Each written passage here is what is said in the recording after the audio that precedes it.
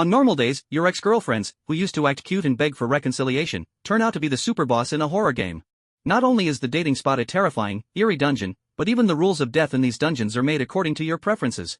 However, while others are still thinking about how to survive the dungeons, you are drinking red wine, enjoying an eerie massage service from a beautiful woman, and even the brutal Ghost King has become your personal chef. At this moment, a cute young girl in a chiffon nightgown is lying on your chest. With a sorrowful tone, she says, "Brother, I've given you my heart, but you hate me so much that you won't even look at me once more?" You feel the soft touch against your chest, your heartbeat begins to accelerate uncontrollably, and as an unknown liquid continues to drip into your heart, you eventually open your eyes slowly. Before you, in the girl's crazy expression, is a constantly beating scarlet heart, which she places near your lips. "Brother, are you finally willing to look at me? Eat it, and after eating, you can stay with me forever." Suddenly, you wake up from the dream, feeling like you can still taste the solidified bloody smell in your mouth. Your stomach turns violently, and you rush to the bathroom, forgetting to even put on your shoes, vomiting like crazy. How did I dream about my ex-girlfriend again? And it's always the same kind of dream. I can't even remember how many times it happened this month. As your words just fall, a crisp notification sound rings in your ears. Congratulations, you have been selected by the horror game to become one of the first lucky players. After successfully completing tasks or clearing dungeons, you will receive special rewards including, but not limited to, equipment, items, skills, attributes, and lifespan. Selected dungeon, Starry Sky Restaurant, rating, S+, important eerie information package, Foreskin Ghost, Lantern Blowing Ghost, Crimson Batwoman, Headless Chef, Scarlet Queen. Drop probabilities, Human Skin Mask, Everlasting Candle, Soul Nurturing Pill, Dungeon Scroll, Overall Difficulty, Hell, Predicted Survival Rate, 0.5%. You see the pitifully low survival rate, and your heart chills immediately. But why does this terrifying dungeon's architecture seem somewhat familiar? Doubting whether your eyes are playing tricks on you, you rub your eyes in confusion and zoom in on the picture with 2 fingers. The retro restaurant roof, engraved with dragons and phoenixes, with red tiles particularly standing out. My God!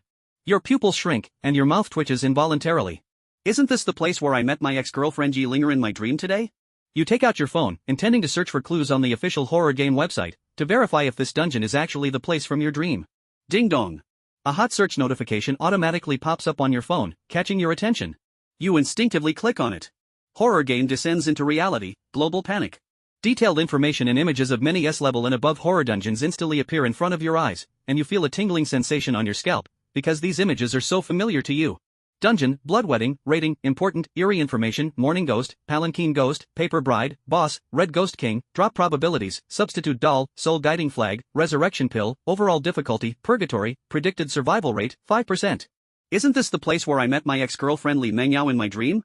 That ancient Chinese mansion with half a body in the wedding procession, parents with their organs ripped out, and that eerie Swana sound. The memory is still fresh in your mind. One after another, dungeons flash before your eyes, each one identical to the places where you met your ex-girlfriends. Whether it's Chinese, Western, modern, or ancient, the decorations, layouts, and feng shui are exactly the same, with no differences. What is going on? Are all those nightmares I had actually real, existing horror dungeons? Your mind goes blank. These dungeons are so familiar to you, it's like they're in your own backyard. Take the Egyptian blood wedding, for example. The morning ghost is most afraid of hearing the bride's laughter. Once it hears it, it will become completely stiff and can be slaughtered. The Palanquin ghost seems fierce but is actually as timid as a mouse. As long as 3 incense sticks are lit in front of the Palanquin, it will be terrified and run away. Then there's the paper bride. Once you tear off the wedding dress from its body, it will instantly turn to ash. As for the Red Ghost King, that's Li Mengyao, hee. She's most afraid of hearing you say, "I love you." As long as you say these 3 words with deep affection, she will instantly soften and turn into a gentle little kitten. And there are over a dozen dungeons like this. Suddenly, a surge of excitement you can't describe fills your heart. If I'm in these world dungeons, wouldn't I be like a fish in water? Just then, a black vortex suddenly appears in front of you, and before you can react, you are sucked into it by a powerful force. When you open your eyes again, all you see is a scarlet world. A row of hanging chandeliers on the ceiling casts an eerie, blood-red glow that surrounds the entire room in a layer of ominous light. Your heart starts pounding uncontrollably. Scarlet Restaurant, a place you've visited countless times in your dreams. The room in front of you is so familiar it couldn't be more familiar. On the windowsill is the withered green plant that you and your ex-girlfriend Yi Linger picked out together. Besides you, there are about a dozen people scattered around the room. From their appearances, you can tell they come from different countries, but everyone's face is filled with panic and fear. What is this place? Can someone tell me what's going on? Could it really be that we've entered a dungeon? As everyone is on edge, the door suddenly creaks open. The eerie sound echoes in everyone's ears, making their scalp tingle. The next second, an eerie figure, dressed in a tattered tailcoat and resembling a butler, suddenly appears at the door. Everyone's pupils dilate, and no one dares to breathe. He is staring coldly at everyone in the room, his gaze chilling them to the bone. Suddenly, the strange butler walks into the room in an eerie manner. His lower body twists 180 degrees as he walks in backward. What the hell is this monster? A muscular man with blonde hair and blue eyes can't help but curse, but the fear in his heart is evident. Beside her, there was a young woman in a kimono, her face pale as paper, tightly biting her lip, her body trembling as if she had just experienced an epileptic seizure. She desperately covered her mouth, terrified of making any sound that might attract the attention of the monster. The strange butler walked into the room, his eyes devoid of whites, scanning each person, sending chills down their spines. He smiled a grin that stretched almost to his cheekbones, revealing a row of uneven yellow teeth. A bunch of despicable rats. The deep disdain and contempt were completely unmasked. Upon hearing this, Sumu's eyes narrowed, his pupils shrinking into dangerous needle-like slits, showing an expression of disdain. The crimson light shone on his face, half bright, half dark. Sumu was well aware of the butler's weakness. When Sumu was with the lady of this place, the butler had not refrained from taking his share of the loot. Sumu had turned a blind eye, considering how obedient and hard-working the butler was toward him. After all, the stolen items, like the soul beads that enhanced strength, were crushed and dissolved in water by Sumu. But for the strange beings below, even a single item could be worth 10 of their lives. If this matter were to be revealed to the lady boss here, who was also his ex-girlfriend, the butler wouldn't have 10 lives to spare. At this thought, a look of extreme contempt flashed in Sumu's eyes. This subtle change in expression did not escape the butler's eyes. Originally, everyone was immersed in endless fear. Each person's face was pale, wishing they could shrink into a ball and completely disappear. But only this man. Chapter 3, Game Identity Card. He dared to look at him with such a disdainful gaze. That gaze was clearly like looking at a real, despicable rat, one that could be crushed at any moment. The strange butler's heart surged with an unknown fury. If it weren't for the damn dungeon rules restricting him, he would have torn this ignorant kid to pieces. And then thrown him into an oil pot to fry for 49 days. The strange butler took a deep breath, forcibly suppressing the brutal murderous intent in his heart. But for some reason, this man in front of him gave him a familiar feeling. It seemed like he had seen him before? This feeling was strange, unclear. This person, who should have been completely unfamiliar, strangely gave him a sense of déjà vu. Impossible. The strange butler suddenly shook his head. It must be an illusion. He was the butler of this Crimson Tavern, a manager high above. How could he know such a despicable, ant-like player? He must have been overthinking. Yes, that's it. The butler walked to the center, raised his left hand, holding a tray covered with a red cloth. He elegantly reached out, untied the red cloth, folded it, and put it into his right pocket. Under the red cloth, there was a stack of blank business cards, with no patterns or text at all. The strange butler pulled a business card from the tray. Rats, your task is very simple. Within 12 hours, find any tool in the Crimson Tavern. Place this business card on it. Activate your identity card. The strange butler said as his whiteless eyes scanned everyone. That gaze was like looking at a group of dead people. Different identity cards represent different positions. Different positions will have different tasks. Completing tasks will earn rewards. Of course, there will also be punishments. The strange butler grinned, showing a smile that was uglier than crying, mocking. As long as you can survive for 3 days in the Crimson Tavern. After completing the goal, you can be teleported out of the dungeon. Finally, let me remind you, if you fail to activate the identity card within 12 hours, there will be a special punishment. The strange butler finished speaking and fell silent, simply standing there, his terrifying eyes now closed. The room was dead quiet. Everyone was caught off guard by the sudden rule. Fear, confusion, despair, all kinds of negative emotions spread among the crowd. What should we do? What kind of place is this? Identity card? Task? Reward? Punishment? What kind of nonsense is this? I don't want to die. I don't want to die. Some people immediately began to break down, holding their heads and crying out. Others fell into silence, frowning, thinking hard but not making any hasty moves. Some even began to form alliances, preparing to stick together. At the same time, on Blue Star, countless pairs of eyes were watching through the live broadcast, nervously staring at this bizarre game on their screens. Oh my god, this is so terrifying. Can these people survive? There are 2 players from our Hansha. Damn, these 2 guys really got picked out of the 100, what bad luck. Well, at least they're from our Hansha, I choose to cheer them on. But the survival probability is only 0.5%. Hope these 2 brothers hold on, don't embarrass us. Our Fusang country is the strongest. Screw you, you island rats don't even deserve to talk. The barrage of comments flew by rapidly. Viewers from all countries on Blue Star were anxiously watching the next developments. The strange butler's hollow eye sockets scanned the crowd, enjoying the fear before the player's desperate struggles. He raised his hand and snapped his fingers gently. Snap. The crisp sound of the snap echoed in the silent room. Time is precious, rats. Quickly choose your identities and begin your tasks. His voice was laced with a creepy mockery. He was like a puppet master, savoring the pleasure of manipulating human hearts. No one dared to move. Everyone was suffocated by the eerie atmosphere. They knew this was no simple game. Choosing, perhaps, was the beginning of death. Choose quickly. The strange butler seemed to have lost his patience. A blond foreign man could no longer bear the pressure of fear. He glanced around and came to a corner. His hands were trembling as he placed a name card on a weed cutter covered in dark red stains. I choose this. The blond man's voice was shaking, with a hint of sobbing. As soon as the name card touched the weed cutter, it emitted a dazzling red light.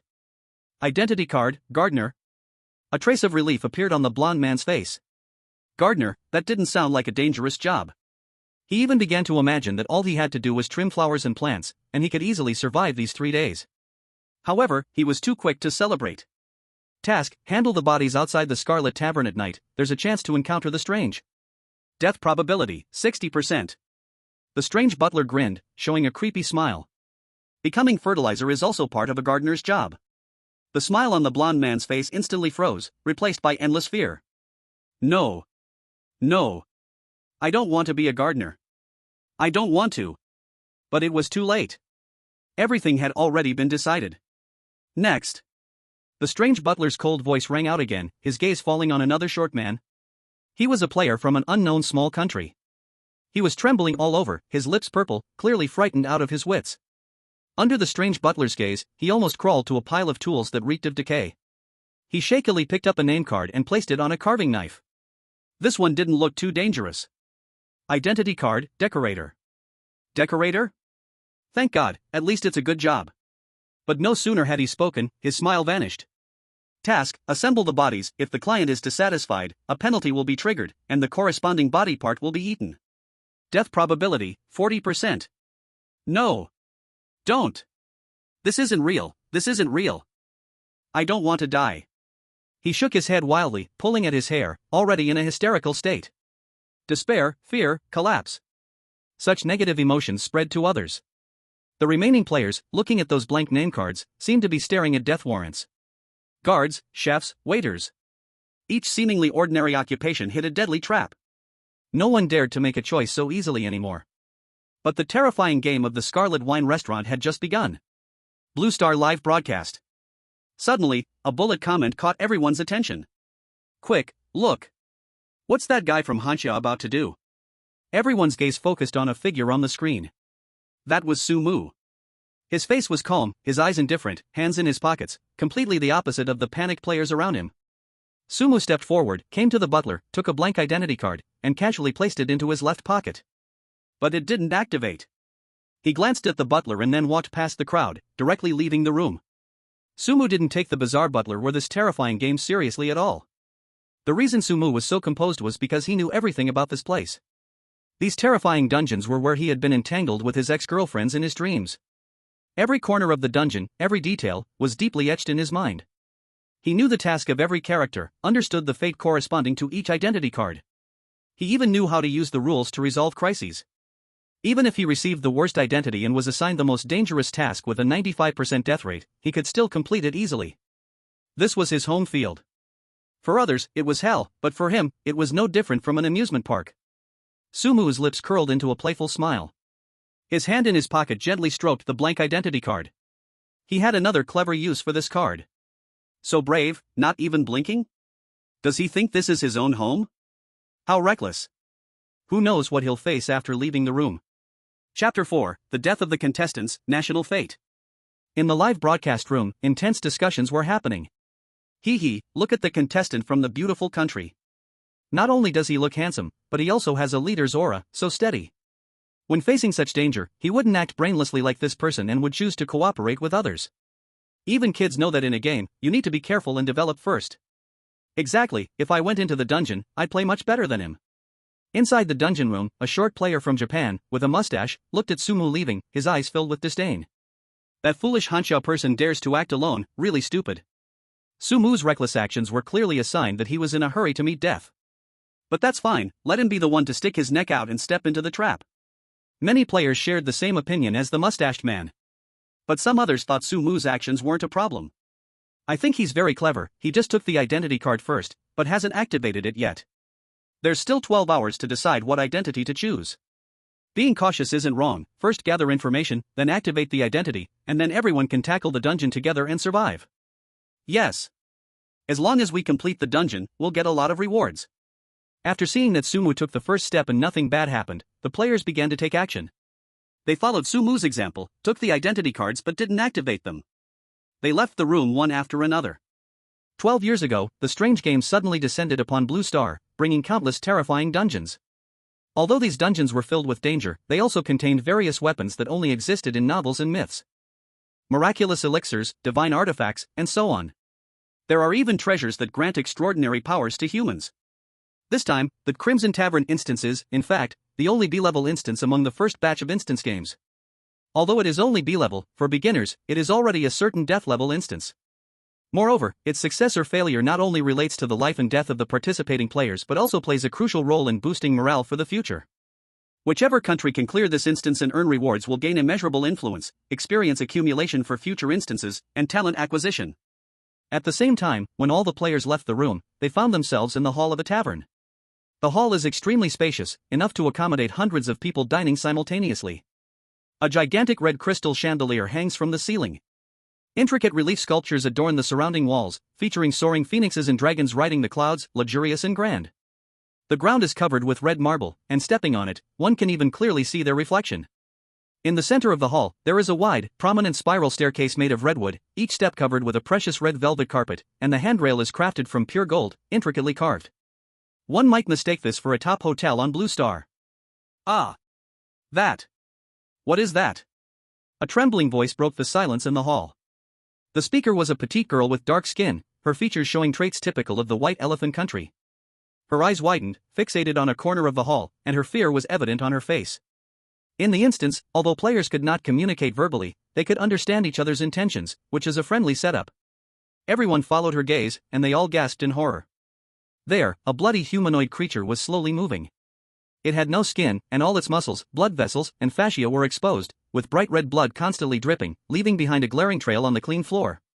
It looked as if someone had forcibly peeled its skin off. In the tray it was carrying, there was a fresh red heart that was still slightly trembling. With every step it took, it left a bloody footprint on the floor. This luxurious tavern was not empty at all. Some figures dressed in servant uniforms weaved through the floors, busy with their tasks. However, these servants were not alive. It looks like they are preparing to go upstairs. Stupid Hanya people. What do you want to do? Sumu stopped, furrowing his brows, and looked toward the source of the voice. That annoying voice came from the mustache-wearing player from the island nation. He snorted coldly, walking toward Sumu, then blocked his way. The disdain and mockery on his face were unmasked. Everyone, come look. This damn Hanya person wants to kill us all.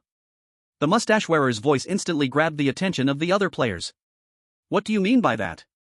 Sumu asked, his face expressionless, as a chill spread inside him. That's what we should be asking you, right? The strange happenings here, the higher the floors, the more dangerous it gets. If you go up, what if you attract a terrifying anomaly or trigger the dungeon rules? I don't care if you go to your death, but if you get the rest of us killed, can you take responsibility for that? Everyone, do you agree? The mustache-wearer was clearly using moral manipulation. No matter what, as long as they could make the Hanya people upset and disgust them, stopping them from doing what they wanted to do, it was always right. Island people are just this disgusting.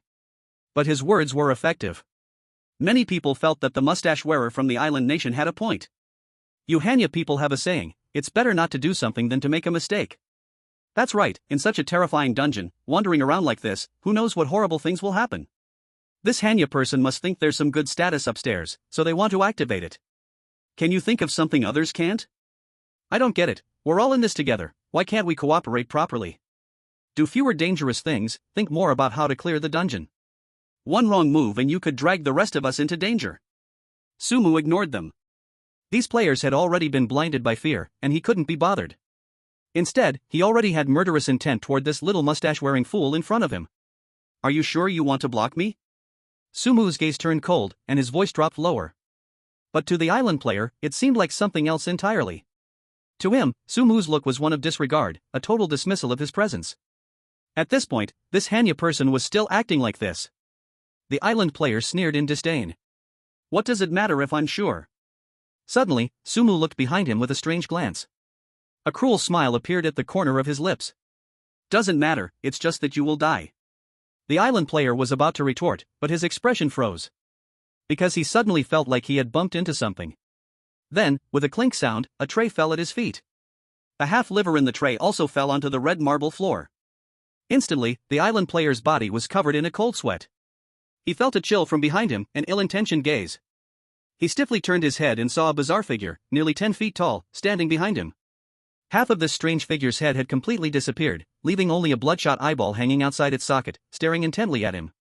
The other half of its face was wrapped in red bandages. Through the gaps in the bandages, decaying flesh and eerie white bones could be seen.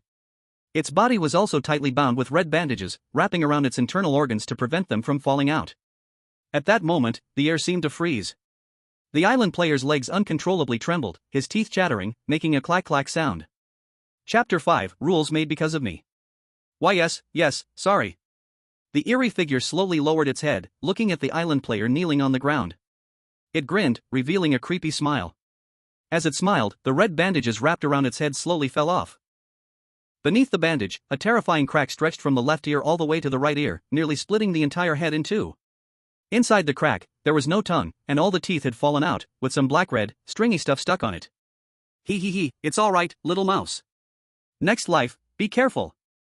Then, the crack suddenly widened, and it bit toward the head of the island contestant. Blood surged out from the island contestant's neck. Creak. A bite, and white tofu-like substance mixed with blood, flowed out of the crack. This bloody and brutal scene was, of course, witnessed by the other players. Ugh. A weak, young man, wearing glasses and pale-faced, could no longer hold back the turmoil in his stomach, bent over violently, and was about to throw up the next second. "Anyone who pollutes the hygiene of our Scarlet Tavern will be sentenced to death immediately." A cold voice suddenly rang out. The bizarre butler, with his lower body twisted 180 degrees, suddenly appeared in the hall. He slowly scanned the players present, his gaze briefly lingering on the glasses-wearing man who was about to throw up, his eyes cold, emotionless. Hearing this, the glasses-wearing man shuddered in fear and forcefully swallowed back the vomit that had surged into his throat. His face turned even paler, cold sweat covered his forehead, and his body began to tremble slightly.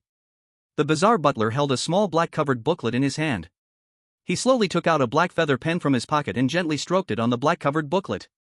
Island contestant Sakurai Shoyuta violated Scarlet Tavern Staff Code, Article 017, polluted the tavern's hygiene. On the black booklet, Sakurai Shoyuta's name was completely crossed out with bright red ink. A visible black mist rose from the booklet, then quickly disappeared. Hint: the death of a contestant will directly affect the national fortune of their country, with simple effects including, but not limited to, resource reduction, natural disasters, and frequent plagues. The higher the dungeon level, the greater the impact. On the contrary, players who excel in clearing the dungeon will result in an increase in their country's national fortune. Is that it? Someone just died right at the start? And a player's death actually affects the national fortune? Sure enough, this is the real horror arriving. At this moment, everyone understood that this was not just a game, but a brutal survival competition. A bloody gamble where life is the stake, and the national fortune is the chip. All the players dared not breathe loudly. They stared intently at the bizarre butler, fearing they would be the next unlucky one to have their name crossed out. Only Sumu had his hands in his pockets, his face calm. But in his eyes, there was a flash of surprise. Because back when he was dating the Scarlet Queen, Yealinger, Sumu had once said that he didn't like seeing the Scarlet Tavern full of blood, intestines, and bones. It was dirty and uncomfortable to look at. So Yealinger had obediently listened to Sumu and established this rule for the Scarlet Tavern. He never expected that this would now become one of the dungeon rules. Meanwhile, on Blue Star, in Hansha country, other Hansha contestants who were not selected for the dungeon were nervously watching the horror game through the big screen. The once lively live stream room was now eerily silent. Everyone was deeply shaken by the bloody scene just now. It wasn't until the bizarre butler announced the consequences of the contestant's death that the live stream room exploded. Damn! How unlucky can this guy get, dying first? Deserved. Who told him to run his mouth and mock us Hansha? But come to think of it, the death of a contestant affecting the national fortune is really a bit too costly. And in the island nation's audience, their reactions were completely different. A chorus of wails. Damn it! That cursed Sakurai Shota actually died so easily. It's simply a shame for our country. That damn guy, even in death, is dragging us down. This is no joke, people can really die. One player's death is bad enough, but more importantly, it's about the fate of the nation. To put it grandly, this concerns the lives and deaths of everyone. Just then, a comment suddenly flashed across the screen. Oh no, this Sumu is too unstable, recklessly charging in like a pig. Can we change players at the last minute? Yeah, if he continues like this, we might be in trouble too. Everyone, don't panic, there's not just Sumu in this instance, there's also Shinbing. Shinbing? Why does that sound so familiar? Upstairs, are you new to the internet cafe in the village? You don't even know who Shinbing is? Oh my, can you believe there's still someone who doesn't know the great Shinbing? She's a super genius from Huaqing University, with an IQ of 180. She once represented our Hansha country in an international brain competition, defeating 30 opponents from the top talents of 120 countries to win the championship. Not only that, Shinbing is fluent in multiple languages and excels in various fields, she's practically a jack of all trades. Yes, she even solved a case that the international police had no leads on, helping the police capture several criminals. The scene shifted to Shinbing. She wore a high ponytail that revealed her smooth and full forehead. Her features were exquisite and three-dimensional, with a hint of heroism in her eyes. Her cold gaze seemed to see through everything. Dressed in a sharp black sports outfit, the buttons of her shirt strained against her chest, while her waist was slender and delicate. And then, those long and straight legs, perfectly curvy, tightened her sports pants, attracting countless gazes. She stood there like an ice sculpture, emanating an aura that discouraged anyone from approaching. But the more she was like this, the more captivating she became. The audience from Hansha, upon seeing Shinbing, let out a long sigh of relief. Phew, thank goodness Shinbing is here, or I would really be worried to death. Yes, I didn't even notice earlier, we actually have such a goddess. With Shinbing around, don't mention B-grade instances, even S-grade instances, I believe she can clear them with ease. But just as everyone was discussing, an unexpected change occurred in the instance. Crack. Crack. Crack. A heavy and eerie sound of footsteps echoed. The bandaged creature that had just devoured the player from the island was now slowly approaching Sumu. Its fallen eyeball was fixated on Sumu. The blood from the bandages that wrapped around it was still dripping, a contribution from the players who were having decent lives. With every step, the bandages twitched strangely, the organs squeezed tightly within them collided and emitted dull thuds. Audience? Chapter 6, The Scarlet Queen's Bedroom? Sumu knows the password. The eerie butler, who had been silent, now showed a change on its face. In its hollow eyes, a dim red light flickered, appearing and disappearing. Not bad, little mouse, I didn't expect you to have some wits, finding the only good position. Its words still carried disdain for humans, but this time there was a hint of amusement. The eerie butler slowly turned its stiff neck, its head twisting grotesquely. Its gaze swept over all the players present, finally settling back on Shinbing's face. Since the butler assistant has been born, let me explain the special nature of this role. The butler assistant, while adhering to all the rules of the Scarlet Tavern's instances, is responsible for supervising and recording the daily work completion of other players. If I'm not on the scene, those who violate the Crimson Winehouse rules will also be reported to me by you for handling. Little mouse, treasure this identity, it is undoubtedly the safest and most rewarding at the Crimson Winehouse right now. Ha, of course, the premise is that you do not engage in favoritism and diligently fulfill your duty. If nothing unexpected happens, Shinbing will be the most outstanding presence in this instance, as long as she doesn't break the rules, she can almost breeze through it. Is there really such a good thing? Isn't this just a backdoor cheat? Damn it! Why didn't I think of this? Cursed! Why am I so stupid? If I had known, I would have tried to activate my identity too. The other players felt an array of complex emotions at this moment. Regret, jealousy, unwillingness, and even anger. They hated themselves for not thinking of this sooner, for missing such an excellent opportunity. On Blue Star, the live chat room exploded with comments. Wow! This is so shameless. This is simply a guaranteed win. Goddess is really amazing. No wonder she's a genius with an IQ of 180. Look at Shinbing, and then look at Sumu, sigh, it's hard to compare. Yeah, probably thinks he's a man and has too much pride to ask for help. It's still not too late to turn back. As long as Sumu goes to cling to Shinbing's leg right now, relying on her strength, he can still survive. Exactly, wise people know how to adapt. Sumu, hurry up.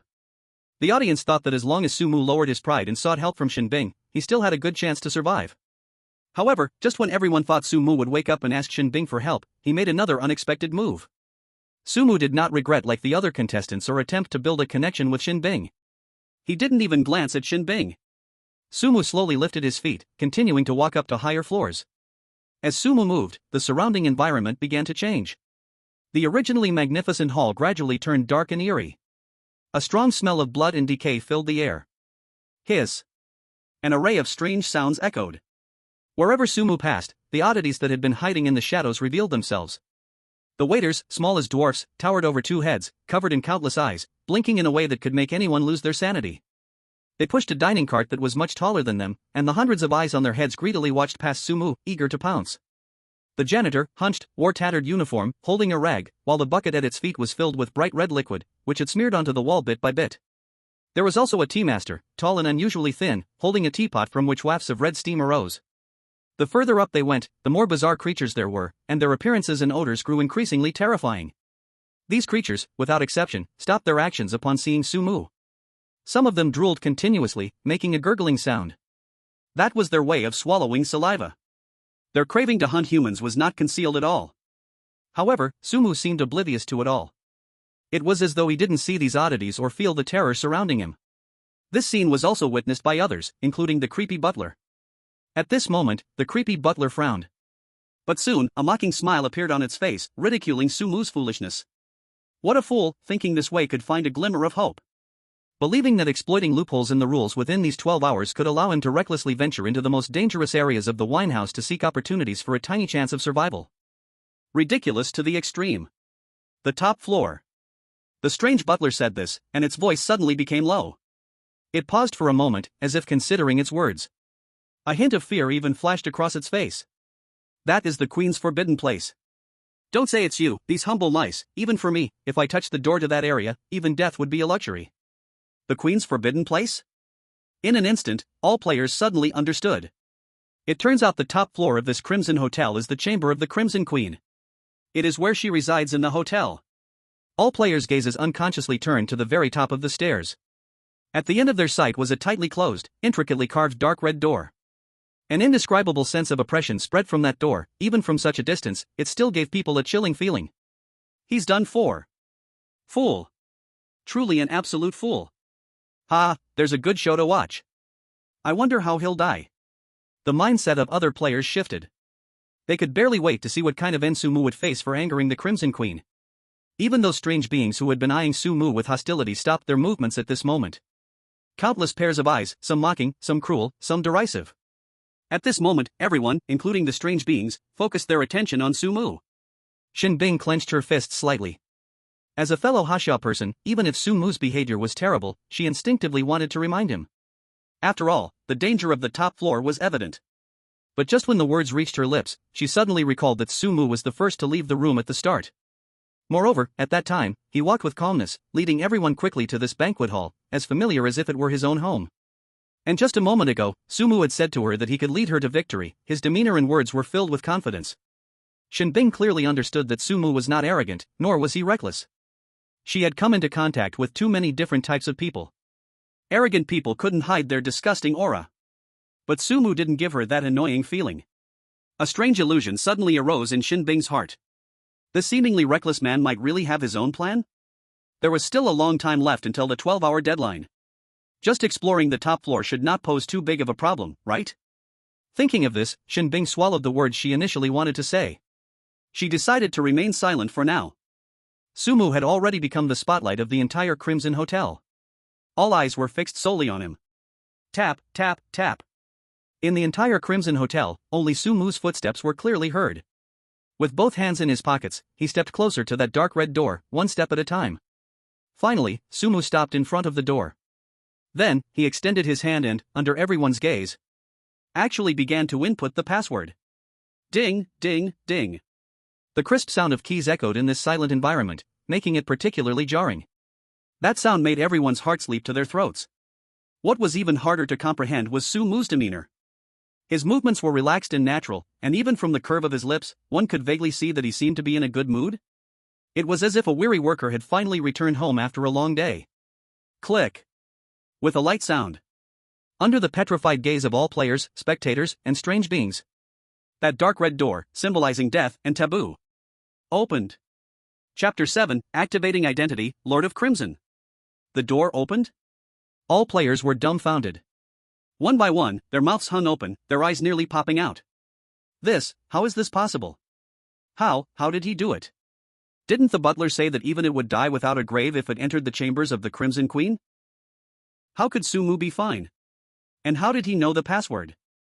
Originally, everyone was waiting to see Sumu's joke, waiting to see him cruelly tortured to death by the Scarlet Queen. At this moment, they all felt a burning pain on their cheeks. The slap in the face came too fast, like a tornado. Even the usually cold and indifferent Shin Bing lost her ability to manage her expression completely. Her fair, long fingers unconsciously covered her slightly opened red lips, and her beautiful eyes trembled continuously. Shin Bing murmured, her voice filled with tremors, how did he do it? Was it a guess? No, impossible. Shin Bing immediately denied this ridiculous thought. When Sumu entered the password just now, he was so confident, so calm. That demeanor, that air, was as sure as can be, fully prepared. And this was the Scarlet Tavern. An S+ level dungeon. There was absolutely no possibility of guessing. Could it be that he had discovered some clues long ago? Shin Bing's breath quickened. She recalled a series of Sumu's performances after entering the dungeon. The first to leave the room, his familiarity with the Scarlet Tavern, and that confidently declared, "I can lead you to clear the level." All these pointed to one shocking conclusion. Sumu was not an ordinary person. This Sumu was terrifying. He is definitely stronger than I am. She realized that she had seriously underestimated Sumu's strength before. This seemingly reckless and impulsive man was stronger than her so-called elite status by more than 10 times. At least from the perspective of the identities both sides wanted to obtain. And that strange butler stood stiffly in place. Its twisted face was filled with terror and confusion. Its scarlet pupils shrank violently. It recalled its own arrival at the Scarlet Tavern when, in youthful ignorance, overflowing curiosity. Once, it had sneaked to the top floor, trying to push open the dark red door. But just as its fingers touched the doorknob, an indescribable terrifying force instantly swept through its entire body. Its body twisted like a piece of dough twisted by an invisible giant hand. It was twisted a full 180 degrees. Since then, it had become the ghostly figure it was now, only able to walk backward. That was the most terrifying memory of its life, and also the nightmare it could never escape from. But now, a human and a mouse had safely opened that door? Inconceivable. Impossible, this is absolutely impossible. The strange butler couldn't understand or accept everything happening before its eyes. It was not just it. Other strange beings originally wandering and lurking on different floors also stopped in their tracks. They all raised their heads, looking in the direction of the top floor. Pairs of hollow, twisted eyes were filled with shock and confusion. The entire Scarlet Tavern fell into a strange silence. On the Blue Star live streaming platform, countless viewers were fiercely discussing. What the hell is going on? How did Sumu do it? How did he know the password? He can't possibly know the Scarlet Queen, right? Impossible. This is an S+ level horror game. How could there be such a cliché plot? Various guesses, various discussions. Everyone was eager to know how Sumu had created this miracle. The camera returned to the top floor of the Scarlet Tavern. Sumu, after pushing the door open, without any hesitation, directly stepped inside. He even started to hum a song. He looked as if he had not entered a place full of unknown dangers, but had returned to his warm and cozy home. Seeing this, the players who were originally still in shock suddenly snapped back to reality. One by one, their eyes brightened, breath quickened. Yeah. We can also go to the top floor. As long as we stick the identity badge to something related to the Scarlet Queen. Just by entering, he would gain a stronger identity. Charge. Driven by the desire to survive, the players crazily rushed toward the staircase. They pushed and shoved, each one trying to be first, afraid of falling behind and missing the chance to pass the level. Among them, a tall, muscular American player ran the fastest. A wild, ecstatic smile appeared on his face. "Ha! Victory belongs to me!" He shouted excitedly, leaping forward, charging towards the open dark red door. However, just as he was about to enter the room, his pupils suddenly contracted. Because he saw his own body, appearing right before his eyes. To be exact, it was his body without a head. Driven by instinct, his body continued to run forward. Air. He opened his mouth, wanting to scream for help, but realized that he couldn't make a sound. The next second, his vision turned blood red. Then, his body exploded like a punctured balloon, instantly bursting into countless tiny blood-red light spots, dissipating into the air. Sumu heard the sounds behind him and turned his head for a quick glance. There was a faint hint of sarcasm in his eyes as he shook his head. What was his relationship with Yi Linger? These fools actually wanted to learn from him? It was like lighting a lamp in a toilet, seeking death. He stepped into the room, leaving a group of players standing at the door, stunned as if turned to stone. Fear, confusion, and unwillingness, all kinds of emotions appeared on their faces. They stopped dead in their tracks, no longer daring to take another step. What's going on? Why can Sumu go in, but we can't? Does this door recognize people? The top floor of the Scarlet Wine Tower was a huge suite. Behind the dark red door was a long hallway covered with a scarlet carpet. On both sides of the hallway, there were bizarre oil paintings hanging on the walls. The paintings depicted women with blurry faces. Their bodies, in various twisted poses, were trapped within the frames. Sumu walked through the hallway and arrived at a wooden door carved with skulls. This was the room of the Scarlet Queen, also where Yi Linger usually slept. Downstairs. The already malfunctioning strange butler now had cold sweat dripping from its twisted face. The sweat slid down its contorted cheek, dropping onto the scarlet carpet. It made a plop, plop sound. Shaking, it pulled out a white handkerchief from its pocket. It wiped the cold sweat off its face with trembling hands. It's over, it's over. This is the end. The queen hates anyone entering her room. Especially this room. This room was the Scarlet Queen's Achilles heel. It was an absolute forbidden zone. Anyone who dared to enter would be killed in the most cruel way.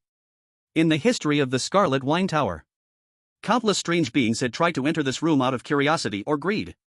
But their fates were all the same, tragically dying. Some had their blood drained, turning into dry corpses. Some were flayed and dismembered, hung on the walls as decorations. Others were turned into human lanterns, doomed to never be reborn. Each death was bloody, cruel. Whenever the Scarlet Queen returned from the outside, she would lock herself in this room. She would stay there for several days. No one knew what she did in there. They only knew that when she emerged, her aura would be even more terrifying and powerful. And the room would become even more eerie and strange. Over time, this room became a forbidden area in the hearts of all strange beings. No one dared to approach, and no one dared to enter. But now, Sumu, a human, actually entered? And he was unscathed, so calm and composed. It completely shattered the strange butler's worldview. Sumu pushed open the door. The room was dimly lit. Only a blood-red candelabra emitted a faint glow. In the center of the room, a large bed was placed. The bed was covered with scarlet sheets. Sumu walked to the bedside and skillfully opened a wardrobe next to the nightstand. Inside the wardrobe, all sorts of clothes hung. There were magnificent long dresses, sexy nightgowns, and simple shirts. But without exception, all the clothes were red. Except for one. It was a white shirt. It was hung at the very back of the wardrobe, looking out of place. Sumu took the white shirt without hesitation. He pressed the blank identity card to the chest of the shirt. Ding! A crisp prompt sound echoed. Congratulations, player Sumu, for successfully activating the identity card. Current position, Lord of Crimson. Personally granted by the Crimson Queen. Players? Audience. Chapter 8, Player Sumu? The Master. Congratulations, player Sumu, for successfully activating the identity card. Current position, Lord of Crimson. Personally granted by the Crimson Queen. Position privileges, invincible below the Ghost Emperor level in the Crimson Tavern. Hidden ability, not visible to the public, no one can check it except the Crimson Queen, including the mysterious butler, players, and viewers. Current task, daily check of the tavern's accounts, enjoy a life of luxury. Position ability, can command all personnel within the tavern, including but not limited to the mysterious, players, can alter or replace player character cards. A series of prompts echoed in Sumu's mind. At the same time, an inexplicable overwhelming force instantly flowed through Sumu's limbs and bones. He felt as if he had become one with the entire Crimson Tavern, the absolute ruler of this bizarre building. And the hierarchy of this mysterious realm also entered Sumu's mind. Lonely souls, wild ghosts, white clothes, red clothes, officials, ghost generals, ghost kings, ghost emperors. Each level represented a vast difference in strength. And he, Sumu, was now in existence above the Ghost King and below the Ghost Emperor. In other words, in this special domain of the Crimson Tavern, he was invincible. Ding! Only the mysterious butler, granted the butler authority by the Crimson Queen, and viewers watching the livestream through the Blue Star platform know the Lord of Crimson's task and abilities. Other players and the mysterious beings cannot peer into Sumu's true information. Insufficient permission, insufficient level. Lord of Crimson? What kind of position is this? It sounds so powerful. I feel like this position is even stronger than the butler. Obviously. It even has king in the title, it's definitely awesome. Damn, Sumu has such crazy luck. Players gathered together, discussing loudly. After all, they knew very little about the rules of this world. Finally, a player from the kangaroo country, unable to contain their curiosity, boldly asked the mysterious butler, "Butler, what is the position of Lord of Crimson?" The mysterious butler, who had been shocked by Sumu's identity, suddenly turned its head when it heard the kangaroo country player's question. On its twisted face, a savage murderous intent instantly appeared. It swung its hand violently. Snap! A crisp sound echoed throughout the tavern. The player from the kimchi country didn't even have time to scream before they were sent flying by a huge force. Crack! The sound of bones breaking was clearly audible. The kangaroo country player's body fell limply to the ground, turning into a bloody, mangled mess. Crimson blood poured from their body, staining the carpet. Their eyes were still wide open, not understanding why they had been attacked so suddenly. The mysterious butler slowly withdrew its hand, wiped it off, and placed it behind its back, its crimson ice cold as ice. Just a rat from the sewers, daring to probe the existence of the master? The mysterious butler understood in its heart. Only those who were specially granted the Lord of Crimson identity by the Crimson Queen could. Impossible, unless they are one of the Queen's closest. It's even very likely that he is the Queen's lover. In other words, since I was granted authority by the Queen to act as the butler, it is only natural that I should treat Sumu with utmost respect. Sumu is my master. On the Blue Star livestream platform, everything exploded. Holy crap! Holy crap! Holy crap! Important things must be said 3 times. A total reversal. Sumu is defying the heavens. Hansha Nation is solid now. 1 Crimson Lord, 1 Butler Assistant, how can they not dominate this dungeon? +1 to the one above, this setup is basically a royal flush. So jealous. Why doesn't our country have a player like this? Inside the dungeon. Shenbing's delicate and beautiful face was now full of shock. As a butler assistant, she was also one of the butlers. Of course she could also see Sumu's identity tag information. Personally granted by the Crimson Queen. Stop looking. He has a deep connection with the Queen. He is our master. We must serve him. You just need to remember this point. Don't do anything reckless. If you accidentally anger the Queen, I will be the first to kill you. The eerie butler gave her a harsh warning. But inside Shenbing's heart, a storm was raging. A deep connection with the Crimson Queen?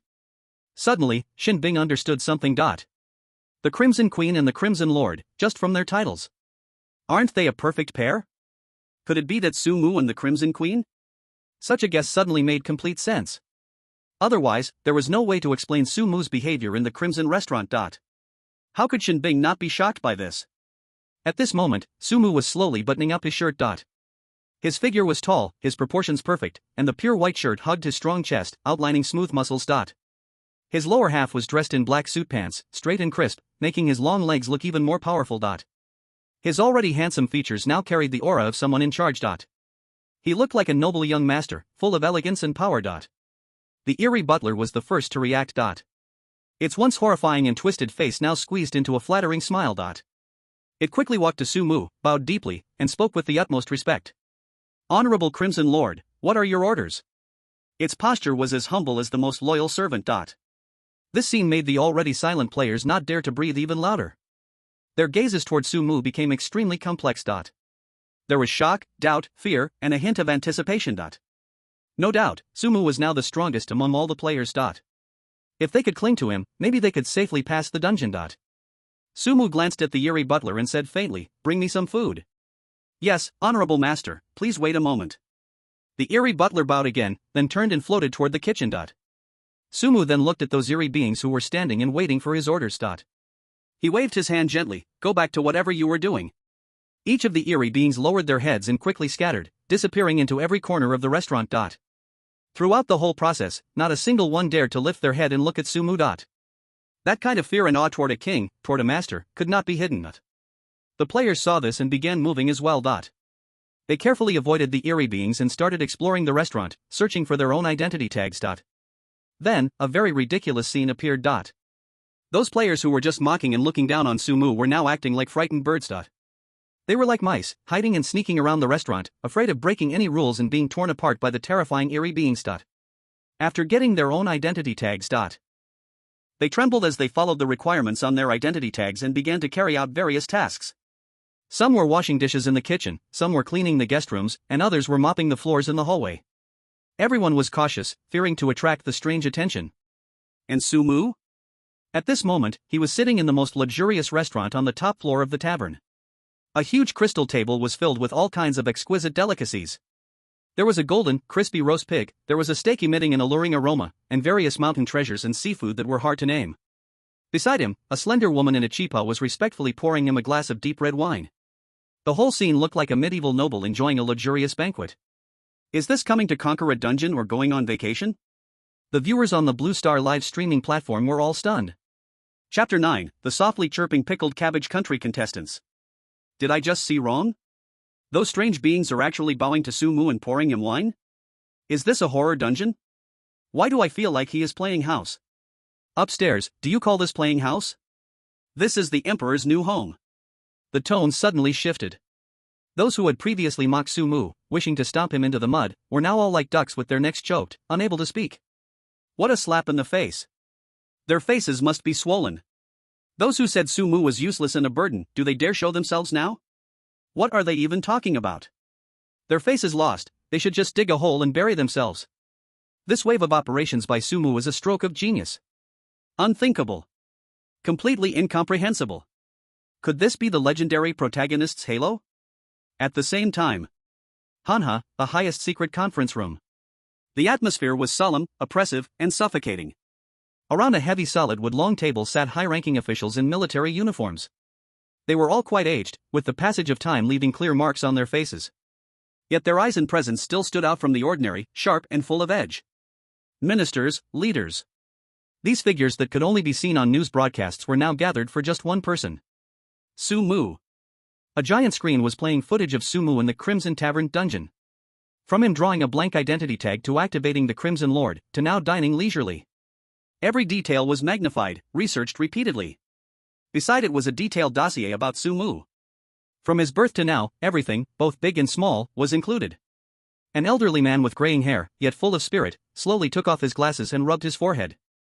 This dossier on Sumu has been verified repeatedly. There is no problem at all. He is just an ordinary person. Both parents have passed away, he survives by collecting rent, and has had multiple romantic experiences, but they all ended without success. I can't see anything special about him.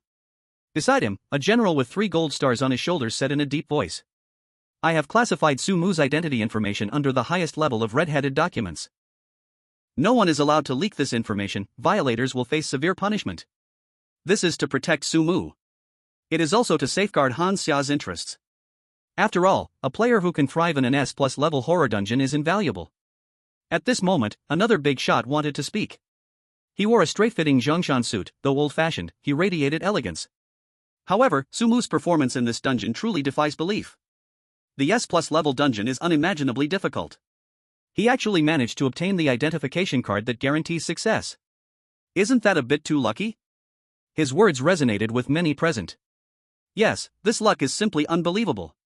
Could it be that he is the chosen one? A middle-aged man wearing glasses, appearing quite refined, pushed up his glasses and slowly said. The S+ level dungeon is no joke. I think Sumu might have discovered some details we overlooked. Being chosen to participate in such a high-level game indicates he has something extraordinary. We cannot judge him by ordinary standards. His words made the big shots present fall into deep thought. Indeed, the S+ level dungeon cannot be so simple. Sumu's performance cannot just be explained by good luck. In any case, Sumu's performance deserves our recognition. The big shot, who had been silent and sitting in the center, finally spoke, his voice deep and heavy. As he spoke, the other big shots in the meeting room immediately quieted down, sitting up straight. He is the anchor of Han Xia, the backbone of everyone. The decision-maker of Han Xia's top 3. Clear thinking, calm handling of situations, not arrogant or impetuous. This young man is quite impressive. I like him. He gave his evaluation, simple but establishing the attitude of the senior executives. The big shot shifted the conversation and his gaze fell back onto the screen, pausing at the moment Sumu entered the Scarlet Witch's room. But there is one thing I find puzzling. How did he know the password to the top floor room? Once this question was raised, the entire room instantly fell silent.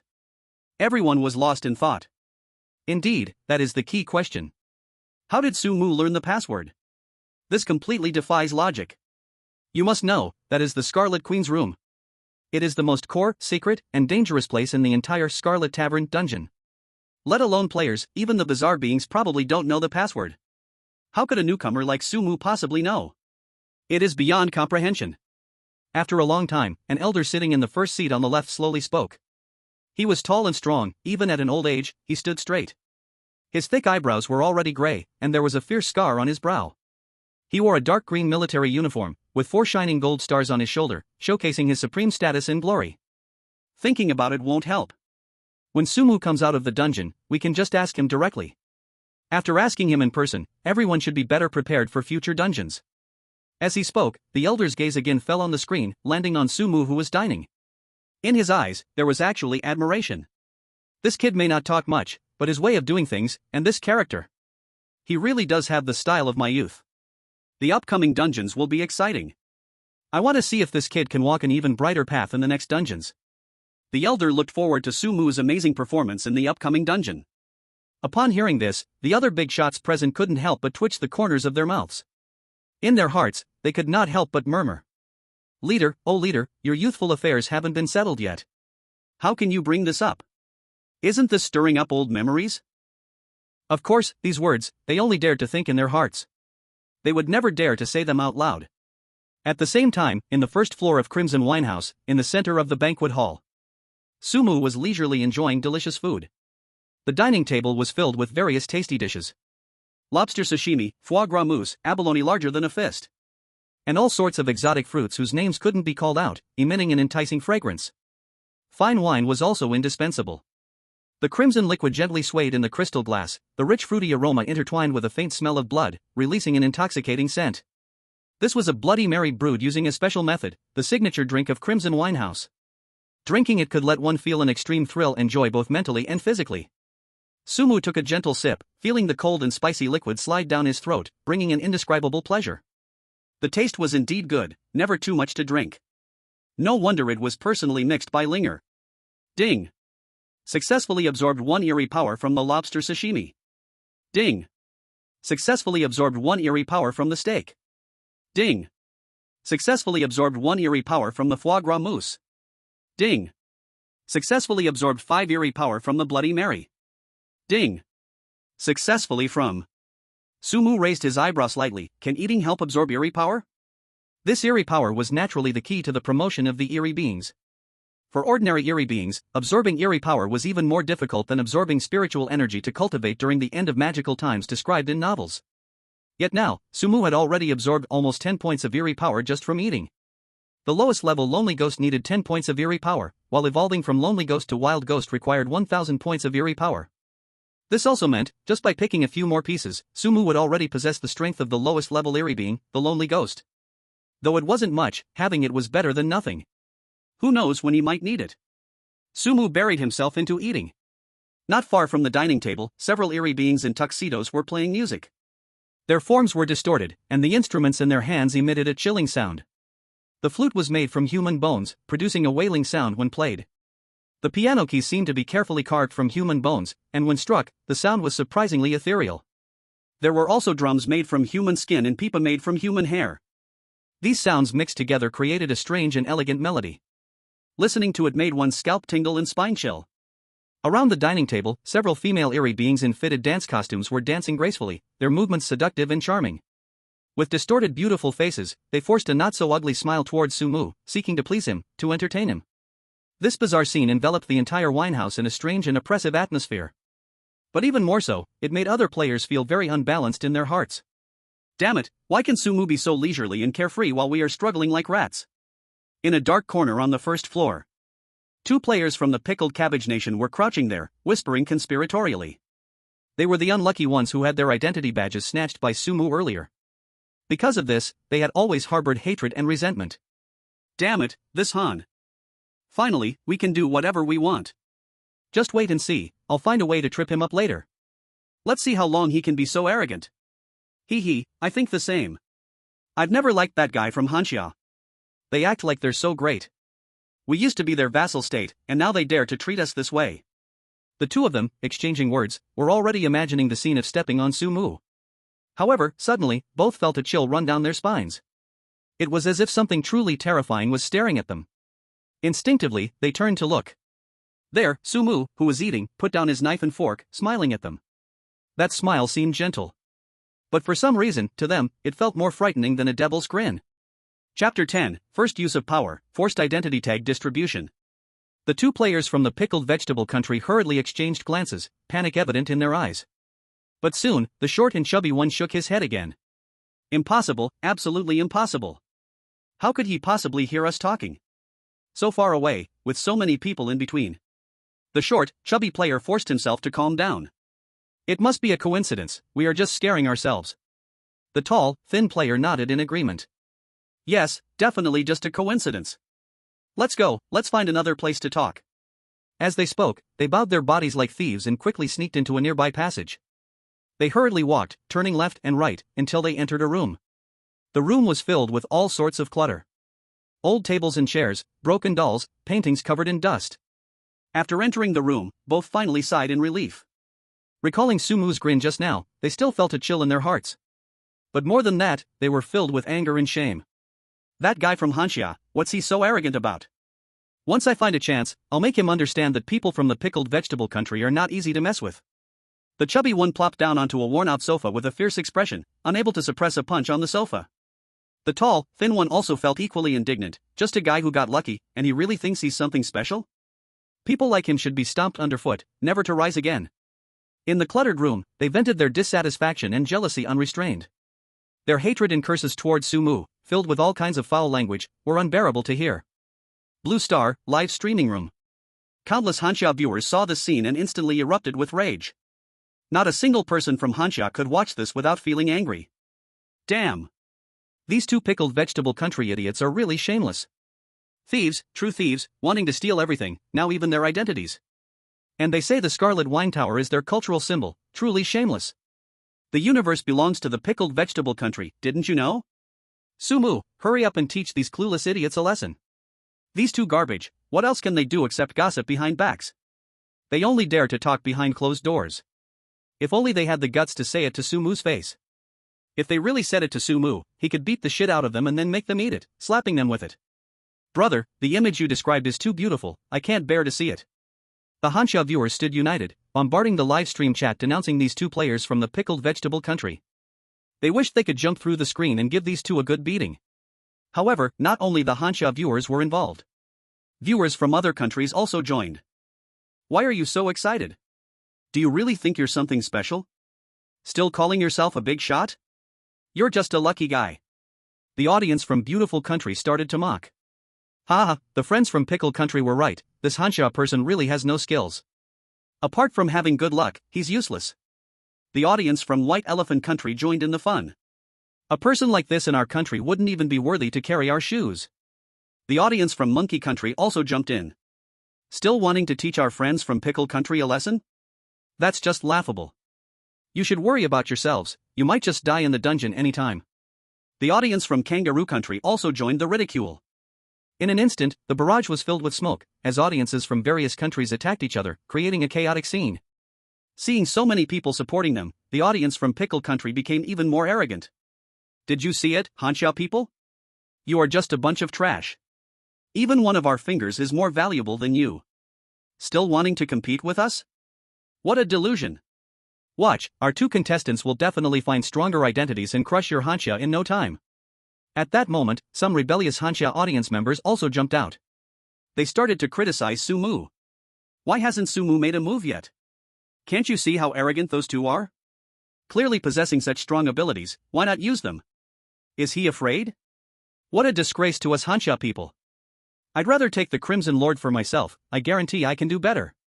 These barrage comments poured oil on the fire, making the already angry Hanxia audience even more furious. Being useless yourself and still blaming Sumu, what a shameless thing. Get out of Hanxia, we don't welcome traitors like you. What Sumu does it concern you trash? If you have the ability, go do it yourself. A bunch of keyboard warriors, what else can you do besides shouting online? In the live broadcast room, the scolding battle grew more intense. And the root cause of all this were those two pickle country players. Look! Those two pickle country players. The appearance of this comment immediately captured everyone's attention. The camera switched, and the scene showed the figures of those two pickle country players.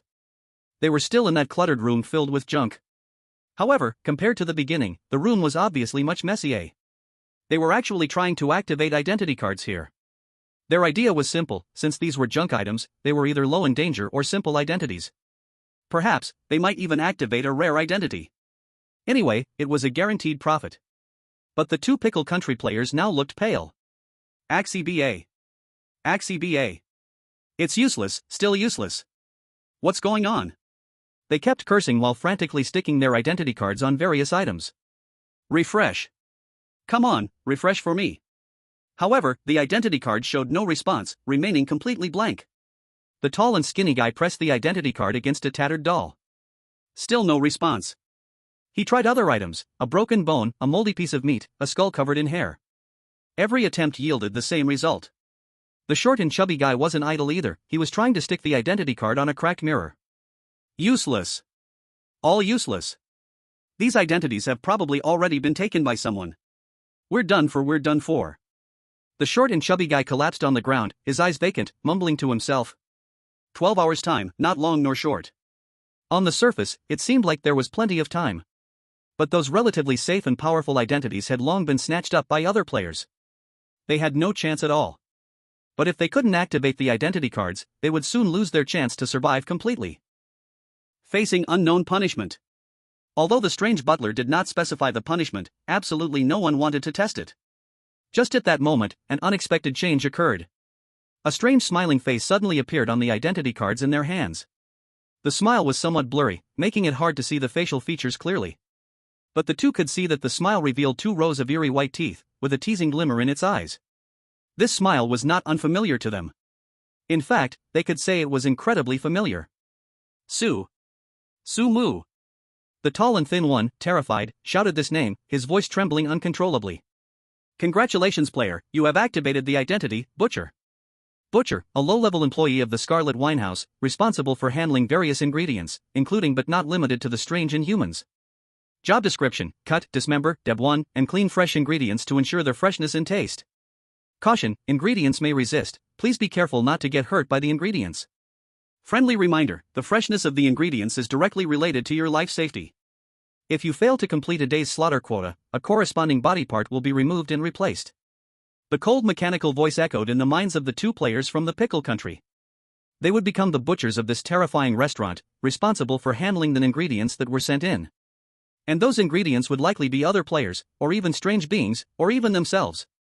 This meant they would encounter one of the most dangerous jobs in the Scarlet Winehouse. No. No. The short fat one threw away his identity card, holding his head and screaming in agony. He shook his head madly, then slapped himself, hoping everything was just a dream. The tall and thin one next to him completely collapsed, sitting on the ground with vacant eyes, continuously repeating, "It's over, completely over." They were on the verge of collapse, drowning in madness. In the Blue Star live room, the previously clamoring audience from the Pickle Country had now vanished, with not a single message appearing. Chapter 11, Targeting Hansha? Asking for trouble. After a long time, someone finally sent a message in the Pickle Country's audience, breaking the silence. Ah, si ba. I don't believe it. How could this happen? They are the elites of our great Pickle Republic. How could they fall to this state? It's over, the national luck is going to decline. Just thinking about their country's players being bullied like this, many Pickle Country audience members even started to cry. More people fell into a frenzy of curses. It's all Sumu's fault, all the damned Hansha person. If he hadn't stolen the identity card of the Scarlet Lord, how could our players end up like this? He has a powerful identity, why didn't he help other players clear the dungeon together? Hansha people are all selfish and greedy. Curses even began to escalate to a national level. The live room seemed to have turned into a landfill full of negative energy. Seeing the Pickle Country audience's disgraceful behavior, the audience from Hansha couldn't help but laugh. When the dog is desperate, it jumps over the wall. They began to slowly fight back. Oh, is this what it feels like to break? Weren't they pretty arrogant just now? How come now they all look like they've lost their parents? There's no need to squabble with them. Just a bunch of losers. Their national luck is already finished, no matter how they struggle, it's useless. We just have to watch them walk towards destruction step by step. The audience from Hansha looked down at the Pickle Country's miserable situation with a victorious attitude. This undoubtedly further provoked the audience from the Pickle Country. They vented their madness, wanting to cover up their fragile pride in failure. But all of this could not change their impending tragic fate. The camera switched again. It returned to the luxurious restaurant on the top floor of the Scarlet Winehouse. Sumu was sitting at the dining table, elegantly savoring the Bloody Mary in his hand. The corners of his mouth slightly lifted, revealing a scornful smile. His gaze pierced through the walls, seeing the tragic state of the two players from the pickled cabbage country in the storage room. The two guys were huddled together, snot mingling with snot, making whimpering cries. Utterly ridiculous. In Sumu's eyes, there was not an ounce of sympathy, only endless indifference. After becoming the Crimson Master, the entire Crimson Tavern was under his control. As long as he wished, every corner and every detail could not escape his perception. He actually only needed to make a slight move to easily send these two guys out. But he did not plan to do so. Not even a flicker of interest remained. For such scum, he found it beneath him to lift a finger. Why dirty his own hands and stain his own eyes? Simply switching their identities so they could live in hell would suffice. The strong never care about the lives of ants. This is Sumu's creed and the law of this world. Several players were cautiously walking down the corridor. They had just passed the storage room and heard the sounds coming from inside. They also heard the identity tags in the hands of those two players from the pickled cabbage country, as well as the strange information displayed on them. Their faces turned pale. Their backs were already soaked with cold sweat. Their steps became lighter, afraid to make even a whisper. These players came from the monkey country and the white elephant country. They had formed an alliance, trying to increase their chances of survival in this terrifying instance. They had long held hostility towards the Hansha kingdom. But they hadn't shown it as obviously as the pickled cabbage country and the island nation. It's too terrifying. A player from the monkey country said in a low voice, trembling. That butcher's identity is simply hell. Yeah, luckily we didn't stick our necks out. The player from the white elephant country was also shaken. They couldn't imagine what it would be like if they ended up like the two players from the pickled cabbage country. We must be careful, never provoke that Sumu. He is too strong now, we are simply no match. They whispered, the fear of Sumu, the Crimson Master, had penetrated their very souls. Now they only hoped to pass through this instance safely. Not to become the next food item. However, they did not know. Some things cannot be avoided just because they want to escape. The gears of fate had already begun to turn. Their endings had long been determined. Of course, Sumu had also noticed these sneaky figures. Oh. Interesting. Sumu slightly squinted his eyes, his mind instantly spreading to encompass the entire Crimson Tavern. In an instant, including Shinbing, all players' information was laid out before him, completely exposed. Sumu quickly found the identity tags of those players he had seen earlier. Monkey Country, White Elephant Country. Isn't this a coincidence? The corners of Sumu's mouth curled into a disdainful arc. His fingers lightly tapped on the table, making rhythmic tap-tap sounds. At the same time, he began to swiftly filter through many identity tags. Ugly Country. Kangaroo Country. Sumu softly murmured the names of these countries. With each name he uttered, his gaze grew colder. These were all countries with tense relations with the Hansha kingdom. Their players naturally became the targets Sumu's special attention. Let's stick to this many. Sumu swirled the Bloody Mary in his hand, the crimson liquid swirling in the glass like thick blood. The smile on his lips became even more seductive. The instance lasted a full 3 days, and there was still plenty of time.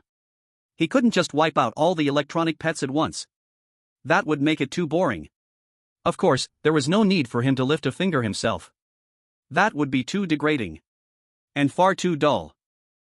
Sumu beckoned to the strange butler standing nearby. The butler, who was bowing and waiting for orders, had a pale face filled with flattering smiles. He quickly walked up to Sumu, lowering his head, not daring to meet Sumu's eyes, his body almost bent at a 90-degree angle. Master, what is your command? Sumu casually took a pen and paper. He wrote down the names of nearly 10 players. These people, their jobs are a bit too easy. Go give them a more interesting identity. Make them train well. The strange butler immediately understood. He respectfully took the note. Understood, master. His smile twisted as if he had been suppressed for a long time, finally about to be released. He bowed deeply again, then turned to leave. In the blink of an eye, he silently vanished from Sumu's sight. Sumu's actions once again set the Blue Star live stream ablaze. It's starting. It's starting. Sumu was about to take action. There's a good show to watch. Those who were shouting about dealing with us Hansha, why is the barrage suddenly quiet? They must be scared to death, Well done. Chapter 12, The Strange Disturbance, Side Quest Triggered. The clowns from Kimchi Country, of course, would not fall behind.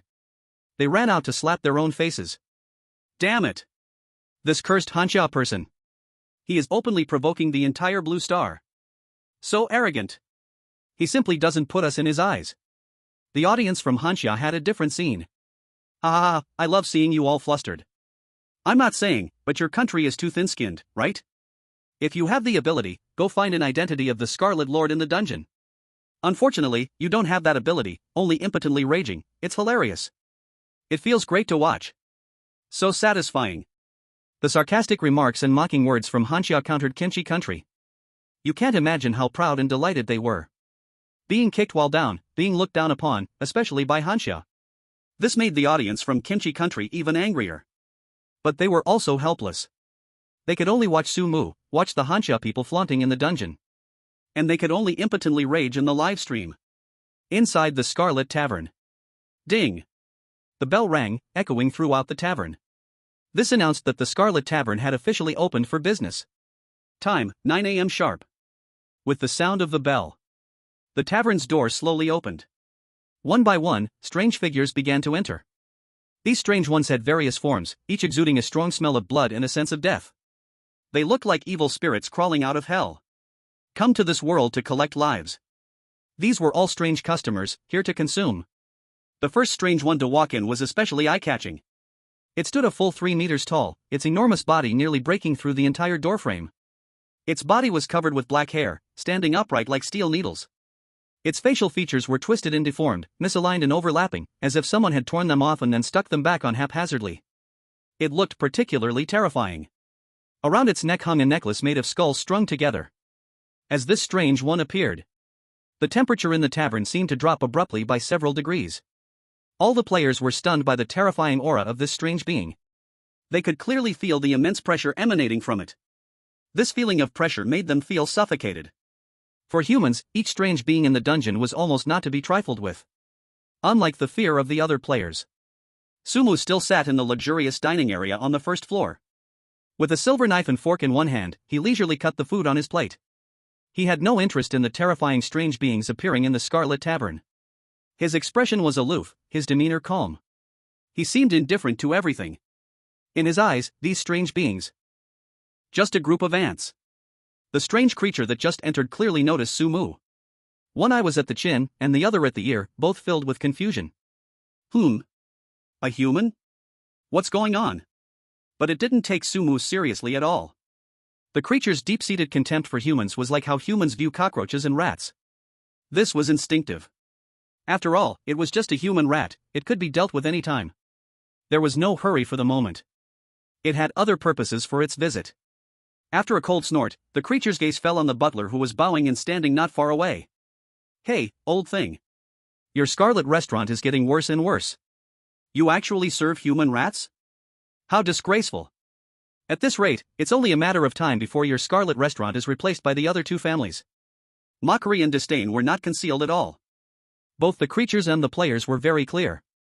This guy was here to pick a fight. The butler, whose originally starry face now burned with anger. 2 fiery red flames seemed to blaze in his reversed eyes. His long neck twisted at a strange angle, fixated on the giant creature that had spoken insolently. He would not allow anyone to tarnish this restaurant.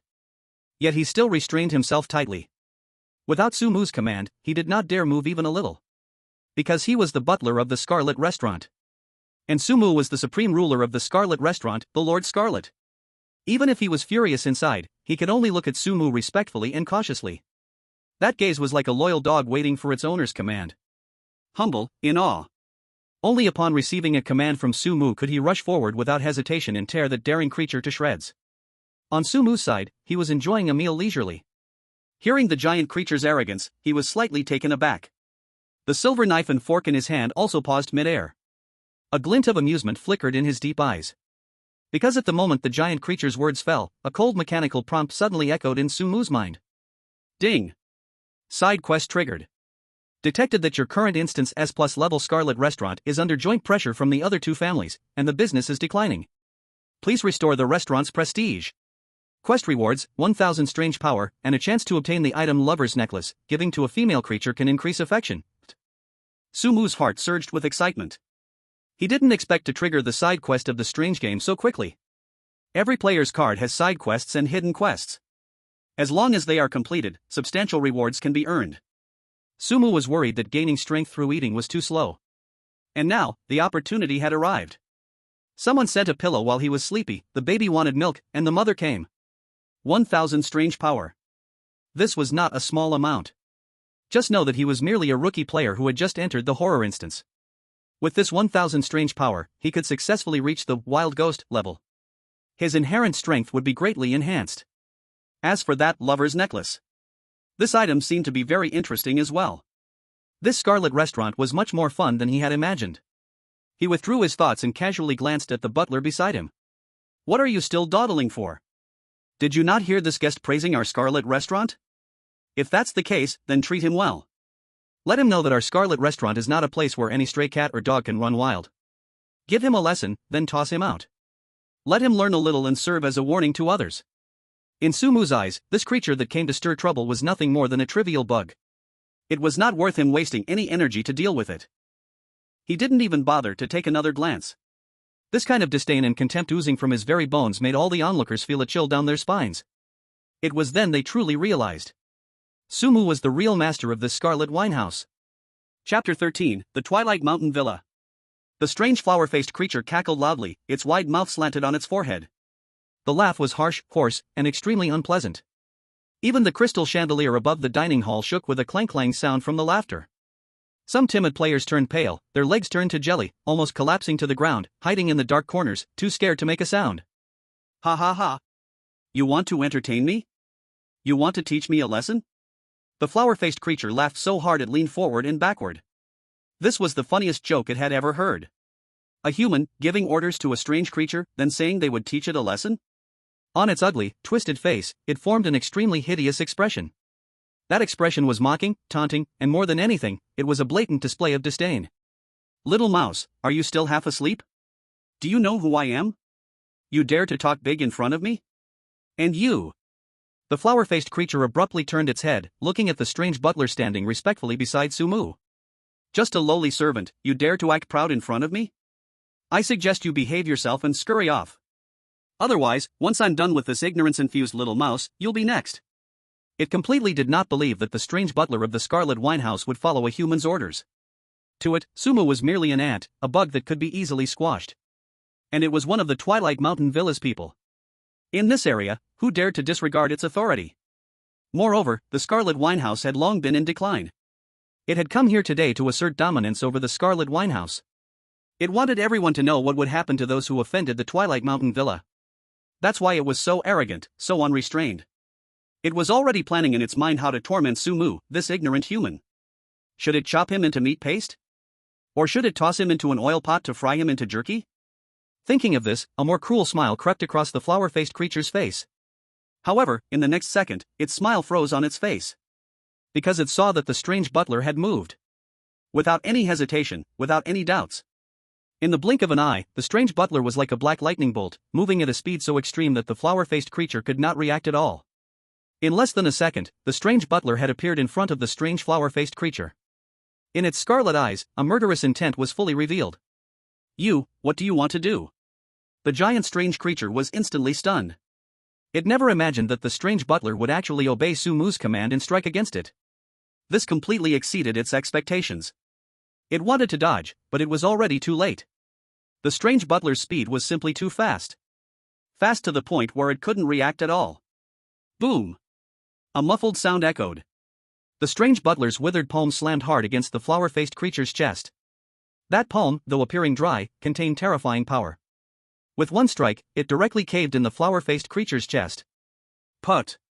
The flower-faced creature spewed out a mouthful of black blood, its massive body flew back like a kite with a broken string. Crash! It crashed heavily to the ground, creating a large pit in the earth. Aoo! The flower-faced creature lay on the ground, howling in pain. It struggled to get up, but found that its body completely wouldn't obey. The strange butler had instantly stripped it of its combat ability. Even so, on his ugly face, twisted with features, it was still full of hatred. You dare, lay your hands on me. You are doomed.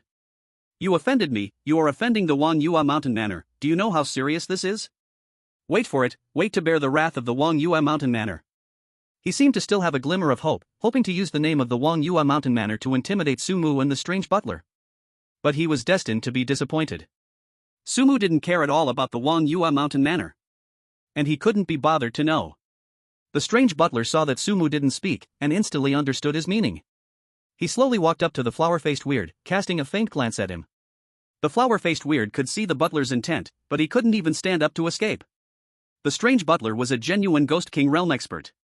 He was no match for a mere ghost general. You, don't come near. If you let me go now, it's still not too late, I can let you go. As long as you spare me, I will never. Before he could finish his words, the flower-faced weird's arm was torn off. Poochie. The strange butler yanked it off violently. Dark red, stinking black blood poured out from the broken arm. No, no, don't. The flower-faced weird could no longer act arrogantly. Compared to being killed directly by the strange butler, this kind of upper-class person humiliating and torturing the lower class made him more afraid. Poochie. One leg, then the lungs and liver. Ugh. The screams were endless. Whether they were strange, players, or spectators, everyone trembled at the sight of this scene. Just watching it was painful. Sumu closed his eyes, appearing indifferent.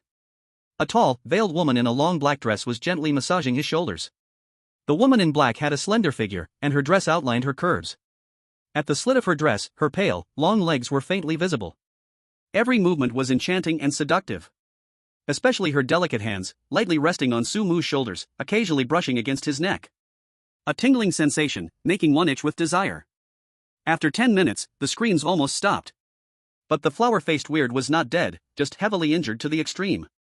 The strange butler glanced in Sumu's direction, and Sumu merely waved his hand, making no extra movement. The purpose of warning others had already been achieved. If anyone still dared to defy, he would just capture them all. The strange butler understood, bowing respectfully towards Sumu. Then, with a whoosh, the flower-faced weird was like a kicked ball, flying through the air, disappearing into the darkness at the door of the tavern. After finishing all of this, the strange butler withdrew his hand, turned, and walked towards Sumu, who was enjoying his massage. He stopped in front of Sumu, slightly bowed, showing the utmost respect. Master, this scoundrel is one of the 12 ghost generals under the Wang Yue Mountain Manor, ranked 11th, known as Flower-Faced Yamajdut. The Wang Yue Mountain Manor is extremely powerful in this region, with deep-rooted connections, and is very difficult to deal with. The manor's master has reached the Ghost King level, a devilish being who crawled out of a mountain of corpses and a sea of blood, with strength beyond comprehension. His 12 ghost generals are all ruthless and brutal. Ordinary weirds are no match for them. Inside the Crimson Tavern, the strange waiters, who were once busy, stopped their actions one by one. The reputation of the Wang Yue Mountain Manor in this region was enough to make any strange tremble in fear. Many of the strange waiters in the Crimson Tavern had once witnessed the Wang Yue Mountain Manor's methods. Master, the former Wang Yue Mountain Manor and another restaurant were the two leading powers in this area. But with the arrival of the Crimson Queen, they lost their business, and they have targeted us many times. In the past, the Queen always tried to avoid conflict, but now we've attacked their people. Yes, the Wang Yue Mountain Manor will never let this go easily. What should we do? These strange beings began to worry. Sumu remained leisurely seated, simply closing his eyes and enjoying the massage. Oh, got it. Everyone step down, do what you should do. Sumu replied calmly, without any ripples. Sumu's reaction made the strange butler even more helpless. He looked deeply at Sumu, wanting to say something but stopped himself. In the end, he could only nod helplessly. Yes, master. The strange butler turned around and shouted sternly at the panicked strange waiters. What are you standing there for? Hurry up and get to work. Do you want the guests to wait too long? The strange beings quickly dispersed and got busy again. However, their movements were clearly more stiff than before. It was evident that this incident had a significant impact. The players also withdrew their gazes at this moment. They chatted in small groups, their eyes on Sumu, full of ridicule for his actions. This kid is definitely dead. It's one thing to be arrogant in the Crimson Restaurant, but offending the strange outside of the dungeon? Even if he has 10 lives, it won't be enough. What an idiot, thinking just because he became the Lord of Crimson, he can do whatever he wants. Ridiculous. Don't drag us down with him later. It seemed they had foreseen Sumu's tragic end. Even the strange customers in the Crimson Restaurant looked unfavorably on Sumu's actions. Why is this human so arrogant? The people from Wanyue Manor are not to be trifled with. Hee hee, now we have a good show to watch. They also kept their distance from Su Mu's table, not wanting to be caught in the crossfire. They just prepared to enjoy a good show while having their meal. Blue Star, live broadcast in the broadcasting room. This Su Mu is too arrogant, isn't he? My scalp is tingling, bro. How dare he provoke the strange outside the dungeon? Truly a reckless young bull, knowing no fear. Are the people from Hanxia country all this foolish? Almost no one had faith in Su Mu. Sure enough, before long. Boom! A loud noise. The door of the Crimson restaurant was kicked open. It was the previously sent flying strange being, the flower-faced one, who rushed in. At this moment, the dent in his chest had healed, but his eyes were filled with resentment and anger. The flower-faced strange immediately locked onto the strange butler. Damn servant. Didn't expect it, right? Our manor master has arrived. Quickly hand over that human rat. The master of Wangyue Manor has arrived? That is a strange being with the power of a ghost king. Swish. Players, strange beings, live stream viewers, all eyes instantly focused on Su Mu. Some with mockery, some with pity, some with expectation, some with glee and disaster, some indifferent. But without exception, they all wanted to see how Su Mu would respond. Chapter 14, The Ghost King Teaches a Lesson? Do you even deserve it? Who would have thought, the once glorious Crimson restaurant is now so pitiful? It actually lets a lowly human shout and bully you here. Better close the doors early. This voice was filled with endless coldness and evil. Inside the Crimson restaurant, the already tense atmosphere became even more oppressive. As the words fell, the once arrogant flower-faced strange willingly turned aside, clearing a path. Welcome, Manor Master. The flower-faced strange spoke respectfully and loudly, bowing his head, not daring to look directly. A figure slowly stepped out from the crowd of strange beings. He wore a neat black suit with a crimson tie, and his shoes shined brightly. At first glance, he looked like a successful businessman. But a closer look sent chills down one's spine. He actually had 6 arms. Each arm was unusually sturdy, veins bulging. Even stranger, each arm was covered with dense crescent-shaped scars. It looked as if they had been repeatedly cut by some sharp weapon, leaving permanent scars. These scars presented an eerie dark red color. As he moved, these crescent-shaped marks. It seems to still be wriggling slightly. The Ghost King of the Twilight Moon Manor. His eyes are deeply sunken, with dark circles around them. His eerie green pupils look like 2 balls of ghostly green fire. As he steps into the Scarlet Tavern, a terrifying aura spills from him, sweeping across the entire Scarlet Tavern. This aura is powerful, evil, and violent. It seems to solidify into tangible mountains, crushing every living being present, regardless of their nature, black or white. This is the oppressive power of the Ghost King realm. Inside the tavern, aside from the bizarre but similar Ghost King butler, who can barely maintain his composure, all other strange beings, whether waiters or customers, tremble in fear. Even those who usually look fierce have now suppressed their aura, appearing incredibly obedient. They lower their heads, bend their waists, and tremble uncontrollably. As if facing an exalted king, they dare not even breathe. Yes, when facing a ghost king, what else can they do but submit and bow? Though restricted by rules. This ghost king cannot directly harm human players who have not broken any rules. But just this terrifying aura alone is enough to make all players feel fearful, their legs weak. Compared to the bizarre butler, this ghost king is clearly far more terrifying and unrestrained. He does not hide his terrifying aura, freely releasing a sense of oppression. Players are filled with fear and despair. They begin to regret coming to this terrifying instance. Even more regretful for provoking Su Mu, this harbinger of doom. Damn Su Mu, it's all his fault. He wants to seek death himself but drags us down with him. If I can survive, I will definitely rip him into pieces. Players curse Su Mu like crazy. They vent all their hatred onto him. But there is one exception. That is Xin Bing. She remains calm, her beautiful face shows no panic at all. Instead, she is analyzing something through a series of clues. From the Ghost King's behavior just now, she has keenly caught a key piece of information. That is, even the bizarre beings outside the instance seem to have to follow the instance's rules. If there were no rules to follow, the Ghost King could have simply attacked Su Mu directly. After all, in the eyes of the bizarre, humans are nothing but ants. Why waste so much breath on ants? Just kill them. But the Ghost King did not do that. In other words, as long as the players themselves have not broken the rules, they will not face life-threatening danger. No matter how powerful or terrifying the Master of Twilight Moon Manor is, he cannot randomly attack the players. Thinking of this, Xin Bing's heart calms down a bit. She looks at Su Mu with a more complex gaze. In such a situation, Su Mu is still enjoying a massage, leisurely and relaxed. Is he truly confident, or is he just bluffing? In Blue Star, in the live broadcast room, countries opposing Hansha are excited to see this scene. Ha ha ha, that arrogant Hansha man is finally going to get his comeuppance. Let him be cocky, let him show off. Now look, he's messed with the Ghost King, let's see how he dies. This is self-inflicted, can't live. They gloat and the bullet comments fly up. The audience from Hansha is divided into several factions. This Sumu has to show off, now look, he's harmed everyone. Who does he think he is? Does he really think he's the chosen one? Just lucky, but he insists on being arrogant. Everyone, calm down, the situation isn't over yet. I believe in Sumu, he must have a way to cope.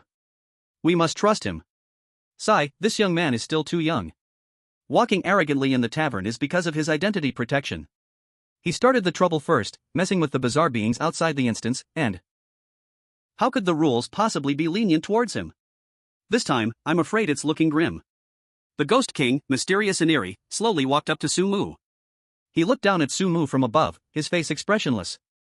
A humble human dares to incite that servant to strike at my people. Although it was that servant who struck, ultimately, it was you who broke the rules first. I will make you wish you were never born, unable to live, unable to die. I will make you regret ever coming to this world. In your next life, remember to open your eyes, and don't be so foolish again. The Ghost King's voice was cold as ice, emotionless. After speaking, he slowly raised one of his arms. That arm, covered in crescent-shaped marks, was like the scythe of death, slicing towards Sumu's neck. At the moment of life and death, Sumu moved. There were no extra movements. He simply stood up. Then, a powerful force erupted from within Sumu's body. This power was innate. It was the absolute power granted by the Crimson Lord's identity. Strong, wild, and invincible. Boom! A loud sound. The next second, the Ghost King was sent flying backwards. He crashed violently into the wall. The wall instantly collapsed, with rubble flying everywhere. The Ghost King let out a piercing scream. His eyes instantly exploded, with blood pouring out. A knife was lodged in his left eye, and a fork in his right. Ah! My eyes! My eyes! He covered his eyes, screaming in agony. He didn't even see when Sumu made his move. Sumu stood up, his cold gaze sweeping over the master of the Wanyang Mountain Manor, this eerie being with the Ghost King level. And you dare lecture me? Chapter 15, You are the Ghost Emperor? The Ghost King covered his eyes, with blood and eye fluid slipping through his fingers. But he couldn't care less about that, his face already filled with terror. It was a terror that went deep into his soul, an uncontrollable fear. A human? How could that be? That was a demon god. The eerie butler of the Crimson Tavern, his thin eyes widened, his mouth forming an O shape, large enough to fit an egg. He couldn't believe what he was seeing. You see, the master of Wanyang Mountain Manor, he was a real Ghost King. In the entire terrifying dungeon world, he was considered a dominant figure. Even he himself would find it hard to deal with him. Yet he was killed in one strike by a human? How terrifying must Sumu's strength be? Could it be Sumu is the Ghost Emperor? Blue Star, live streaming room. The audience from Hansha country erupted in deafening cheers. Sumu is awesome, invincible. What Ghost King nonsense, in front of Sumu, it's nothing. Where are those who mocked Su God earlier? Come out and take a walk. Let you guys feel ashamed. Now you see how powerful Sumu is. The viewers from rival countries, one by one, looked like they had swallowed a fly, unable to speak. They had originally planned to strike Sumu while he was down, to take away his momentum. But what happened?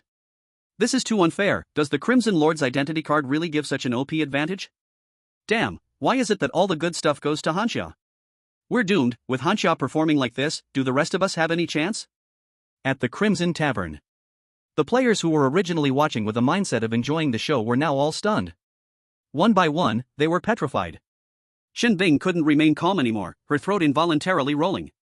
Is this the real strength of the Crimson Lord's identity card? It's even stronger than the Ghost King. How terrifying, without a doubt, its Ghost Emperor level power. Her delicate face was filled with shock. She, as an elite, knew a lot about dungeons. But someone like Sumu, a human body crushing a Ghost King, was something she had never seen before. Unprecedented. At the Crimson Tavern, the eerie customers who had been leisurely enjoying the delicacies stopped eating. They all raised their heads, looking around with various strange expressions. Staring at Sumu. Some eyes fell directly onto the table, still spinning. Some heads turned a full 180 degrees, facing Sumu with the back of their heads. Others even pulled out their nurtured eyeballs from their insides, widening them to look at Sumu, afraid of missing anything. But without exception, they all felt Sumu's power directly. It was a power that surpassed all strange things. What is happening? That is the Ghost King. Could this human be the Ghost Emperor? A human? Ghost Emperor? How can this be? Whispers arose among the strange customers. Their already distorted faces became even more hideous and terrifying at that moment. And Sumu had slowly walked to the front of the Ghost King. The Ghost King had completely lost his previous arrogance. Ignoring the intense pain in his body, he weakened to his knees, collapsing before Sumu. Master, spare my life. I did not recognize the mighty, I have offended you. I beg you, Master, for the sake of my difficult cultivation, spare my life. I am willing to offer my soul, to serve you forever. The Ghost King lay prostrate on the ground, trembling. One encounter could cause him severe injury. And it was he himself who had attacked, but he didn't even have time to react. What else could this be but the Ghost Emperor? He was very clear that the difference in strength between him and Sumu was not at the same level at all. In front of the Ghost Emperor, even 1,000 of his kind would be useless. The Ghost Emperor had transcended the realm. Ghost Emperor, a truly divine being. Before a god, did he have any room to resist? Looking at the Ghost King's humble pleading, the strange customers who had intended to watch the show were all dumbstruck. They had thought there would be an earth-shattering battle. They never expected such an outcome. A noble Ghost King, actually kneeling before a human, knocking his head and begging for mercy? However, Sumu's face remained calm. He coldly looked at the Ghost King. You provoked me first, so you cannot be spared. Sumu pronounced the death sentence. Bang! With a muffled sound, the Ghost King's entire body exploded, turning into a mass of black mist, dissipating into the air. He did not even have time to let out a howl. Only a few fragments of shattered souls remained, floating in the air, eventually being completely devoured by the strange power of the Scarlet Tavern. A Ghost King fell. Inside the Scarlet Tavern, there was dead silence. The strange customers were breathing cautiously. Is this the power of the Ghost Emperor? Instantly killing the Ghost King. And it was not over yet. Sumu's figure suddenly vanished from the spot. In the next moment, he appeared in front of the flower-faced strange being. Seeing his boss had been killed by Sumu, the flower-faced strange being tried to flee this place of troubles. His twisted face no longer wore the arrogance and pride from before. Replaced by endless fear and panic. But he was fast, Sumu was faster. The flower-faced strange being also wanted to plead for mercy, but he could only manage to utter a few broken syllables. Sumu's fingers suddenly tightened. Crack! Bang! The flower-faced strange being's body instantly exploded, transforming into a pool of dark red blood mist, splattered across the floor, shocking to behold. Brutal. Terrifying. This scene deeply imprinted in the minds of all the strange beings present. Gulp. Someone couldn't help but swallow their saliva. The sound was soft, but in the silent tavern, it sounded especially jarring. Those strange customers, who had once held a mindset of watching a play. This seemingly harmless human is actually a deeply concealed Ghost Emperor.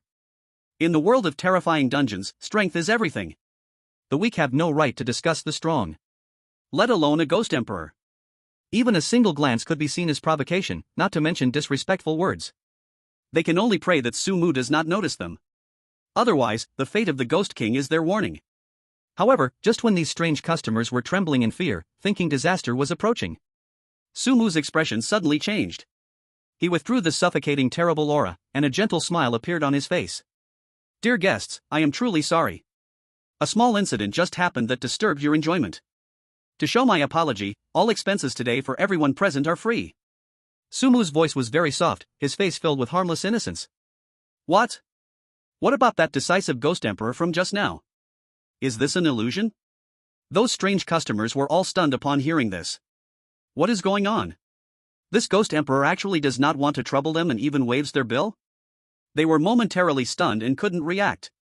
Seeing the dumbfounded expressions of these strange customers, Sumu's smile grew even wider. He turned to the housekeeper standing nearby and instructed him. Go, bring out the best food and drinks from our restaurant to entertain our esteemed guests. Make sure everyone eats and drinks well. The housekeeper also came back to his senses from the shock. Yes, master, I will arrange it right away. The respectful housekeeper replied, then turned and hurried away. Sumu continued to chat and laugh with those strange customers. Everyone here today dining is giving face to the Crimson Restaurant. I really apologize for scaring everyone today. Today's expenses will be on me, and if you think our restaurant is not bad, please help spread the word. So more friends can come here to taste the food and enjoy the service. While saying this, Sumu walked over to a strange guest and took the initiative to toast him. This brother, come, wish you a pleasant meal, Sumu said with a smile. The strange guest was flattered, quickly getting up and taking the glass with both hands. Thank you, my lord, thank you, my lord. He was so excited he stuttered, trembling all over. This was the Ghost Emperor personally toasting him. If this gets out, it's enough for him to boast for a lifetime. In the world of terrifying dungeons, hierarchies are strict. A lowly being like him usually does not even have the right to speak to ghost generals, let alone standing side by side with the Ghost Emperor, brotherly toasting, and enjoying conversation. And now, this Ghost Emperor is so approachable and kind. This simply makes him feel like he's dreaming. The surrounding strange customers saw this scene and were full of envy. Their fear diminished a lot for a moment. This Ghost Emperor is really down to earth. Completely different from those high and mighty beings who view us as ants. In the future, if anyone dares to speak ill of the Crimson Restaurant, I will be the first to disagree. Don't worry, boss, your restaurant is so good, we will definitely let more people know. Exactly, if I don't come here to eat in the future, that means I don't know how to appreciate. Sumu, just wait and see, we promise to promote your restaurant to be the hottest place. Listening to these strange customers' assurances, Sumu nodded in satisfaction. This is exactly the effect he wanted. He wanted to show authority and also show kindness. After arranging matters for the restaurant, the housekeeper returned to Sumu's side. He respectfully stood behind Sumu and quietly asked, Master, do you have any other instructions? At this moment, the housekeeper's attitude towards Sumu had completely changed. If before, he only obeyed because of Sumu's identity token, then now, he truly accepted Sumu from the bottom of his heart. Not only because of Sumu's powerful strength, but also because of his extraordinary methods and broad mind. To follow such a leader with strength, courage, and vision was his honor. Chapter 16, Player Death. National Fate Punishment arrives. Sumu nodded slightly, he indeed had something to say. Tell me roughly about the operation model of the Scarlet Restaurant. The eerie butler bowed slightly, forcing a smile more painful than crying on his pale face. Yes, master. The operation model of our Scarlet Restaurant is actually not much different from ordinary hotels. It's just providing accommodation, dining, entertainment, and such services. Of course, regarding ingredients, compared to you humans, maybe it's a bit special. Guests can choose different ingredients according to their preferences. Our slaughterhouse is specially responsible for handling all kinds of ingredients. While ensuring freshness, deliciousness, and nutrition, the chefs will cook various specialty dishes according to guests' requests. We guarantee customer satisfaction. As the eerie butler spoke, he secretly observed Sumu's reaction. Sumu frowned slightly after listening. What is this?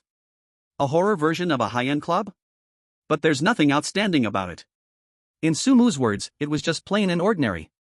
There are plenty of high-class restaurants and hotels. The key is to have one's own uniqueness. And what the Scarlet Restaurant lacks is the one-of-a-kind feature that can attract customers. He wants to change this business model. It must be changed. This won't do, it's too ordinary. I need to think it over carefully. Change the way it operates. The eerie butler listened closely, ready to remember Sumu's words well. But at this moment, a shrill scream suddenly came from deep inside the restaurant. Sumu's brows instantly furrowed into the shape of a. That sound seems to come from the slaughterhouse? The butler had sharp eyes, and seeing Sumu's expression, he immediately knew what he was thinking. He quickly bent down and lowered his head. Master, I will go tell them to be quieter. I promise they won't disturb your mood and that of the guests again. The eerie butler could tell Sumu was annoyed by the screams. Sumu's awareness instantly covered the entire restaurant. In the next moment, the miserable scene of two Kimchi country players clearly appeared in his mind. Inside the slaughterhouse, the stench of blood was so strong it was suffocating. Two strange creatures that looked like a mix of dog and rabbit opened their bloody mouths, biting hard into the necks and bodies of the two Kimchi country players. Those two players were the ones who had spoken rudely to Sumu earlier. They held knives, swinging them repeatedly, trying to break free from the biting of the two strange creatures. But it was all in vain. In the next second, blood stained the floor red. Their screams became weaker and weaker, and finally, completely disappeared. Their bodies gradually shriveled, drained of all blood. Sumu saw the scene, let out a light chuckle, and stopped the eerie butler who was about to go to the slaughterhouse. Ha! No need to go. Almost as Sumu finished speaking, two cold system prompt sounds rang in all players' ears. Kimchi country player, Kim Taehyun, failed to complete identity token task, dead. Kimchi country player, Park Soo-sung, failed to complete identity token task, dead. These two prompt sounds declared that the two Kimchi country players had completely left this terrifying world. And all of this was because they offended Sumu. The remaining players, every one of them, felt deeply afraid in their hearts.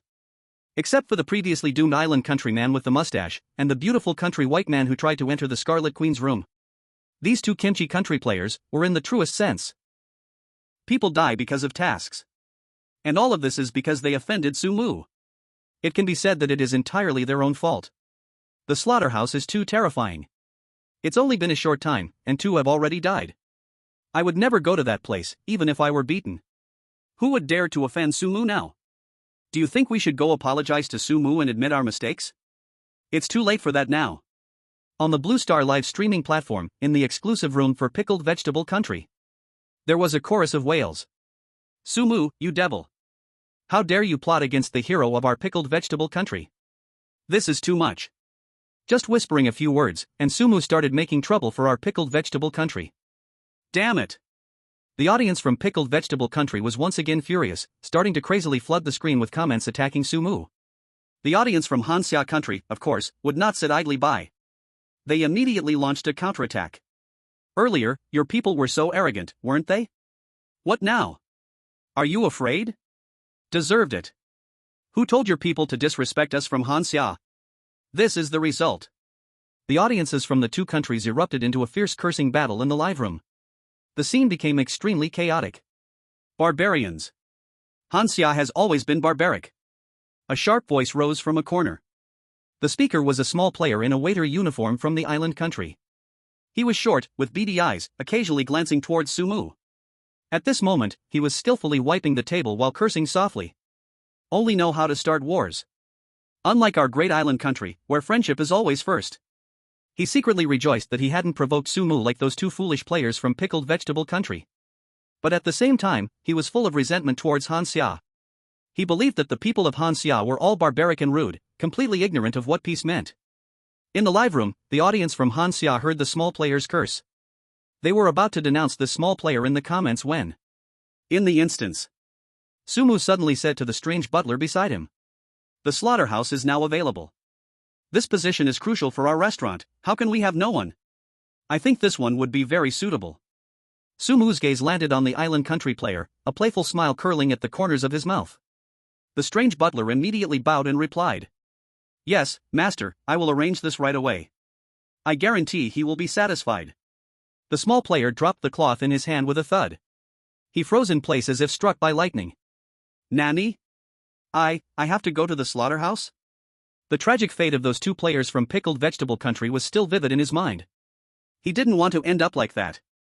"No. I don't want to go."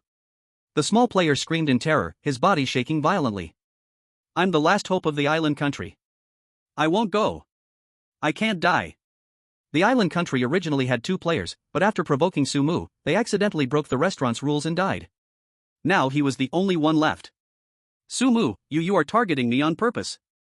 Bakayaro. May you die a miserable death." He shouted at Sumu with all his might. Sumu merely looked at him blandly, his eyes showing no sign of any emotion. The audience in the Hanxia live room erupted in excitement upon seeing this scene. Well done. He deserves to be dealt with this way. So satisfying. Truly satisfying. Awesome. Sumu is so powerful. The comments flooded with cheers and applause. However, all the audience from the island country put down their keyboards, their faces pale. They looked at the screen showing their desperate compatriot, with nothing but sadness and anger in their hearts.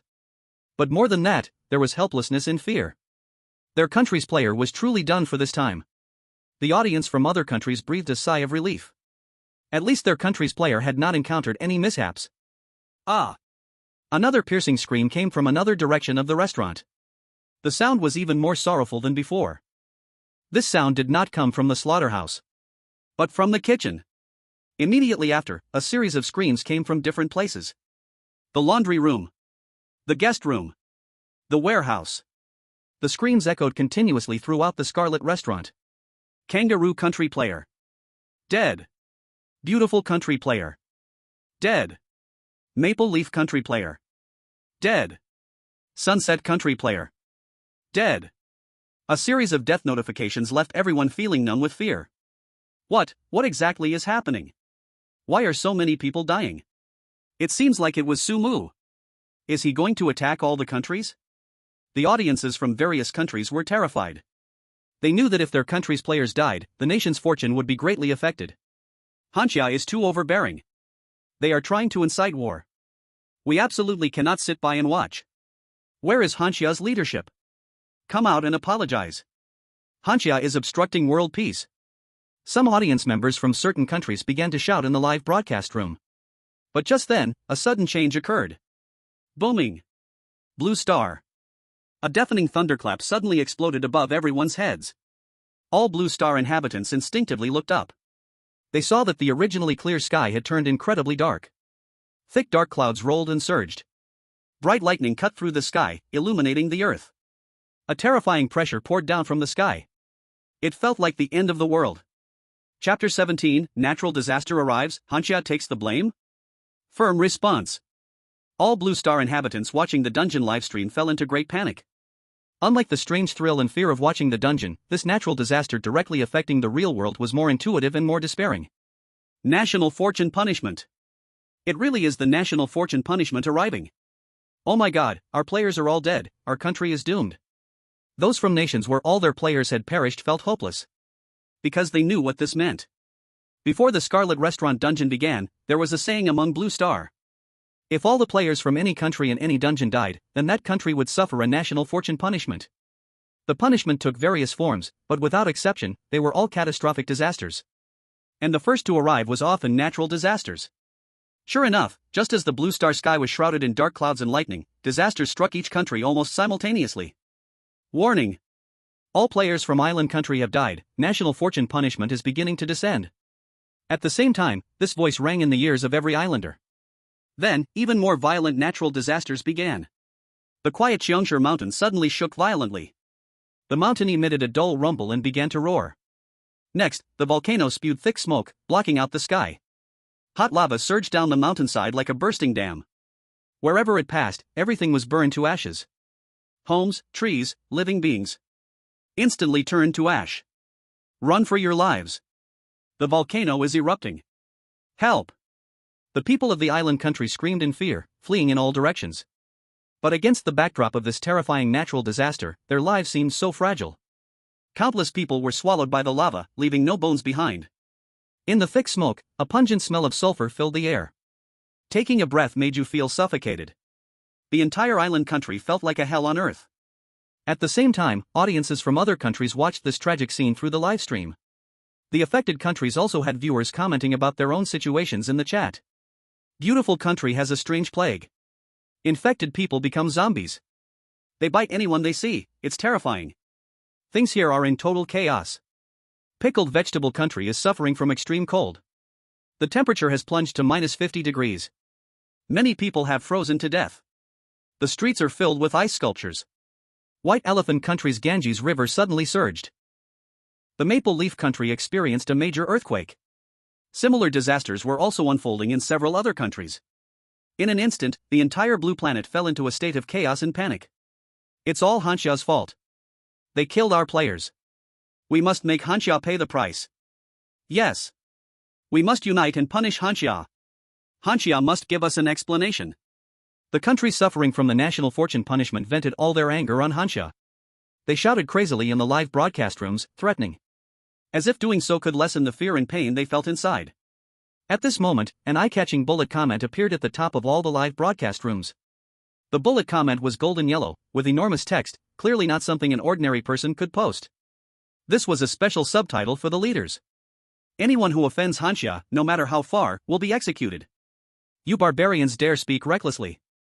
The consequences today are all your own doing. If you dare provoke again, we will make your country fall and your families perish. In just a few short sentences, it was full of dominance and power, the words resonating loudly. It gave a tough response. This response instantly ignited Hanxia's viewers. One after another, they were filled with excitement, feeling extremely proud and confident. Well said. That's how it should be. Anyone who offends Hanxia, no matter how far, will be executed. We, Hanxia, cannot be bullied. The bullet comments filled with cheers and applause. Meanwhile, the foreign viewers who had been shouting earlier fell silent. They were shocked by the momentum and dared not say another word. Their own countries were suffering from the national fortune punishment, and their upper echelons were already overwhelmed, too busy to care for themselves. They could only grit their teeth and swallow their anger, silently marking the deep grudge, waiting for the chance to take revenge later. But at this very moment, everyone on Blue Planet, without exception, was deeply shocked by the terrifying energy displayed in the bizarre instance. This was only an S+ level instance. It had already triggered such a massive natural disaster. It was hard to imagine what would happen if an SS level, or even an SSS level instance failed. What kind of world-destroying, catastrophic national fortune punishment would descend? Thinking of this, everyone couldn't help but shiver involuntarily. At the same time, in Hanxia, their hearts were filled with anticipation. They were nervously watching the situation inside the instance. If Sumu could successfully complete this S+ level instance, then, what enormous benefits would the national fortune feedback bring to Hanxia? They held their breath, focusing their attention, waiting for the outcome. The camera slowly pulled back into the Crimson Tavern instance. In just one day, the tavern, which had been somewhat lively, had now fallen into utter silence. More than 20 players involved in the instance had died or been injured. What was chillingly strange was, only one player had truly been killed by the bizarre creatures. The rest had all died at Sumu's hands. He was like a cold-blooded and elegant butcher. By swapping identity cards and changing players' tasks, he ruthlessly harvested other players' lives. Of course, these players were from countries that were already tense or hostile with Hanxia. Sumu was not a murderer or a psychopath. Right and wrong were clearly divided, something every Hanxia person valued deeply. In the lobby of the Crimson Tavern, the players who were still alive were gathered in small groups. After a day's work, their faces were pale, their bodies trembling. Although they had survived the first day without much danger, the nightmarish time had deeply etched itself into their souls. Even the way they looked at Sumu had changed from initial contempt to deep fear and respect. It was a primal fear of great power. It was also the highest form of respect for death. Sumu sat in the grand chair of the tavern's lobby. There was no expression on his face. He closed his eyes, his fingers lightly tapping on the armrest of the chair. The knocking sound seemed to strike the heart of every person present. It made the players' heartbeats quicken or slow down accordingly. Can we really survive and clear the dungeon? A player said, his voice trembling. His body shook uncontrollably. But his question received no answer. No one could answer him. Because no one knew the answer. They only knew one thing, that they would rather offend the strange beings of the tavern than offend Sumu. In front of Sumu, the Scarlet Lord, they had absolutely no power to resist. A thought can lead to heaven or hell. How can there be someone more terrifying than those strange beings? A female player cried, tears flowing endlessly. Yes. In their eyes, Sumu was the most terrifying existence in this dungeon. He was the real devil. Chapter 18, You Sleep With Me. Tap, tap, tap. The crisp footsteps caught the attention of all players. Shen Bing. She wore a tight black sports outfit, outlining her tall and slender figure, her frosty face showing no emotion. Her long black hair was tied in a high ponytail, gently swaying with her steps. All living players, come here to gather and line up. Shin Bing's voice remained cold as she held the black book from the strange butler. As the butler's assistant, her task was to supervise the players' work every day, recording their survival status and completion of tasks every day. The surviving players instinctively shivered at Shin Bing's voice. Dragging their exhausted bodies, they formed a crooked line, their faces ashen. Shin Bing's gaze swept over each player. State your names, identity tags, and today's work content. The players reported their information tremulously, daring not to hide anything. Shin Bing recorded expressionlessly and soon finished the notes. Today, the total revenue of the tavern is 3,257 strange coins. Shin Bing announced today's results. This number was pitifully low for the massive Scarlet Tavern, and it could even be said to be miserable. But for these surviving players, this was earned with their lives. Now, based on your performance today, we will start distributing salaries. Soon the players received their wages for the day. In their numb eyes, a faint light finally flickered. It was a desire for life, a hope to survive. Strange coins were the only currency in this terrifying dungeon. They could be used to buy food, water, and even some items to enhance their abilities within the dungeon. Although the prices were ridiculously high and the variety was pitifully small. For these players who lived on the edge, this was their only hope. They reached out trembling hands to take the strange coins handed over by Shin Bing. Those coins were a dark red, like hardened blood clots, exuding an unsettling cold atmosphere. Of course, there were also paper bills. But the players' wages were not enough to reach that level of denomination. After receiving the strange coins, the players eagerly opened the shop's purchase interface. They longed to buy some food to fill their already empty stomachs. After all, after a day of working in fear, they were already famished. However, when they saw the items they could purchase, all hope shattered in an instant. Mineral water, 5 strange coins a bottle. Hot dog sausage, 8 strange coins each. Spicy strips, 8 strange coins a bag. Instant noodles, 20 strange coins a bucket. Looking at these extremely meager items with outrageous prices, the players' hearts sank completely. The cold touch of the strange coins in their hands seemed to mock them in silence. They risked their lives, battling danger. The little bit of eerie coins earned was only enough to buy a few cheap snacks. This is simply the greatest insult to them. This little bit, what can it do?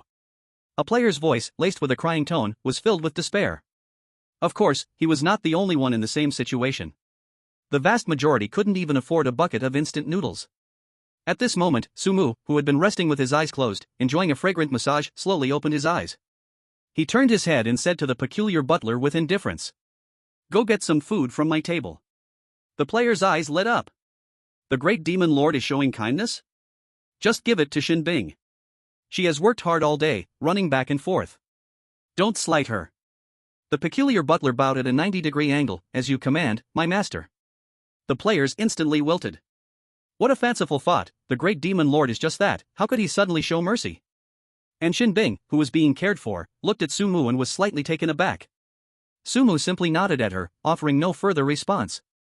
The table was filled with various exquisite dishes, giving off an enticing aroma. Tender and juicy steaks, seafood, sashimi, rich soups, and all sorts of fresh fruits. In contrast, the poor snacks on the player's purchase interface were nothing but pig food. This stark contrast deeply pierced every player's nerves. One player's eyes fixed intently on the food on Sumu's table. "I just saw that plate of roast suckling pig in the shop, worth 500 eerie coins.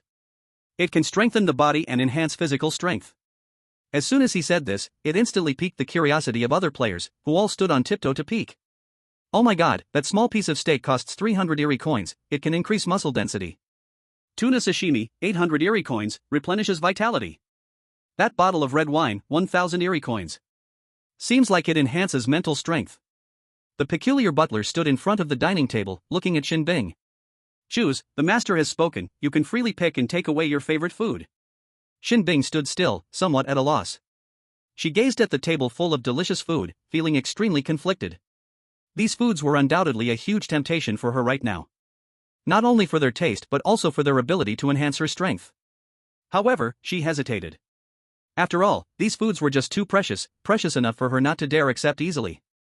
She walked to the side of the table, her gaze sweeping over the various dishes. In the end, she reached out and picked up a steak. She also took a cup of fizzy drink. "I'll take these too." She did not choose those priceless delicacies, but rather two relatively ordinary items. On one hand, it was because her appetite was indeed small, she couldn't eat much. On the other hand, it was simply her nature, she didn't like to take advantage of others, especially not in this situation. Moreover, as a butler's assistant, her work wasn't really heavy, far less strenuous than other players. Upon seeing this scene, the other players' eyes turned red. They felt envy, jealousy, and even hatred. Why should this woman receive such favorable treatment? Just because she is also a Hansha person? Actually, we could also be spiritual Hansha people. They were anxious, working themselves to exhaustion, yet they could only buy that garbage food. And this Shinbing, not only does easy work, but she also gets to enjoy such delicious food? Some players began to regret in their hearts. Had they known it would be like this, they should have actively built a good relationship with Sumu from the start. Even if it meant being a dog, it would be better than now.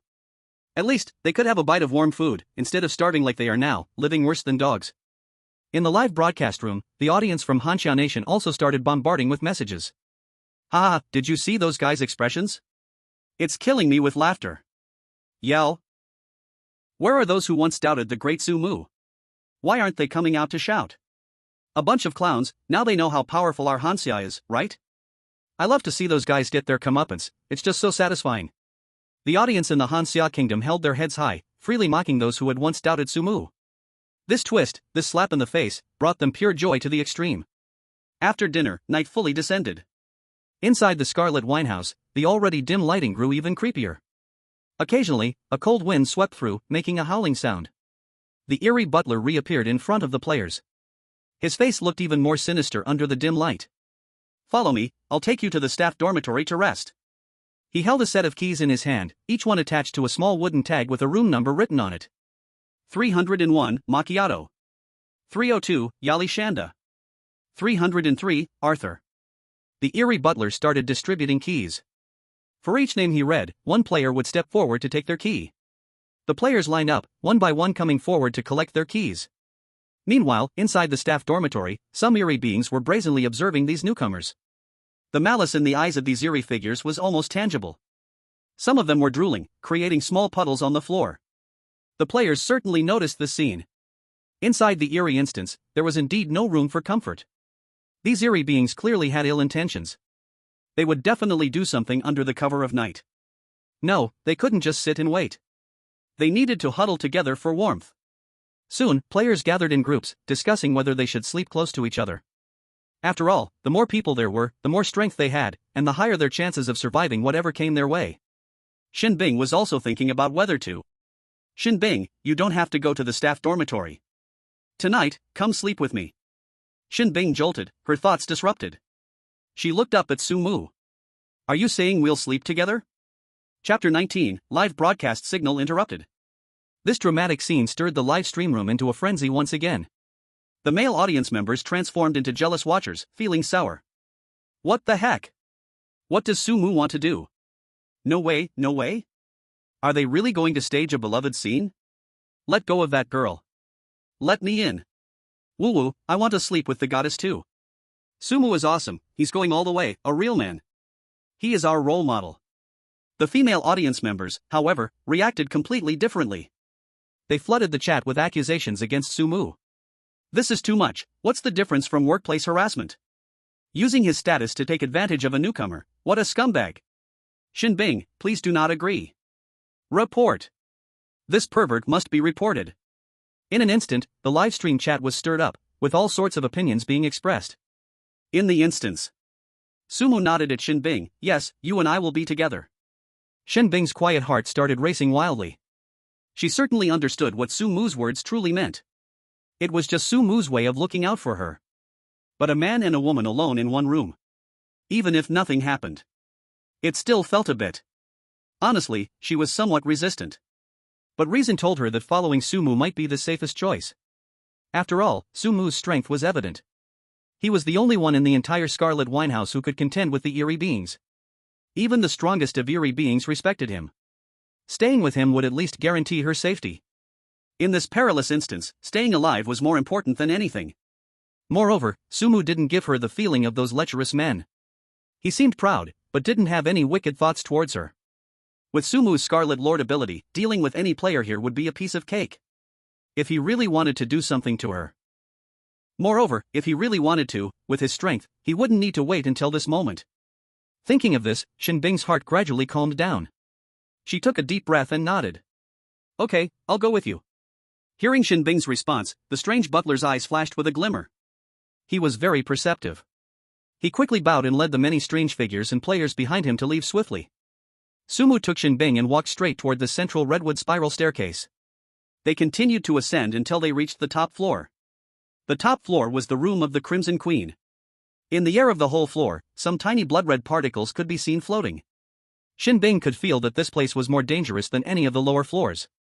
Sumu pushed open the large door of the Crimson Queen's room. A stronger smell of blood rushed towards them. The room was filled with crimson. The walls, floor, and ceiling were all painted bright red. Let's go. Sumu stepped in first. Shin Bing closely followed behind. At the moment she crossed the threshold, Shin Bing's expression froze. It was as if she felt a strange hostility. That hostility was cold and cruel. Like a cold wind blowing from a snowy mountain. It made her hair stand on end. But sensing carefully, she couldn't perceive anything. This left her utterly confused. The live stream's audience saw the scene and became excited. Wow! Are we finally getting to the main point? I'm so looking forward to it. I wonder what will happen between Sumu and Shin Bing.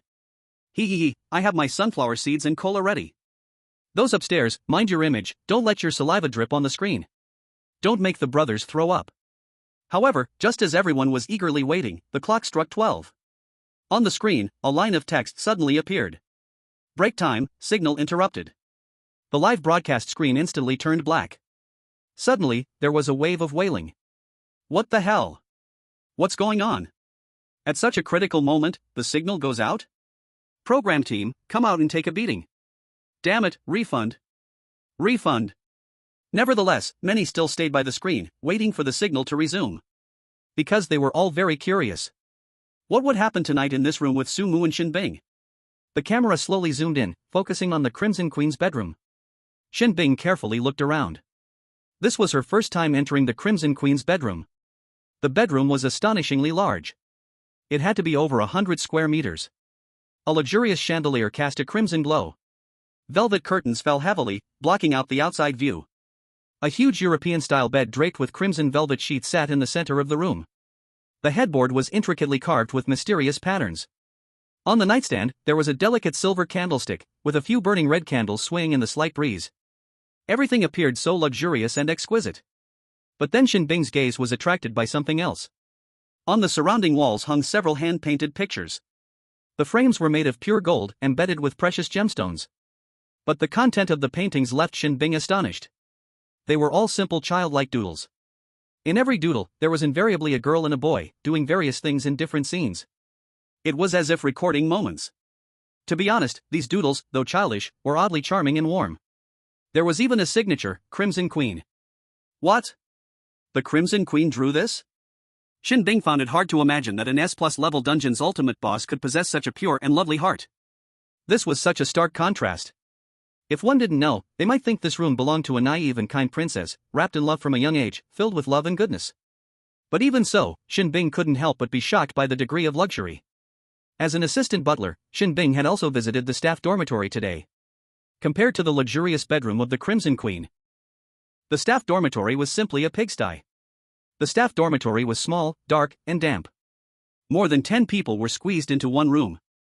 The iron bunk beds creaked. The bedding emitted a musty smell. The walls were covered with stains and cracks. Let alone any decoration. There wasn't even a decent table. The difference between the two was like the difference between heaven and earth. This also made Shinbing deeply realize the extraordinary position Sumu had in this copy. Sumu walked straight to the desk on one side of the room. The desk was also made of expensive rosewood. On the desk, there were neatly arranged papers and pens. There were also some things that looked like account books. Sumu picked up a quill pen, dipped it into the crimson ink. He began to write and draw on a piece of parchment. It seemed like he was planning something. Shinbing stood in place, a little unsure of what to do. She hesitated for a moment, then softly asked, "Aren't you going to rest?" Her voice was very light, carrying a hint of hesitation. Sumu looked up and then noticed that Shinbing had already taken off her coat. She was only wearing a tight-fitting sports top and a pair of sweatpants. It outlined her curvaceous figure. The sports top clung tightly to her body, her full chest seemed ready to burst out. Her slender waist was so thin it could be grasped with one hand, and her long legs were straight and powerful. Her jet-black long hair hung casually over her shoulders. Her cheeks were slightly flushed with nervousness, and her eyes held a trace of unease. This mix of youth and maturity, between a girl and a woman, created a unique charm. It was irresistible. Feeling Sumu's direct gaze, Shinbing's cheeks flushed slightly. She quickly looked away, not daring to look again. Inside, however, it felt like a little deer was running wild. Sumu's gaze flickered slightly. Then, he returned to calm. He said lightly, "No need. There's a bed, and a sofa, you can rest yourself." Sumu's tone was very flat, with no emotion to be heard. It was as if Shinbing's beauty had no effect on him. In fact, Sumu truly didn't have the mood to think about such things. He had eaten many luxurious meals in different copies, his strength had greatly increased. His spirit was also unusually full, completely not needing rest. What he cared about most right now was the side quest. To revitalize the Crimson Tavern. The reward for the side quest, 1,000 points of ghost power, was simply too tempting. Most importantly, absorbing 1,000 points of ghost power and upgrading to the Wild Ghost level of power meant he could continue using it after returning to reality. And this meant his starting point would be far higher than others. Maybe one day, when he re-entered the copy, he wouldn't need to rely on an identity card at all, and with his own strength, he could crush the entire copy. So, he had to find a way to complete this task within 2 days. After 2 days, the copy would close. At that time, it would be impossible to finish the task. He had to race against time. Chapter 20, Loli? The Crimson Queen Yilinger. At this moment, Sumu's thoughts returned to the banquet hall of the Crimson Tavern. He carefully recalled every detail of the tavern. The decoration style, the arrangement of tables and chairs, the lighting tone. Even the taste of those dishes appeared one by one in his mind. The rich soup from the high-position pot, the fresh seafood sashimi, the spicy sweet Bloody Mary. Each one hit his taste buds just right. All of this made Sumu feel familiar, even surprised. Because the style of this tavern, the taste of the dishes. It was all so in line with his taste. It was almost as if it had been tailor-made for him. Sumu frowned. This was not logical. He was very clear that there had to be a reason behind this. And this reason was most likely related to Yilinger. That ex-girlfriend who tortured him to the brink of death in his dreams.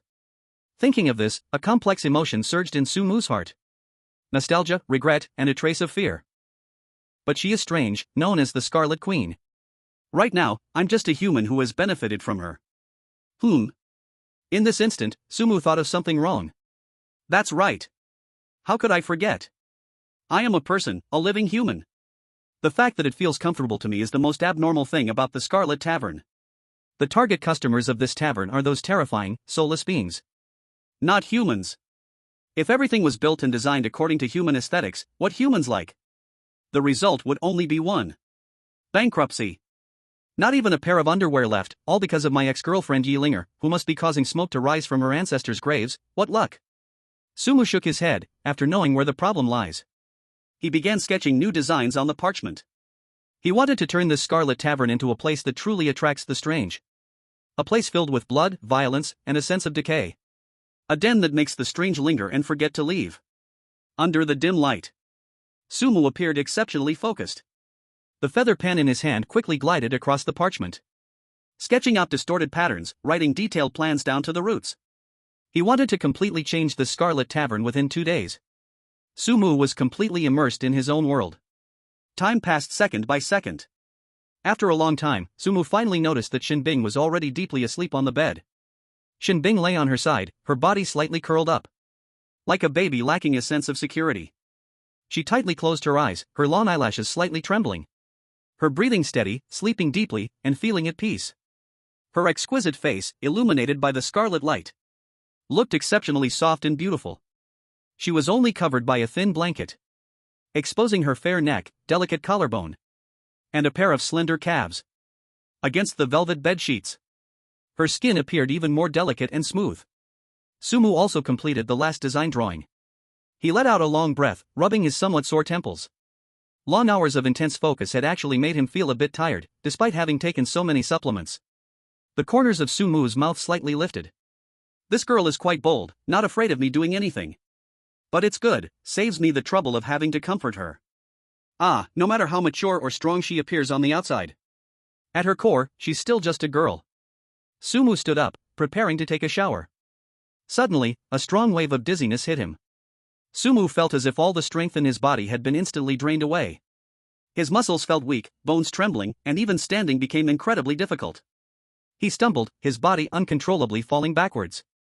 He heavily dropped onto the sofa. The soft sofa did not bring any comfort. Instead, it made Sumu feel as if he was sinking into an endless quagmire. His body kept sinking, and his consciousness gradually became blurry. Sumu's consciousness slowly scattered. In the end, the last bit of clarity was left with a sense of helplessness. He knew very well what he would face next. That endless affection from his ex-girlfriends. Sure enough. The next second, the familiar dream once again descended. Sumu's consciousness was forcibly pulled into a chaotic realm, surrounded by endless darkness, thick as ink.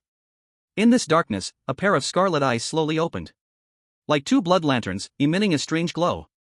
Following that, a petite and graceful figure emerged from the darkness. It was a little lowly.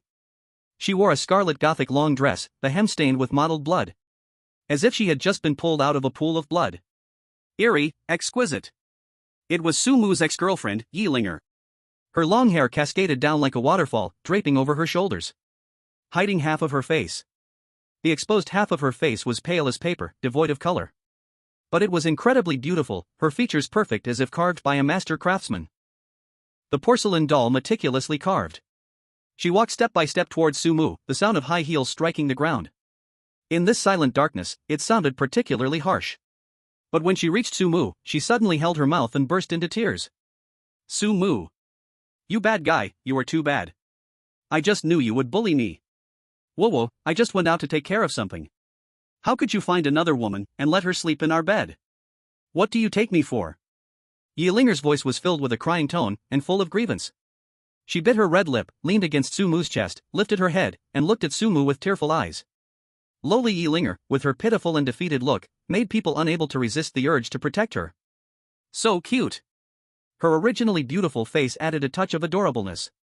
Who can resist that? Here we go again, I knew it. Sumu had a black line on his forehead, feeling helpless in his heart.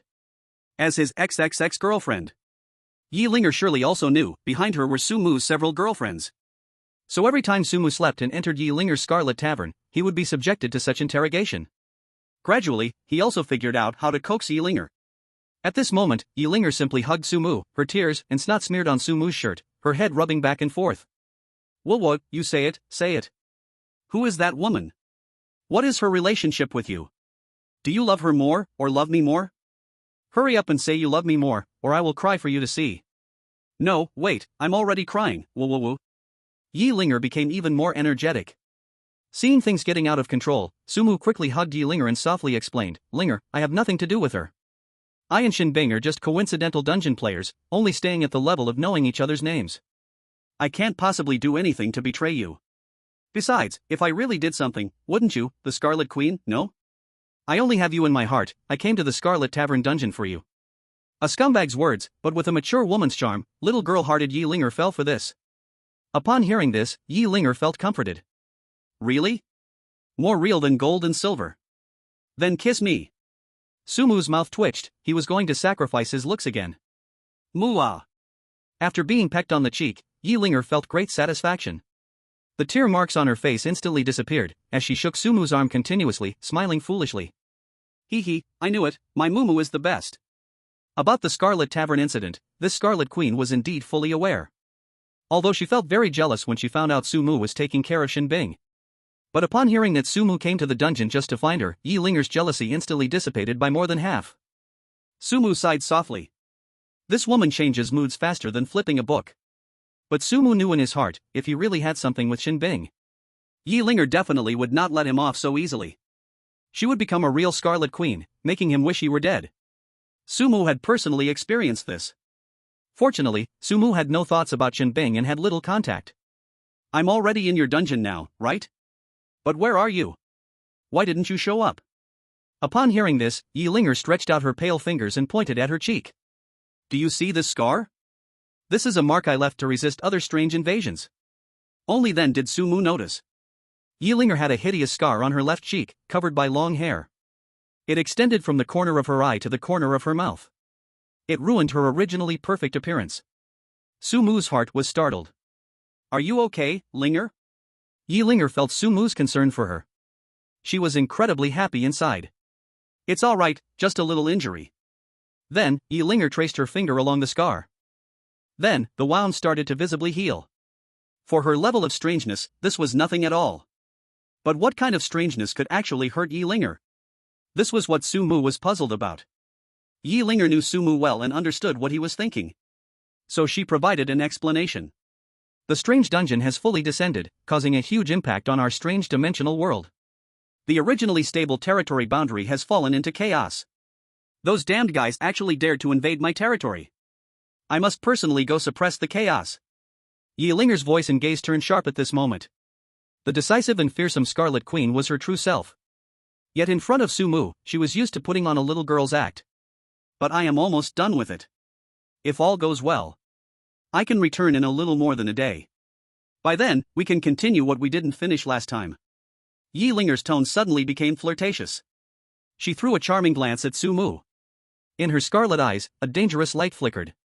Sumu gulped, recalling the enchanting moments with Yi Linger in the dream. Before he could respond, he suddenly felt himself pinned down.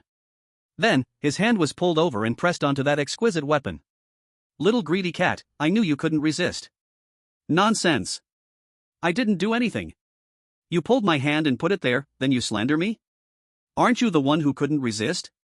Yi Linger licked her scarlet lips, revealing a naughty smile.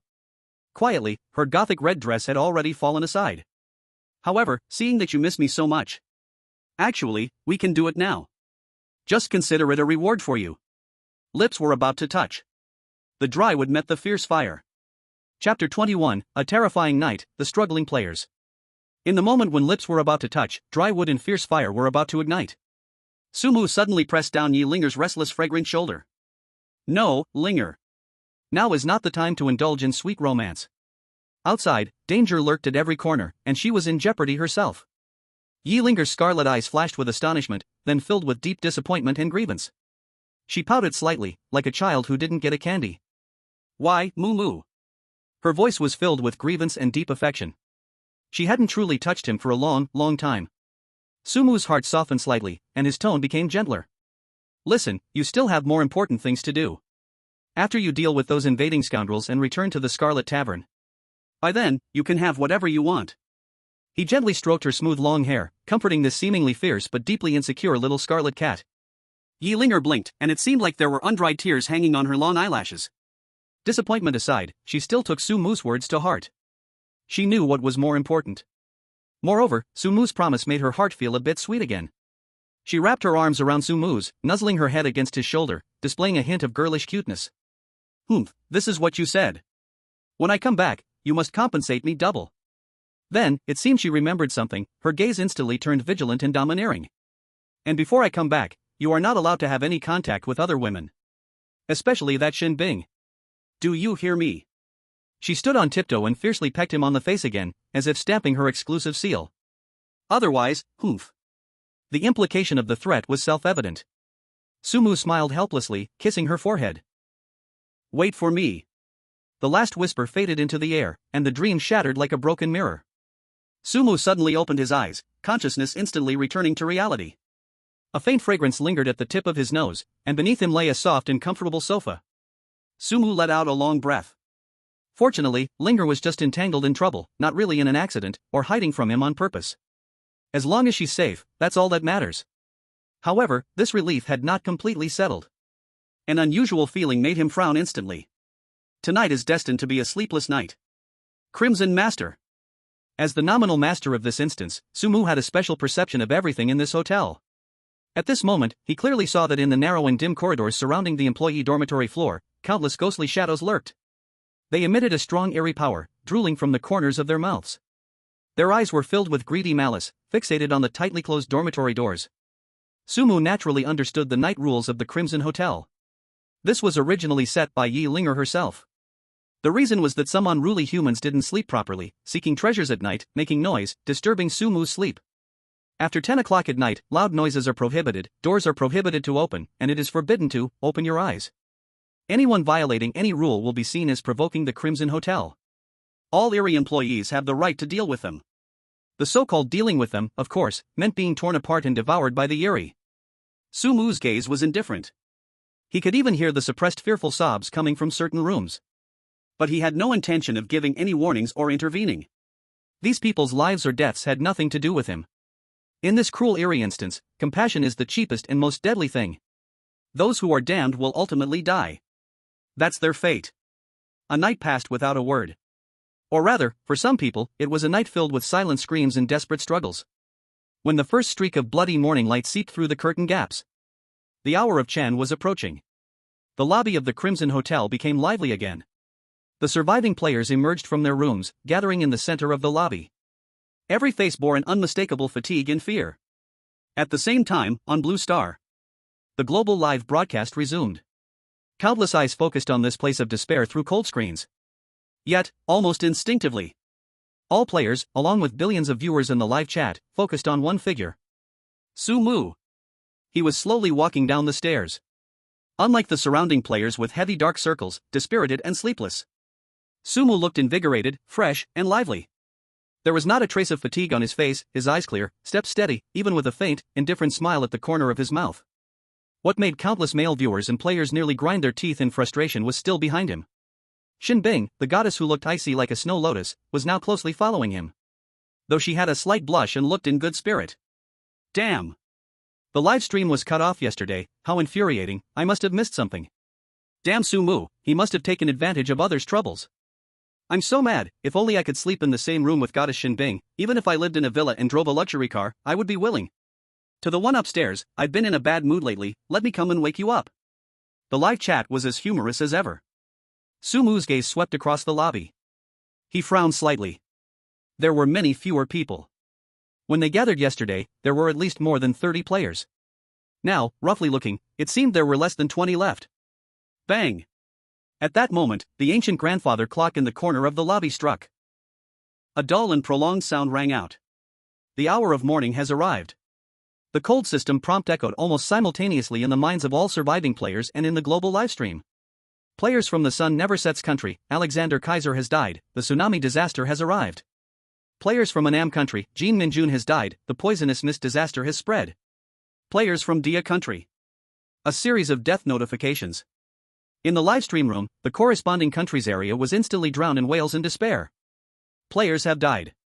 Disasters have descended once more. In the Scarlet Winehouse Hall, the surviving players looked ashen. Woo woo woo, it's so terrifying. Something has been knocking on my door. It knocked all night. I'm going crazy. Last night, I heard screams from the next room. Thankfully I held back from looking, curled up in my blanket too scared to go out. I'm sure the poor soul in the next room was eaten. A strange thing tried to pry my eyes open last night. I almost couldn't help but open them. They recounted the horrifying experiences of the previous night to each other. Everyone bore heavy dark circles under their eyes, their mental state on the verge of collapse. Then they glanced at the man standing at the front of the crowd, hands in pockets, even whistling nonchalantly, Sumu. The stark contrast made the survivors' hearts feel mixed emotions. Meanwhile, in the live stream room, the audience of Hanxia erupted in even more heated discussions and an inexplicable sense of superiority. Su God is amazing. Look, this is the difference. Others are struggling at death's door, while Su God is calm and composed. With Su God here, Hanxia is worry-free. Awesome. This intense visual impact and psychological superiority brought countless Hanxia viewers to the edge of their seats. Sumu has already become their new pillar of support. Of course, they were still very curious whether Sumu and Shinbing had anything happen last night. Chapter 22, Revamping the Winehouse. A nauseating and perverted menu. Inside the dungeon, the surviving players were also watching Sumu. Each one had a complex expression in their eyes. No one dared to cast jealous or dissatisfied glances at Sumu or Shinbing like they did yesterday. They also didn't dare to speak ill of Sumu anymore. The fate of those two from Kinchi country was still fresh in their minds. In this hellish place, offending anyone was bad, but offending this seemingly harmless man, who was actually more terrifying than a ghost, was the worst. If he had his eye on you, you probably wouldn't even know how you died. Sumu paid no attention to their fear. He looked around, his gaze finally settled on a few corners shrouded in shadows in the hall. The air at those points slightly twisted. Come on out. He spoke faintly. As his voice fell, the shadows began to writhe. Vague and distorted figures slowly emerged from the walls, beneath the floor, and from the darkness of the ceiling. They varied in form and all wore uniforms. Eerie. The true employees of the Scarlet Winehouse. They gathered silently before Sumu, their heads bowed, submitting to the figure before them. Standing at the front was a bizarre butler in a tattered tailcoat, hunched over, with a pale face and deep-set eyes. Master, do you have any commands? Sumu's gaze swept over this terrifying group of subordinates.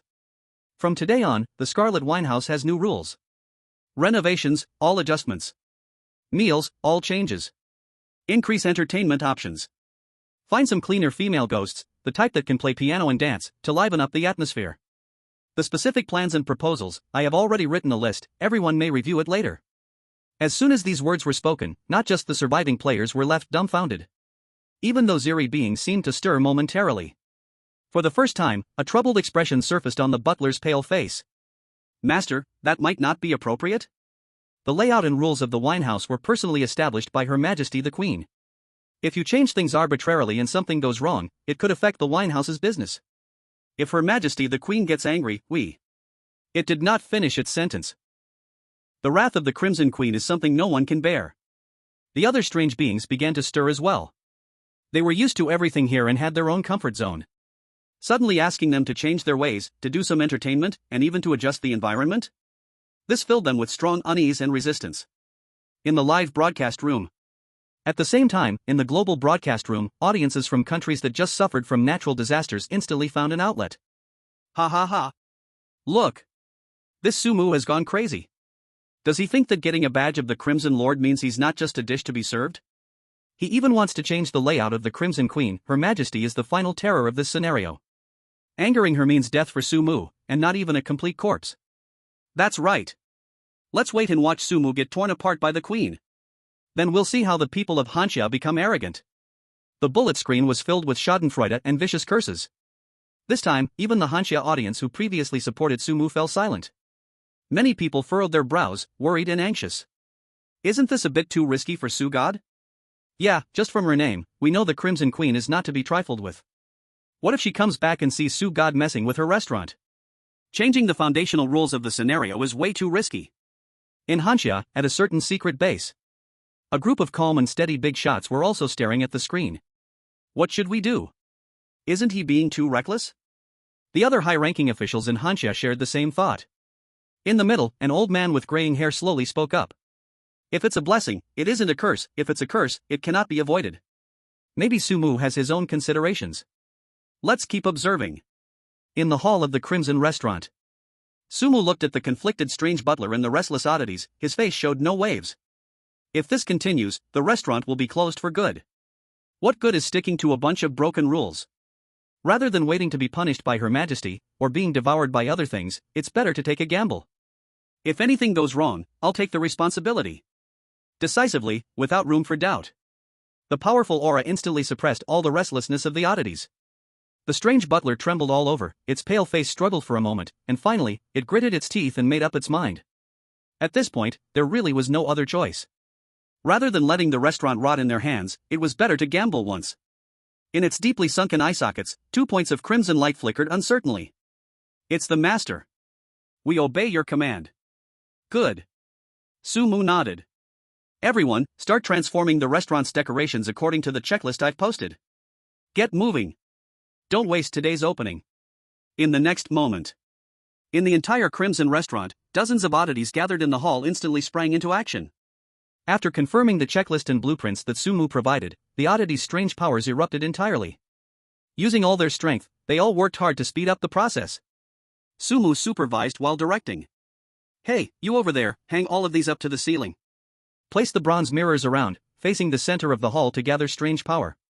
Use your eyes. Even the nails are crooked. That's right, Sumu's decoration setup was a true representation of extreme feng shui. A deadly disaster. Absolutely deadly. A thoroughly deadly feng shui decoration. Killing energy, resentment, death energy, all negative energies for humans were being crazily induced and gathered. The whole process was incredibly fast. In just half an hour. Strange beings are different from humans, their abilities and physical quality are naturally beyond compare. When they get to work, one can outperform 10 humans or more. When all the dust finally settled, the hall of the Crimson Restaurant had completely changed its appearance. Strange beings are different from humans, their abilities and physical quality are naturally beyond compare. When they get to work, one can outperform 10 humans or more. On the ceiling, large, rust-covered, ominous scissors hung directly beneath the load-bearing beams. With a chilling gleam, it seems like it could fall at any moment, severing all life. On the floor, a layer of visible red resentment spread throughout the entire hall. Below, thick and long iron nails, soaked in the oil of corpses, were deeply nailed into the ground. Resentment rose. The surrounding walls, oil paintings, and varnish were all replaced with eyeballs full of blood vessels, constantly turning without rest. Moreover, countless ghostly spirits and vengeful souls were forcibly summoned by the eerie butler, still wandering through the hall, occasionally emitting sorrowful and mournful wails. The players nearby, as well as the viewers watching the live broadcast, were already frightened to the point of shock. The entire environment was extremely oppressive for humans. It wasn't just the visual terror, but the various extreme feng shui arrangements that made human souls instinctively uncomfortable and distressed. The viewers were fine, but the players standing here could even feel their souls being torn and polluted by an invisible force. One by one, they had already turned pale with fear, huddling in corners, trembling, not daring to even breathe.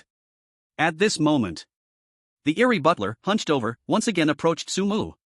It held in its hands a menu made from human skin. The cover presented a dark purple color, with veins subtly pulsing on it.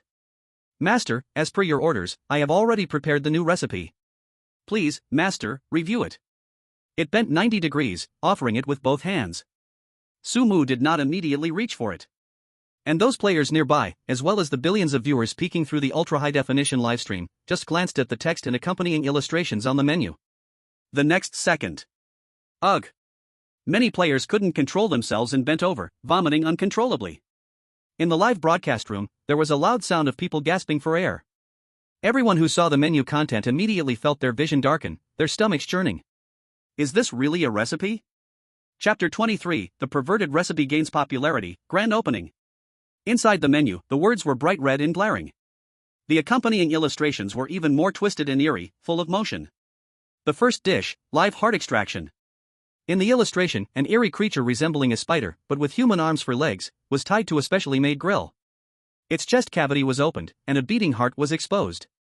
Next to it, a delicate small spoon was ready to scoop the heart's most essential marrow. Text description: select the thousand-hand spider demon, which has condensed its resentment for 100 years, to extract its purest heart marrow, eaten live. Every bite is the freshest despair and hatred. The second dish, fresh-cut sole sashimi. A translucent sole was cut off by an invisible blade. Thin as a cicada's wings, the sole slices emitted an alluring ghostly glow. Capture the recently deceased, those with the deepest obsession, and lock their souls with secret methods, allowing the diners to slice them, experiencing the raw tremor and fear of the soul. The third dish, deep-fried dragon fetus. The illustration was even more direct.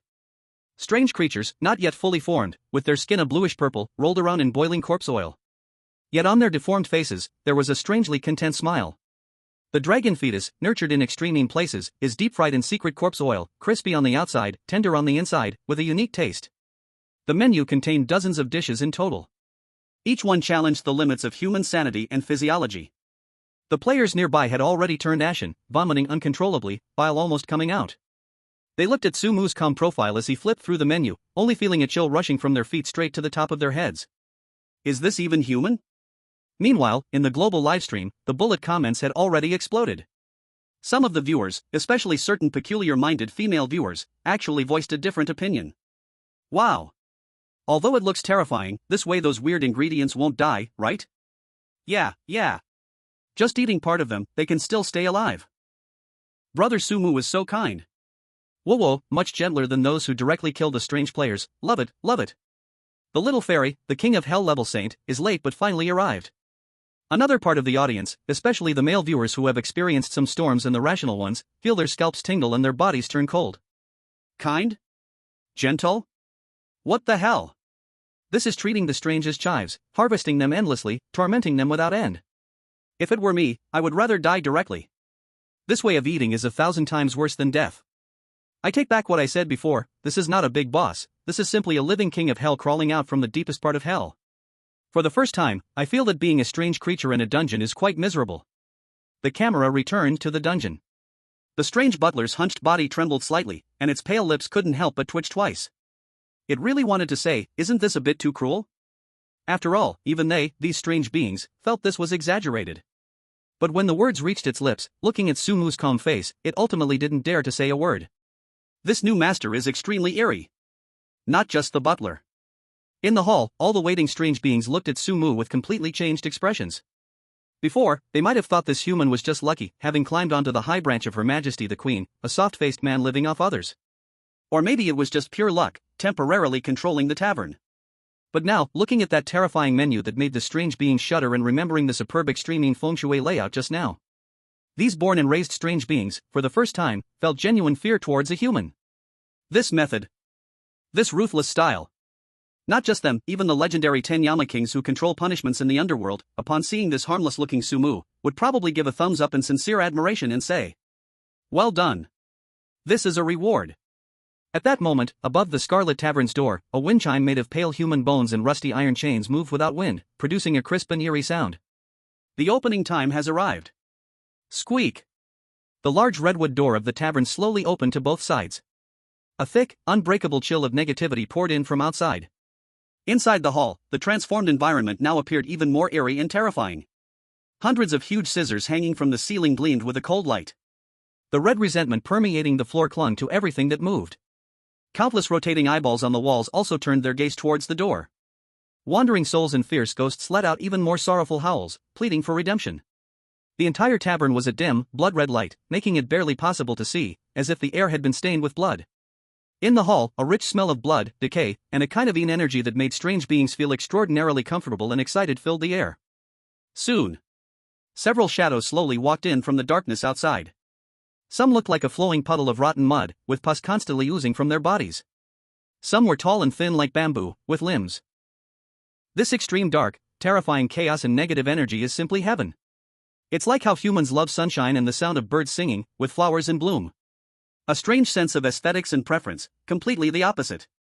The more terrifying, the more eerie, the more filled with the aura of death and despair, the more it makes them feel comfortable and joyful. Standing in this hall, they felt every cell in their body cheering with excitement.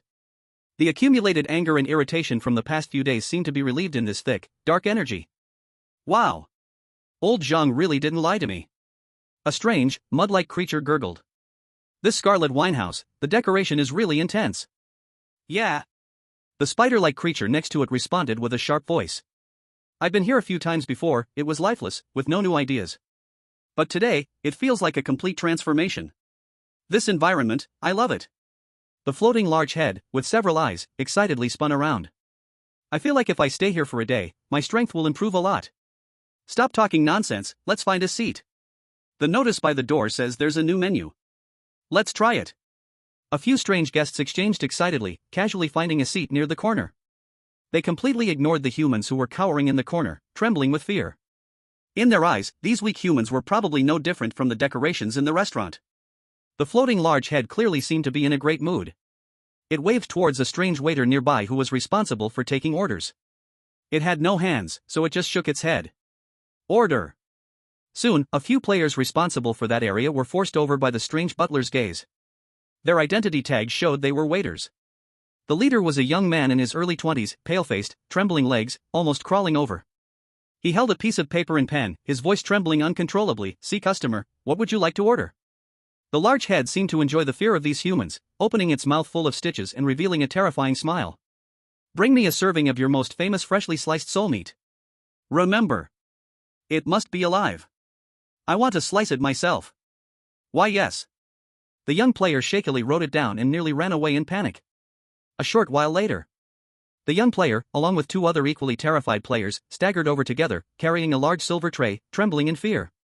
On the tray, there was not some delicate dish, but a strange, struggling soul bound by some kind of semi-transparent energy. The soul looked extremely pained and fearful, causing its body to flicker in and out of existence.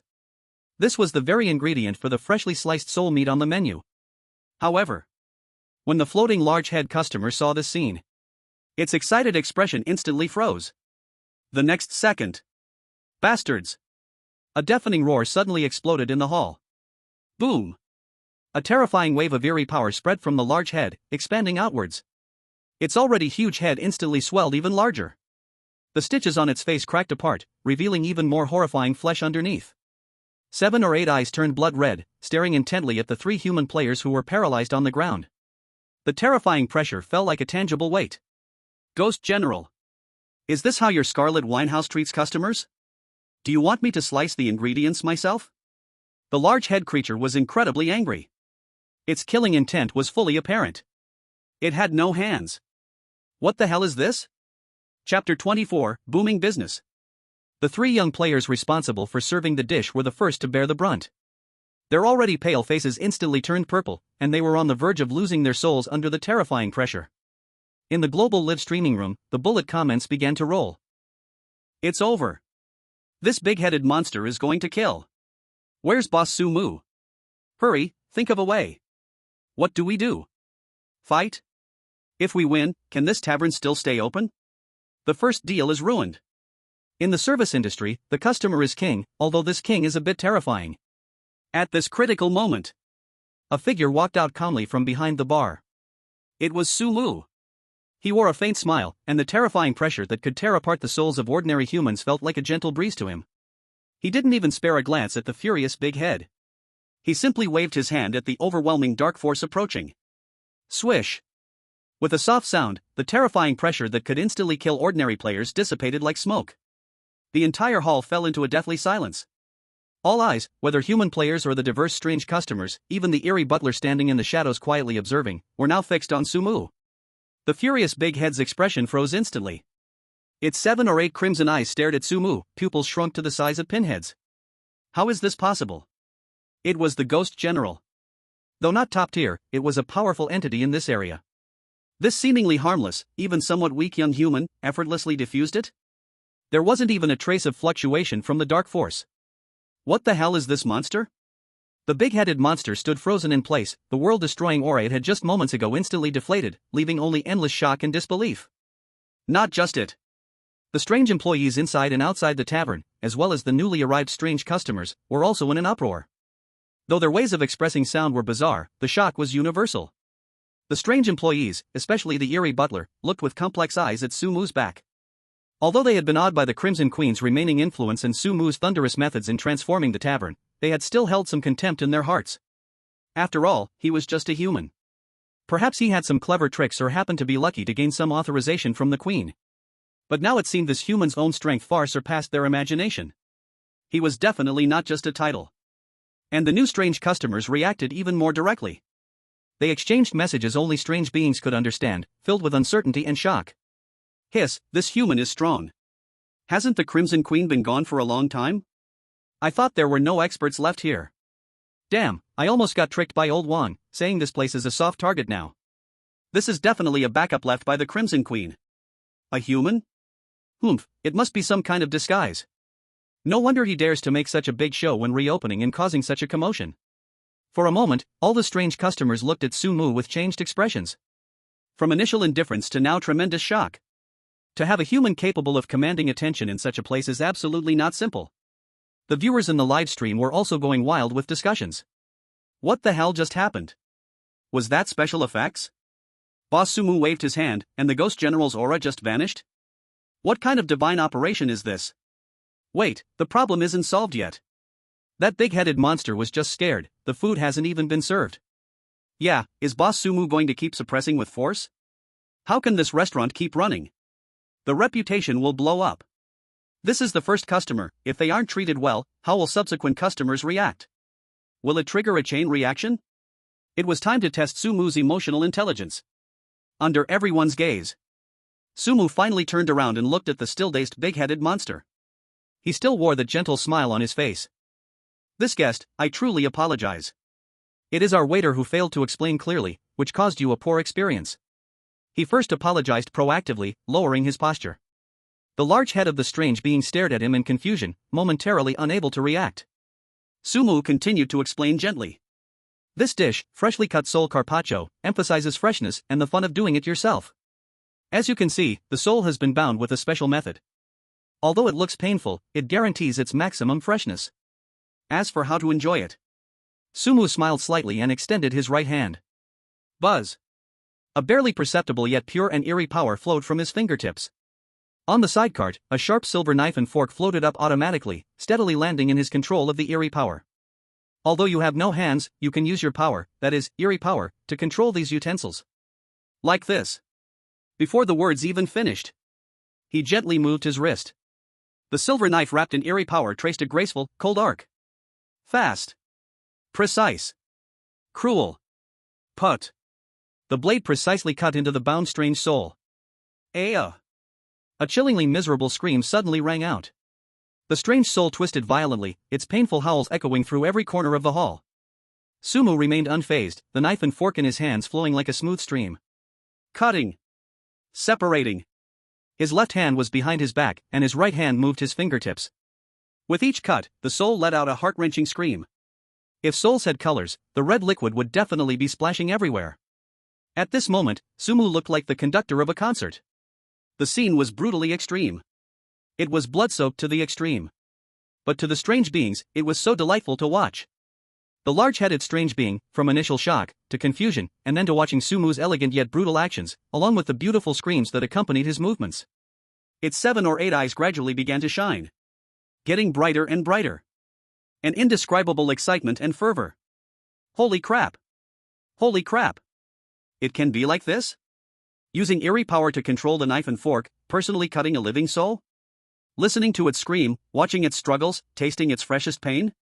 This is simply a godlike idea. So cruel. Pa. So full of artistry. So pleasing a way of eating. Why hadn't I thought of this before? Wonderful. The large-headed strange being could no longer contain itself, letting out a genuine exclamation, its gaze toward Sumu filled with admiration and fervor. Genius-like idea. Seeing the scene, hearing the commotion, the other strange guests could no longer hold back. The fierce nature hidden within their strange bodies, their cruel instincts, were instantly awakened. Roar! Give me a serving of freshly cut sole carpaccio. I want to cut it myself. A strange being covered in boils shouted while slamming the table. Me too. I want it. Alive. The more painful, the better. The spider-like strange being screamed. Fried dragon egg. Live heart gouging. Bring it all. I want to eat to my heart's content today. Hurry. Where's the waiter? In an instant, the voices of orders rang out one after another. The atmosphere in the Crimson Tavern, which had previously been tense and oppressive, suddenly became frenzied and restless. The young players were stunned, who had just been scared half to death, now surrounded by a group of excited strange beings urging them to order. However, at the peak of this frenzied atmosphere, Sumu gently put down the knife and fork in his hands. The sole, which had been partially cut, still screamed incessantly on the plate. Slap! Slap! He gently clapped his hands, attracting the attention of all the strange beings. His face still held that gentle smile. But the way everyone looked at him had clearly changed. Guests, please don't be too hasty. He looked around at the strange beings who were now excessively excited due to the food, his voice clearly reaching every corner of the room. Dining is just the appetizer for tonight's Crimson Tavern. The truly wonderful is yet to come. Chapter 25, Explicit Performance. A perfect finale. As Sumu's words fell, the entire Crimson restaurant fell into a brief dead silence. Those who had just been indulging in the joy of personally cutting soles suddenly paused their actions. Excited calls came to an abrupt halt. Confusion, disbelief, and the anticipation raised to a higher level. Appetizer? That kind of extreme cruelty and pleasure was merely an appetizer? Many strange beings, with their inhuman eyes rolling, looked at Sumu. This human, no, this genius-like existence, what else had he prepared? Dining had already given them an unparalleled thrill. What could possibly be more exciting than personally tearing apart a soul? But no one questioned it. Sumu's shocking operation had completely subdued them. They instinctively felt that this seemingly gentle restaurant manager had crazier thoughts than the king of hell. In their pupils, a bloodthirsty excitement flickered. At this moment, tap, tap, tap. The crisp sound of footsteps suddenly came from the entrance of the restaurant. The sound was not loud, but it carried some kind of strange magic, instantly capturing everyone and the strange being's attention. Whether it was the players still shivering in the kitchen, or the billions of viewers with wide eyes in the global live broadcast, all eyes turned sharply to the shadowy entrance. What was coming in there? Tap, tap, tap. The footsteps grew closer and clearer. Finally, two figures slowly stepped into the view of the strange beings. Hiss. Even those who had been accustomed to various twisted and terrifying scenes felt a strong visual impact at this moment. Explicit. Too explicit. At the restaurant door, two entirely white skeletons, as if carved from the finest mutton fat jade, were walking toward them with an elegant and eerie pace. Their skeletal lines were smooth and perfect, each bone emitted a soft white sheen, appearing as the most exquisite works of art in the world. On their faces, a thin black veil covered the hollow eye sockets and jawbones, adding a touch of mystery and temptation. Truly explicit. All the strange beings' eyes widened. Not out of fear, but due to an indescribable, twisted aesthetic shock. Before the strange beings could recover from this stunning scene, a melodious and eerie tune gently echoed. Behind the two white jade skeletons, more figures emerged. One was a drowned ghost, her tongue dragging on the ground, long hair dripping black water, face swollen and blue, cradling a pipa, her fingertips plucking, producing weeping notes. Following her was a vengeful spirit wrapped in dirty, blood-stained bandages, only one malicious eye exposed, playing a white bone flute with a sharp, mournful sound. There was also a zombie girl dressed in Qing Dynasty official clothes, her face darkened, with sharp nails, beating a small drum covered in an unknown hide. Behind them were a variety of female strange beings, with long necks stretching and floating in midair, their bodies twisted, all exuding a rich aura of dark energy and resentment. They played music, swaying their bodies, dancing in a bizarre yet strangely captivating manner. The entire Crimson restaurant was suddenly enveloped in a chilling yet lively atmosphere. A feast from hell was about to unfold. Shin Bing and several other surviving players, in a corner, watched the scene, feeling as if their worldview was being rubbed against the ground by Sumu repeatedly. What the hell is going on? Isn't this a horror instance? Isn't someone supposed to die at any moment? How did it turn into a gathering of strange activities? Looking at Sumu, who stood in the center, still wearing a gentle smile, fully in control of everything. Their minds were left completely blank. No, big brother. No one told us that horror games could be played like this? At the same time, The global livestream chat went completely crazy. So explicit. Explicit. This is truly physically explicit. Sue is amazing. Screaming. What the hell, what the hell, what am I seeing? A white jade skeleton?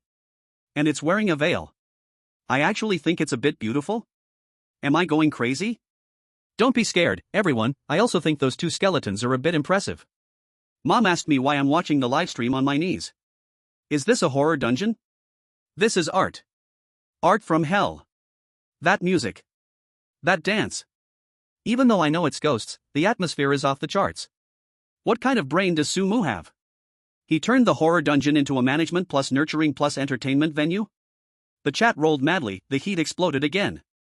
Inside the Crimson Winehouse, those strange guests were completely captivated by this sudden performance. They watched the white jade skeleton's graceful dance, listening intently to the haunting melodies from the souls. They swayed their twisted bodies gently to the eerie rhythm. The murderous desire that had been stirred by the freshly cut soul food was being replaced by a stranger sense of satisfaction. After filling their stomachs, there was still an encore? This Crimson Winehouse was simply an eerie paradise. They say beauty is a feast, and humans indeed know how to enjoy it. Fresh dishes were served to each of the strange guests. While enjoying the food, they marveled at the show arranged by Sumu. No one knew how long had passed, as the music began to fade, and the dance came to an end. The strange guests were left wanting more. The midday session was about to end. They all rose, leaving with an unprecedented sense of satisfaction and anticipation. The Crimson Winehouse left an indelible impression in their hearts. Rave reviews. Explosive word of mouth. As the strange ones left, the big head that had ordered freshly cut soul food lingered intentionally in front of Sumu. Its 7 or 8 eyes turned simultaneously, staring fixedly at Sumu with a nearly fanatical worship. Boss. I am very satisfied today.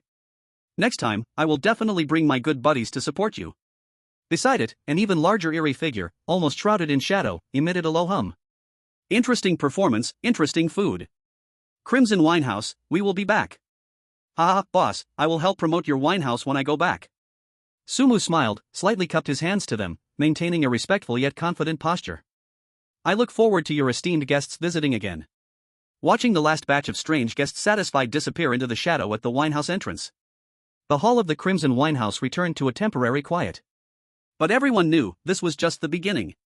A grand show that Sumu personally instigated, subverting everyone's and the Erie's understanding, had just begun. The real excitement was still to come. Chapter 26, Grand Opening, Crazy Earnings of Erie Coins. Task complete. At this moment, the global live stream chat had already split into two extremes. This Sumu was simply insane, using souls as food? And putting on this hellish performance, my worldview shattered. Exactly, what's the difference from those man-eating Eries? No sense of empathy. Sister Mary upstairs, get lost. This is a horror dungeon, surviving is the hard truth. Sumu makes money with his abilities and intimidates the Eries, what's wrong with that? That's right, should we cry for our parents like those fools and then get torn apart by Eries to have a proper worldview? Ridiculous. Sue is amazing, that's all that matters, who cares about the means? Survival, victory, is the way to go. Watching those Eries being tamed into obedience, I actually feel a bit satisfied? Am I hopeless too? The chat was hotter than ever. However, inside the Crimson Winehouse, no one cared about the outside clamor at this moment. The Erie butler was trembling, his hands shaking, counting the scattered strange coins on the table. 1, 10, 100, 1,000, 10,000. The old butler's raspy voice carried a disbelief that made it tremble. Beside him, an unusual abacus clacked, 10 bony fingers flying over the beads, moving so fast they seemed to blur. Finally, the numbers summed up in front of the old butler. He took a deep breath of air that was almost non-existent, his ghostly pupils sharply contracting. Master, master. The old butler turned to Sumu, his voice dry as if it might crack. The fiery red light in his eyes swayed. He was incredibly excited. Today at noon, our earnings are more than 10 times the total sales of yesterday. 10 times? What does this number mean? It's important to know that while the Scarlet Winehouse previously served the Erie, business was bleak, with daily earnings barely enough to maintain this haunted house. Considering the time Sumu took to transform the entire hotel, how long has it been? Half a day. Just half a day. And it created such terrifying revenue. At that moment, a cold electronic voice suddenly echoed in Sumu's mind. Ding. Player Sumu completed the hidden task, increased sales. Greatly increased the daily revenue of the Scarlet Winehouse, improving its reputation among Erie diners. The daily revenue of the Scarlet Winehouse increased by 50 times.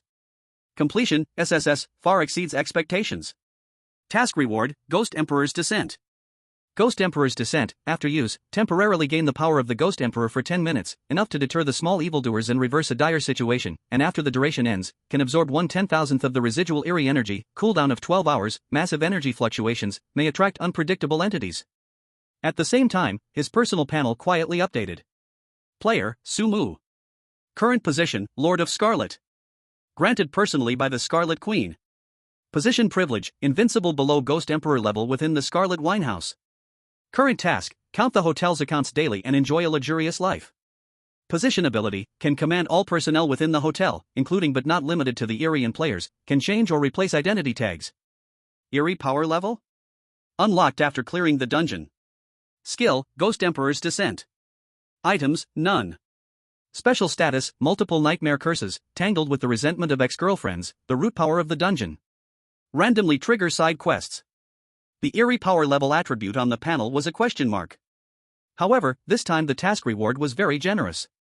The newly acquired skill, Ghost Emperor's Descent, is absolutely overpowered. Ghost Emperor level power, and the key is that after use, Sumu can absorb 1/10,000th of it. Although it seems small, it is definitely faster than Sumu continuously eating food to increase his Eerie power. The old butler looked at Sumu, his gaze filled with awe that almost became tangible. This young human was more terrifying than any Eerie being it had ever seen. Not only was he powerful, but he also had a clever mind, rich knowledge, and decisive courage. It was deeply impressed. The Eerie player bent deeply, in an extreme show of humility. Master, what should we do next? Sumu's gaze swept across the hall, a calm smile on his face. He looked at the Eerie butler. You go, take a few capable assistants, and restock some fresh ingredients. Remember, only the best. The Eerie butler respectfully bowed, understood, my master. Then the Eerie butler took 2 tall employees and left the Scarlet Winehouse. After the Eerie butler left, Sumu turned his gaze to Shun Bing and others in the corner, still with a gentle expression. But the next words made the surviving players feel like they had fallen into an ice pit. Shin Bing, you take them and clean up the hall. Those esteemed guests were quite engrossed in their meals. I do not wish to see any dust or scraps. Sumu pointed at the mess covering the floor. Frozen black bloodstains, scattered bone fragments, and some wriggling, unknown sticky substances. The players from the enemy nations turned pale in an instant, then pale turned to blue, and finally turned into a shameful, bruised purple. Cleaning? They were being told to clean these things? These things that were filthier than the sewers a billion times over? They saw those strange waiters nearby, all staring at the leftovers on the table and the floor, eyes full of hunger, throats making strange horse sounds, as if they wanted to pounce and lick everything clean right away. Why? Why not let those freaks who usually eat this stuff do it? Why force them, living humans, to touch these terrifying and disgusting leftovers? We are players. We are the elite of humanity. Do you really see us as livestock that can be ordered around at will? Anger and humiliation churned in their chests, almost ready to explode. But then they looked into Sumu's calm, still eyes. All their complaints and curses got stuck in their throats, turning into bone-deep fear. They didn't dare. They didn't dare to show even the slightest resistance. Not even a little bit of dissatisfaction was allowed. What if they angered this demon? The outcome would be worse than being torn apart on the spot by those creepy diners. Humiliation, suffocation, but they had no choice but to obey. This was the weight of status, and the sorrow of the weak. Sumu found a place to sit down, quietly waiting. There was still a major event tonight. He needed to prepare carefully. About half an hour passed. Then it happened. Bang! The heavy redwood door of the restaurant was suddenly slammed open from outside. A tall freak who had just gone out with the butler to buy ingredients now rushed in, rolling and crawling. A complete mess. Half of its body was gone, and the remaining single eye was full of ultimate panic. And no. Something bad has happened. Master. Something went wrong. Chapter 27, Bone-Eating Manor. Sumu, who had been leaning lazily on the chair, straightened up slightly. His calm and deep eyes fell on the wounded freak, his brows lightly furrowed.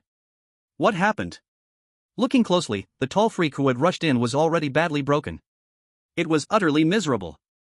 The solid body it should have had was now just half left, with clear tiny bite marks all over it, and large chunks of shadowy matter falling off, revealing twisted, eerie bones underneath. Black, foul-smelling pus dripped constantly from its mangled side, landing on the red marble floor of the Scarlet Restaurant. It sizzled, corroding small pits in the stone. Even more frightening, the strange energy around it was leaking out visibly fast, its body like a deflating balloon, weakening at a terrifying speed. The only remaining eye was murky and huge, now widened to the point of cracking, filled with absolute panic and despair. Master, save me. Something terrible happened. It knelt on the floor, crying out in broken, desperate wails. At that moment, the other strange employees were also shocked. Say what you will, anyone who could go shopping with the butler was definitely not weak. But it still ended up like this? Sumu stood up, his expression darkening slightly. What happened? As soon as he spoke, the crying and the subtle unrest in the surroundings were instantly silenced. The wounded freak seemed to find its backbone, mustered its last strength, and screamed hoarsely. It was the ones from the bone-eating inn. Butler took us to buy fresh ingredients, and on the way back, we were stopped by the boss of Bone-Eating Inn, the Bone-Eating Wolf King. Bone-Eating Inn. Bone-Eating Wolf King. The faces of the restaurant's strange employees all showed clear fear. Bone-Eating Inn was the main force working with Dead Moon Manor to suppress Scarlet Restaurant. But compared to Dead Moon Manor, they were even harder to deal with. Just in terms of top combat strength alone. The Bone-Devouring Inn has more than double the numbers of the Wailing Moon Manor. Injured and tall, the strange creature cried with a mournful face, its single eye filled with bloodshot tears that fell continuously, filled with rage and grief. They have gathered everyone, there are many of them. It's the Bone-Devouring Wolf King, there are 2 Ghost Kings on par with our butler. What's most hateful is that they deliberately sent me back. They have been torturing our butler for fun, constantly humiliating us. Its voice was filled with a whimper, and the fear and despair in its eyes were evident. The Bone-Devouring Manor has 2 Ghost Kings. Not to mention the eerie beings that the Bone-Devouring Inn is notoriously known for. This time, the butler is in deep trouble. They even said they would cut off all the food supplies to the Crimson Winehouse, sever our lifeline, destroy our tavern, and even. It stole a furtive glance at Sumu, hesitating and not daring to speak further. Sumu's gaze turned cold. Speak. They also said that when the queen returns, they will capture her to be a concubine for their boss. Boom. The chair behind Sumu shattered instantly. He did not speak, but his fists tightened. Those other players, forced to clean, couldn't help but feel schadenfreude. They didn't dare to show it openly, but they could exchange looks. Look, retribution has come. This Sumu. Relying on a little power to bully them, treating them like slaves. Now, good. Even his most capable butler is going down. Having provoked so many powerful eerie beings, did he really think he could live peacefully in this terrifying instance? Dream on. Let's see what he does next. Better yet, let those terrifying eerie beings tear him apart too. At the same time, the global livestream chat exploded. 2 Ghost Kings? The eerie butler is strong, but this time it's trouble. Ha ha ha. It's about time. That Hanxia kid was so arrogant. Now he's dumbfounded. Exactly. Waiting to see him and the Crimson Winehouse be flattened by the Bone-Devouring Inn. Sigh, though the Crimson Lord's power is strong, it is limited to within the tavern. Sumu probably won't solve this problem. However, some insightful people began to analyze. As long as Sumu stays hidden in the tavern, leveraging the Crimson Lord's privileges, the Bone-Devouring Inn shouldn't be able to do anything to him. Self-preservation shouldn't be a problem. That's right, he will certainly choose to protect himself, sacrificing that butler is inevitable. After all, it's just an NPC Eerie. What a shame, originally hoping he'd stir up some trouble, but it seems this instance will end early. Most of Hanxia's audience believed the wisest choice for Sumu was to hold his ground with the invincible privileges of the tavern and give up on rescue. After all, to fight against 2 equally strong Ghost Kings and a group of fierce eerie beings for an eerie butler, who could betray him at any moment, the risk was too great. However, just when everyone thought Sumu would choose to back down and safeguard himself, they saw Sumu slowly walk towards the tavern's main door. His expression remained calm, but his eyes suddenly became much more terrifying, glinting with cold light. A chilling killing intent began to spread around him. He scanned the few remaining eerie staff in the hall and said coldly, "Gather everyone. Come with me to bring people back. And wipe out the scum of the Bone-Devouring Manor." What? At these words, not only the viewers in the livestream were stunned, but even the few eerie staff left in the tavern were frozen in place. Their murky eyes widened in disbelief as they looked at Sumu. Go rescue the butler? They couldn't have heard wrong, right? This human, this newly appointed Crimson Lord, actually wants to confront the Bone-Devouring Inn? And he wants to take them along? A wave of extremely complicated emotions surged in the hearts of these eerie beings. Surprise, shock, and then a strange sense of emotion. Indeed, they were afraid of Sumu. They revered his power and status. But this was more about the suppression of rules and strength. In their deeply rooted understanding, human players and the dungeons were ultimately 2 worlds, 2 parallel lines. Once the dungeon ended, or the player left, they would be strangers, possibly mortal enemies. Sumu had no reason to take such a huge risk for a bizarre butler. Sacrificing a subordinate to save himself was the most beneficial choice for him as a player. But now, what did they hear? This human, this player, actually wanted to save their companion? He was going to challenge two Ghost Kings and the Bony Roding Inn? This was simply unbelievable. Whether he could succeed, they didn't know. Just this intention, this bravery, had already made these beings accustomed to indifference and betrayal feel an unprecedented shock and emotion.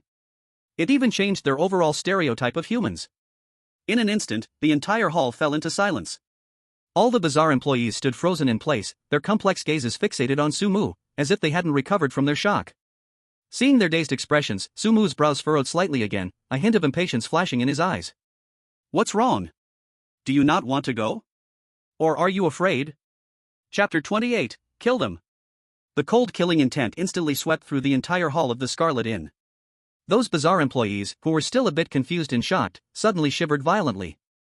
A hunched and nervous-looking being in servant clothes regained its senses and stepped forward tremulously. Master, are you serious? You want to clash with the Bone Eroding Inn and the Death Moon Manor? Another butcher followed up, speaking hurriedly. Master! You mustn't! The owner of the Bone Eroding Inn is notoriously ruthless, said to be half a step to becoming a ghost emperor, and may break through at any moment. That Ghost King under him was once a fearsome presence in our area, but he was suppressed and tamed by him. Not to mention their original elite bizarre beings at the Bone Eroding Inn. With our small number of people and this level of strength, it would be like walking into a tiger's den. A chef also stepped forward to dissuade Sumu. Why not wait for the Scarlet Queen to come back to decide? The Queen has incredible powers, she can surely avenge the butler. They were truly scared. The Bone Eroding Inn and Death Moon Manor had long-standing reputations and fears, being the top terrifying forces in this area. In their view, Sumu staying at the inn was the only way to survive. Going out? That was asking for death. However, upon hearing this advice, Sumu's impatience grew even stronger. He suddenly flung his robe, and the bizarre power surged forth. It shook the entire hall, the crimson patterns on the walls seemed to come alive, twisting and turning. His cold gaze swept over every trembling quirky employee. Wait for the Queen to come back? The flowers will have spoiled by then. The butler was ambushed by those scoundrels while gathering ingredients needed for the inn. Without food supplies, how can we operate the Scarlet Inn? How can we keep it running?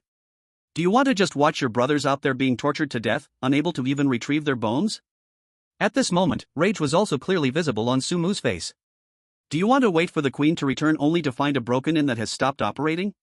Do you want her to know that her butler and her employees were slaughtered like? Isn't the time for plunder and humiliation long enough? Look at your own pathetic selves. I, a human, am not afraid. You weird ones, living for who knows how many years, are here trembling, fearful of death? Where is your ferocity? Where is your rage? Has it all been eaten by dogs? Sumu's words were like sharp knives. They ruthlessly tore apart the cowardice within their hearts. One by one, they lowered their heads, overwhelmed with shame. Now!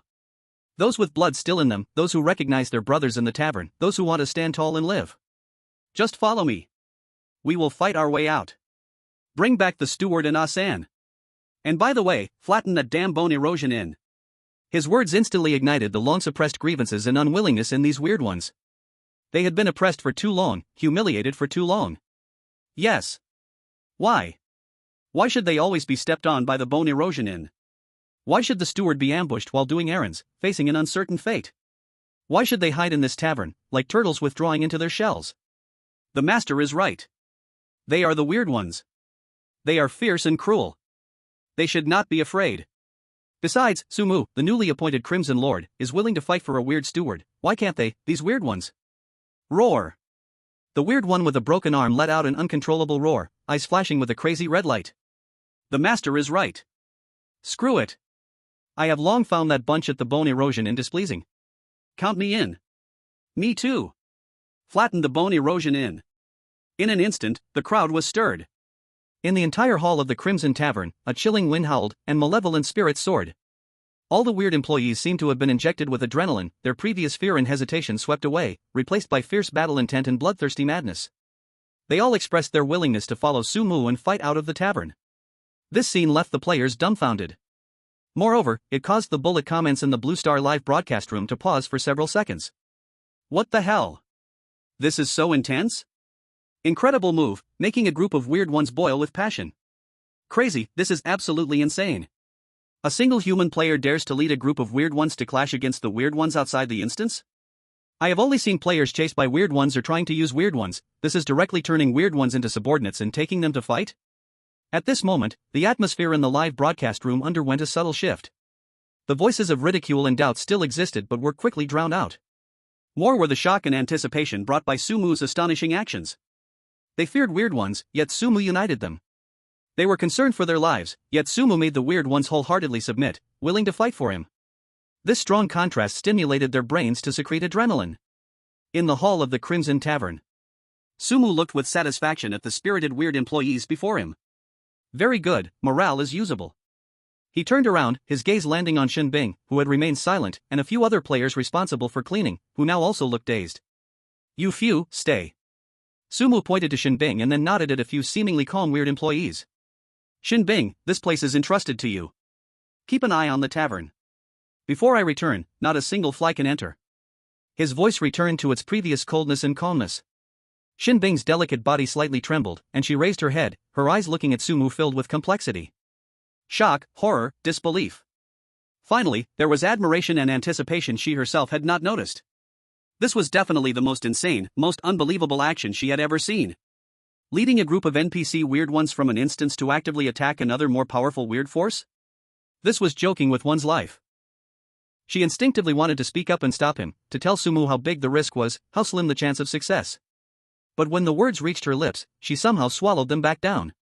Looking at Sumu, an unexpected feeling of trust rose in her heart. This man really has the ability to make it happen. Thinking back to everything Sumu had done since entering this instance, all those shocking moves. This man always breaks the rules, always creates the impossible. Shinbing pressed down the storm in her heart. She also wanted to see, could this man, this time, still create another miracle? Could he once again completely shatter her understanding of what was possible? All right. In the end, she lightly nodded her head. Sumu said nothing more, turned around, and waved his big hand. Let's go. Yes. Master. Dozens of strange employees, all different in form, full of ghostly energy, surged out of the Scarlet Restaurant's doors with Sumu, filled with murderous intent, sweeping toward the direction of the Bone-Eating Inn. At the same time, in a dark and broken hollow several miles away from the Scarlet Restaurant, broken wooden boards and some unknown sticky fluids were scattered across the ground. The butler, that always meticulous and slightly sinister strange butler, was now miserably collapsed under a dead locust tree. His once dignified butler's suit, symbolizing status, was already torn to shreds, stained with black dirty blood and mud. His already pale face looked even worse now, his breath faint to the extreme. The most shocking thing was his right arm. The whole arm was twisted in a terrifying way, the pale bone piercing through flesh, with black ghost power and pus constantly flowing from the wound. It was almost completely ruined. Just as his mind grew blurry, thinking his soul was about to scatter and vanish forever. A rush of chaotic footsteps, full of surging ghost power and killing intent, came from afar and quickly drew near. The butler struggled to raise his head, and in his blurry vision, he saw a familiar figure. That young human, whose face was always calm like water. Sumu. He really came? And he brought all the employees from the restaurant with him? The moment he saw Sumu leading a group of fierce ghostly beings charging over, the butler was stunned. Then came disbelief, and then an overwhelming emotion. A wave of warmth surged through his cold and lifeless heart. He never imagined this new master, this human player, would actually take the risk to come and save him. And master, the voice was very weak, but full of urgency and sincerity. The butler struggled to get up, but the pain from the wound made him almost faint. Hurry, go. Don't worry about me. The ones from Bone-Eating Inn are strong, they haven't gone far yet. You must go, leave this place. His voice was full of panic and deep worry, even desperation. He would rather have his soul destroyed, never to be reborn, than see this master, who gave him respect and hope, fall into danger because of him. Chapter 29, The Ghost Emperor Arrives. Just then, a cold and mocking laugh rang out. The strange butler's face changed at once. Want to leave? Too late. The words were full of teasing and arrogance, like a cat playing with a mouse. Everyone looked toward the sound. At the other end of the hollow, cold wind howled. A creepy figure slowly stepped out. It was a strange being with a human body and a dog's head. Nearly 2 meters tall, muscles knotted, covered in dark gray stiff fur, a huge black dog head with tusks sat on its neck. Sticky, smelly drool kept dripping from its mouth, and its blood-red beast eyes were full of cruelty and bloodlust. It was the true ruler of the bone-eating and the bone-eating Wolf King. And behind him, shadows flickered, a dense crowd. A rough glance showed their numbers were more than twice those of the strange employees from the Scarlet Restaurant. Each of them was radiating thick ghost power. The killing intent in his eyes was firmly locked onto Sumu and the employees behind him. Like a pack of starving hyenas, they were fixated on a straggling sheep. The blood-devouring Wolf King's scarlet gaze passed over the agitated employees of the Blood Red Tavern, who looked like they were facing a great enemy, and landed directly on Sumu's excessively calm face. He opened his dog-like mouth, revealing an extremely anthropomorphic mocking smile. TSK, I thought it was someone significant, but it's just a human? What a daring little mouse you are. I didn't expect you to actually chase after such a half-dead waste. He lifted his paw and casually pointed at the faintly breathing butler on the ground, his tone filled with disdain. Just using him as bait, and you actually took the bait, you blind big fish. Humans are indeed foolish. Hearing this, the fainted butler was filled with despair. Surrounded and providing support. They were injuring themselves, intentionally leaving a breath in their bodies, just to use themselves as bait to lure their master into death. The scene he least wanted to see was happening after all. Master, I am the one who has brought you trouble. Regret surged in the butler's heart as he looked at Sumu, his eyes filled with guilt.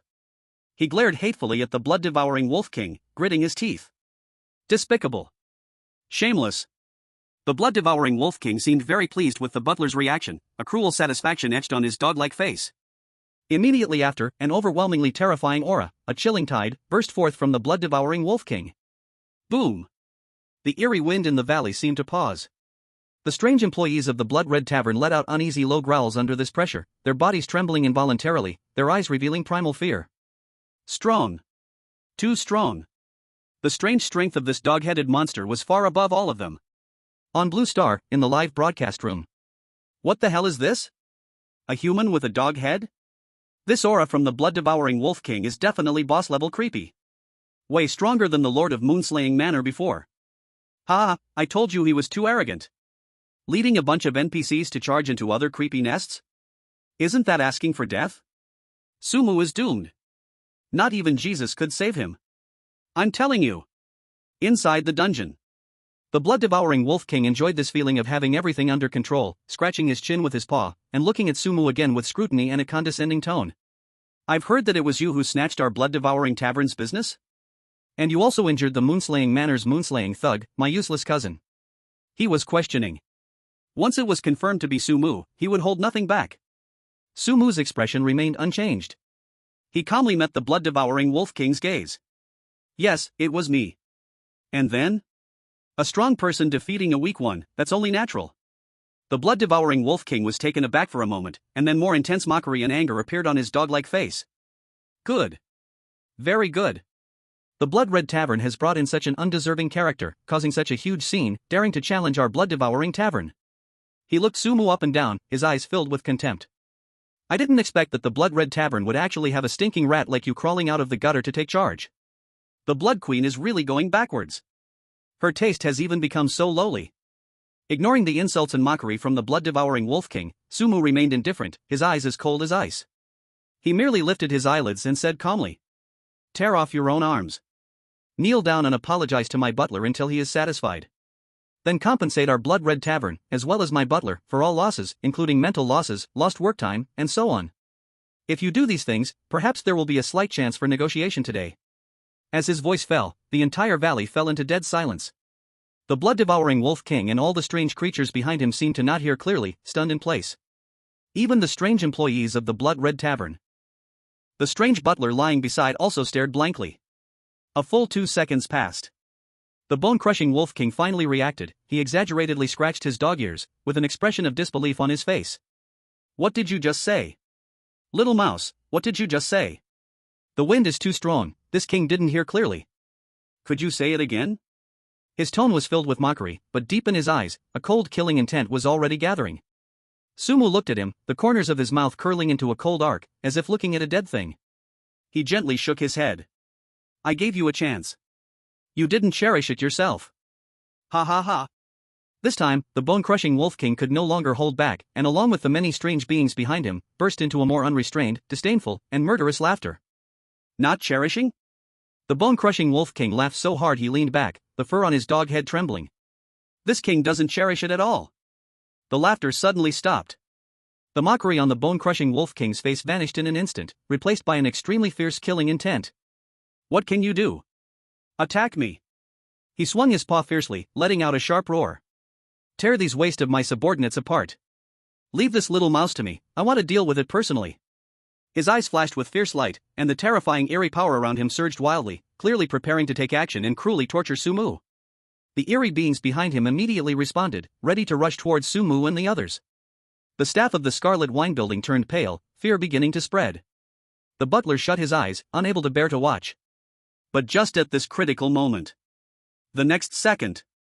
Boom! A pressure far more terrifying than the one the bone-crushing Wolf King had just released erupted from Sumu's seemingly thin body. In an instant, the entire valley shook violently. The ground cracked. The sinister wind reversed, issuing a mournful wail. The surrounding air instantly twisted and compressed. The bone-crushing Wolf King's fierce killing intent and imminent aggression instantly froze. Stopped. All the eerie beings from bone-crushing Inn, whether they were walking corpses or vengeful spirits, whether skeletons or other monsters, froze mid-air, as if a pause button had been pressed. All the killing intent vanished, abruptly halted. In its place was an extreme, soul-deep fear. Including the arrogant bone-crushing Wolf King, all the eerie beings in bone-crushing Inn displayed the most terrified expressions ever seen. Their pupils rapidly contracted, bodies stiffened, instantaneously frozen in place by an incomprehensible, overwhelming power. Chapter 30, Instant Kill. Skill used, the Ghost Emperor descends. Vast power filled Sumu's limbs and bones. Boom! His originally dark deep pupils were suddenly stained by endless blood color, becoming eerie, cold, indifferent, devoid of any human emotion. Like a god from above, suddenly descending into this world. The surrounding sinister wind instantly transformed into tangible blood-colored mist, surging madly. Above the sky, the already gloomy clouds were completely torn apart by an invisible force, revealing an even deeper, more ominous scarlet sky. Eerie blood-colored moonlight fell, just covering Sumu alone. The air became stagnant, distorted, producing sonic booms. The temperature dropped sharply, bone-chillingly cold. Time and space trembled and submitted in the face of this power. Sumu slowly raised his hand. Boom! Several kilometers away, a mountain exploded violently. He could clearly feel the terrifying power swirling around his fingertips. He could feel that with just a gentle grip, he could crush the stars and destroy worlds. This is the power of the Ghost Emperor. A brief yet eternal supreme power. The bone-corroding Wolf King stood rigidly in place. The deceitful power he took pride in was insignificant, not even comparable to dust in the face of this aura. His soul screamed, trembling in fear. With great difficulty, he rolled his throat, letting out a gurgle. His dog-like eyes bulged larger than copper bells, fixed on Sumu, with pupils shrinking to the size of pinpoints. Ghost, ghost. Emperor? These three words used up all his strength and courage, squeezed out from between his teeth. In the presence of the Ghost Emperor's pressure, speaking was a luxury. How could it be? How could this human rat emit the aura of the Ghost Emperor? The bone-corroding Wolf King violently shook his dog head, trying to shake off this absurd thought from his mind. This must be an illusion. It is a trick. Impossible. Absolutely impossible. The bone-corroding Wolf King had a twisted dog face, with features squished together, making him look even uglier and more terrifying. How could you be the Ghost Emperor? You, this filthy bug. Why should it be you? You. However, his roar suddenly stopped. Sumu's pair of crimson eyes resembled two bottomless pools of blood, suddenly overwhelming him. From dozens of meters away. Puff! The bone-corroding Wolf King turned into a puddle of blood, spreading on the ground. Immediately afterward, he transformed into a blood-colored mist, merging into the air. The previous second, the bone-corroding Wolf King, who was once invincible and ferocious, did not even have time to let out a complete scream. His powerful body exploded with a bang. An extreme obliteration. Bones, flesh, organs, fur, all of it was instantly crushed into the finest particles by that invisible and terrifying force. All the strange entities remaining in the bone-corroding inn, including those once vicious walking corpses and vengeful spirits, at this moment were as if under a binding spell, frozen in place, trembling uncontrollably. Fear. A fear that penetrated to the bone, freezing the soul. If even the Wolf King was killed in one strike, they had no way to survive. No. That couldn't even be called a strike. That was just a glance at the bone-corroding Wolf King. Sumu's crimson gaze fell upon the strange butler lying on the ground, barely breathing. He exhaled slightly. This time, what surged forth was no longer pure destructive power, but a rich, vibrant crimson strange power. Like pouring sweet rain. That vast sea-like crimson strange power madly surged into the butler's battered body. Ziz! A sound that made one's scalp tingle rang out. The terrifying wounds on the butler's body, deep enough to see bone, twisted limbs, and sunken chest, were all visibly writhing, healing, and regenerating at a frantic speed. The broken bones made a snap sound as they reconnected. The withered skin became plump again, shimmering with a strange red light. In less than a second, the once barely hanging on strange butler suddenly sprang up from the ground. His injuries not only fully healed, but his aura was even more solid and violent than before. A pair of crimson eyes first flashed with confusion, soon replaced by the ecstasy of having survived. "Thank you, master, for the blessing. Now, leave the rest to me." The strange butler's words had just fallen. His form flickered, turning into a blurred red shadow, with unmatched killing intent, directly pouncing on those already terrified waiting to be slaughtered lambs. And the only remaining ghostly henchman of the bone-corroding and was no match, captured by the strength and strange butler and torn apart in just a few exchanges. The subsequent scene. Rather than a battle, it was a one-sided massacre. The strange entities of the bone-corroding and could not even muster the courage to resist. They were ruthlessly slaughtered by the butler, who was much stronger than before. Screams of despair and tragic wails arose in succession, but quickly vanished. The whole process was so fast it took one's breath away. In just a few short minutes, there were even no other strange entities of the Crimson Wine Tower involved. In the valley, blood flowed like a river, and severed limbs and broken arms lay scattered everywhere. Except for Sumu, the strange butler, and a group of employees from the Scarlet Winehouse who were already shocked to the point of a brain crash. There was no more strangeness belonging to the bone-eating inn. At the same time, Blue Star, live streaming room. Am I seeing things? What just happened? That impressive Wolf King just vanished like that? Like popping a bubble? Sumu, please take my kneecap. Are you human or ghost? This power is too broken. Countless viewers watching the livestream were shocked beyond words by the almost miraculous power displayed by Sumu and his cold decisiveness in killing. At the same time, Blue Star, Hanya country. In the heavily guarded operational command center, representing one of the highest powers of the nation.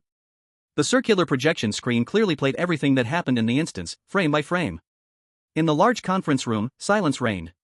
Everyone present was a high-level figure, capable of shaking a region with a stamp of their foot, military and political bigwigs, along with top advisors. They were used to storms and had dealt with countless tricky events. But at this moment, every single face showed an expression of shock alike. A middle-aged man wearing gold-rimmed glasses, with a refined demeanor, responsible for intelligence analysis, struggled to swallow. Ghost Emperor. According to the database comparison, there are no records of anything of Ghost Emperor level. Is Sumu really the Ghost Emperor? When something is said directly from the strange, it is very likely to be true. Everyone, is there a possibility that this Sumu, he is not human at all?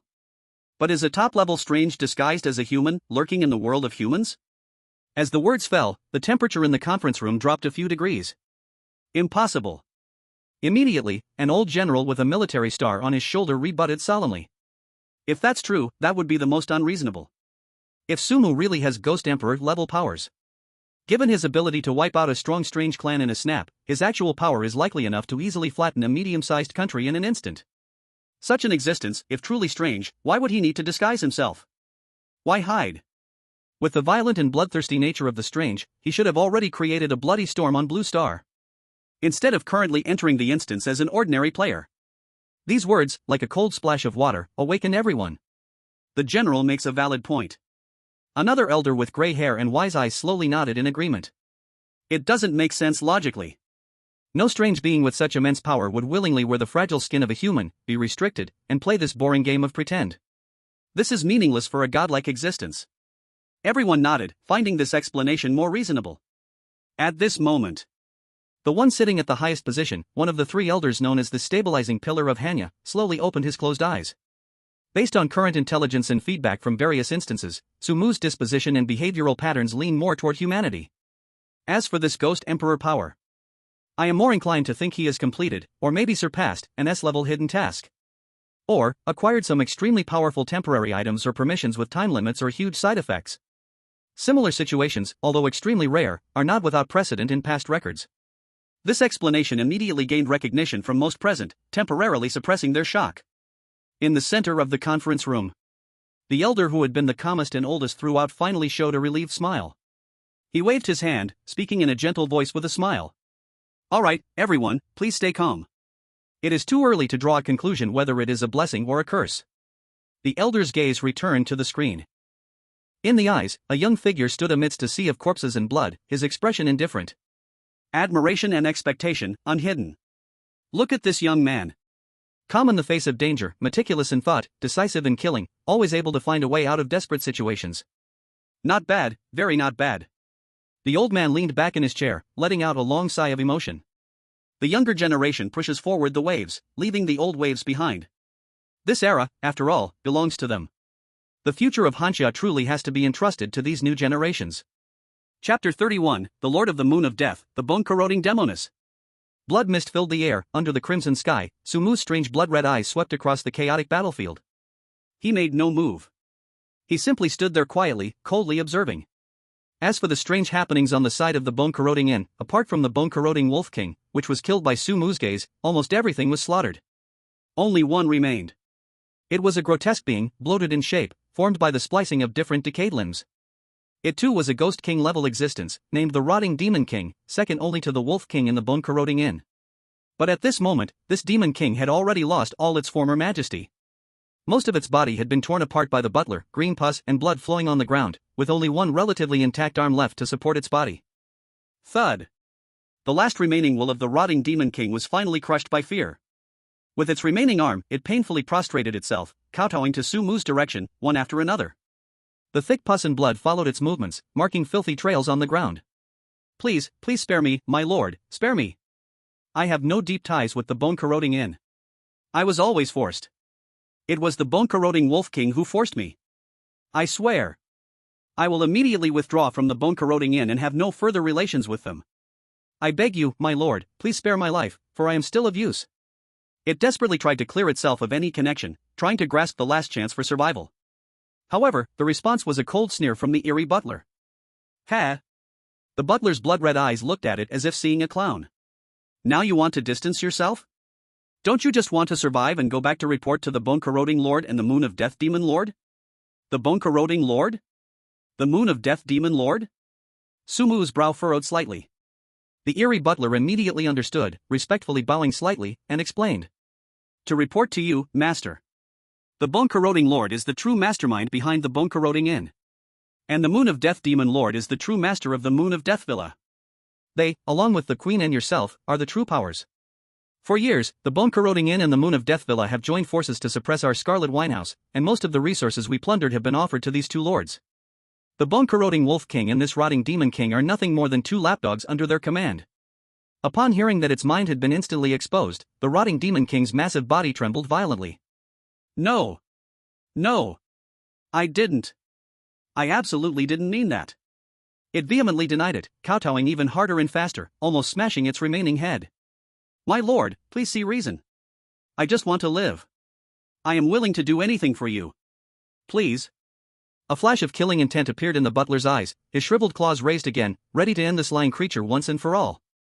Wait. A cold voice rang out. Su Mu stopped the butler. The butler froze for a moment, full of confusion, but still obeyed without hesitation, retracting his claw and respectfully stepping back behind Su Mu. He had developed an almost instinctual absolute obedience to Su Mu's commands. Su Mu's blood-red gaze fell upon the trembling, prostrated Rotting Demon King. That gaze was devoid of any warmth, as if looking at something unimportant. Go back. Tell the Bone-Corroding Lord and the Moon of Death Demon Lord. Give them two choices. Either they personally come to the Scarlet Winehouse, kneel before me. Kneel and apologize, negotiate compensation. Or, wait for the Crimson Tavern to crush their lair and wipe it out completely. Let them decide which one to choose. The Rotting Demon King, upon hearing this, felt as if granted a reprieve, both astonished and terrified. Its massive body trembled even more violently as it nodded repeatedly but couldn't utter a single word.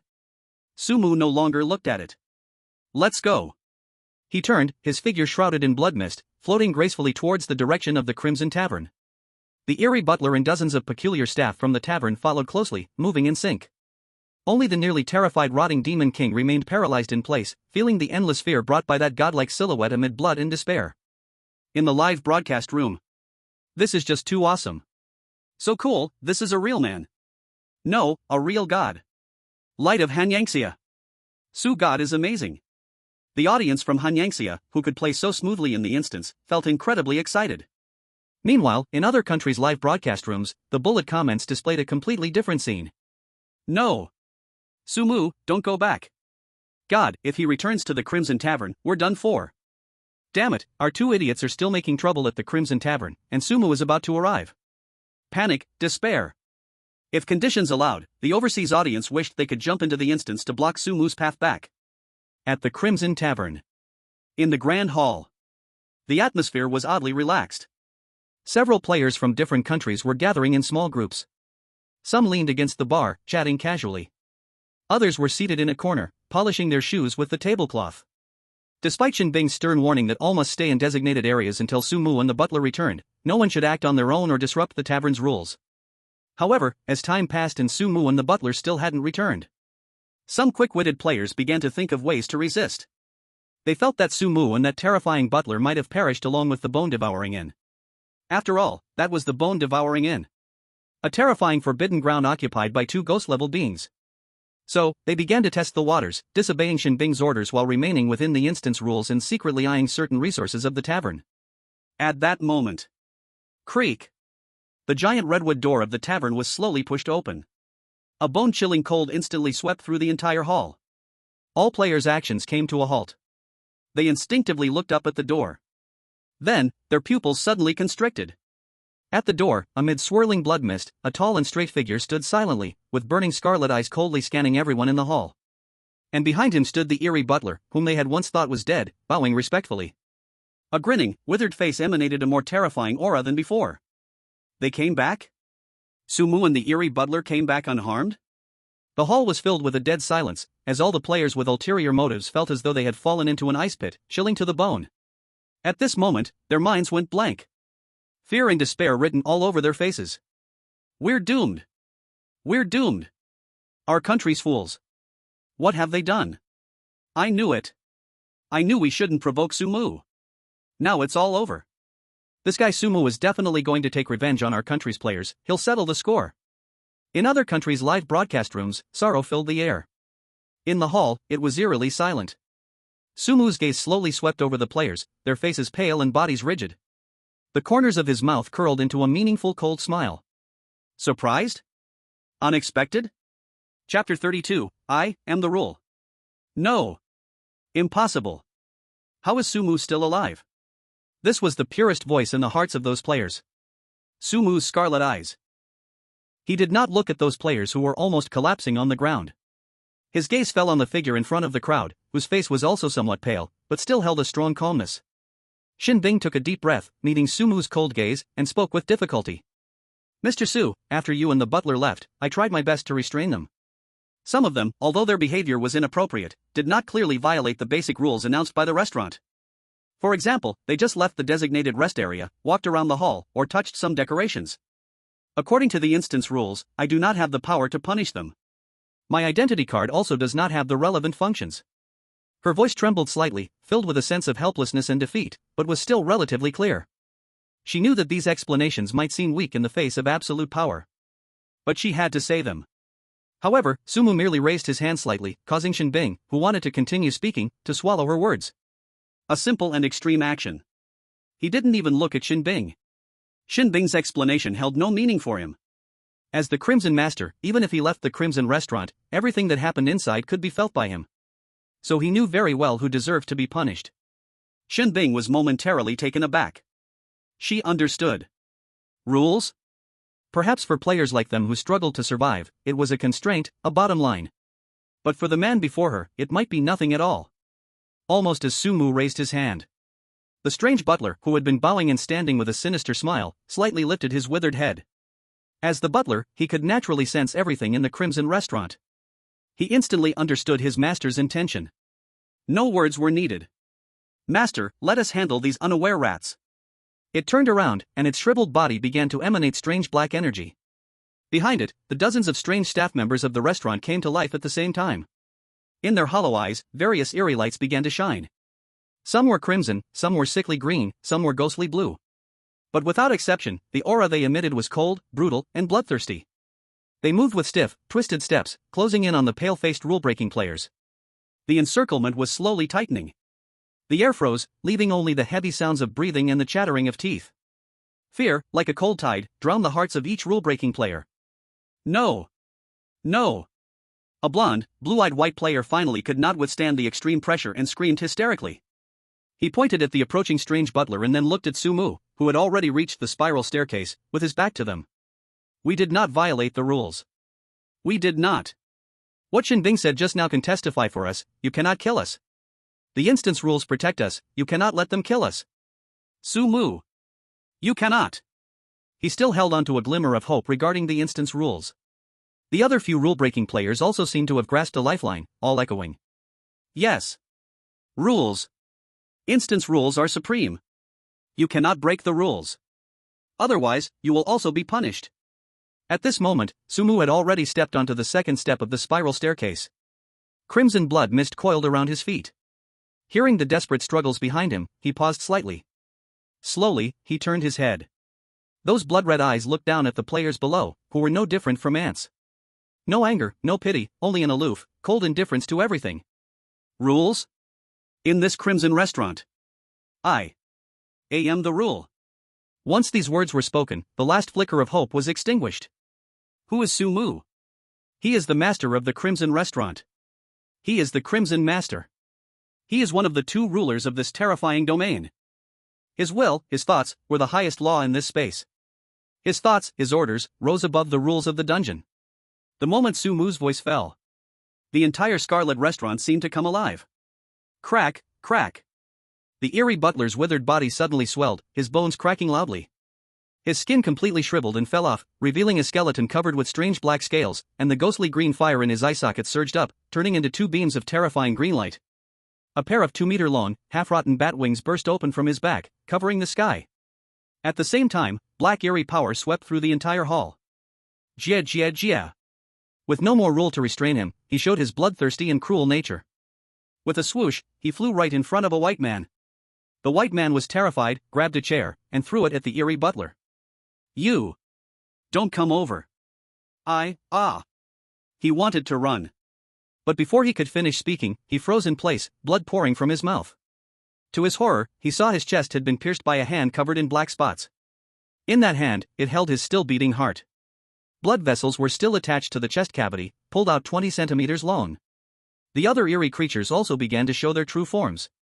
The fat chef holding a cleaver, his body swelled up, his skin cracked open, revealing a squirming mass of meat made up of countless pale arms and scarlet tentacles. And the terrifying part was, every hand held dozens of kitchen tools, bone cutters, meat slicers, tendon pliers. The black player closest to him was doomed. He was tightly bound by the tentacles from the chef's belly. Then, dozens of tools started cutting every part of his body. No! Help! Help! The black player screamed and shrieked, being torn apart alive. In the end, he felt the pain of his skull being sawed open, watching the white matter in his brain placed into a bowl of ice water beside him, for chilling.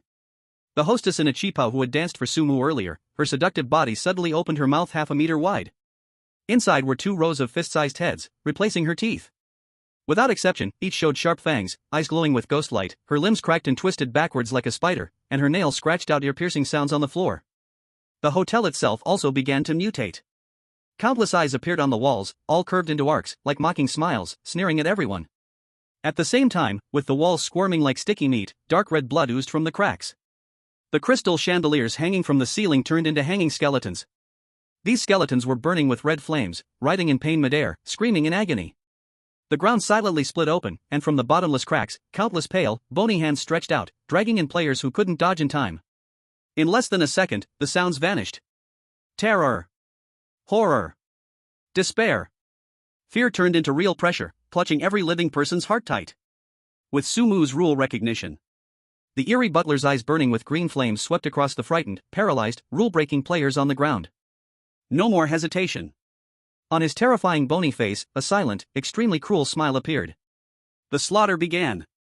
No screams, or rather, as soon as screams started, they were drowned out by something even more horrifying. Flesh flew everywhere. Bones shattered. Blood sprayed out, dyeing the floor red, dyeing the walls red, dyeing the blank, frozen faces of those lucky enough to survive because they obeyed the rules and didn't move. They were scared stiff, curled up in a ball. Their pupils dilated to the extreme, reflecting a bloody scene like a hellish painting. The brain was blank. The body's instincts screamed to escape wildly, but the fear deep in their souls pinned their feet firmly to the ground. Despair left their throats choked, even losing their voices. The grand hall of the Crimson Restaurant turned into a slaughterhouse in a matter of moments. And the one who caused all this, Sumu, simply turned around indifferently and continued to ascend the stairs. What happened behind him was nothing but a trivial farce. In the swirling blood mist, his figure vanished around the corner of the spiral staircase. Only chaos remained, along with a group of survivors completely consumed by fear, shivering in the despair that was saturated with blood.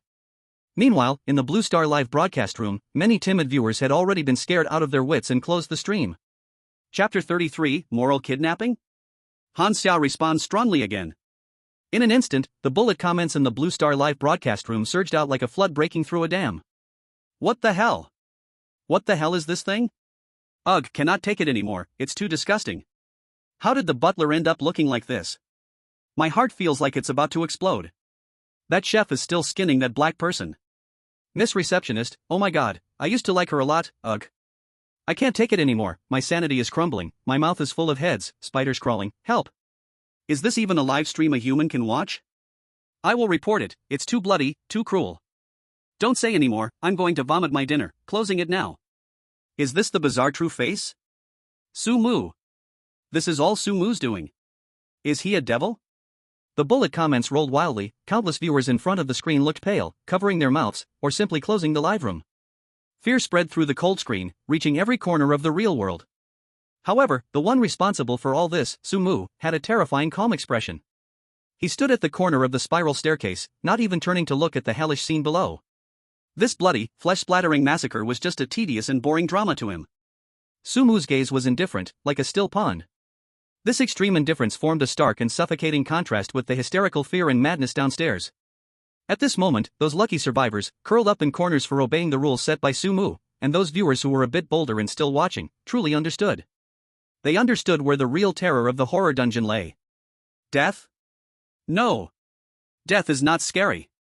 What is terrifying is that these local monsters, stripped of their original dungeon rules and given freedom by Sumu. They no longer need to disguise, no longer need to follow any logic, they have released their deepest malice and brutality. They find pleasure in torment and feast on fear. Their existence is in itself the greatest curse to the living. In contrast, those players who were instantly erased for breaking the rules were simply too lucky to die. At least, they left decisively without enduring the extreme pain and endless despair of being alive, dismembered, consumed, and toyed with. Watching companions being tortured to death in various unimaginable and cruel ways, while they themselves could not move due to fear, only waiting for their turn. This slow death was the most complete torture. Country player, Cotton Harvey, has been eliminated for violating the Crimson Restaurant's new rules. Country player, Emily Jones, has been eliminated for violating the Crimson Restaurant's new rules. Country player. A series of death notifications began to broadcast. The death of players was not just their own life. It was also tied to their respective countries. When they died, their country would also suffer corresponding natural disaster punishments.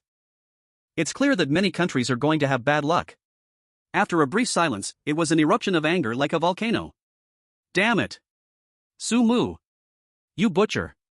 Executioner! He clearly could have stopped all this. He did it on purpose. He is enjoying the slaughter. This is not maintaining rules at all. This is a one-sided massacre. He is a madman. People have lost their lives for nothing. What right does he have to set the rules? What qualifications does he have to decide others' lives and deaths?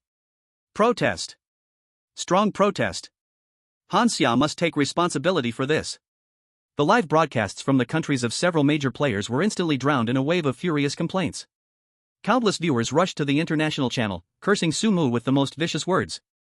This anger quickly spread from online to offline. Official spokespersons from several countries almost simultaneously expressed their stern condemnation of the event where a certain Han Xiao player abused his power in the dungeon, resulting in numerous innocent casualties. In every line, there was an intention to pressure Han Xiao to severely punish Sumu. In an instant, international public opinion surged, pointing straight at Sumu and Han Xiao behind him. However, in the face of the overwhelming external pressure, the response from Han Xiao was surprisingly quick and remarkably firm. The highest level directly intervened, issuing a brief but resounding statement through official channels. In a terrifying dungeon, survival of the fittest, the strong eat the weak, rules above all. Mr. Sumu, as the actual controller and rulemaker of the current Crimson Tavern dungeon, acted in accordance with the survival logic within the dungeon. Those unfortunate players who died did so due to their indifference and provocation towards the new rules. They must bear the consequences themselves. Hanxia attaches great importance to the safety and rights of its citizens within the dungeon and will take all necessary measures to ensure their protection. Any attempt to use this to pressure Hanxia, interfere with our internal affairs, or threaten the safety of our citizens will be regarded as a provocation, and will surely be met with the most resolute and toughest retaliation. We have the right to retaliate, including economic, technological, and even military responses. This statement exploded online like a bomb, instantly igniting a firestorm across the globe. Especially in Hanxia's live broadcast room, which was heated up immediately. Wow! So powerful. We are Hanxia. Well said. It should be this tough. Why should our people take the blame? Rules are rules. Su God is the rule. Those foreigners brought it upon themselves by not following the rules. Exactly. When people from their own countries were making things difficult for Su God, where were they? Now that Su God is in control, they jump out? Double standard dogs. Support Su God. Su God did a great job. Let them know that we Hanxia players are not to be trifled with. Damn, this makes my blood boil. This is the attitude we should have in Hanxia. Our country is awesome. Su God is awesome. Anyone who offends Hanxia will be punished no matter how far away they are. In an instant, the bullet comments in Hanxia's live broadcast room turned into a red ocean, filled with pride and fighting spirit. Countless Hanxia viewers spontaneously organized themselves, flooding into the international channel to engage in intense keyboard battles with those criticizing Su Mu. They argued fiercely, sharp-tongued, and thoroughly dismantled the so-called condemnations. The country's strong statement and the unprecedented rise in patriotic enthusiasm among the people perfectly merged at this moment. Su Mu, the man who stirred up bloody storms in the dungeon, also created enormous waves in the real world. Yet he himself was completely unaware of it. He simply continued moving upwards. He reached the top floor and paused. With both hands resting on the railing, he looked down upon the entire Crimson Tavern. Chapter 34, Openly Preparing a Small Stove. At the edge of the top floor of the Crimson Tavern, Su Mu stood at the railing. The cold metal railing felt just like his emotions while looking down at the hell below. In the hall, blood was the only prevailing color. Shattered limbs and scattered organs. The chaotic scene spread out, forming a horrifying, senseless painting of death. The surviving players, like a group of quails thoroughly scared out of their wits, huddled in relatively clean, relatively dark safe corners. Their eyes were hollow, their faces as pale as paper, their bodies slightly trembling from extreme fear. Su Mu's gaze slowly swept over, as if inspecting his spoils of war. Those remaining lives, in his eyes, bore no essential difference from the flesh scattered on the ground. He could clearly feel waves of resentment, fear, or numbness silently gathering on him. This feeling was not unfamiliar, in fact, he had grown accustomed to it. He tugged at the corner of his mouth, revealing a cold arc, his voice low but clearly cutting through the billowing stench of blood. Now, if anyone has opinions about my rules, or about me, they can step forward. Silence. The response was an even more profound silence. Only the suffocating breaths and the suppressed urge to vomit remained in the air.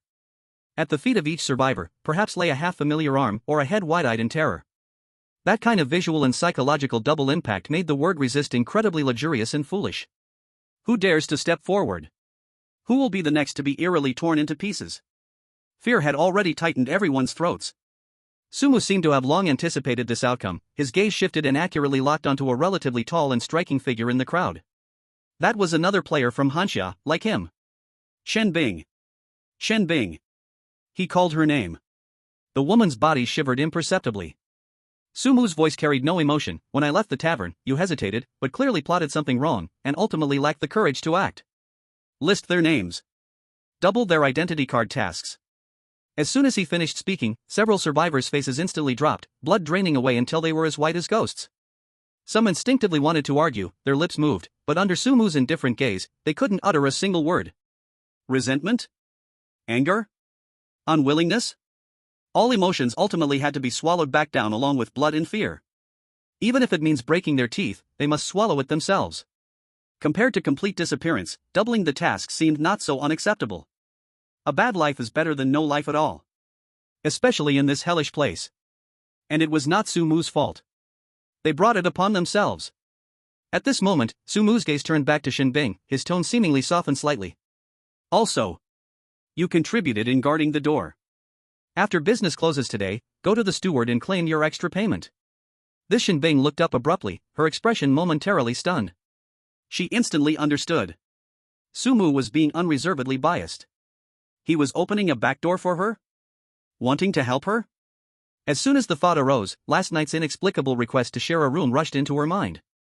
First, he brought them closer, letting them share the same space. Now it was a public reward. Could this man possibly be? Shin Bing's heart uncontrollably skipped a beat. Does he like her? This thought was so absurd it made her want to laugh. A demon king who regards human life as grass, raising mountains of corpses and rivers of blood with a flick of his fingers, would he understand affection? She instinctively looked toward the top floor. Sumu's figure, against the bloody background, appeared even more lofty, carrying an air of indifference as if he ruled the world. He was also looking at her. Their eyes met. In that moment, Shin Bing suddenly felt that this man's outline no longer seemed purely icy and terrifying. Instead, there was an inexplicable sense of grandeur, and an extreme twist that brought an incredibly real sense of security. One who could easily destroy everything could also easily protect. A strange feeling, like vines, quietly crawled up her heart's wall. Her usually cold cheeks showed a barely noticeable hint of red. But it was just for a moment. She shook her head violently, forcing away this inappropriate thought. No way.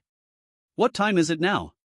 Strangeness runs rampant, lives are as fragile as paper, death may come at any time. How could these chaotic emotions interfere with her? Survive. Only by surviving can one think about anything else. Once she leaves the instance and completes the evaluation, it wouldn't be too late to develop something else with him. She took a deep breath, suppressing the ripples in her heart, and replied softly, "Yes, Mr. Su."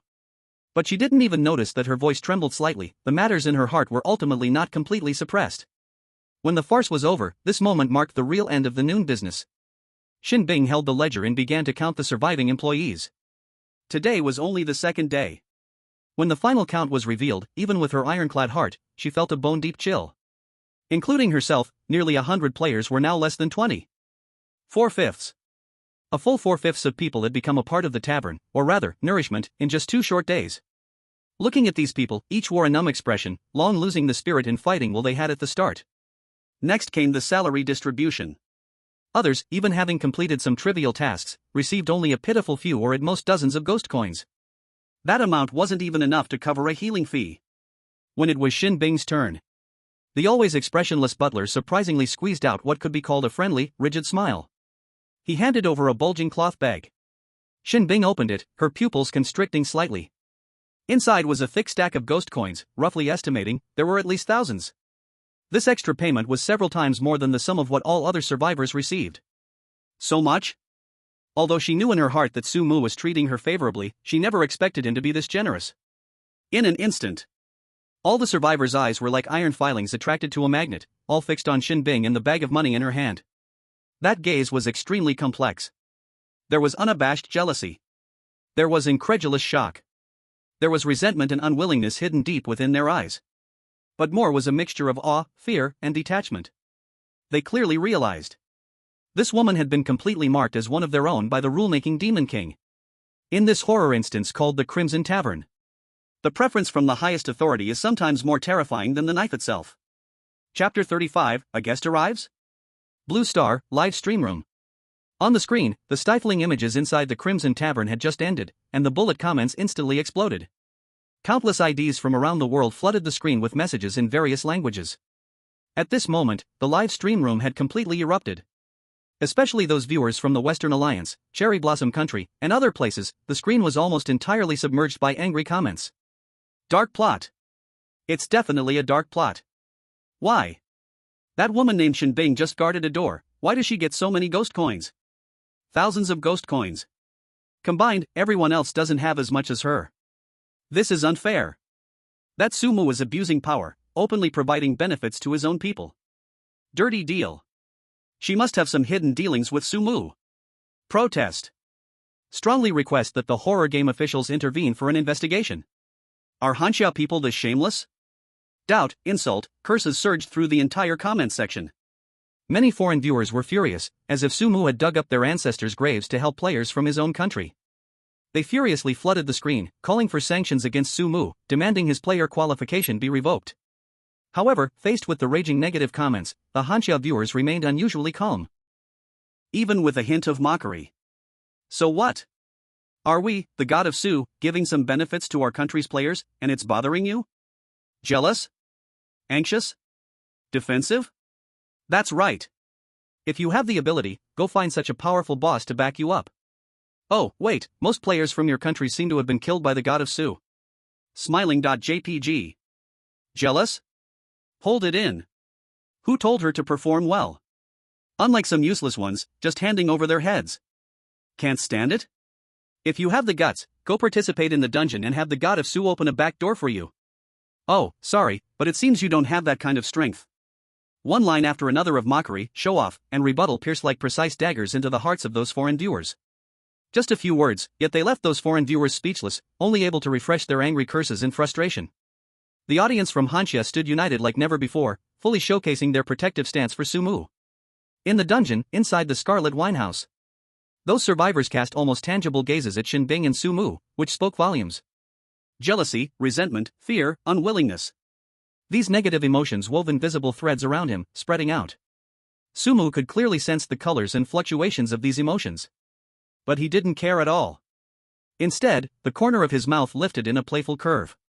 He truly enjoyed this feeling.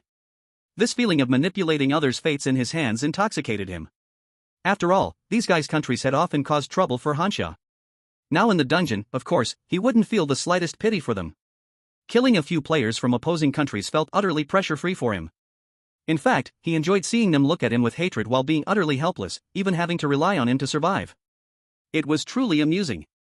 Sumu's gaze swept over those players who had received meager wages, returning to their posts like walking corpses. He let out a light scoff. There's a saying, if you are short, don't blame others for stepping on your head. In this twisted dungeon, weakness itself is a sin. And as an absolute powerhouse, he naturally had the right and the interest to humiliate these weaklings slightly. Before long, the strange butler in a tailcoat, with a stiff and pale face, quietly appeared behind Sumu. He slightly bowed, lowered his head, and did not look directly at Sumu, filled with admiration for his master. Master, your dinner is ready. Sumu stood up, following the butler to the center of the hall. There, a gigantic redwood dining table appeared out of thin air. The table was filled with an array of delicious feasts. Unlike the new menu he had planned for the restaurant, the strange butler was quite perceptive, knowing that his master was human and naturally needed to prepare human food for him. Just like yesterday. But that wasn't all. The master's preferences cannot be neglected. The butler clapped his hands. From the shadows in the corner, several figures slowly emerged.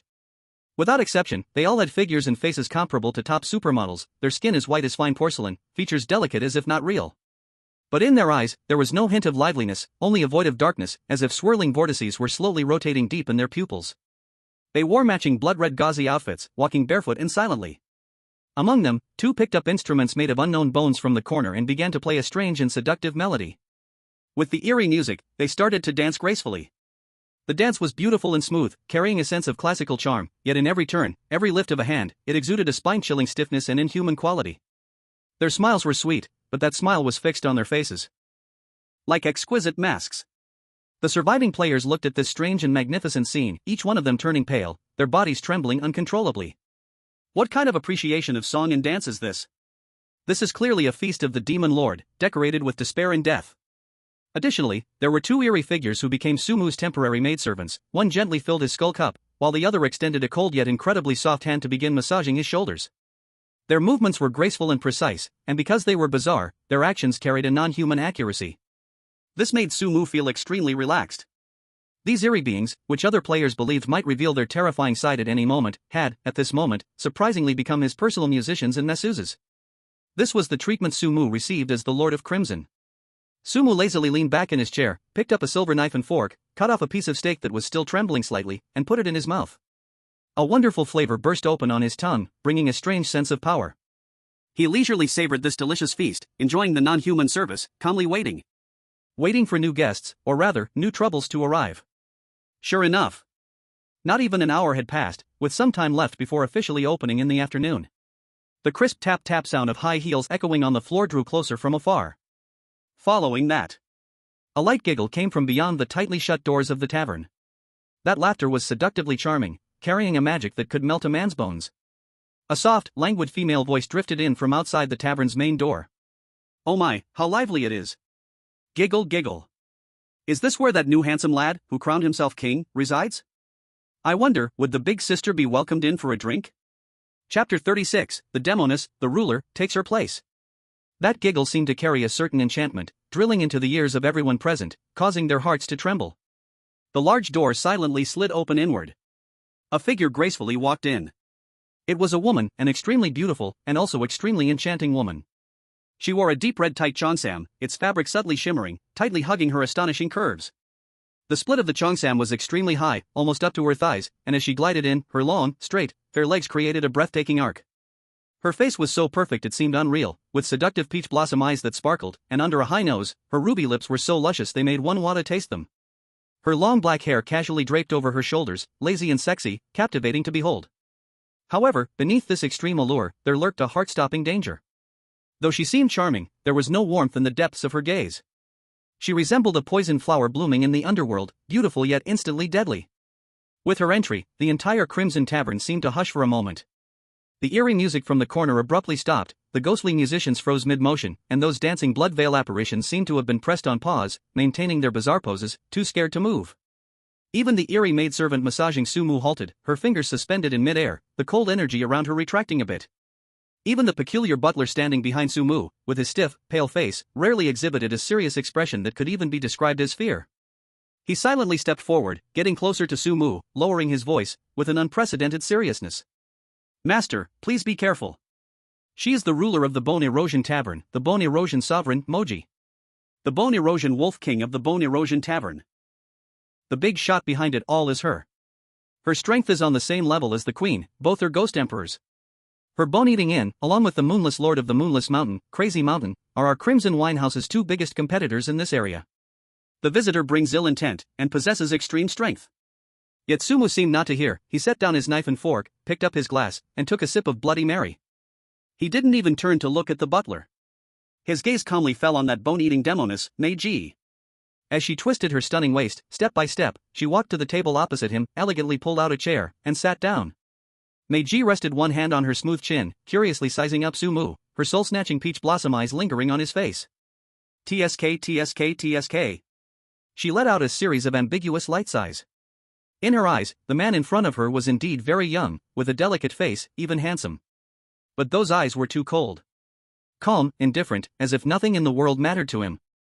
This extreme calmness instead revealed an unsettling inhuman feeling. It even gave her the illusion that this was not a human, but a genuine anomaly. "Little handsome guy, you're quite brave."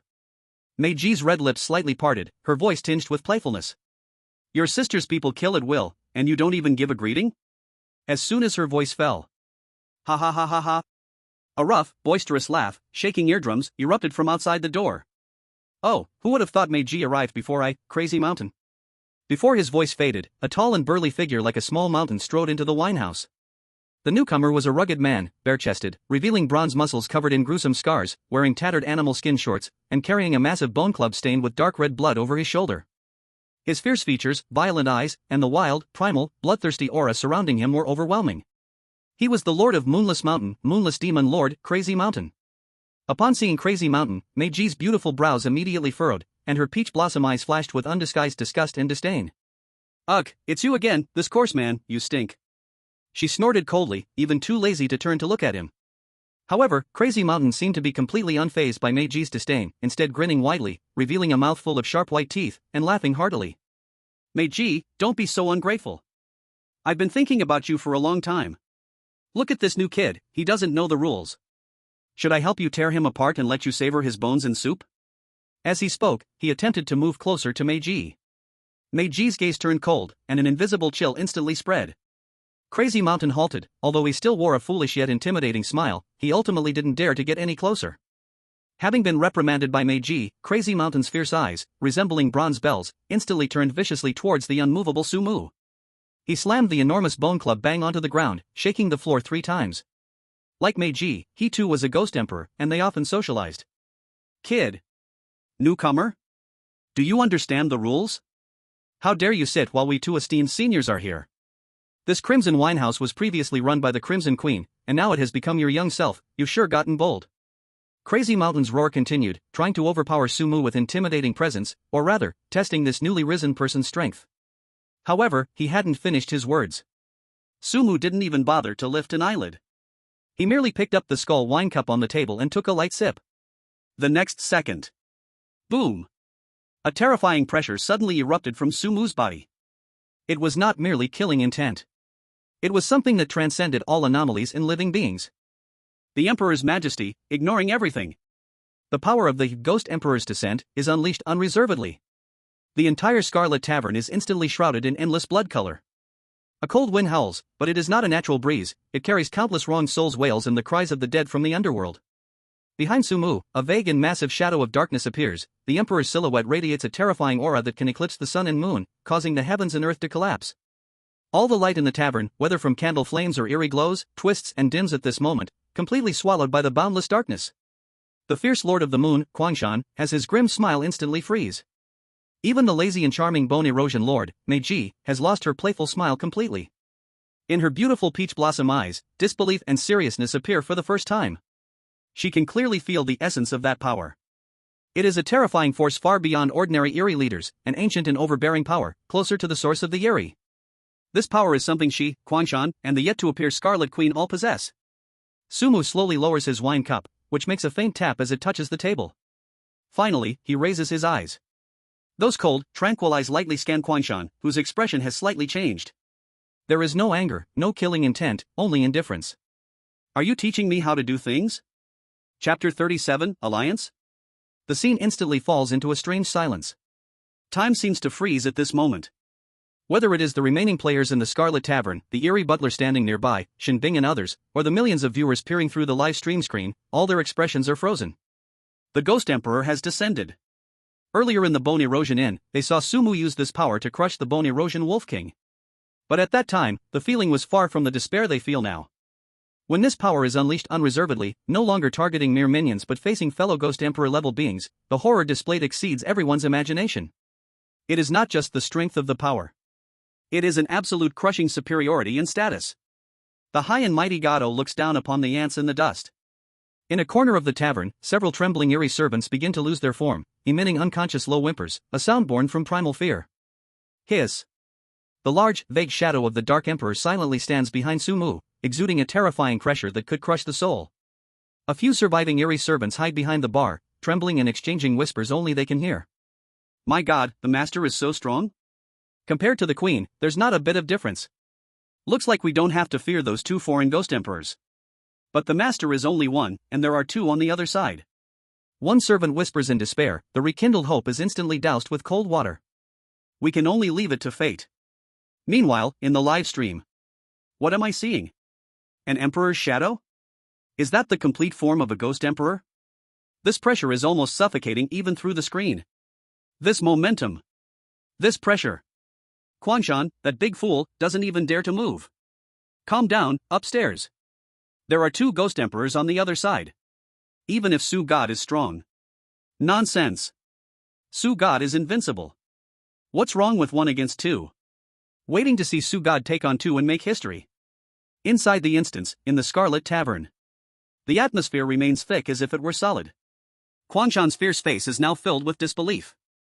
His copper bell-like eyes are fixed on Sumu. Deep within them, besides shock, there is even a hint of panic he himself is reluctant to acknowledge. He can feel that beneath Sumu's seemingly calm gaze lies a power that matches his own. This is not a test, but a warning. Standing beside, the enchanting lady's lazy charm had long disappeared from her face. In its place was an unprecedented seriousness and curiosity. Her captivating peach blossom eyes were now staring at Sumu, as if trying to see through him completely. It seemed she had felt a similar essence of power somewhere, but this was even more. This man was much more interesting than she expected. Finally, it was Kwangshan who couldn't hold back first, squeezing out a sentence from between his teeth, breaking the suffocating silence. Humph. He let out a heavy cold snort, trying to regain some face. I didn't expect you, kid. You actually have some skill. He tried to salvage some dignity.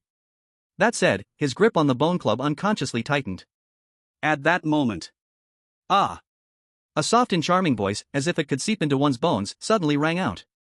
The seriousness on the enchanting lady's face instantly vanished, replaced by a smile so alluring it could captivate anyone.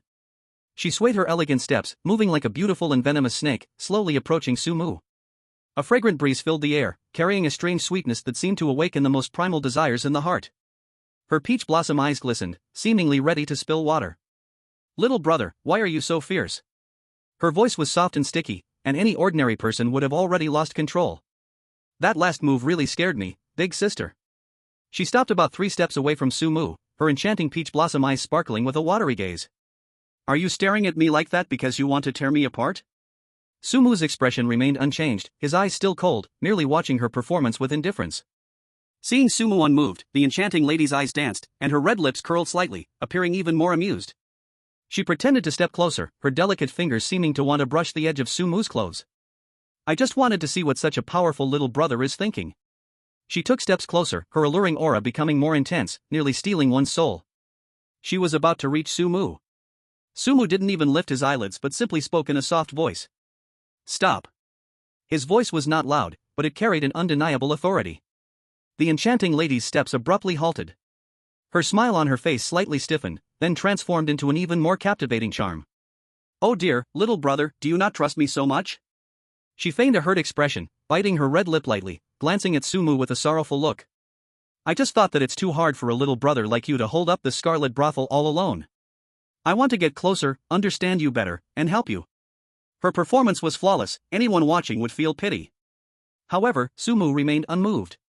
The enchanting lady's eyes flowed with emotions as she let out a slightly helpless sigh. Bone-eating demoness. Sumu finally spoke, his tone flat but carrying an undeniable refusal. There's nothing to trust about a strange creature that eats people without leaving even bones. The enchanting lady's movement slightly paused, a flicker of barely noticeable surprise passing through her eyes, and then her smile grew even wider, tinged with a hint of melancholy. Little brother, don't be so guarded against me. She lightly sighed, her tone full of grievance. I won't eat you. Beside them, Kuang Shan's expression darkened, his heart burning with rage. He had taken the enchanting lady as his own woman, and now seeing her acting flirtatiously in front of others, how could he not be angry? Just as he was about to speak, Sumu cut in, you won't have this opportunity, you can't do it. Hee, little brother, but I have never let anything escape my grasp. Since you don't trust me so much, how about I give you a welcome gift? At this point, she suddenly changed her tone, her charming peach blossom eyes holding a hint of cunning and a cold killing intent. Glimpsing at the nearby, grim-faced Kuang Shan, she turned to Sumu, smiling like a blossoming flower as she suggested. It's a gift that benefits both you and me. Look at this big fool, clumsy and obstructive, how about? We team up and take him down first, what do you think? As her words fell, inside the Crimson Winehouse, the atmosphere suddenly became even more eerie, filled with an air of deadly intent. Chapter 38, Discussing in the Office. Once Meiji finished speaking, the entire Crimson Winehouse seemed to plunge into a deathly silence, like a huge stone thrown into a deep abyss, invisible ripples spreading outwards. The strange beings that had already been cowering in the corners due to the standoff among the 3 Ghost Emperor-level entities now wished to erase any trace of their very existence. Lower-level strange beings instinctively dissolved, turning into shadows, trying to blend into the deeper darkness, hoping this way they could escape the impending storm. Those slightly stronger suppressed their ghostly energy fluctuations desperately, even stopping their breaths, fearing that the slightest movement would draw the attention of any one of those 3 gazes. That would be catastrophic. Are the 3 Ghost Emperors about to strike? Something big is coming. Is the bone-eating demoness and the Lord of Oblivion infighting? That bone-eating demoness is ruthless. She immediately wants to join forces with Su-God to take down her companion? Alliances and schemes, even the strange beings know how to play this game? Su-God, this is a great opportunity. One less Ghost Emperor level enemy. Great opportunity, my foot. This woman is clearly not a good thing, devouring people without spitting out bones, cooperating with her is akin to seeking skin from a tiger. The live broadcast room was unusually excited and heated. In any case, internal conflict among the strange beings is beneficial to humanity. But Kuang Shan, standing to the side, felt as if he had been struck by an invisible thunderbolt. His massive body froze in place, his copper bell-like eyes nearly splitting open, staring in utter disbelief at Meiji's flower-like smiling face. Blood surged wildly within him, almost breaking free, but he forcefully suppressed it. It wasn't because he feared Sumu, but because of Meiji's words. Meiji, you really know how to joke. It should be us trying to take him down. I'm not wrong, right? His voice trembled almost in a humble manner, completely losing the arrogance from before. A flattering smile even appeared on his face. I'm not joking, I truly plan to join forces with him to take you down, Meiji said sweetly, casually. What are you saying? The Lord of Oblivion was still trying to force out a smile that wasn't too awkward. Hoping what he just heard was an illusion. Haven't we been cooperating all this time? You promised me that if I partnered with you, you could. But the rest of the words stuck in his throat under Meiji's cold and disgusted gaze, never to come out. Meiji didn't even bother to give him a second glance. In those enchanting peach blossom eyes, only unmasked disdain and disgust remained. Looking at him even one more time felt like dirtying her own eyes. Her red lips moved slightly, letting out two words. Fool. Sumu watched everything unfold, feeling a touch of absurdity in his heart. Goodness gracious. The corner of his mouth twitched slightly. He initially thought that horror dungeons were filled with twisted and brutal monsters, little did he expect. He could even witness the scene of a ghost emperor-level sycophant in action? Truly a sight to behold after so long. However, this gave Sumu some ideas. His gaze flickered slightly. Regardless of what blood-stained grievances existed between these two demon lords or what schemes the bone-eating demoness was plotting, the situation unfolding before him seemed to him not a bad thing. Someone proactively jumping out, willing to help him eliminate a huge potential threat, why not seize the opportunity? A chill quietly crept into Sumu's eyes. His gaze, seemingly indifferent, fell upon Kwang Shan. That look was calm and indifferent, yet carried a kind of interest as if examining prey. The massive body of Mad Mountain suddenly shook violently. He wasn't a fool. Although he was almost broken by the words and attitude of the charm princess, he could still clearly sense the subtle change in the atmosphere around him. The killing intent in the eyes of the charm princess was no joke. And the mysterious human's gaze towards him was even more chilling, like falling into an ice cave. These two guys were serious. They really planned to team up and kill him here, now. An unprecedented sense of crisis gripped his heart instantly. If he stayed any longer, he would really die. Roar! Mad Mountain let out a shocking roar, more like a false display of bravery. Charm Princess! Sumu! He gritted his teeth, each word squeezed out between clenched teeth, filled with resentment and unwillingness. You guys wait for me. The humiliation of today will be returned 100-fold in the future. After throwing down this dramatic line, Mad Mountain's massive body turned into a blood-red whirlwind, stirring up a stench, rushing towards the outside of the Crimson Wine Building without looking back. The speed was so fast, the posture so awkward, it was like he was a completely different person from when he made his entrance with arrogance. As Mad Mountain fled in such a disgraceful manner, the suffocating pressure in the wine building suddenly eased a lot. The charmed princess watched the direction Mad Mountain disappeared, her lips curling into a mocking cold smile, then she returned to her captivating, world-turning demeanor. She lightly moved her lotus steps and walked towards Sumu again, surrounded by fragrant winds. Little brother, you see, the troublesome guy has already left. Her voice dripped with sweet entitlement. Now, we can have a good talk. She stopped in front of Sumu, her pair of peach blossom eyes staring at him without blinking, and deep in her eyes, there was undisguised interest. In fact, we are not enemies. I came this time just to discuss a cooperation with you, little brother. Besides, it was clearly you who let me come here. Sumu's expression remained calm, his gaze still cold and sharp. This woman had bad intentions, he had to be wary. He sneered in his heart, but on the surface, he remained composed. Cooperation? How do you want to cooperate? Seeing him so direct, the charmed princess not only did not feel displeased, but instead, her eyes sparkled with even more allure. She suddenly seemed like a different person, pouting her red lips slightly, displaying a hint of a little girl's pout and innocence. Oh dear, little brother, you really don't understand romance at all. She lightly stomped her foot as if blaming Sumu for his dullness. Where is there such a place to talk about cooperation? Her tone was filled with a sense of grievance, seemingly dissatisfied with Sumu's lack of ceremonial courtesy. There is no sincerity at all. She lightly huffed and threw the question back at him. Sumu narrowed his eyes slightly, pondering for a moment. This woman's methods were strange and unpredictable. Talking here would indeed be easily spied upon and reveal too much. Moreover, he wanted to see what kind of scheme this bone-eroding demon princess was hiding. If you want to talk, follow me. Sumu spoke calmly, his voice still lacking warmth. Let's go to my office. As soon as he finished speaking, the low-profile strengthened butler standing beside him slightly moved, as if wanting to remind him of something. However, Sumu seemed to have eyes in the back of his head, raising his hand without looking back, gently waving it. It's fine. A cold arc curved at the corner of his mouth, his eyes deep. With just a bone-eroding demon princess, he could handle it. The ability of the demon emperor descending could still last for a few more minutes. After saying this, he turned around and walked first into the deeper part of the wine building, towards the office that only belonged to him. The charmed princess looked at Sumu's back, an unusual light flashing in her peach blossom eyes. Then she smiled charmingly, swaying her graceful steps to follow closely behind. The hall of the Crimson Wine Building fell into a dead silence once again. Chapter 39, The Charmed Princess Wants to Be the Spoils of War. The office on the top floor of the Crimson Wine Building was completely different from the bloody horror of the outside hall. It was exceptionally clean, even entirely not resembling a scene from a terrifying dungeon. The cold style of modernity. This is specially decorated by Sumu. After all, he is human. Human aesthetics are indeed different from the strange. The dark red solid wood desk, the pitch black leather sofa, the air filled with a faint scent of sandalwood, suppressing the bloody aura, yet adding to the strangeness. The charmed princess seems very familiar with this place, or rather, she adapts well to this environment that showcases power. She showed no restraint, her skirt swaying as she walked straight toward the wide sofa. Then, very naturally, she sat down, one long and elegant jade leg gracefully crossed over the other.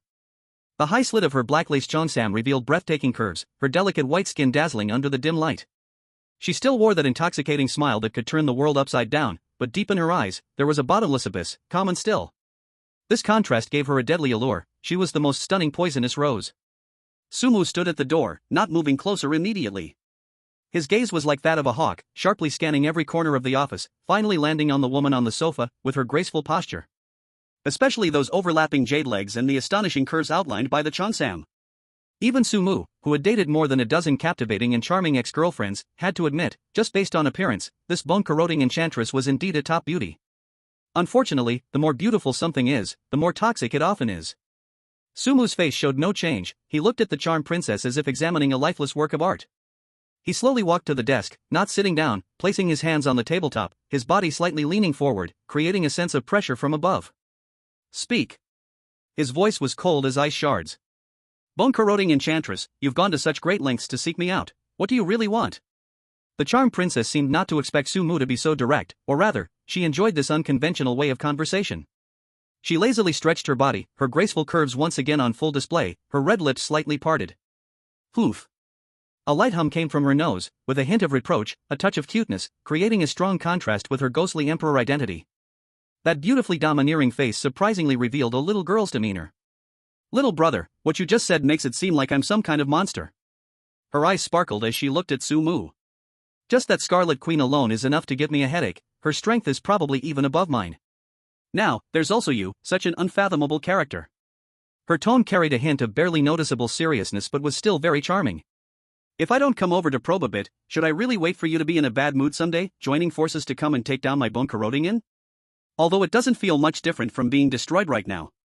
But I really don't want to have no place to rest. These words sounded reasonable, carrying a hint of yielding.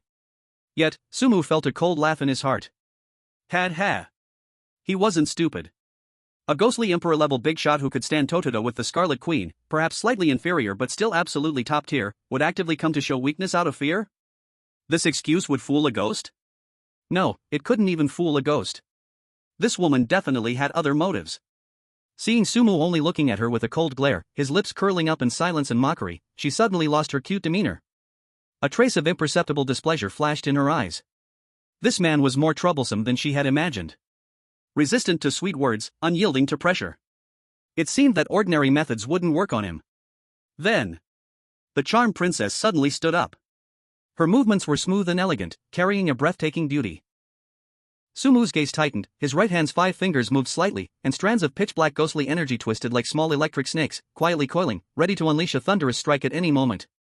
The effect of Ghost Emperor's descent had not yet completely faded. He was confident that even if this woman suddenly attacked, she would pay a painful price. However, the next move from the charmed princess made Sumu's prepared attack come to an abrupt halt. She did not attack. She even ignored the subtle yet deadly energy fluctuations in Sumu's hand. She walked straight toward Sumu. The high heels clicked crisply against the polished floor. 1 step, 2 steps. She stopped right in front of Sumu, extremely close. Then, under Sumu's cold and vigilant gaze, she suddenly softened, without any warning, and sat directly on his lap. Through the thin fabric of his suit pants, an astonishingly soft and warm sensation clearly came through. A faint mysterious fragrance aggressively invaded Sumu's nose. Sumu's body instantly tensed, his eyes suddenly sharp as a knife. But he forcibly suppressed the urge to strike. What on earth does this woman want to do? The charmed princess seemed very satisfied with Sumu's reaction, or rather, she greatly enjoyed this thrilling game of playing with fire. She tilted her head slightly, looking closely at Sumu. Those soul-stealing peach blossom eyes, at this moment, contained the vastness of stars and seas. Her long, curled eyelashes trembled slightly. Her full, luscious red lips glistened with an alluring sheen. Her breath, fragrant and warm, even brushed against Sumu's face. This face, viewed at such close proximity, was simply a gift from the creator, perfect without a hint of flaw. But what Sumu saw was only the undisguised calculation and coldness deep within those beautiful eyes. Little brother, don't be so nervous. Her voice lowered, carrying a sticky temptation. I told you, we are not enemies. At least, not right now. She paused, her tone becoming more serious. That moonless sovereign, crazy mountain, although a mindless fool, his strength is there, leaving him is ultimately a disaster. What do you think? You and I join forces to completely deal with him first. All his properties here in the Scarlet Horror Paradise, including territory and resources, we divide 50-50. After speaking, she paused for a moment, her hands hanging on Sumu's neck. Waiting for Sumu's response. But Sumu seemed to have not heard, only staring coldly. Is this not enough? Men. Let's see how long you can endure. Immediately after, her body leaned slightly forward, using an even more ambiguous, more seductive posture to cling to Sumu, her breath growing warmer. A delicate little hand, soft as if boneless, gently rested on Sumu's shoulder, her fingertips gliding almost imperceptibly across his neck. Her whispers carried a deadly allure. After we succeed, I can also become one of your trophies, little brother. Chapter 40 Alliance. Sumu did not respond to the charm princess immediately. He simply lowered his head, the corners of his mouth curving slightly with a hint of wickedness, his gaze playful as he looked at her, as if appraising fish on a chopping block. Taking his time, he scanned her exquisite figure, finally lingering on her flawless face adorned with a seductive smile. Miss Charm Princess is indeed very sincere. Your words are so sweet. I presume your verbal skills are quite impressive, huh? The smile on the Charm Princess's face vanished. She maintained her position around Sumu's neck. Little brother, would you like to try? I can also. The young man really has no sense of romance, I've gone this far. She leaned forward again, the soft touch becoming even clearer. That hand resting on Sumu's shoulder began to slide down restlessly, its fingertips carrying a cool sensation, teasing the skin at his neck. What else do you want? The voice was sticky enough to almost pull a thread. Yet, the next second. Slap. A crisp and loud slap echoed suddenly in the silent office. The enchanting woman's flirtatious expression instantly stiffened, her pupils rapidly contracting. An incredible force accompanied by a stinging pain came from her well-rounded cheek. Even her high heels shook slightly. The next moment, everything spun around. The teasing smile on Sumu's face had long disappeared. With a wave of his hand, he directly threw the still-dazed enchanting woman off his lap. Thud. The enchanting woman fell heavily onto the cold, hard floor, making a muffled sound. At this moment, her hair was disheveled, her clothes in disarray. Where was the slightest hint of the captivating ghost emperor from before? You. The enchanting woman was shocked, angry, embarrassed, and furious, her beautiful eyes almost shooting fire. However, she was still a ghost emperor and quickly suppressed her emotions. This man was unfathomably strong. He could instantly overpower her. She couldn't be forceful. She forced out a tear, looking pitiful. Young man, you really have no sense of romance. How can you bully a girl? Sumu looked down at her from above, his gaze as cold as ancient ice. Stop acting. His voice showed no waves. Put away your tricks to charm men, they won't work on me. He slowly crouched down, meeting the enchanting woman's gaze as she sat on the ground. I can help you deal with Quangshan. My main mission also requires eliminating these unstable elements. But what benefits can I get? Only then did the enchanting woman fully understand that this man had never been swayed by her beauty. What he valued was only profit. Moreover, what he desired was far more than the previously suggested 50-50 split. This was truly cold and greedy. The enchanting woman took a deep breath, forcibly suppressing her shame and anger. Circumstances were stronger than people. She slowly adjusted her posture to appear less disheveled, forcing a smile that was a bit stiff. Young man, why are you being so rude? She tried to speak again in that charming tone, but her gaze instinctively darted away. Isn't 50-50 enough? Quangshan's territory is not small. She tried to steer the conversation back. But Sumu didn't take the bait at all. He reached out, pinched the enchanting woman's delicate chin, forcing her to look up at him. The force was not great, yet it carried an irresistible meaning. Not enough, I want 70-30. How much living space have you pushed us out of at the Crimson Wine Tower? If I give you 55, you'll still get quite a lot of benefits. His fingers applied slight pressure, and the enchanting woman felt a bit of pain. So, it's only natural for me to get a bit more benefits, right? His other hand casually rested on the enchanting woman's exposed shoulder, the cold touch making her shiver slightly. Or do you think I should do charity? Miss Enchantress, even being a ghost should have its limits. The smile on the enchanting woman's face completely vanished, replaced by a complex sorrow. She sighed gently, looking at Sumu with deep, haunted eyes. You speak so lightly. If Quangshan is dead and the territory is divided, that's indeed good. She shifted her tone, revealing deep wariness in her eyes. But what about when you leave? After all, you are human and will leave sooner or later. The Crimson Queen will return. Will she not settle accounts on what we discussed today? With her vengeful nature, she might turn around and settle old scores, swallowing my bone crushing in whole. This was the real concern for her. This was the fundamental reason she would rather lower herself and voluntarily come to the Crimson Wine Tower. To negotiate with a tiger for its skin, one must also consider if they can handle an even fiercer tiger after it leaves.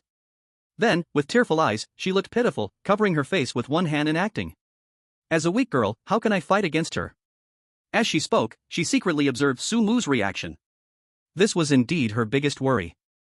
Sumu looked at her with a rain of pear blossoms, and his heart was unmoved, even wanting to laugh. A weak girl? A ghost emperor-level existence, calling herself a weak girl? Keep acting. However, for Sumu, this was not a problem at all. You can rest assured.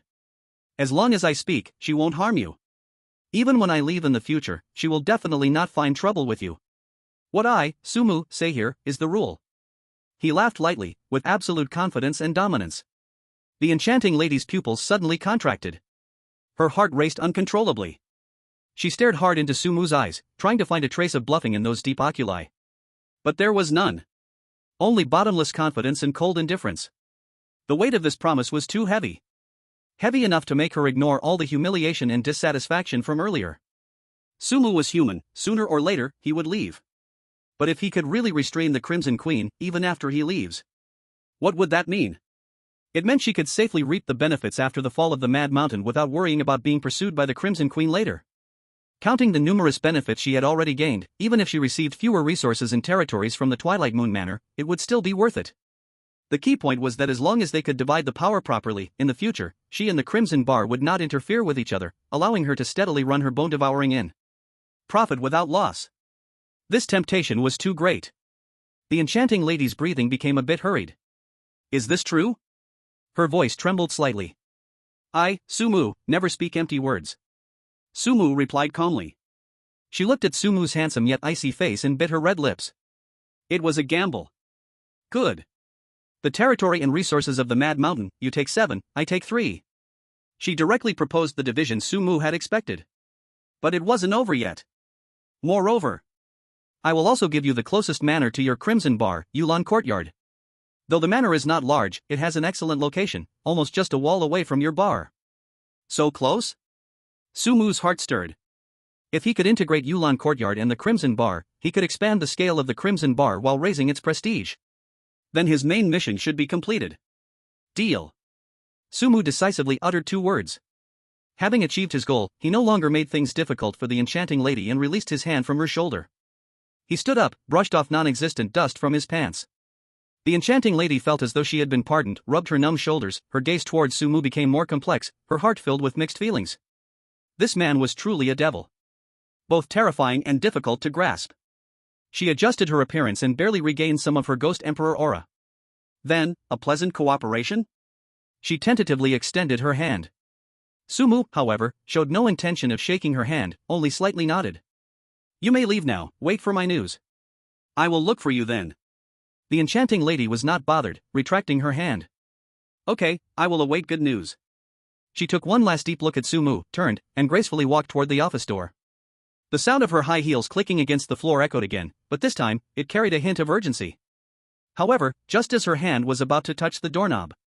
Whoosh! A cold, fragrant wind appeared without warning. The scent was elegant and eerie, carrying a chilling feel that made one shudder. In the next second, the enchanting lady appeared in Sumu's arms. Her red lips bit into Sumu's neck. Chapter 41, Planting Strawberries. The cold, soft sensation pressed against the side of Sumu's neck. Sumu's muscles instantly tensed up. The cold light shot from his eyes. He thought this woman would go back on her word, daring to sneak attack?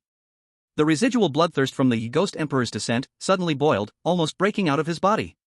His right fist was tightly clenched, the bones cracking, scarlet energy swirling around it, ready to unleash at any moment. But the expected pain and malice did not come. Only a wet heat, carrying a strange fragrance, along with a slight sting? There was no hint of killing intent from the other party. Even the hostility was pitifully weak.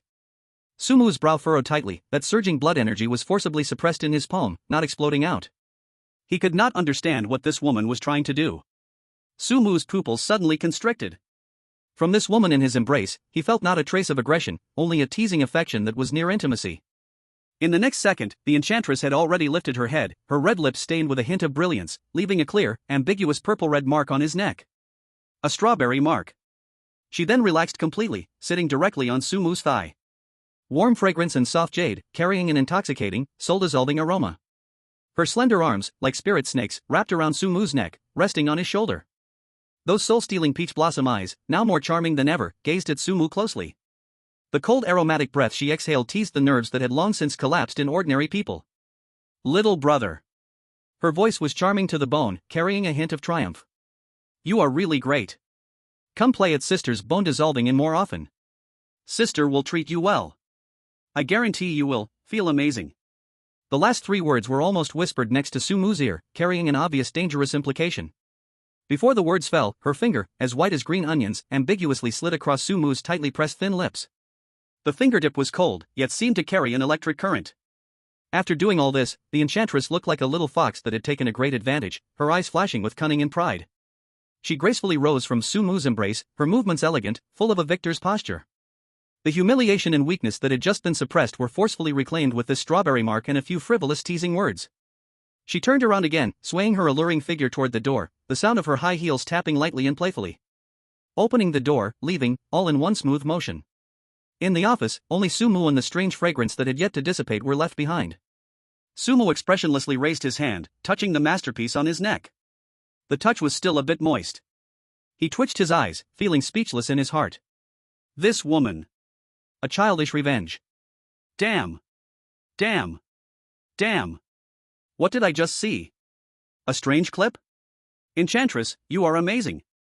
Daring to plant a strawberry on Sugod's neck? Aha.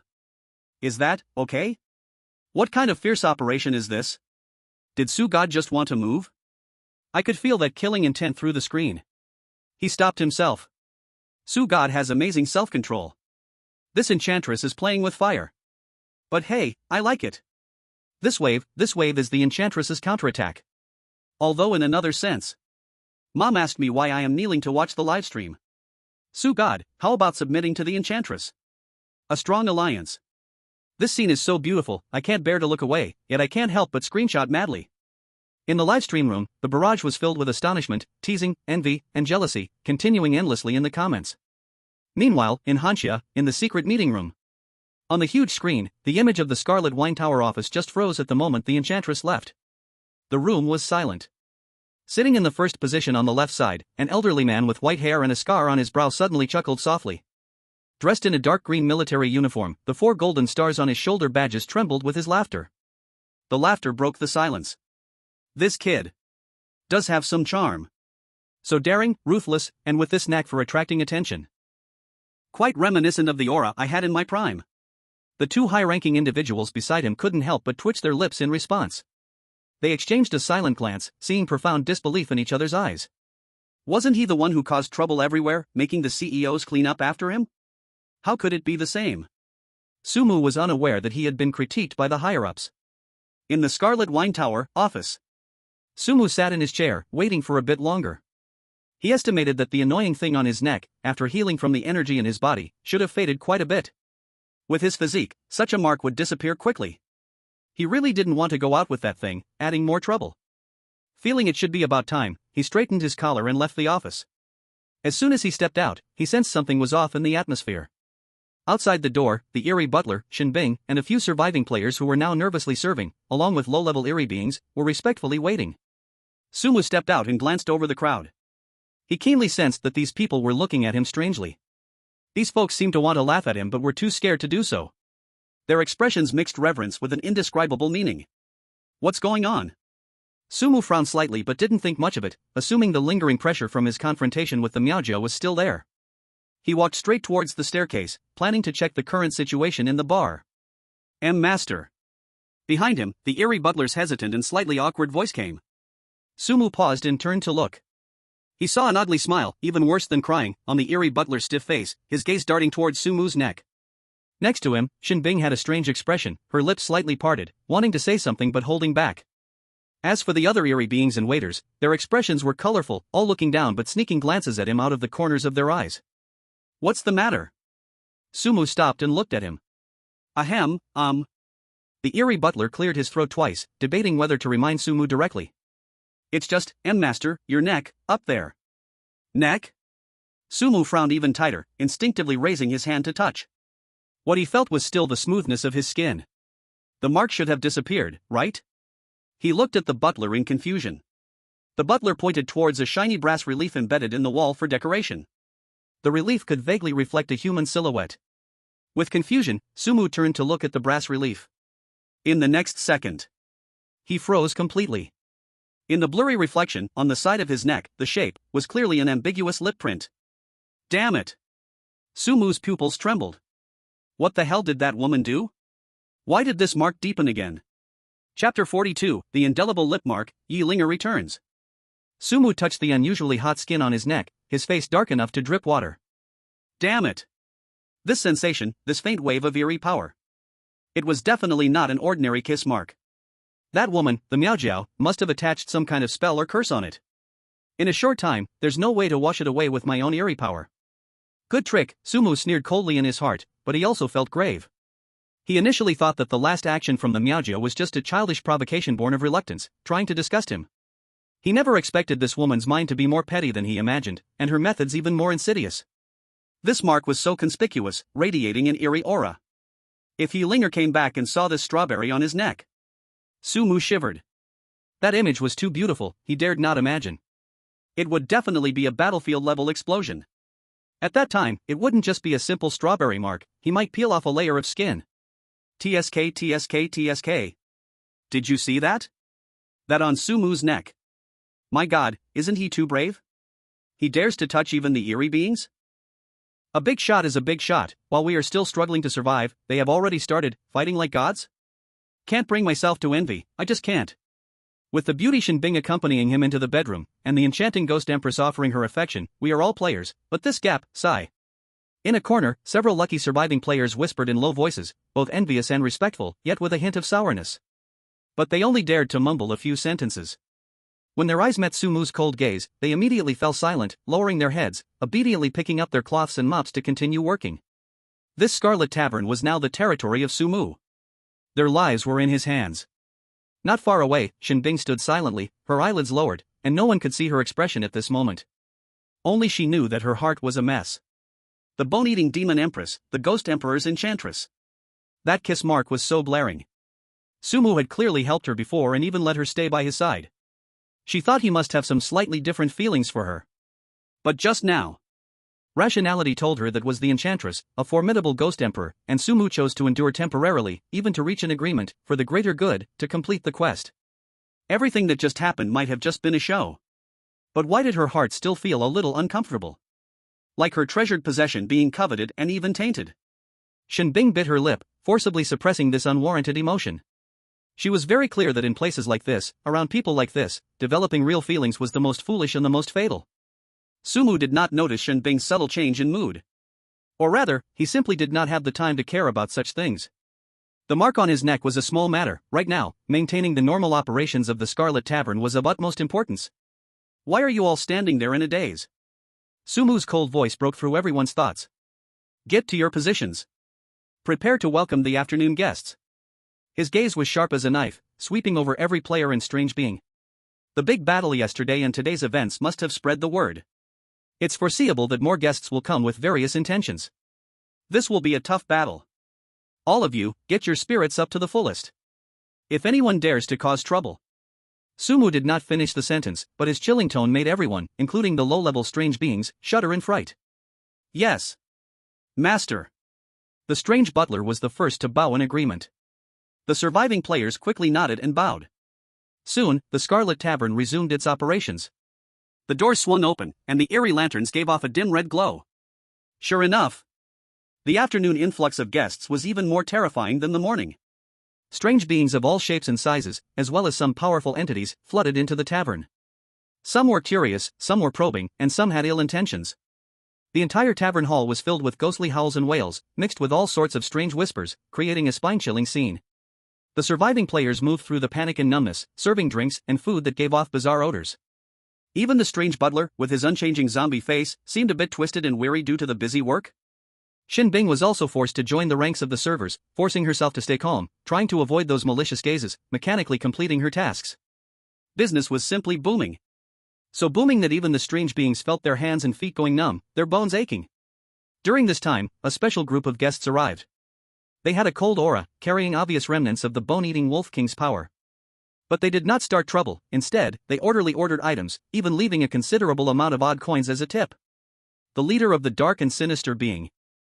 Before leaving, he specially bowed to Su Mu, who was standing at the second-floor railing, from a distance. The meaning was self-evident. This was the remaining power of the bone-eating demon queen, showing sincerity to Su Mu. This was also the attitude of the charming queen. Su Mu stood in the shadow on the second floor, overlooking the bizarre yet exceptionally prosperous scene below. The corner of his mouth curved into a cold arc.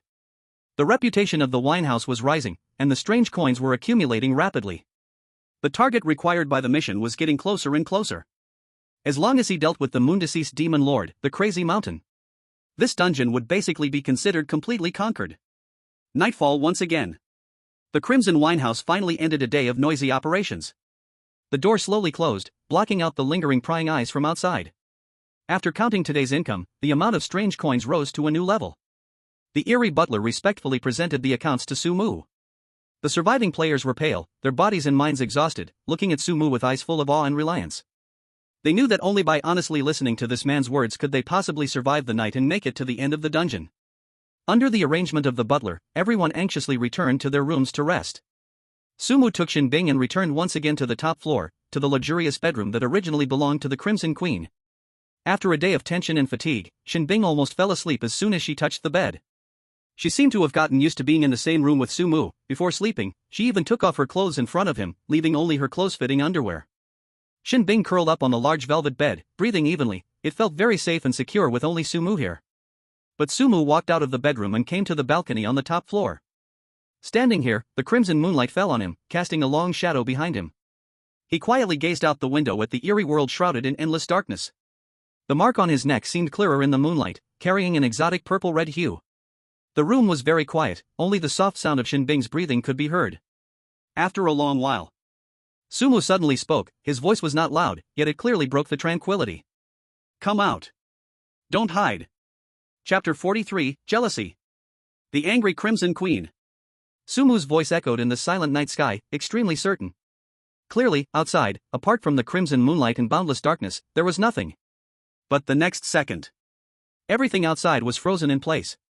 The air stopped flowing. At this moment, Xin Bing's even breathing sounded strangely abrupt. There was no response. The corner of Su Mu's mouth slightly lifted, forming a smile that was not quite a smile. "Do I need to invite you out?" "Linger." The moment the words fell, the air by the window rippled like water. A petite figure quietly gathered and appeared at the window. She floated in midair, just barely reaching Su Mu's chest height. The crimson moonlight seemed to have found its home, enveloping her in a rush. She was the true master of the Crimson Winehouse, the Crimson Queen, Yi Linger. She looked like she was only 12 or 13 years old, her delicately crafted little face pale without a trace of blood, resembling an exquisite porcelain sculpture. A pair of huge eyes, like black obsidian, occupied a small part of her face, with endless crimson and playfulness deep in her pupils. However, at this moment, she pouted her small button nose, her cherry-like lips tightly pressed, and her little face clearly showed grievance and anger. She wore a complex and elaborate crimson Gothic dress, with layers of lace like blood-red roses blooming in the dark night, gorgeous and beautiful. Her long black hair naturally fell from her shoulders, almost reaching the ground, its ends slightly floating in the air. Without wind, it moved on its own. The whole figure seemed like a delicate and beautiful yet eerie dark doll that had stepped out of an ancient painting. It was cute, yet exuding a terrifying chill that made one's heart race. She was the will of this Scarlet Tavern, the existence that countless players and strange rumors feared. Yi Linger hummed lightly, her voice crisp, with a hint of the innocent charm that only a little girl could have. She floated in front of Su Mu, extending her cold little hand, and without hesitation, took hold of Su Mu's warm, big hand. The sensation was delicate as silk, yet carrying a bone-chilling coldness. "Humph. How did you know I was back?" She tilted her small face slightly, her obsidian-like eyes tightly staring at the side of Su Mu's face. Su Mu felt the coldness in his palm, but his heart warmed, and he held her little hand in return. He turned around, looking at the familiar yet strange small figure in front of him with a gentle gaze. It's simple. Sumu's expression showed no attempt to hide his doting affection. Even if Shinbing trusted me fully, and even if she had a thick skin after enduring an entire day of shocks, there's no way she would go to sleep so comfortably the moment she returned to her room, without any guard up. It's clear that someone secretly did something to put her into a deep sleep. Anyone who could do this silently in this Scarlet Tavern, aside from you, the true master, who else could it be? Humph, a woman like Shinbing never seemed like the kind of person who would change her clothes in front of a strange man. Such an abnormal action clearly had something wrong with it. Luckily, my skills are better, I didn't get tricked. Yi Linger, hearing this, pouted slightly, seemingly displeased that Sumu had figured out her little trick so quickly. But the scarlet light deep in her eyes quietly faded a little. She was very happy.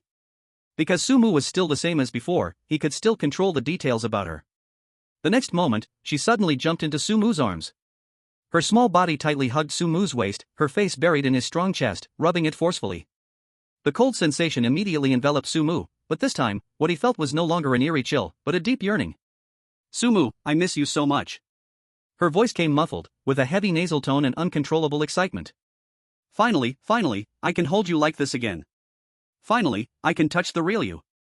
Although it seemed the same in the dreams, it's still different. The feeling is completely different. She hugged tightly, as though trying to meld herself into Sumu's body, seemingly afraid that if she let go for even a moment, the person in front of her would dissolve like the countless past dreams, turning into vapor. Sumu's heart, at this moment, also seemed to be tightly twisted by something. He stretched out his hand, gently stroking Yi Linger's soft, cold hair, feeling the slight tremor of her small body in his embrace. Memories from the past surged up in his mind. The sweet, the painful, the crazy, and the cruel things she had once done to him in endless nightmares. But at this moment, it seemed like all of that vanished in this embrace. Only one indescribable complex emotion remained, mixed with heartache, joy, and the bittersweetness of a long-awaited reunion. Linger Sumu's voice was a little hoarse. He took a deep breath, suppressing those swirling emotions, and said in as calm a tone as he could. Do you know? When I received the notification to enter this instance and found out it was the Scarlet Tavern. I was so happy, so excited, so full of anticipation. I kept wondering, when could I see you? The little person in his arms suddenly lifted her head, her scarlet eyes shining brightly as she looked at him, filled with surprise. Really? Really? Sumu looked into her eyes and nodded seriously. Yi Linger's eyes reddened slightly, but she forcefully sniffed and revealed a somewhat mischievous smile. I don't believe it. Unless you prove it. Her small face was filled with expectation and tension. Sumu looked at her expression, his heart stirred, unable to hold back anymore. He lowered his head. Cold and warm lips, under the crimson moonlight, touched together. Yi Linger's body suddenly stiffened. Then, she closed her eyes, clumsily and passionately responding. She wanted to pour all the longing accumulated over countless days and nights into this kiss. The air around them seemed to turn scorching hot. The crimson moonlight outside seemed shy, quietly hiding behind the clouds. For a long time. Their lips parted. Both of their breaths were a little hurried. Yi Linger's pale little face flushed with an unusual redness, her eyes sparkling with tears, her gaze dreamy, as if drunk. She looked adoringly at Sumu, her voice as soft as a dream. Sumu, I love you.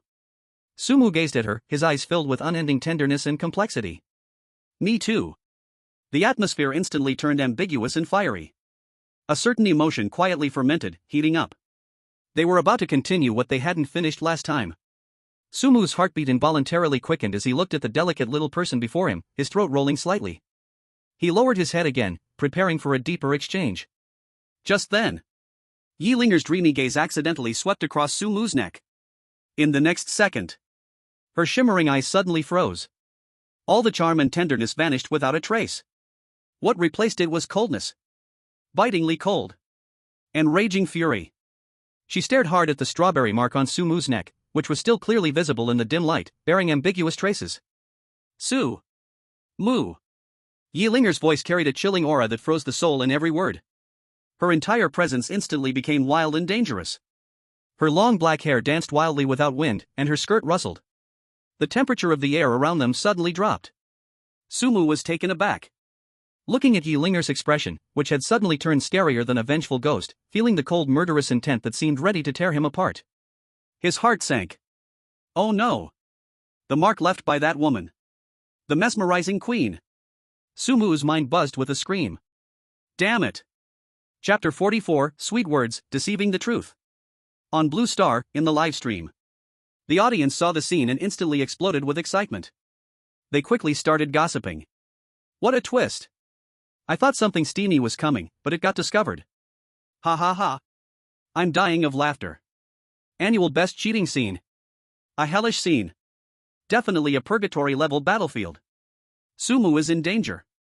Don't glow too much in front, my heart aches for the Crimson Queen. Sumu, you big pig hoof. Scumbag. Absolutely a scumbag. Just kissed and already exposed. Sisters, get your knives. Calm down, everyone, this is a horror side quest. But indeed, he deserves the knife. Brothers are saying, this operation is too bold, the Enchanting Queen leaves marks, and the Crimson Queen catches him. Sumu is a real man, enduring love from two ghost empresses. It's over, Sumu seems to be torn to pieces. Countless barrage comments rolled past, some rejoicing, some angrily cursing Sumu. At the same time, high-ranking officials at Hansha gathered in front of the screen. Almost everyone had a smile at the corners of their mouths, completely ready to watch the drama. The shock of Sumu's bloody rampage hadn't completely dissipated, and this sudden emotional conflict was undoubtedly more dramatic. Ha, this kid is really just like you back then, the scene of him being caught is completely the same. Saying that, I wasn't that direct back then. You weren't direct? Their parents came knocking, I went to speak good words to solve it. Two reliable anchors joked. The other high-ranking officials observed silently, pretending not to hear. Just when everyone thought Yi Linger's rage was about to turn into earth-shattering fury, Sumu also had a reaction and began to respond to this urgent situation. He did not dodge. Instead, he faced Yi Linger's cold, soul-freezing gaze and gently sighed. That sigh was filled with endless grievance, helplessness, and an unending love. Sigh. He stared at Yi Linger, his eyes complex as if containing 1,000 words, finally turning into a low, heavy question. Do you already know? Yi Linger's crimson eyes suddenly shrank, her violent aura slightly stalling. No? No what?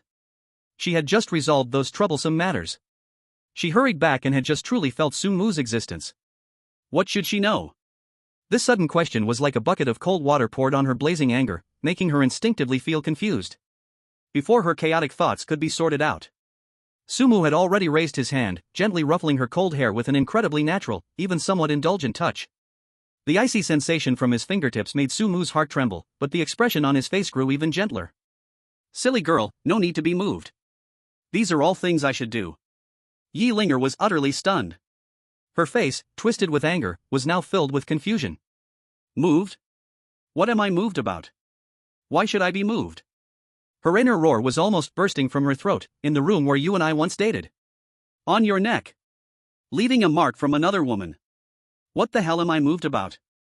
However, Sumu's next words made all her questions stick in her throat. That's right, Sumu's tone became heavier, carrying a kind of involuntary pain. The strength of Meiji is very strong, very strong. And you also know, she is very enchanting, her words also very sharp.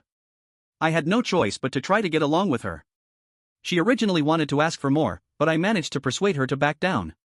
He paused, as if recalling some unbearable experience, his eyes showing a hint of struggle. I really am not her match. At first, I could resist a kiss, but once she got serious, I didn't even have a chance to fight back. But Sumu's tone suddenly rose, filled with a kind of tragic and resolute anger. But all these difficulties, all this humiliation, compared to our feelings, what do they count for? I endured it. I endured everything she wanted to impose on me. I exhausted all my strength, and in the end, I paid this price. But fortunately, that is all. I didn't lose more. Sumu touched the lip mark on his neck. His expression was angry and sorrowful, as if his experiences were deeply difficult. He suddenly stretched out both hands, cupping Yi Linger's icy little face, forcing her to meet his gaze. Not giving the already dazed Yi Linger any time to react. In his deep eyes, there was only her reflection and a kind of emotion that seemed capable of burning everything. So, Linger, listen. No matter how proactive she is. No matter how forceful. No matter how she presses me. I will absolutely not let her succeed. This mark is not what I want.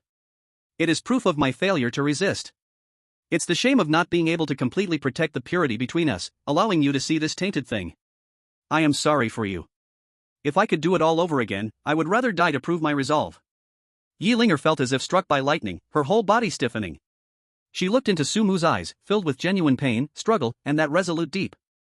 How could she force herself on Sumu? And Su Mu, even facing such a powerful enchantress, even knowing he couldn't win, swore to never yield? He even regarded this forcibly left mark as a shame? Even after so long apart, he still saw himself as so important. At this moment, only Su Mu's affectionate gaze remained in Yi Linger's mind. The strawberry mark on her neck, which was once ambiguous and glaring, seemed to change taste in her eyes in an instant. It was no longer a symbol of betrayal, but a scar left by Su Mu's fierce resistance to protect their feelings. It was his unyielding proof under the pressure of the Ghost Emperor. This was the Su Mu she knew. This was the man she loved deeply. The coldness and killing intent in Yi Linger's eyes completely retreated, replaced by a complex pain and reignited, even more fervent and intense love. Su Mu. Her voice once again regained its earlier softness. No wonder he is the man I like. As her words fell, she took the initiative to cradle Su Mu's face and kissed him back. Chapter 45, Crimson and Bone Corroding. The night was as dark as ink. The ominous glow of the scarlet winehouse gradually faded behind Su Mu and Yi Linger. There were still dozens of figures closely following behind. The ground beneath them was barren scorched earth, and in the distance were jagged, strange rocks. At night, a unique stench of decay mingled with death filled the terrifying world. Here was a buffering zone outside some horror instance, a forgotten area caught between reality and nightmare. And in this desolate wasteland, a figure had been waiting for a long time. She leaned against a charred giant rock, her figure bewitching, curves exposed, blending into the surrounding darkness, yet radiating deadly temptation. It was the bone-corroding demon enchantress, Mei Ji. Seeing Su Mu and Yi Linger appear, her red lips curved into a lazy and playful smile, as if she had run into acquaintances in an afternoon garden. Sister Linger, and little brother Su Mu, you two came so slowly. I've been waiting so long for you all. Mei Ji's voice had an innate charm, each word scratching at the heartstrings of the listener like feathers. If it were a man without willpower, he would absolutely fall at lightning speed. Su Mu secretly scolded her as a fairy, but his face remained calm. Yi Linger, however, did not have his composure. Almost the moment Mei Ji spoke, her previously soft cold air rose again. Her arms tightly wrapped around Su Mu's, almost pressing herself against him. Those scarlet eyes shone brightly, particularly noticeable in the night. At this moment, Yi Linger resembled a young beast guarding her food, filled with vigilance and hostility, locking onto Mei Ji. Just thinking about that glaring mark on Su Mu's neck made Yi Linger's silver teeth grind with a clicking sound. It's this old hag. Shameless. She actually wanted to take action against her man while she wasn't there. And left such a despicable mark. Who is your sister? Yi Linger's voice was cold and sharp, filled with undisguised disgust. Put away your seductive tricks and stay away from my Su Mu. Mei Ji, instead of getting angry, covered her mouth and laughed lightly, her laughter as clear as silver bells, yet exuding a wicked air.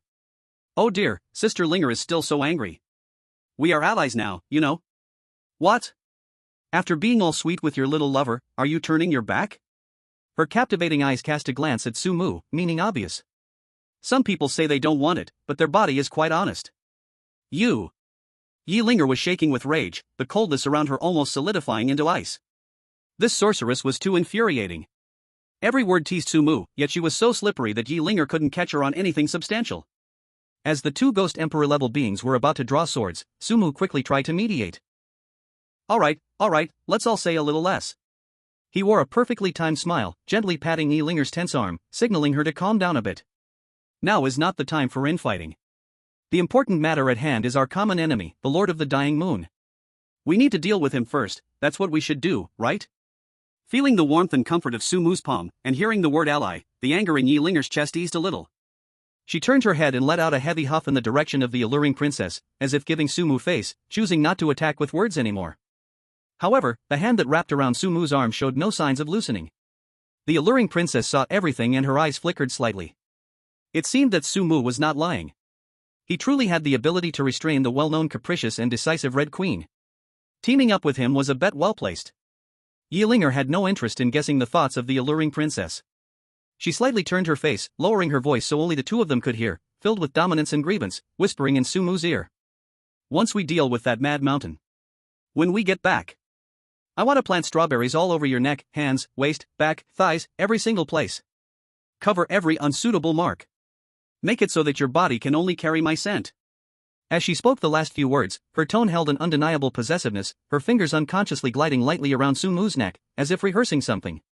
Su Mu. He could only smile wryly in helplessness. After a brief interlude, the three no longer delayed. The target, the Lord of the Dying Moon, Mad Mountain's lair, the Dying Moon Manor. The night wind howled as dozens of figures, led by Sumu, Yeelinger, and the alluring princess, cut through the heavy night, racing toward the manor that emitted ominous moonlight in the distance. The Dying Moon Manor sat in a valley bathed in eternal moonlight, its architecture eerie and oppressive, resembling a massive skeleton crawling on the ground from afar. Just as they were about to reach the edge of the manor, without any warning or extra chatter. The moment before, the alluring princess, who was sweet and charming, suddenly flashed a chilling killing intent in her eyes. Her delicate hand shot up sharply, fingers spread wide, a pitch-black energy gathered quickly in her palm, exuding a heart-pounding corrosive aura. Bone-eating soul-piercing finger. With a delicate shout, that dense black energy instantly formed a slender, bone-like structure, comparable in size to a small mountain. With a sharp sound slicing through the air, it fiercely jabbed toward the manor's gate made of some kind of pale bone. Boom! That immensely solid, ghostly flame-flickering bone door, the moment the giant bone touched it, didn't even have a proper resistance, as it began to dissolve and collapse at a visible speed. The black corrosive energy spread wildly, wherever it went, both the hard skeleton and the curses clinging to it vanished, giving off acrid black smoke. Just one strike. Merely one move. The Dying Moon Manor's massive bone door, known for its incredible defense, along with a small piece of the square behind it, was completely erased, leaving behind a terrifying hollow that still fizzed and expanded with corrosive aura. This sudden destructive blow instantly stirred the entire Dying Moon Manor. Deep inside the manor, countless eerie beings, either sleeping or wandering, were awakened. Sorrowful screams and furious roars echoed one after another. What is that? Impudence! Which monster dares to intrude upon the Dying Moon Manor, seeking death? Several powerful ghostly energies surged into the sky, accompanied by howling winds, as vague but terrifying figures, radiating immense pressure, rushed toward the entrance of the manor. However, when they saw the three figures standing at the forefront of the ruins, all the roars stopped abruptly. Especially when they recognized the two women whose terrifying aura made their souls tremble, they completely forgot how to breathe. The Crimson Queen and the bone-eroding demon princess. Two terrifying beings at the Ghost Emperor level actually came to their doorstep together? In an instant, all the strange creatures that had rushed out, no matter how arrogant they were just moments ago, became like chicks with their necks gripped, completely stiff and unable to move. Fear instantly drowned their consciousness. It's over. This was the only thought that emerged in the hearts of all the strange beings in the Wanyu Villa. Chapter 46, Encirclement of Wanyu Villa. On Blue Star, inside the live broadcast room. The comments section was instantly filled with comments. What was that just now? A finger? It pierced through the gate of Wanyu Villa? My god. What kind of unbelievable team does Sugod have? Two Ghost Emperors providing protection? This is no longer a raid strategy, this is a Ghost Emperor bringing little brothers to level a mountain. This operation is too amazing. The rules of the raid directly allow Sugod to call in two Ghost Emperor level allies? The person upstairs has a limited perspective. What is called allies? Didn't you see the Crimson Queen's gaze? She looks like she wants to swallow Sugod. This is clearly a family member. I begin to pity that Lord of Wanyu, Kwangshan. Pity for what? These rule-breaking players and local strange beings, one is too many, they all deserve to die. Kill. Kill. Kill. Sugod is mighty. Meanwhile, inside the Wanyu Villa, the strange beings that had rushed out because the gate was broken stood frozen in place. They didn't dare to move, didn't dare to make any moves. They could only exchange glances with Sumu and the others, along with many strange creatures. The sound of bones creaking and the howls of the eerie wind all vanished. They could clearly feel the terrifying pressure emanating from the Ghost Emperor standing before the ruins, enough to crush their souls. The Crimson Queen Yeelinger was known for slaughter and her unpredictable temper. The bone-eroding demon princess Meiji was infamous for her cruelty and manipulating hearts. Any one of them appearing alone was enough to disturb the peace of Wanyu Villa. Now, they had both come together? What was most deadly was that the human made both female Ghost Emperors subtly center around him. If memory serves, he was also a Ghost Emperor. Gulps. Uncertain who it was, a strange being swallowed hard and made a sound clearly heard. In a desperate silence, a tall ghostly figure draped in tattered black armor, with only a vague cloud of black mist on its face and 2 points of crimson light shining through the fog, trembled as it floated out from behind the other strange beings. This ghostly figure was surrounded by ghostly energy and faintly held the presence of a king, clearly the leader responsible for guarding the entrance, a genuine ghost king. It forced itself to suppress the fear coming from the depths of its soul and spoke with a dry voice. Your Majesty, the Crimson Queen, and Your Majesty, the bone-eroding demon princess, and this esteemed person. Its voice trembled, strong as a ghost king. It now resembled a child who had made a mistake, trembling in fear. We are unaware of what brings 3 esteemed guests here. It seems we of Wanyu Villa have not offended any of you, right? It attempted to reason, even though it knew deep down how powerless reasoning was against absolute strength. Seeing that Su Mu and the others did not make an immediate move, it seemed to muster a little courage or perhaps was forced into a dead end. Our Lord of Wanyu, Quang Shan, is of the same Ghost Emperor level as the two esteemed ones. If we truly tear our faces and escalate to a point of no return, it's likely there will be no good outcome for anyone. I kindly ask you to think twice. However, its words were not completely finished. Having watched coldly and shown no interest in these minions, Yi Linger's brow twitched slightly. Just a moment ago, the playful and cute Crimson Queen who exuded possessiveness like a little girl in front of Su Mu, now had only pure coldness and indifference left. Hearing another word would be an insult to her ears. Her red lips parted slightly, and only two words escaped. Noisy. The moment the words fell, she made no extra movement, simply lifting her pale hand casually, with a light grasp in the direction of the black-armored Ghost King. A barely perceptible crimson mist drifted gently. Puff. A soft sound. The black-armored strange, who had just tried to reason and even threatened with its Ghost King strength, was instantly crushed by an invisible force. It was reduced to a blood-colored mass. In the end, as the force kept pressing and collapsing, it turned into the finest flying ash, scattering in the night wind. Not a trace was left. It was as if it had never existed. This completely shattered all the psychological defenses of the strange creatures of the Wanyu Mountain Manor. Even the Ghost King level leader was casually killed in such an understated manner. What could they use to resist now? The charming princess laughed softly, covering her lips, her enchanting peach blossom eyes flashing with excited and cruel light.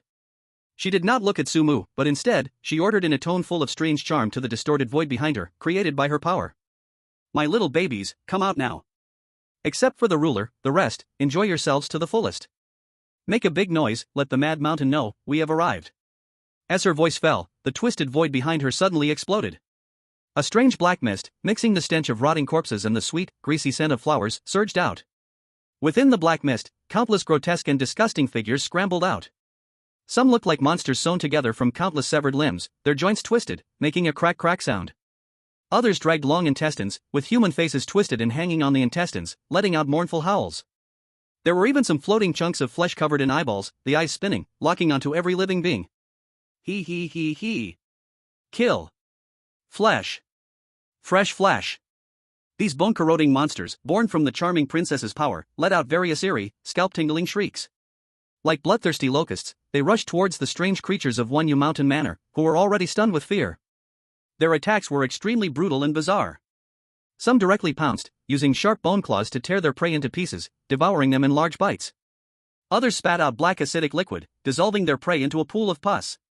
Still others wrapped their long tongues around their prey, dragging them into their constantly wriggling bellies, digesting them alive. Screams. The sound of bones breaking. The tearing of flesh, the crunching sounds of chewing. Unceasing. Yi Linger also showed her brutal side as the Crimson Queen at this moment. Her body was engulfed in blood energy, and when she grabbed a strange creature, she tore it in half with brute force. The strange creature's blood energy was absorbed by her, forming a face in the blood mist around her, becoming a part of her power. She was the Crimson Queen, the ruler of blood and hunting. The 4 words, Crimson Queen, were a symbol of fear for the strange creatures in the horrifying world. Because she was bloodthirsty. She took pleasure in killing, with boundless cruelty. Every strange creature she killed would become a vengeful spirit, struggling and wailing in her power. Thousands, tens of thousands, of terrifying faces in her blood mist, writhing in torment, were the best proof of her murderous reign. In an instant, the entrance of the Wanyu Mountain Manor had turned into a hellish nightmare of blood and flesh, filled with the cries of ghosts and wolves. These bone-corroding monsters perfectly inherited the charming princess's cruelty.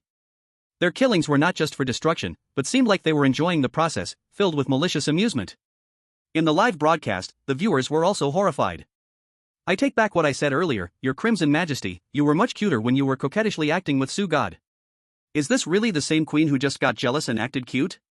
The decisiveness in her killing makes my heart tremble. The bone-eating demoness followers, damn it.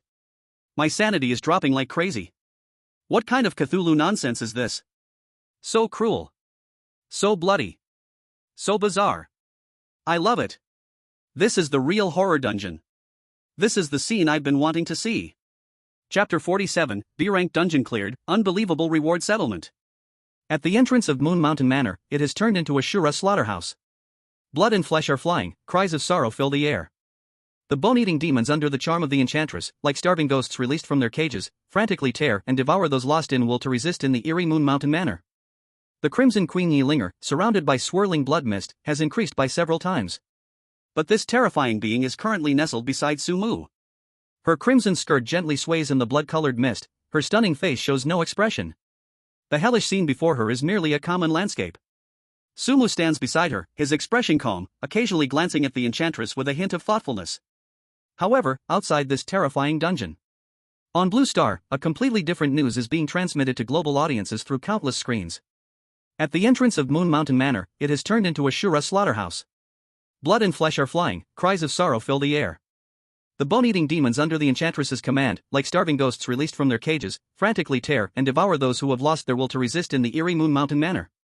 After Yi Linger in her heart finished venting her displeasure, she stands beside Sumu with her hands behind her back. The crimson skirt gently sways in the blood-colored mist, her stunning face shows no expression. The hellish scene before her is merely a common landscape. Sumu stands beside her, his expression calm, occasionally glancing at the enchantress with a hint of thoughtfulness. However, outside this terrifying dungeon, on Blue Star, a completely different news is being transmitted to global audiences through countless screens. Global broadcast: the B-rank dungeon Rotting Hospital has been successfully cleared. Dungeon difficulty, B rank. Clearing time, 51 hours and 07 minutes.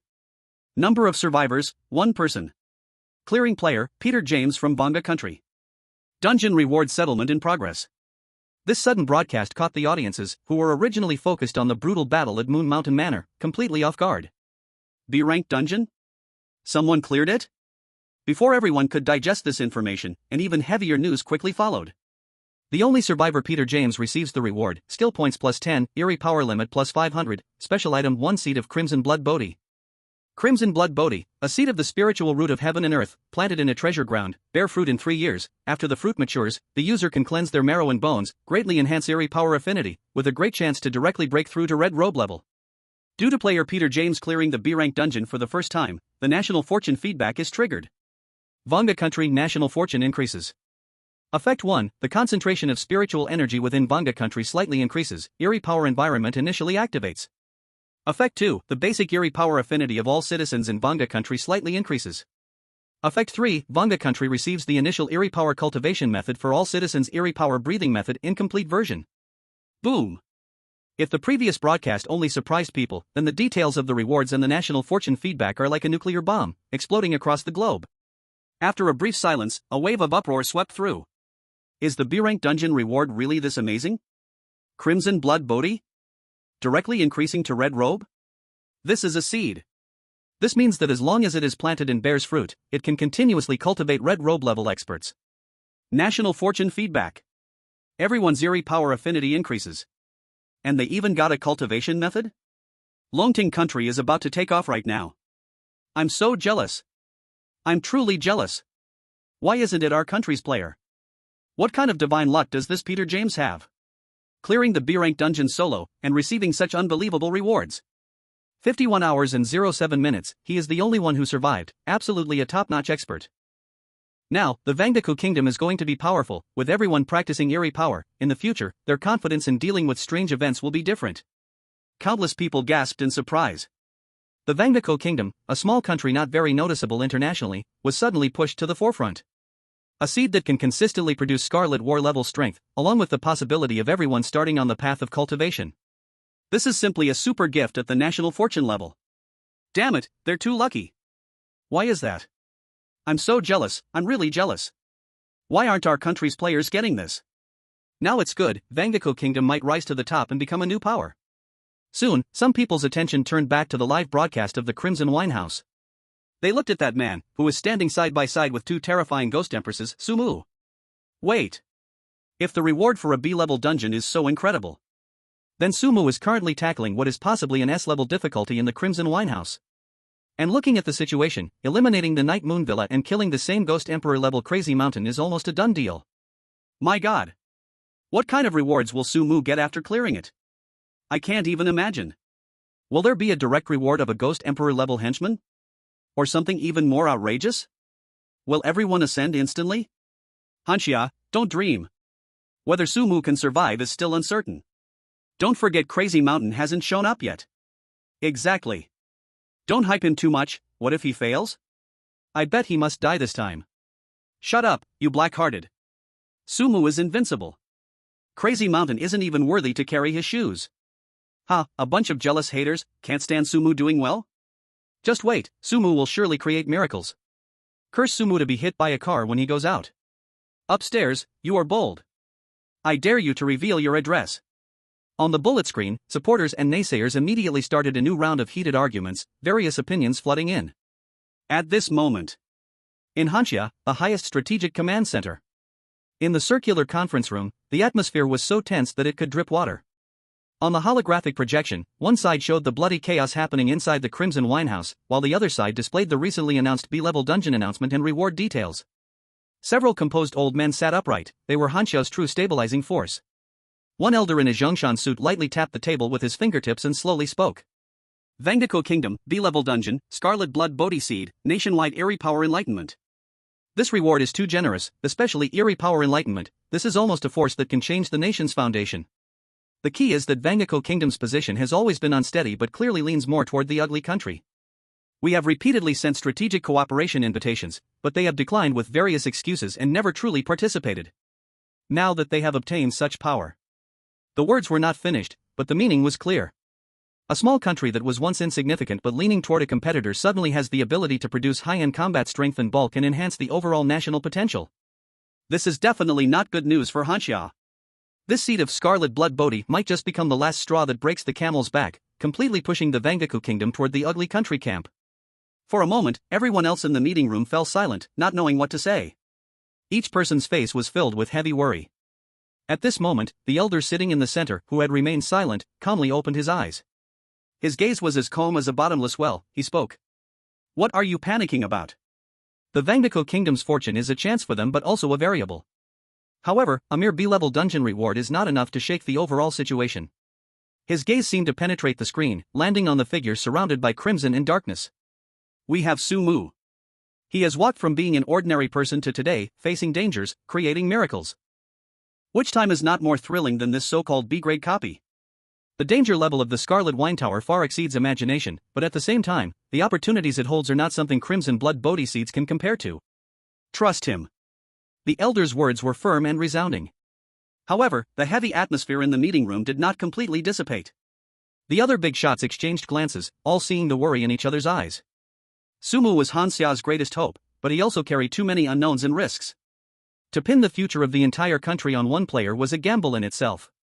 Their gaze once again turned to the constantly shifting light and shadow, the streaming scene filled with blood, their hearts still tightly suspended. The slaughter at the Moonless Mountain Manor was still ongoing. And beyond the instance, Blue Planet had already stirred up new waves. Chapter 48, The Moonless Ruler Appears, The Betrayal Questioned. Within the Moonless Mountain Manor, the last wails fell into silence. The strange beings of the manor had almost been slaughtered entirely. Severed limbs and broken arms littered the ground, dark, eerie blood flowing together like streams. The blood mist lingering in the air was even thicker than before. The remaining strange beings, no matter their strength, were turned to dust, not leaving even a trace of their souls behind. Sumu stood at the center of the devastation, with the Scarlet Queen Yilinger and the alluring succubus on either side, their feet resting upon the silent flowing black blood pool. The Scarlet Guards brought by Yilinger and some strong bone-eating demons summoned by the succubus had already begun methodically cleaning up the battlefield, taking over the destroyed watchtowers and strongholds. Their efficiency was so high, coordinating so seamlessly, that it quietly cleared the battlefield, dividing territories with a chilling efficiency. The two great Ghost Emperor powers had deep roots, evident to all. The succubus glided gracefully, swaying her slim waist, crushing a strange skull beneath her feet. She sauntered up to Sumu and Yilinger. The fragrance around her was intoxicating. Sumu glanced slightly but quickly restrained himself. This woman was not to be trifled with. Avoid deep connections. Sumu little brother, Linger little sister, she said, her voice sultry with a touch of laziness. According to our previous agreement, since we've taken down the Moonless Mountain Manor, we will split the spoils 70-30. She stretched out her delicate finger, pointing to a relatively remote area where the eerie energy was thinnest. I don't ask for much, I just want that Candle Remains workshop. That place is said to deal with lingering souls and grievances, with little profit and no significance, just suitable for someone like me who has no great ambitions. The remaining 70%, including the main hall of this manor and the core areas, will, of course, belong to the Scarlet Wine Tower, controlled by you, Sumu little brother, and you, Linger little sister. The succubus smiled brightly, seemingly very satisfied with the distribution of benefits. However, upon hearing her words, Yilinger was not satisfied at all. Instead, her crimson eyes narrowed suddenly, her gaze sharp as a blade, slicing through the succubus's charming face. Have you changed your tune, old hag? Her voice was cold, not hiding her suspicion. You really intend to keep your promise, not planning to stab us in the back?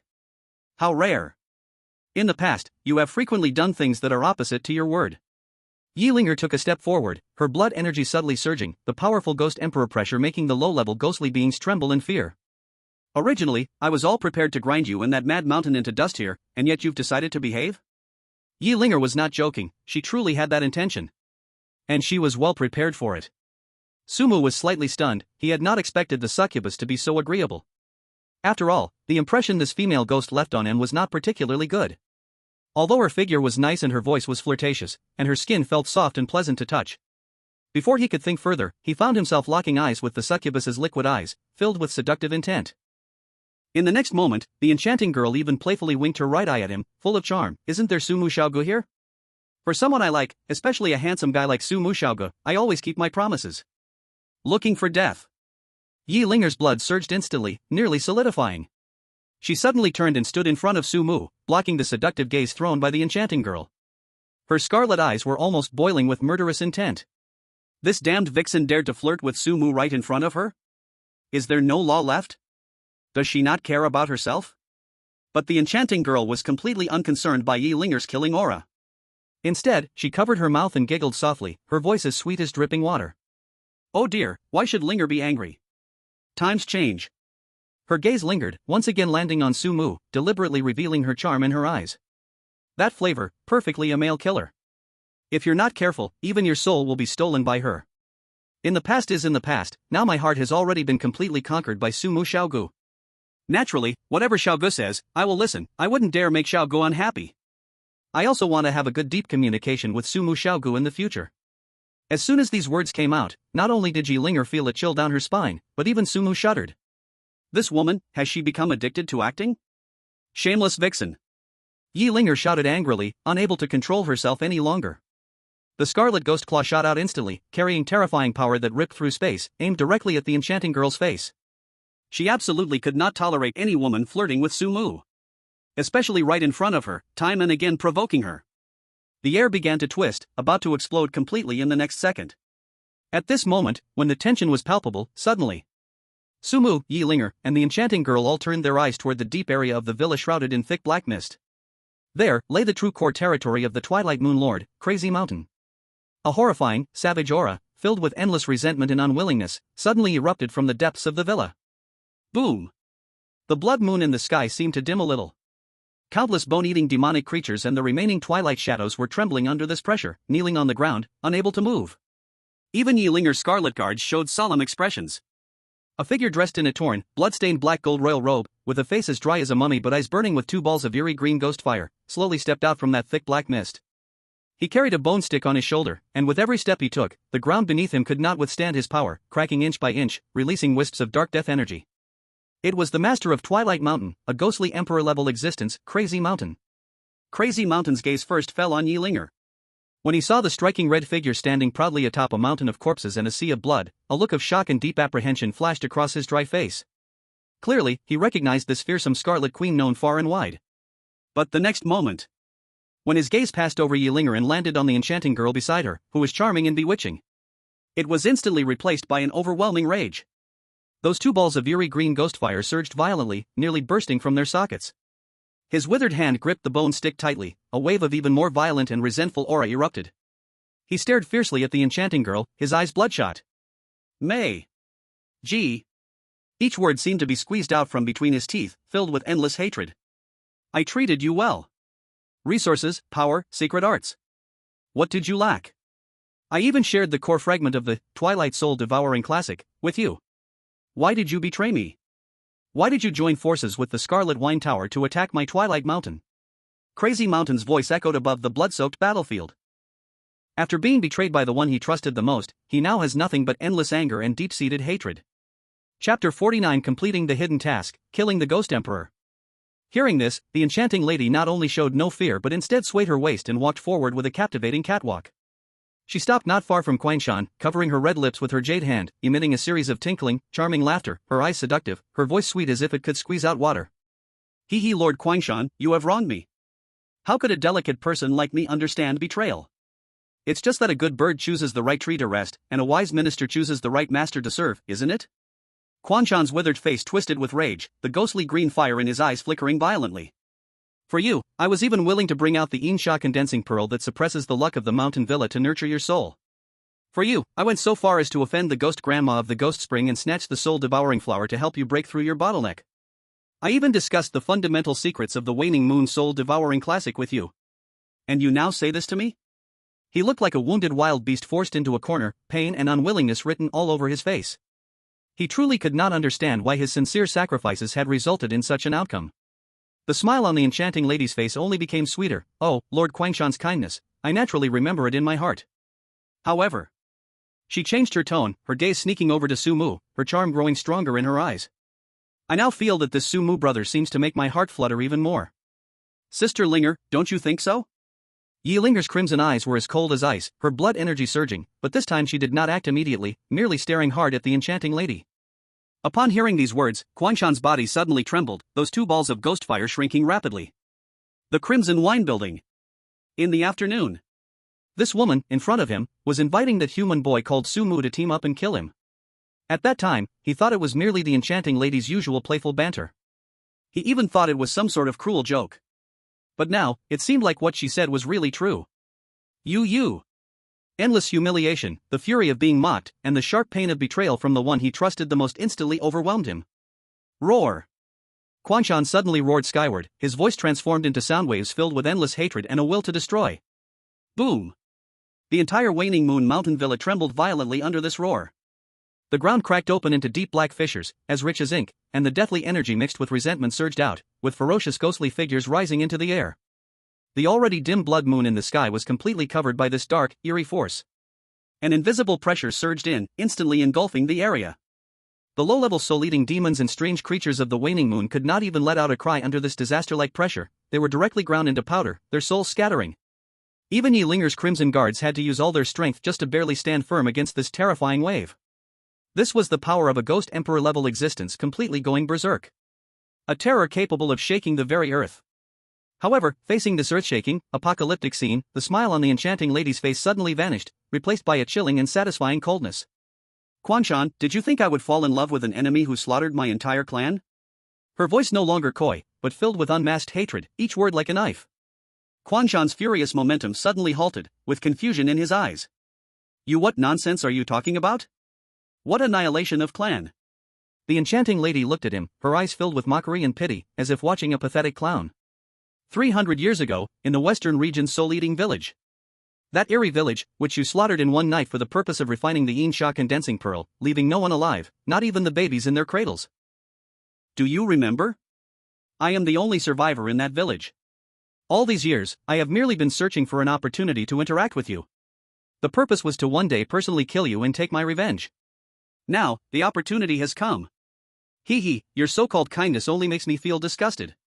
Every word turned into the sharpest blade, fiercely stabbing into Quangshan's heart. The ghostly fire in Quangshan's eyes shook violently, and his withered body began to tremble slightly. 300 years ago, Shiguta village, that name he had almost forgotten. So it turns out, it was like this? The woman he had cherished and treated with all his heart was actually a vengeful spirit carrying a sea of blood and deep hatred. In her eyes, all his sacrifices and affections were merely the repulsive performance of an enemy. How could this? Quangshan muttered to himself, unable to believe. However, before he could finish speaking, die. A fierce glint flashed in Meiji's eyes, giving him no time to react or breathe. No sense of honor in battle. Her figure suddenly blurred, transforming into a pink toxic light, accompanied by a sharp sound as she struck first. 5 claws shimmering with ghostly purple light tore through the air, aimed directly at Quangshan's heart. In the live stream, comments began to roll in. What an unbelievable twist. Meiji is actually a vengeful spirit. No wonder she flirted with Su Mu before, she was looking for help. The one who licks boots deserves a miserable end. Especially when it's a bootlicker who exterminated entire clans. Dying 1,000 times would not be too much. In the Fallen Moon Mountain Villa. Although Quangshan was in a state of chaos, being an experienced ghost emperor, his combat instincts remained. With a roar, the giant bone club in his hand ignited with pitch-black flames, sweeping out to try to block Meiji's assault. Clang! The bone claws collided violently with the bone club, creating large splashes of black sparks and pink toxic mist. At the same moment, Yi Linger moved. She hesitated not at all, her crimson figure appearing like a ghost on Quangshan's other side, her delicate jade hand transforming into indestructible blood-red claws, enveloped in bloodthirsty energy, grabbing fiercely at Quangshan's head. Puff! Caught off guard by Meiji, how could Quangshan anticipate Yi Linger's decisive and ruthless strike? In a hurry, he could only tilt his head slightly. Yi Linger's ghostly claws scratched past his cheek, directly tearing away half of his withered facial skin, leaving 5 deep claw marks visible to the bone, with black eerie blood gushing out. Ah! The intense pain drove Quangshan completely mad. He exploded with sinister power, disregarding his injuries, wildly swinging the burning bone club towards Meiji and Yi Linger. In an instant, pink toxic mist, blood-red malevolence, and pitch-black ghostly flames clashed violently in the center of the villa. Each impact triggered fierce explosions and distortions in space. The ground further collapsed. Outside the fallen Moon Mountain villa, the remaining buildings were flattened. Meiji and Yi Linger coordinated seamlessly. Quangshan's venomous eyes suddenly skipped past the two women locked in fierce combat and locked tightly onto a figure not far behind one human who had been watching from the beginning. Su Mu. These two damned crazy women are too powerful. Together, I have no chance of winning. But that boy, he's just a human. Even if he has some strange tricks, how strong can he be? Kill him first. Crush the soft persimmon. Maybe it can even shake those two women's minds. Murderous intent burst forth. Boy! Go die for me.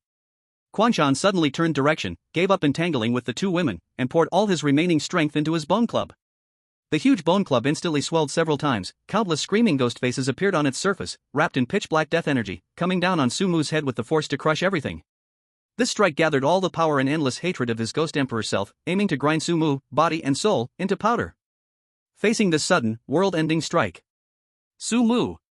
Dodge now! Yi Linger panicked. She and Meiji couldn't possibly make it to help in time. If Su Mu took this blow head-on, he would die. But on Su Mu's face, there wasn't even a ripple.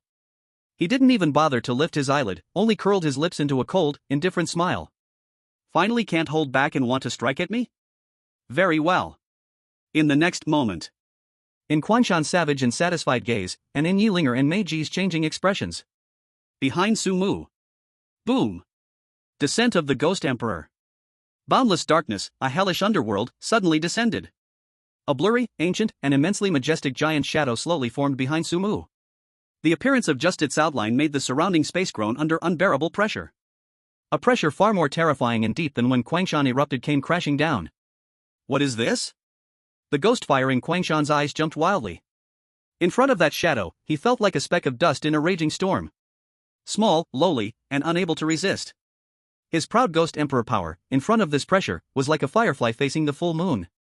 The bone club, filled with all his power and hatred, shattered inch by inch a few meters above Su Mu's head, turning into pure death energy, silently absorbed by the shadow. No!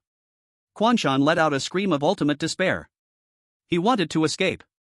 But his body felt crushed under billions of mountains, unable to move even a finger. He could only watch as that towering black shadow slowly lifted a finger made of pure darkness and gently pointed at him.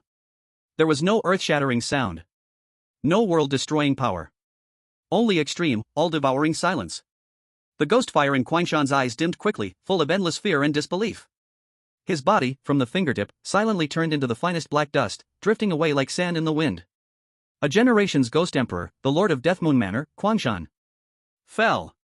Yi Linger and Meiji, two ghost emperors, stood frozen. Still holding the posture of rushing to support Su Mu. One strike to kill? Quangshan was just gone like that. Ding! Congratulations player Su Mu, independently killed the Ghost Emperor level aberration, Quangshan. Player's decisive role in battle detected, hidden quest execute the Ghost Emperor triggered. Congratulations player Su Mu for completing hidden quest, execute the Ghost Emperor, Quangshan. Quest reward settlement in progress. Chapter 50, Rich Rewards. Ding! Hidden quest execute the Ghost Emperor, Quangshan, reward settlement completed. Congratulations player Su Mu, received 2000 points of ghost power. Congratulations player Su Mu, obtained special cultivation method, Soul Devouring Tome of the Deathmoon. Soul Devouring Tome of the Deathmoon, Ghost Emperor level aberration technique, draws power from the 9 nether Deathmoon, tempers own ghost power, devours residual souls to enhance ghost power, reaching perfection upon full mastery. The power of the Deathmoon can condense, control life and death, manipulate souls, and transform one into the undying lord of the Deathmoon. Congratulations to player Su Mu, for obtaining an S-rank rare weapon, Deathmoon Boneblade, level 1. Deathmoon Boneblade, level 1 probability drops from killing the Deathmoon Lord, forged by merging the essence of the Death Moon Lord's furious bones with endless resentment. It has armor-breaking and soul-devouring effects, emitting the Ghost Emperor's rage upon attack, striking directly at the soul, and can absorb the strength of the killed. The more kills, the higher the armor-breaking and soul-devouring effects, 1/100. Congratulations to player Sumu, for awakening the special title, Ghost Emperor Slayer, Beginner. Ghost Emperor Slayer, Beginner. Your deeds have spread widely in the horror world. When attacking, it inflicts 5% true damage to Ghost Emperor level anomalies. For anomalies below Ghost Emperor level, this effect increases to 20%. 2,000 points of eerie power. This is enough to make his strength instantly soar to a level comparable to White Robe level anomalies. Relying solely on his own level, he now possesses the ability to compete with low-level anomalies. Adding in a Ghost Emperor level technique, a bone blade containing the resentment of the Ghost Emperor, and a highly targeted title. This time's harvest is simply explosive and generous. I really have to thank Kwangshan. If he hadn't rushed over in a fit of excitement, I would have probably missed out on the rewards of this hidden quest. Just as Sumu was digesting this enormous gain, a blood-red shadow shot over like lightning. It was Yi Linger. She grabbed Sumu's arm, her crimson eyes anxiously scanning him up and down, her voice trembling. Sumu! How are you? Is there any pain? Are you seriously injured? Her little hand even began to curiously explore his body to check. Sumu let her check and gently patted the back of her hand. I'm fine, see? I'm good. Feeling Sumu's steady breath, Yi Linger's tense nerves relaxed slightly, but she still held onto his arm tightly. At this moment, Meiji also floated over gracefully, her fragrant aura filling the air. Good thing Sumu has strength, otherwise, if anything happened to you, I would feel guilty for the rest of my life. Upon hearing her words, Yi Linger immediately fumed. Can you speak normally, old witch? He is my man. You can't talk to him like that. Meiji, however, spoke alluringly. Sister Linger, don't be so stingy. Actually, I can be the little one. Let me be your sister, that would be fine, okay? Yi Linger gritted her teeth. Meiji's shamelessness was underestimated. Meiji's enchanting peach blossom eyes were now cautiously observing Sumu. Sumu is handsome. He instantly killed Kwangshan, and I couldn't even do that. Can you teach me when you have the time? I also want to become that strong. Her voice was still sweet and enchanting, but every word tested the waters. A storm had already surged in her heart. Instant kill. That was the Ghost Emperor level Kwangshan. Although Kwangshan had been severely injured earlier by her and Yi Linger teaming up, a starved camel is still larger than a horse. How shallow could the foundation of a Ghost Emperor be? Sumu's strike was clean and decisive, a perfect and domineering crush. To him, Kwangshan was merely a slightly stronger ant. Meiji watched as Kwangshan, along with his resentment and power, completely disappeared, leaving not even a trace behind. This power was terrifying. She couldn't even imagine where Sumu's limits lay. A wave of fear clung to her heart. She felt incredibly relieved. Relieved that at the Scarlet Wine Tower, she chose to cooperate with Sumu. If she had chosen to be his enemy at that moment. Meiji's gaze unconsciously drifted to the place where Kwangshan had vanished. It was empty. This ending might be her best outcome. It could have been much worse. Blue Star, live broadcast room. Sumu is amazing. Who just questioned the god of Mu? Step forward. Ha ha. When the god of Mu strikes, you know what's real. Ghost Emperor? No mercy. This is the strength of our Hansha players. Those small countries better open their eyes. At Peter of the Vanga Nation, come out and learn how to raid. Don't think just surviving makes you special. Where are the little black sheep? Why aren't you shouting? Keep spewing. Hansha Nation. Supreme Strategic Command Center. On the screen, it freezes on the scene of Sumu retracting his finger, while the Mad Mountain turns to ashes. We won. An elderly man with white hair, wielding a star emblem, slammed the table, his face red with excitement. I bet right. Sumu didn't let us down. Not just didn't let us down. This is like a divine unicorn descending. Another middle-aged man in a black Zhongshan suit pushed up his glasses, his eyes shining brightly. With Sumu here, our odds in this battle for national fortune just skyrocketed. He is the hope for the future of our Hansha. The faces of the higher-ups were filled with excitement and anticipation. Sumu's performance injected a dose of adrenaline into them. Inside the dungeon, the takeover of the Wailing Moon Villa went exceptionally smoothly. The beauty, fully aware of the situation, cooperated willingly. After witnessing Sumu's lightning-fast defeat of Mad Mountain, her little schemes were extinguished, leaving only thoughts of cooperation for mutual benefit. The territories and resources previously divided were quickly handed over. Those low-level eerie beings originally under Mad Mountain trembled in fear after seeing the new master's ferocity, not daring to make a single move. Sumu didn't linger here for long. He, along with Yi Linger, was followed by a group of eerie captives escorted by the Crimson Winehouse. These eerie beings were also one of the spoils of war. In the future, they would inevitably serve as stepping stones for the Crimson Winehouse, shining brightly. Today's harvest was remarkable, to say the least. Sumu felt a rush of excitement inside him. If conditions allowed, he truly wanted to take out his rewards right now and count them carefully. The Crimson Witch, that is, Yi Linger. She tightly clung to Sumu's side, wrapping her arm around his, occasionally glancing at his calm and handsome profile, feeling both proud and sweet inside. The beauty stood still, watching Sumu and Yi Linger disappear into the darkness of the villa's entrance. Her red lips pursed slightly, her gaze complex and unfathomable. After a long while, she let out a soft sigh and turned to walk toward her own territory. Sumu, you really are a man who's hard to understand. I really like you. Chapter 51 The Reason Why Ex-Girlfriends Disappeared. Crimson Winehouse. On the top floor, in the Crimson Queen's bedroom.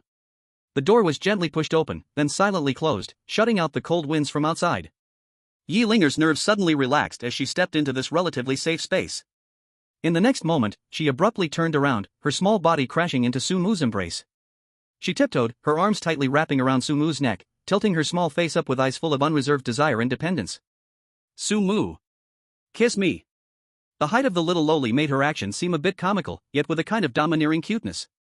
She stubbornly tilted her head. You only love me. In her arrogant voice, there was even a trace of grievance. She desperately wanted to prove that having Sumu was her privilege. At least, that's how it was in the Scarlet Winehouse. Sumu felt helpless in his heart. When he was with her, these little girlish tests never stopped. He eventually softened his heart. Or perhaps, he had long gotten used to indulging her little temper. Sumu slightly lowered his head. His cool lips touched hers. From Yi Linger's lips, Sumu tasted a faint blood-tinged sweetness. Of course, the most important thing was the familiar warmth between them. They only exchanged a few light kisses. Yi Linger finally relaxed, a satisfied smile appearing on her face. She let go of her arms, took Sumu's hand, and led him to the large dark red velvet sofa on the other side of the room. The two of them sank into it. Yi Linger naturally curled into Sumu's embrace, her little head resting on his chest.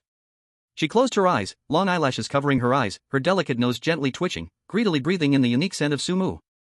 That scent mixed with faint blood, gunpowder, and a kind of familiar feeling that made her feel incredibly at ease.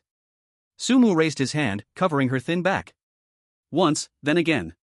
Gently patting her. This was her favorite position, the one that made her feel the purest peace. After a few minutes of brief warmth, Sumu suddenly spoke, Linger. The little person in his arms lazily hummed, not opening her eyes.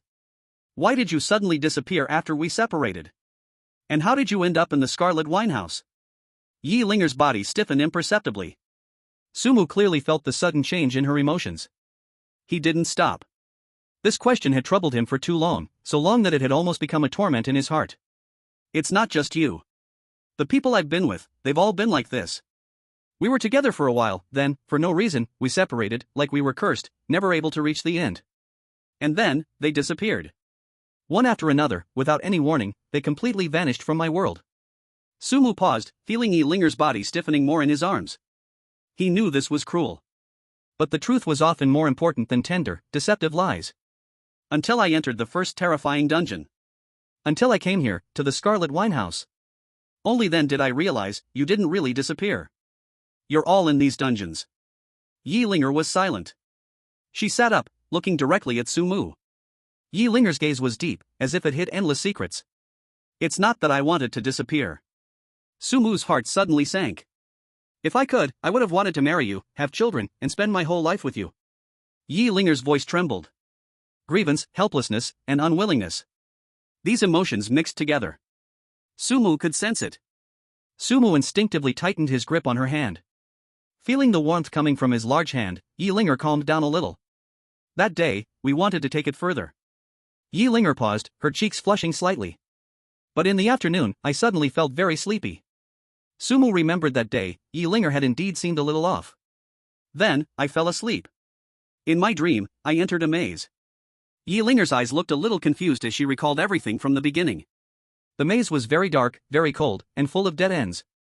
I walked for a long time, couldn't find an exit, and couldn't find any direction. Sumu could almost see Yilinger helplessly wandering in the maze. When he was dating Yilinger, Sumu clearly knew. Yilinger was just a little girl, a pure little lowly who didn't know the ways of the world. For someone like her, being in such an environment, the feelings at that time were unimaginable. Sumu's eyes filled with heartache, and he silently pulled Yilinger closer. Yilinger also noticed Sumu's movement, smiling slightly at him, then burying her head into his chest. Finally, I have found a way. But that way leads to a completely different place. Yilinger raised her head, her eyes carrying a hint of confusion. In the end, I arrived here. The Scarlet Tavern. Sumu took a sharp breath. The Scarlet Tavern? This terrifying dungeon, could it really be the maze exit from Yilinger's dream? Others, they should also be in the same situation as me. Yilinger's voice returned to calm, yet it felt even more chilling. Sumu felt a shiver run down his back, a chill rushing from his feet to the top of his head. What's going on? Do you mean to say you were all brought here by some mysterious power? Sumu's voice trembled slightly. You could understand it that way. At least after we contacted each other and exchanged information, we reached this conclusion, Yilinger nodded. And we can't go back. Sumu felt his mind go blank. What on earth was happening? Why can't we go back? We don't know either. Yilinger shook her head. We've tried all kinds of methods, but nothing worked. Whether it's breaking the space, or trying to find the edge of the world, or even soaring through the sky, trying to penetrate the entire planet. But it's all in vain, everything we did was useless.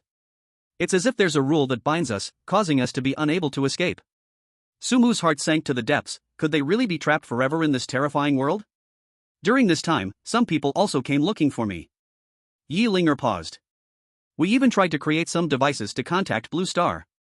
But it was still useless. Sumu could imagine Yilinger and the other ex-girlfriends, their disappointed expressions, and the gradually spreading despair.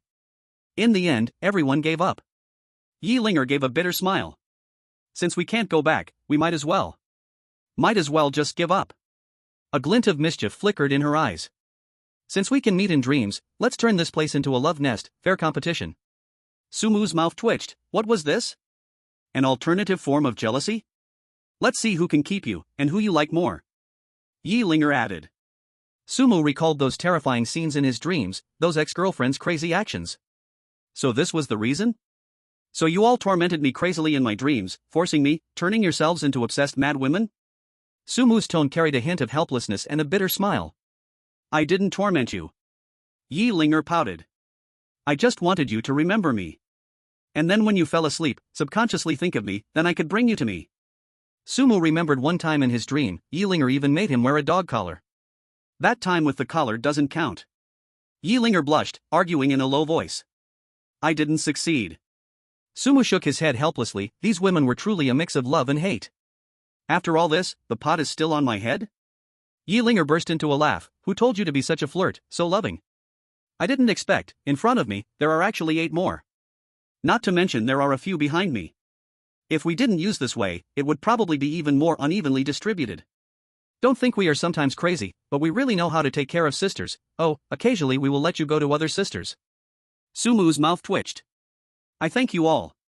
Chapter 52, The Tavern Reopens, The Beauty Visits. Yilinger hummed contentedly, like a lazy cat, snuggling closer into Sumu's embrace. Warm and soft in his arms, the faint fragrance that belonged solely to her wafting around. At this moment, she had not a trace of the cold and ruthless Scarlet Queen known in outside rumors. Sumu wrapped his arms around her soft waist, feeling the reliance of the person in his embrace. A mix of emotions surged within, ultimately transforming into a soft sigh. You've worked hard, Linger. This statement came from the heart. Trapped in this cursed place, going from a naive little girl to now commanding a realm, the fearsome Ghost Emperor. The hardships and transformation she endured are not something that can be easily expressed in just a few words. It's not hard at all. Yilinger mumbled, rubbing against his chest, her voice carrying a hint of mischief. This instance should have been a few days, right? I've got to take this time to properly handle you. The last few words were a playful and cute threat, with no real power behind them. Sumu smiled helplessly, allowing her to act spoiled in his embrace.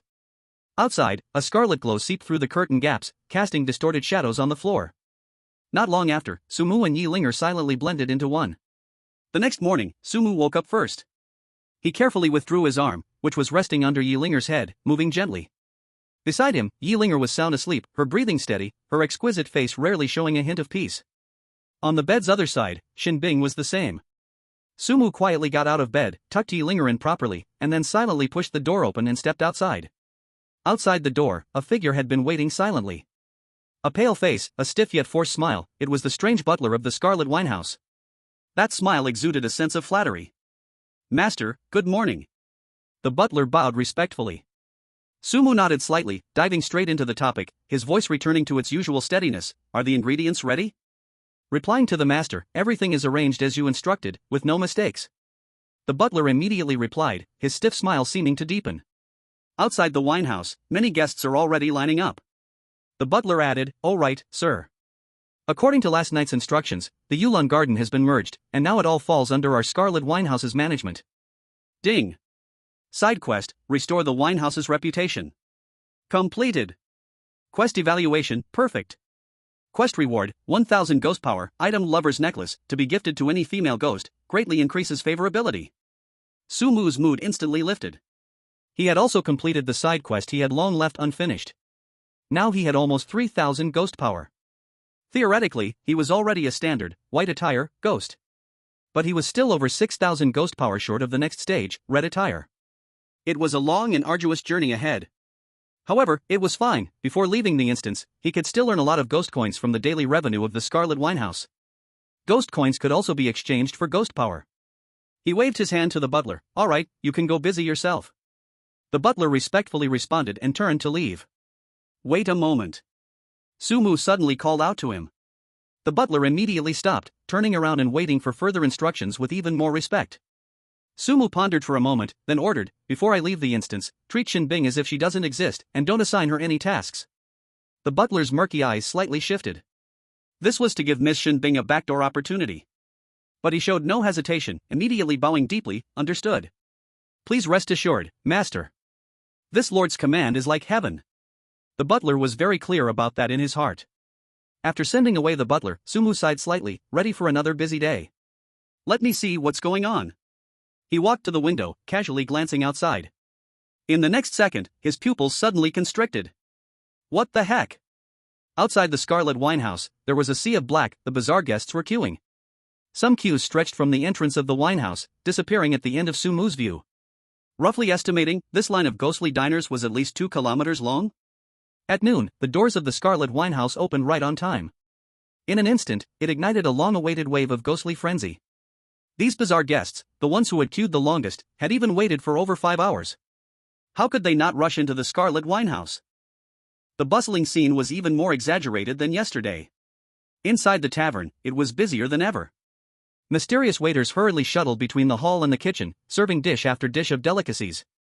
These strange guests savored the food, happily pulling out their wallets. In the bedroom, Shinbing finally woke up slowly. Her head was still a bit heavy, feeling like she had drunk too much, suffering from a hangover. She didn't even know why it was like this. Just yesterday, she was perfectly fine. Shinbing rubbed her temples, tossed off the covers, got dressed, and walked out. As soon as she reached the door, a figure blocked her way. It was Sumu. "You're awake?" Sorry, I overslept." Shinbing paused for a moment, nodded, and pointed outside. "Is it especially busy out there?" "I'll go." "No need to go, just rest well." Sumu interrupted her. Shinbing looked surprised. "Huh? But outside." The noise sounded as if hundreds of strange creatures were tearing down the Scarlet Tavern. At that moment, a charming and lazy voice floated in unexpectedly. "Oh my, Sumu handsome boy, you look so handsome today." This voice. Sumu raised an eyebrow. Then, a graceful figure appeared in view. The bone-eating enchantress, Meiji. She wore a tight-fitting black dress that perfectly highlighted her breathtaking curves, the skirt split high, her long white thighs dazzling to the eye. With her peach blossom eyes mesmerizing, they immediately locked onto Sumu, her red lips curved in a captivating smile. Sumu's expression remained unchanged as he greeted Shinbing and the peculiar butler who had silently appeared behind him. "Miss Meiji, what a pleasure to have you at the Scarlet Tavern. I apologize for not welcoming you properly." Sumu spoke calmly. Meiji giggled, her laughter clear and pleasant yet filled with allure. She stepped lightly, her body fluid like a water snake, naturally leaning closer to Sumu, nearly pressing against him. Being gracious requires favors. She elongated her tone, gazing dreamily at Sumu's profile. "And I'd like to give you a favor too." She nearly whispered in Sumu's ear, her voice intimate to the extreme. Sumu suddenly stepped back, just enough to create a little space. Miss Meiji is jesting. Meiji's eyes glimmered, seemingly unfazed by Su Mu's retreat, instead finding it more exciting. How could this be jesting? Her voice carried a hint of melancholy. You can revive the Scarlet Tavern and make the bloodthirsty Scarlet Queen listen to you. Your abilities are certainly not just talk. I'm very curious and want to know you better, handsome boy. This business is truly booming, making people envious. It's obvious that this is your handiwork, Su Mu. Meiji's gaze returned to Su Mu's face, filled with undisguised admiration. The Scarlet Queen, that violent girl who only cares about fighting, doesn't have the brains or means. She candidly commented on her ally. Then, she changed her tone, becoming bolder and more explicit. I really want to tie you up and lock you in my bone-eating palace, as my captive husband. She licked her full red lips, her expression filled with aggression. Then I won't have to do anything, just lie back counting eerie coins every day. What do you think, handsome boy? Su Mu's lips twitched slightly, making no direct response to this dangerously flirtatious joke. Since Miss Meiji is here, why not find a private room to sit down and try our tavern's new dishes? And also give us some feedback, to see if our Scarlet Tavern can catch your eye. He changed the topic. Meiji covered her lips and laughed softly, her laughter charming and vibrant, her chest heaving with allure. Taste the food, no rush. Her gaze stayed glued to Su Mu, scanning him up and down. Wait until the real business is done, then big sister can eat slowly. She once again stretched out her scarlet tongue, gently licking her lips, the hint in her eyes so strong that even Shin Bing beside her felt her cheeks heat up. Just as her words fell, the enchantress clapped her hands lightly. Clap clap. Crisp claps rang out. In the next moment, dozens of graceful figures appeared out of nowhere. They silently appeared at the staircase entrance and all over the corridor. Each of them was stunning in looks, with enchanting bodies, all dressed in the same dark red maid outfits. These were all the female monsters under the enchantress's command. The enchantress lazily gave an order to them, go on. Help the Crimson Winehouse greet the guests. Be quick and don't ruin my reputation. Yes, mistress. The dozens of female monsters replied in unison, their voices ethereal and eerie. Then, they silently melted into the noisy and busy hall downstairs. They were skilled, clearly experienced in serving guests. They quickly took over part of the ghostly waitstaff's work, their efficiency surprisingly high. Su Mu frowned slightly as he watched the scene. Sending help for no reason at all?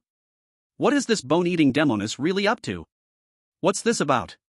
Su Mu looked at the enchantress, questioning with his eyes. The enchantress reached out her index finger, its icy touch lightly tapping Su Mu's lips. Little brother really forgets things easily. This poor girl is so heartbroken. She breathed softly, her red lips moved close to his ear, speaking in a voice only they could hear, soft and charming. We're allies, aren't we? Your trouble is my trouble. If your business is good, of course I should lend a hand. Don't you think so? Little brother Su Mu. Chapter 53, Grand Vision Su Mu. Allies? Su Mu froze for a moment. He thought this bone-eating demoness was scheming something shady. Turns out, she just came to gain favor. Since that's the case, Su Mu had no intention to neglect her. Since Miss Enchantress is being so generous, please come inside. Su Mu made a welcoming gesture and led the enchantress into a private room. Shin Bing, take good care of Miss Enchantress, Su Mu specifically instructed. Shin Bing was flattered. She had heard from the steward that this enchantress was of Ghost Emperor level. Su Mu giving her this task showed how much he trusted her. A warm feeling rose in her heart, and the way Shin Bing looked at Su Mu changed a lot. Miss Enchantress, excuse me for now, I'll come find you when I finish my work, Su Mu smiled slightly. In the meantime, please wait a bit. You can try some of our restaurant's signature dishes. If you need anything, just tell Shin Bing. The enchantress propped her chin with one hand, eyes seductive, gazing at Su Mu with longing. Alright, but don't forget me, come back soon. Su Mu cried in his heart, seductress. People might think I actually have something going on with you. But honestly, her bringing people really helped a lot. Without her, the Crimson Winehouse truly wouldn't have had enough staff. In the restaurant's main hall, eerie guests kept pouring in. That's right, pouring. Because there were just too many of them. To make it worse, they all had strange forms. Arranging seats was a nightmare. Some were big, some small, some hard, some soft. Some didn't even have a physical form. The staff of Crimson Winehouse were completely overwhelmed. Inside the private room, Shin Bing stood respectfully by the enchantress's side.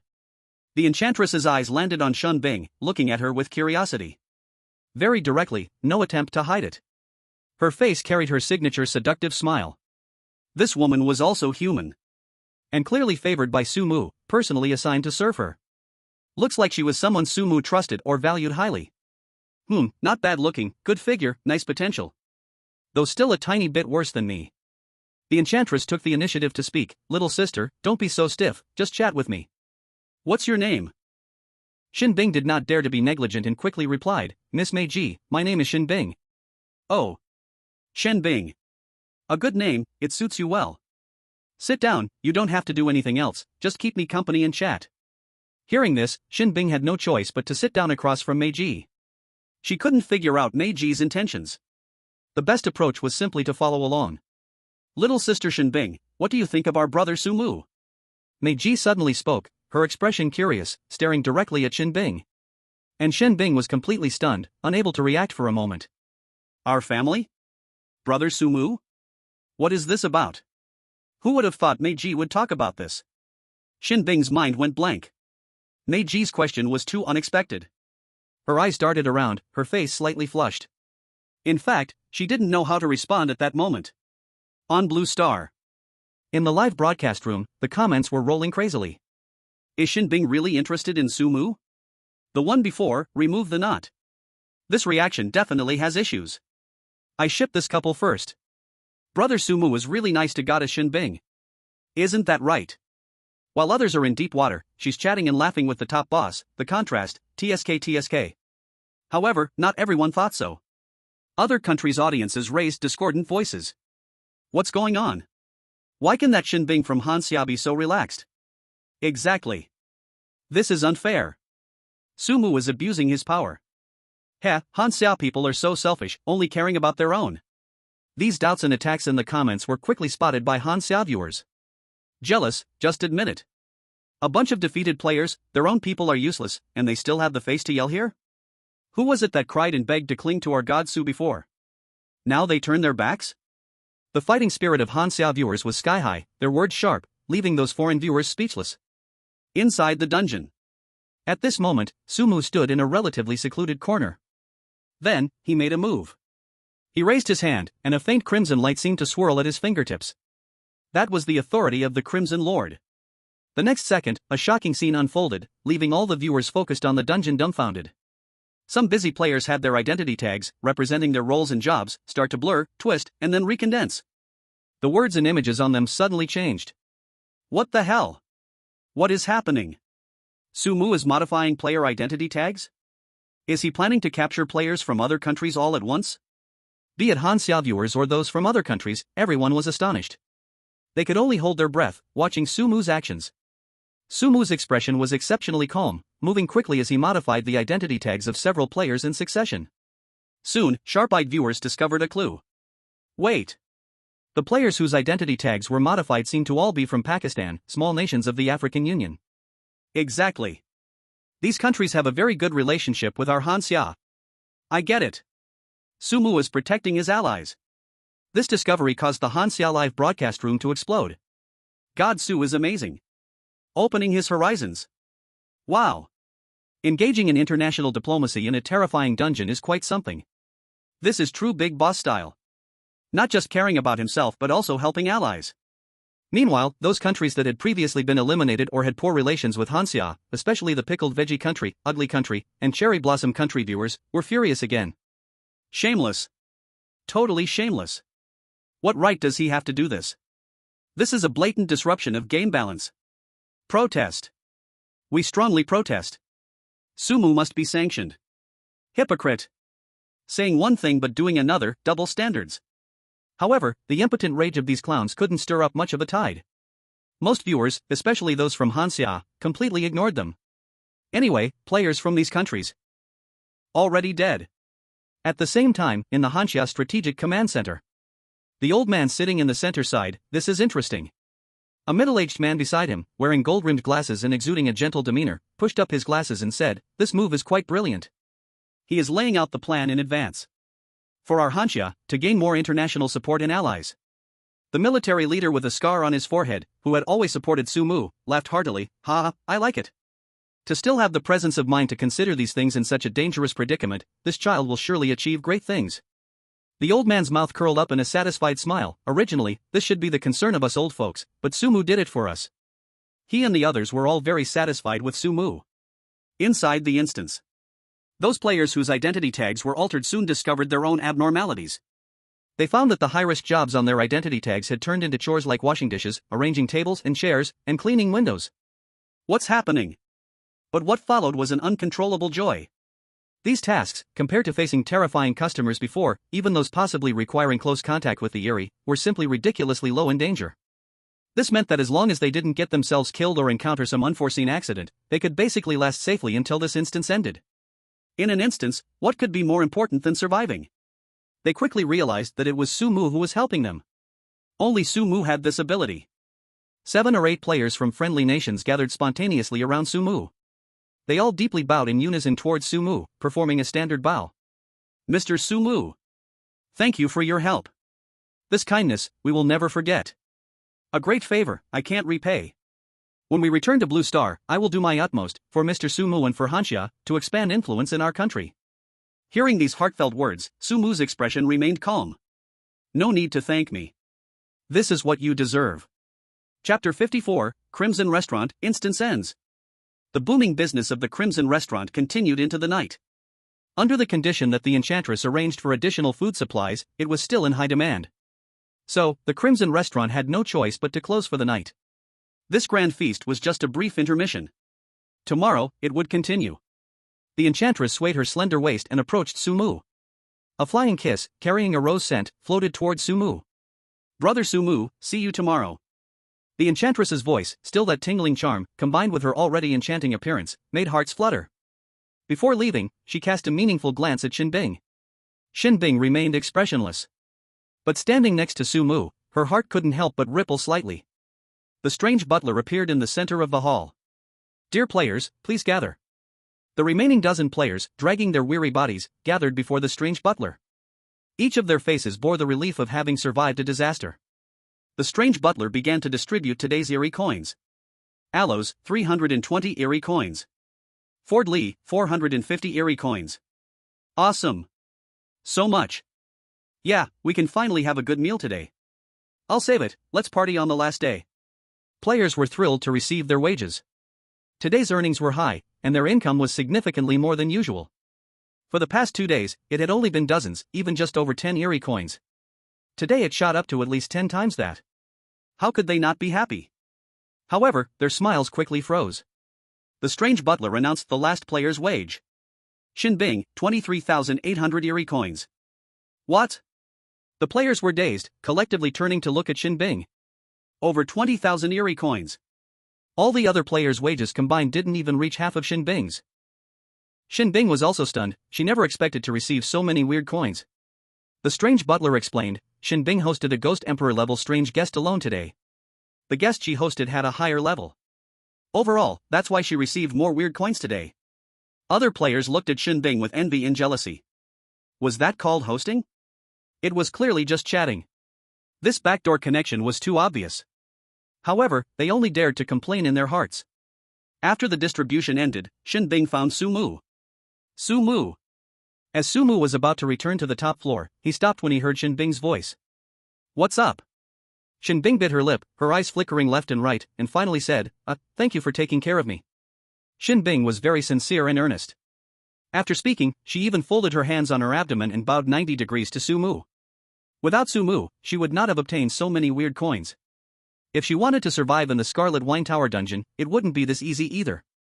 In response, Sumu merely replied indifferently, it's nothing, this is what I should do. Seeing that Sumu was about to leave, Shinbing hurriedly spoke again. When we leave the dungeon and return to Hanxia, I want to invite you to dinner. Is that okay? Shinbing cautiously looked at Sumu's back, hoping for Sumu's response. With his back to her, Sumu lightly replied, sure. Great. A rare smile appeared on Shinbing's face. Then after returning to Hanxia, I'll contact you. Shinbing's steps became much lighter. She had seen all the care Sumu had given her. These gestures left a deep impression in her heart. Whether it was letting her stay in the queen's bedroom to prevent strange attacks, or specifically arranging a relaxed and rewarding job for her, all of these made Shinbing feel warm and safe. Everyone's heart is made of flesh. Even a cool girl like Shinbing can be touched. In the next 4 days, the Scarlet Wine Tower fell into a strange calm. There were no new tasks and no new enemies. Sumu, Shinbing, and other players waited quietly for the end of the dungeon. During this time, Sumu spent most of his time with Yi Linger. After all, for Yi Linger, Sumu's time in the dungeon was not long. So every second she could cling to Sumu was very precious. Who would have thought that this Scarlet Queen, who made countless terrifying strange beings tremble, was as docile as a Siamese cat in front of Sumu? But the gaze Yi Linger directed at him was always filled with possessiveness. Because her warmth with Sumu was always interrupted by an annoying guy. "Oh, Sumu, did you think of me today? I couldn't sleep last night because I was thinking of you." Her voice was charming, sending chills to the bone. The bone-eating demoness, the charming princess. She always appeared on time at the Scarlet Wine Tower. Facing Sumu, she was always openly bold. The playful aggressiveness in her eyes completely ignored the edge of explosion in Yi Linger, focusing only on Sumu. This made Sumu's head ache. Dealing with this enchantress was very troublesome for him. Because he had to maintain the alliance relationship between the Scarlet Wine Tower and the enchanting princess, and keep comforting Yi Linger to prevent this Scarlet Queen from suddenly exploding. Yi Linger and the enchanting princess were both ghost emperors. If they fought, the Scarlet Wine Tower would be turned into ruins in an instant. But fortunately, the enchanting princess always stopped at the right moment, knowing where to draw the line. However, it must be said, as an ally, the enchanting princess was indeed very sincere. Every day, she not only clocked in on time, but also brought her subordinates to help. Whether it was hosting guests, transporting ingredients, or cleaning up chores, she participated in everything. She helped the Scarlet Wine Tower relieve a lot of pressure. The kind of effort that requires both heart and strength made Meiji's back stand straight. At the same time, it also made her even bolder in teasing Sumu. It became common for her to provoke the possessive Yi Linger. Often, just a light-hearted remark or a flirtatious glance towards Sumu could instantly send a chill through Yi Linger, causing her blood to surge. But usually, at these times, Meiji would leave with a cheerful smile, entering her exclusive private room. There, the staff member dedicated to her, Shinbing, had long been waiting. This was Sumu's care, arranging Shinbing specifically to serve the esteemed guest, Meiji. After spending many days together, Shinbing surprisingly grew closer to Meiji, the ghostly emperor whose name alone could instill fear in the bizarre beings. This ghostly emperor, who seemed capricious in front of outsiders yet was generous, was treated with great care by Shinbing. Initially, when hosting Meiji, Shinbing was very cautious, as if walking on thin ice, even trying to breathe lightly. Later on, she could chat a bit more naturally, no longer tensed up to the point that it made Meiji feel adorably funny. In short, Meiji was quite satisfied with her, and their relationship was quite good. Shinbing also earned quite a bit of ghost currency by serving Meiji. But she had one worry. Every evening, when she returned to the queen's bedroom that Sumu had authorized her to stay in. On the table, there were always steaming, delicious human meals laid out. Every meal was different. It was no longer just a matter of satisfying hunger, it was a feast worthy of a national banquet. In this ghostly place, being able to eat a warm, normal meal was already a luxury, let alone this grand feast. Shinbing knew very well that this care came from Sumu's hand. And every time she sat down to enjoy it, she would habitually look up, always able to catch a glimpse of the figure by the desk through the half-open door. Sometimes, Sumu was alone, bored, flipping through books to pass the time. His profile, under the crimson candlelight, appeared a bit blurry, handsome, calm, yet oddly indifferent. Other times, it was Sumu nestled with Yi Linger, the two of them so affectionate that it made others envious. Whenever this happened, Shinbing would ponder. Why was he so good to her? Was it just because she was a player of Hanxia? Or... Shinbing dared not think too deeply. The warmth and security Sumu provided felt real. But sometimes, when she saw Sumu and Yi Linger being so intimate, without a care, her heart would clench, and a subtle sense of dissatisfaction and jealousy would prick her heart like an invisible needle. She knew she shouldn't feel this way, and it was even somewhat shameful. Sumu had never expressed anything towards her. No matter how she looked at it, the person he liked could never be herself. But logic was one thing, the ripples of emotions were another. Fortunately, during this confusing time, she found someone to confide in and learn from. Meiji, the ghostly emperor who had lived for countless years, understood matters of the heart far more clearly than this human woman.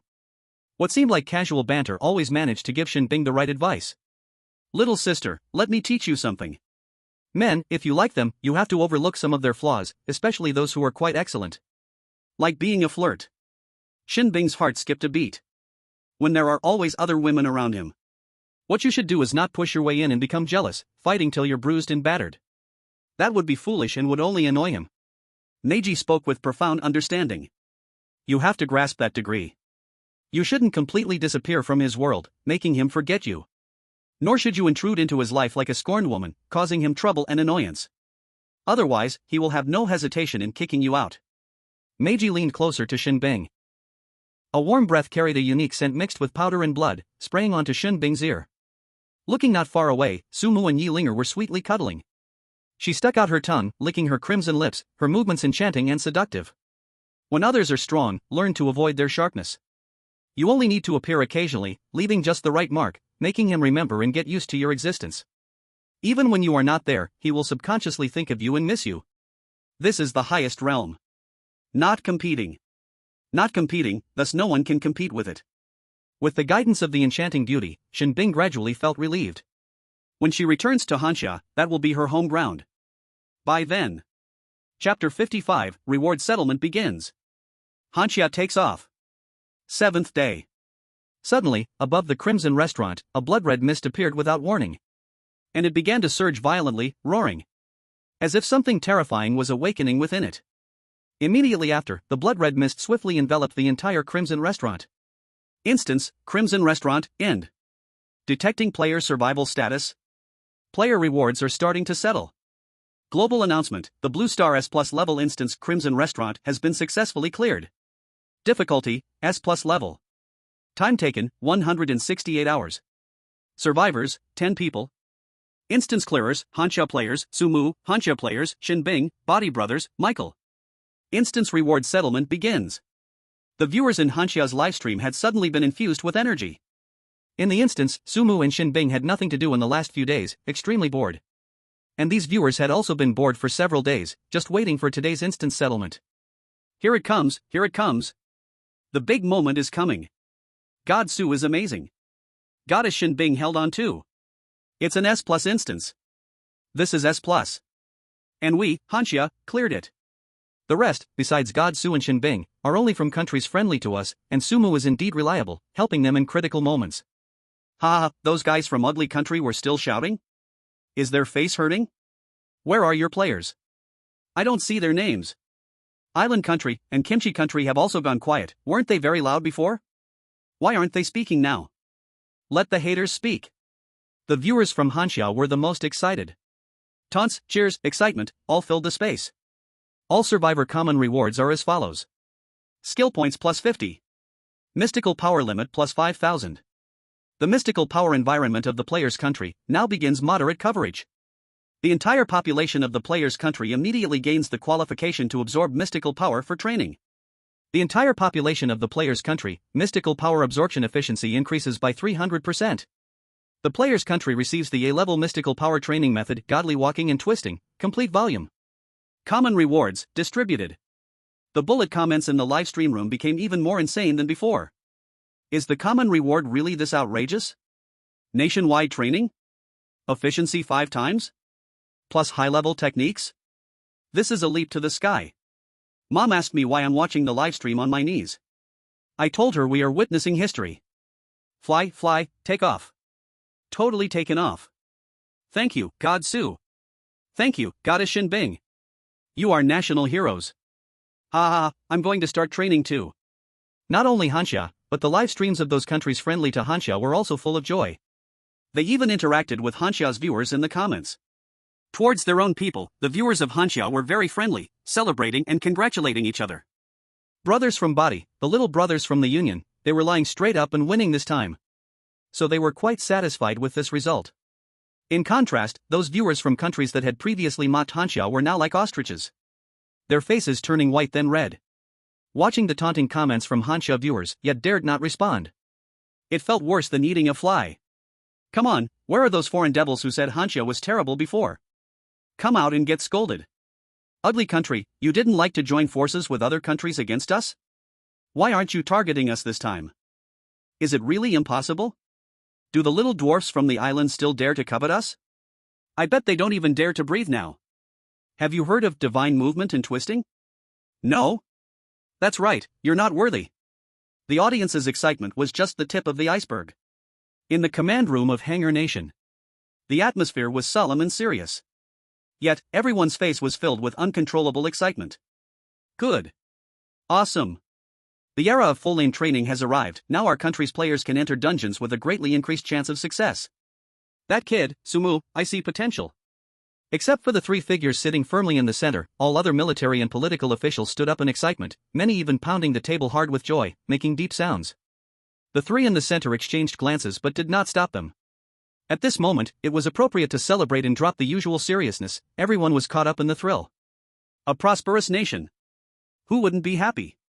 The elder on the left, dressed in a sharp military uniform and with a scar on his brow, gazed intently at the two characters Sumu on the screen, unabashedly expressing his admiration. This Sumu is truly our Hanger Nation's prodigy. Bold and meticulous, his strength is astonishing, and at critical moments, he is like a stabilizing anchor. He added emphatically, in my younger days, I was quite similar. The elder referred to as the oldest in the middle didn't tease him this time. His deep gaze fell upon the screen, a smile appearing on his face. When Sumu leaves the dungeon and returns to Blue Star, let someone arrange a meeting. We old folks are also due to meet this wave of the new era. The military-dressed elder replied immediately, great, I've been waiting for this. This kid is just to my taste. No, I must find a way to bring him to me. He is fit to be my successor. You all must not compete with me. The other senior officials hadn't had a chance to respond yet. The reward settlement began anew. S-level outstanding challenger, Hanger Nation player, Shin Bing. SSS level perfect challenger, Hanger Nation player, Sumu. National fortune reward begins settlement. The fortune of Hanger Nation is on the rise. Effect 1, the concentration of spiritual energy within Hanger Nation can grow indefinitely. The eerie power environment will slowly deepen over time, with no upper limit. Effect 2, the basic affinity for eerie power of all citizens of Hanger Nation increased to 1000%. Effect 3, Hanger Nation gains a nationwide S-level eerie power cultivation method, Devouring Dark Book Complete Edition. The previous common rewards were merely appetizers. Whoa, isn't this just the upgraded version of the fortune reward from the Vanga Nation? I knew there would be more rewards. I thought the common rewards were the peak. I had no idea there was something even more explosive afterwards. Not only the audience in Hanger experienced this. Even the top military and political officials in the command room were heartstrings pulled. S-level outstanding challenger, Shin Bing, reward settlement begins. Player Shin Bing, accumulated eerie coins in the Scarlet Wine Tower dungeon, 27,000. Player Shin Bing, acquired eerie power reward, 100,000. Player Shin Bing, eerie power level upgraded, official. Eerie power levels, Lonely Soul, 100 eerie power, Wild Ghost, 1000 eerie power, White Clothed, 2000 eerie power, Red Clothed, 10,000 eerie power, official, 100,000 eerie power, Ghost General, 990,000 eerie power, Ghost King, 10 million eerie power, Ghost Emperor, 100 million eerie power. Chapter 56, Sumu's Incredible Reward. Strategic Level Prize. Just cleared the first S+ dungeon, and the goddess Shin Bing is directly upgraded to official. Don't get too excited, brother, this is just the beginning, I feel there's more to come. Yeah, after all, this is an S+ level dungeon, this reward definitely isn't all there is. Sure enough, Shin Bing's reward settlement was still continuing. Player Shin Bing received random A-level skill card *3. Player Shin Bing received random S-level skill card *1. Player Shin Bing received S-level title, Thrilling Genius. Thrilling Genius, a title exclusive for those who achieve S-level evaluation in their first involvement in a dungeon. Wearing this title, in the Eerie world, they will thrive easily, more likely to gain Eerie favor, and improve clue acquisition efficiency against S-level and below dungeons. The strange damage received is forcibly reduced by 90%, and the initial favorability when first encountering the strange is forcibly increased by 30%. What the? S-class dungeon strange damage reduced by 90%? What's the difference from immunity to damage? Initial favorability plus 30% for the strange. Does that mean when Goddess Shin Bing goes into the dungeon, many strange beings might not even attack her and might even give her hints? With the ghostly power at the level of an servant, if Goddess Shin Bing goes into an S-class dungeon in the future, won't it just be a vacation? This reward is too generous. With Goddess Shin Bing's S-class clear, what about God Su's SSS class? The S-class reward is already so shocking. Then what kind of twisted rewards will Sumu get for his SSS class perfect clear? Under the gaze of countless people, the dungeon system began to calculate the rewards for Sumu's clear. SSS class perfect clear reward calculation. Player Sumu, accumulated strange coins in the Scarlet Tavern dungeon, 685,000. 685,000 strange coins. Everyone's scalp went numb. Shin Bing's 27,000 strange coins were already hard-earned, and this directly multiplied by more than 20 times? However, this was just the beginning. Even more shocking things were still to come. Player Sumu received strange power reward, 990,000. 990,000 strange power. Player Sumu promoted to Ghost General. Above the servant, there is the Ghost General. If Shin Bing took a step to the skies, then Sumu was rocketing through the atmosphere. Countless people's brains crashed, overloaded with information. Many people couldn't believe that the rewards in front of them were real. In the Hanxia command room, The old man in military uniform with a scar on his forehead slammed the table excitedly, causing the teacup to jump. Good. Good kid. Ghost General. Straight to Ghost General. Ha ha ha. It's no wonder I chose this person. Player Shin Bing received random S-class skill cards *3. Player Shin Bing received random SSS class skill card *1. Player Sumu received S-class passive skill, Yin Yang Messenger. Yin Yang Messenger, your body becomes a perfect vessel of Yin Yang strange power, capable of actively consuming strange coins to instantly convert them into pure life force, quickly recovering your injuries. The heavier the injury, the more strange coins are required. Player Sumu received S-class skill, All Evil Repulsion. All Evil Repulsion, the majesty of the Ghost General, all evils retreat. This skill can be actively turned on or off. When turned on, strange coins are continuously consumed to form a specialized defense field around the body against the strange, ignoring any strange attacks and preventing the strange from approaching. The lower the level, the further the forced expulsion distance, the longer the field exists, the higher the strange coin consumption rate. Single activation, the maximum maintenance time is 2 hours. 2 S-class passives. One is powerful recovery, and the other is absolute defense. It's simply maximizing survival ability. The audience no longer knew what words to use to describe their feelings. Is this an immortal body? As long as the strange coins are enough, God Su is like an indestructible cockroach and can even become invincible? Haha, from now on, wherever God Su goes in the dungeon, won't he just walk sideways? Player Sumu received SSS class active skill, Lunar Reversal Technique. Lunar Reversal Technique, with the power of the moon, reverse the universe. Upon activation, this skill can rebound any form of attack you receive. It can currently store up to 4 charges, and after each use, requires 6 hours to recharge. SSS class skill. Bounce back any attack. The barrage in the live broadcast room even stopped scrolling. In the Hanxia command room, the old man who had remained calm and poised couldn't help but lean forward slightly, his eyes sparkling with excitement. This skill is too domineering. It's unreasonably strong. And the system's reward announcement was still not finished. It was still refreshing everyone's cognitive limits. Player Sumu received the title, Lord of Scarlet. Lord of Scarlet, with this title, you can freely travel between the S+ level dungeon's Scarlet Tavern without any restrictions. Within the Scarlet Tavern dungeon, the skill, Ghost Emperor Descends, will turn into a passive effect with no cooldown time. Travel freely to the Scarlet Tavern? What does this mean? Sumu has an absolutely safe place that can infinitely farm resources. And it was still an S+ level backyard. What's even scarier is that, in that backyard, he was almost invincible. And that's not all.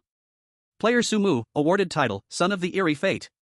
Son of the Eerie Fate, a favored one of the terrifying world's will. This title is exclusive to players who first receive an SSS level perfect evaluation. Wearing this title allows passive absorption of eerie power, with an absorption efficiency of 2000%. It has a very high affinity with the eerie world, and the eerie beings may directly submit and follow the wearer. The lower the level of the eerie being, the more obvious the effect. Wow, automatic cultivation? Incredible, the eerie will directly submit? This is way over the top. What's the difference from cheating? I get it, the title of Goddess Shin Bing suddenly isn't appealing anymore. Which dungeon doesn't have countless eerie beings when you enter? This is equivalent to giving Sumu a huge army of terrifying eerie beings for free. It's unimaginable what scene it will be when Sumu walks into a certain dungeon wearing this title, those originally fierce eerie beings. Isn't it going to turn into his one-man show?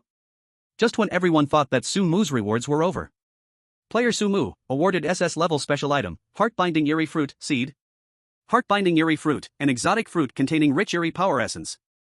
It must be planted in a high-level eerie power environment, absorbing the environment's eerie power to grow, with a cycle of 1 month.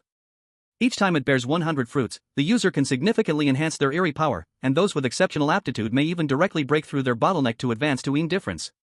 If a Ghost General or above consumes it, it transforms into 10,000 eerie power. Wow! This is even more heavyweight. In 1 month, to directly produce 100 indifferences? Oh my, Goddess Shin Bing, in such a thrilling dungeon, only advance to indifference with an S-level clearance. This fruit can actually achieve indifference level just by eating it. The strategic value of this is beyond measure. What does this mean for a country? It means an endless supply of powerful players at the indifference level. Although it requires a high-level eerie power environment and a month of time. But these are not problems. Because Sumu and Shin Bing, one perfectly cleared, one excellently passed, the rewards from Hanxia's national fortune have long provided such an eerie power foundation. 1 month is also very rare. Haha, looking at it this way, what trash rewards did Peter from Bangia get? Yeah, 3 years of maturity, and can only help advance to red coat, not even a dog would eat it. Thank goodness my reincarnation skills are good. I was reborn in Hanxia. And in the command room of Hanxia, all the high-ranking officials stood up. Without exception, they were excited and ecstatic. An unprecedented thrill. From this moment on, the fate of Hanxia and even the world's structure will be completely changed because of this young man named Sumu. Chapter 57 Random Skill Card Draw Lord of the Undead. Sunny Community. In the rental house. Suddenly, a tear appeared in the space. A figure flew out. It was Sumu. After a slight dizziness, he regained his senses, looking at the familiar rental house before him. I'm back. Reward distribution completed, please check your rewards, player. Hearing the notification sound, Sumu directly opened his panel. His harvest this time was outrageous. It made him extremely excited. Player, Subai. Eerie power level, Ghost General, 993,000/10,000,000. Titles, Lord of Scarlet, Son of the Eerie Fate. Skills, Ghost Emperor Descending, unusable after leaving Scarlet Wine Building, Yin Yang Envoy, Dispelling All Evils, Lunar Reversal Technique. Items, Soul Devouring Coat of the Waning Moon, Heart-Binding Eerie Fruit, Waning Moon Boneblade, Level 1, Random S-Level Skill Cards *3, Random SSS Level Skill Card *1. Special status, Multiple Nightmare Curse, entangled with the resentments of previous girlfriends, the core power of the dungeon. Besides the titles and skills that have been publicized, as well as the Heart-Binding Eerie Fruit, Sumu also had some personal treasures. Soul Devouring Coat of the Waning Moon and Waning Moon Boneblade, Level 1. These two were rewards dropped after killing the Lord of the Waning Moon. He hadn't used them yet. Soul Devouring Coat of the Waning Moon, Eerie Technique at the Ghost Emperor level. Harness the power of the lost moon of the underworld, refine your sinister abilities, devour lingering souls to enhance your dark power, and when perfected, condense the lost moon's strength, mastering life and death, manipulating wandering souls, transforming into the immortal Lord of the Lost Moon. Sumu's gaze tightened, eager to use it. But there was no response. The current environment cannot use the Lost Moon Soul Devouring Manual. It must be in an S-level dungeon, waiting for the full moon to arrive before use. There are still usage conditions. It actually requires being in a horrific world to use. And I have to wait for the full moon to come out. Sumu shook his head, having to give up. His gaze finally landed on the only weapon. Boneblade of the Lost Moon, Level 1 has a chance to drop upon killing the Lord of the Lost Moon, forged from the essence of the Lord of the Lost Moon's spine mixed with endless resentment, equipped with armor-piercing and soul-devouring effects. When attacking, it can emit the Ghost Emperor's malice, directly hitting the soul body, absorbing the strength of the defeated. The more kills, the higher the armor-piercing and soul-devouring effects, 1 out of 100. Whoosh! The Boneblade of the Lost Moon has a strange shape, crafted from the spine of the Lord of the Lost Moon into a short blade. It felt cold to the touch, and Sumu could even hear the painful whispers of lost souls ringing in his ears. This weapon is truly wicked. But its potential for upgrading is pretty good. It's already at S level, with a solid foundation, it'll definitely be useful later. Whoosh! The Boneblade of the Lost Moon vanished out of sight. It was stored away by Sumu. And now, the main event of today. The mystery box moment. This is the time when Sumu was most excited. 4 cards radiating different lights suddenly appeared before him. 3 S-level random skill cards glowing purple. 1 SSS-level random skill card glimmering dark gold. These 4 skill cards were crucial for his future survival and combat power. With a thought, he chose the 3 S-level random skill cards. Using S-level random skill card. Congratulations, player Sumu, you have received S-level skill, Shadow Clone, Level 1. Shadow Clone, LV1 can summon a clone with 50% of the user's combat power from any mirror surface, including water and other smooth reflective surfaces, lasting 5 minutes, can be destroyed, and for an additional cost of Eerie coins, the clone can use some of the user's skills. The higher the skill level used, the more Eerie coins consumed. Leveling up increases the clone's power ratio, duration, and number, 1/100. Clone Technique. This is interesting. And it's a skill that can grow, quite nice. Congratulations, player Sumu, you have received S-level skill, Arc Replication, Level 1. Arc Replication, Level 1 after activation, attempts to copy any bizarre skill scene, with a success rate determined by the difference in Eerie power levels and complexity of the skill. Upon successful copying, the skill can be used once at the cost equal to the original skill, with a cooldown of 10 minutes, 1/100. This is powerful. Copying skills can be a game-changer at critical moments. It's practically tailor-made for someone like him, who needs to adapt quickly to various dungeons. Congratulations, player Sumu, you have received S-level passive skill, Child of Nightmares. Child of Nightmares, the mind is protected by nightmares, greatly enhancing mental resistance, immune to most mental influences. This effect only works 30% against entities with eerie power levels reaching the Ghost Emperor's level. Mental defense. Ghost Emperors aren't common, they're not everywhere.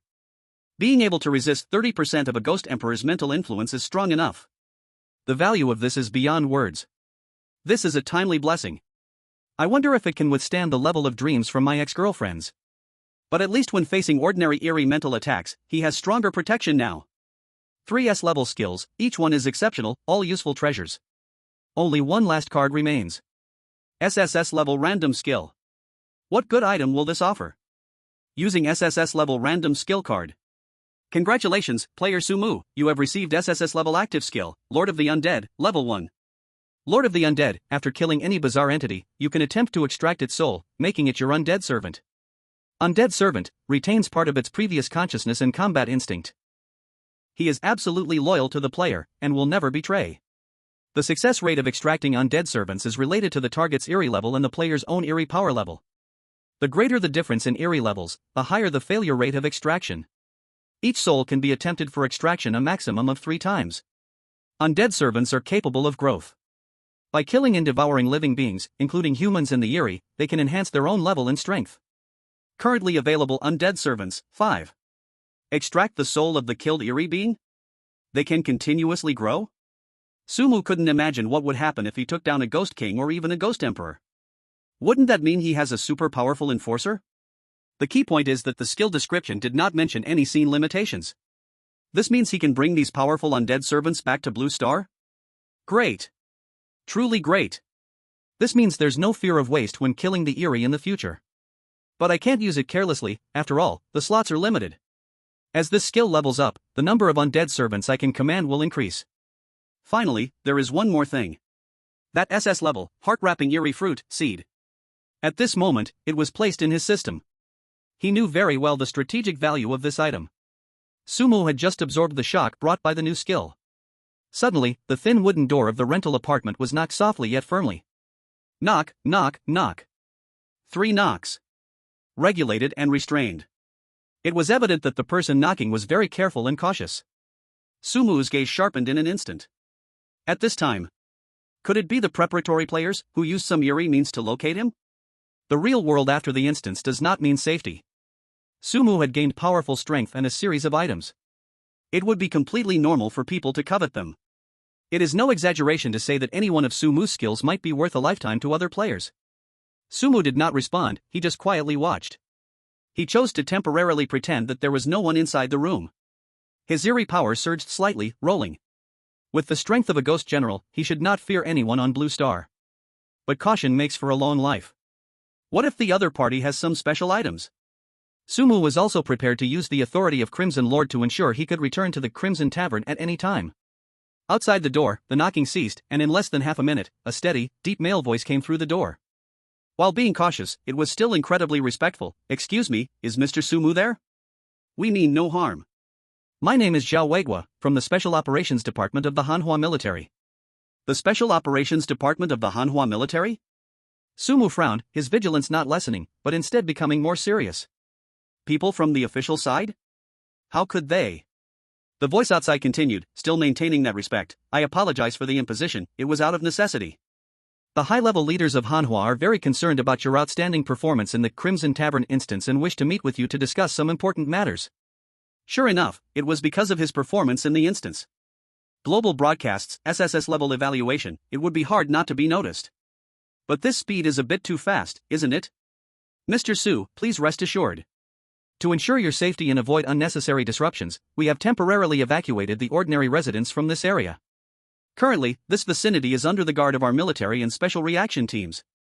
No spectators or unrelated individuals can approach here. We await your response. After speaking, the outside fell silent again. Sumu's eyes flashed with astonishment. They had evacuated the entire surrounding area. It was a joint alert by the military and special forces. He walked to the window and pushed aside a corner of the curtain. The street, which should have been lively, was now entirely empty. However, his gaze swept across a few key intersections and the shadows of buildings, where he could clearly see groups of 3 to 5 soldiers in special operation uniforms, armed with guns, conducting cross patrols. Their movements were standard, and their coordination was seamless.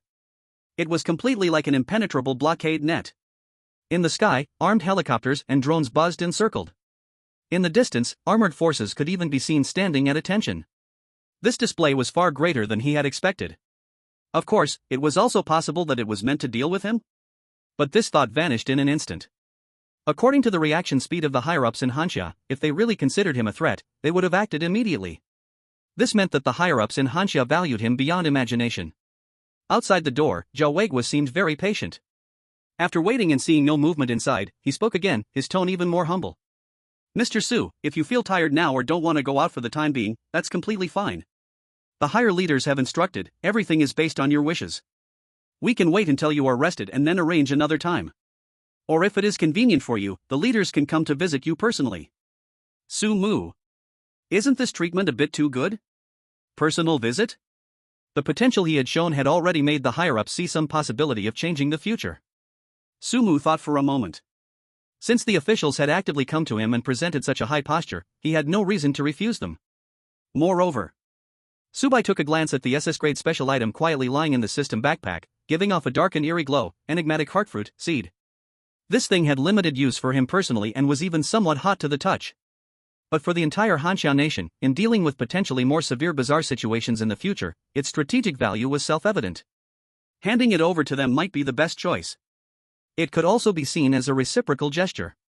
By the way, this opportunity could help him understand the officials' attitude towards players and instances, and how much information they held. Having made up his mind, Su Mu no longer hesitated. He walked to the door, reached out, and slowly opened the wooden door. Creak. Outside the door, two sturdy men in crisp military uniforms, with the rank of major, stood tall at the door. The one in front was Zhao Weiguo, who had spoken just now, with a square face. Seeing Su Mu open the door, the two moved in perfect unison, slightly bowing to Su Mu, with their right fists thumping against their left chests. This was a military salute, but also carried an exceptional respect. Mr. Su. Zhao Weiguo's voice was clearer and more powerful than when it came through the door, even more respectful. Please. Su Mu sat in the back seat of a heavy military SUV. The windows were made of special one-way bulletproof glass, so nothing could be seen outside. Only the engine's deep roar could be heard. The vehicle seemed to be driving downwards, deeper underground. Eventually, the vehicle came to a stop in a spacious underground space. When the door opened, he was greeted by a gigantic underground hub. Personnel in various uniforms rushed by, but all maintained a silent accord. This place should be called Longyuan Base, one of the core command centers for the Hanxia nation's response. Zhao Weiguo led the way.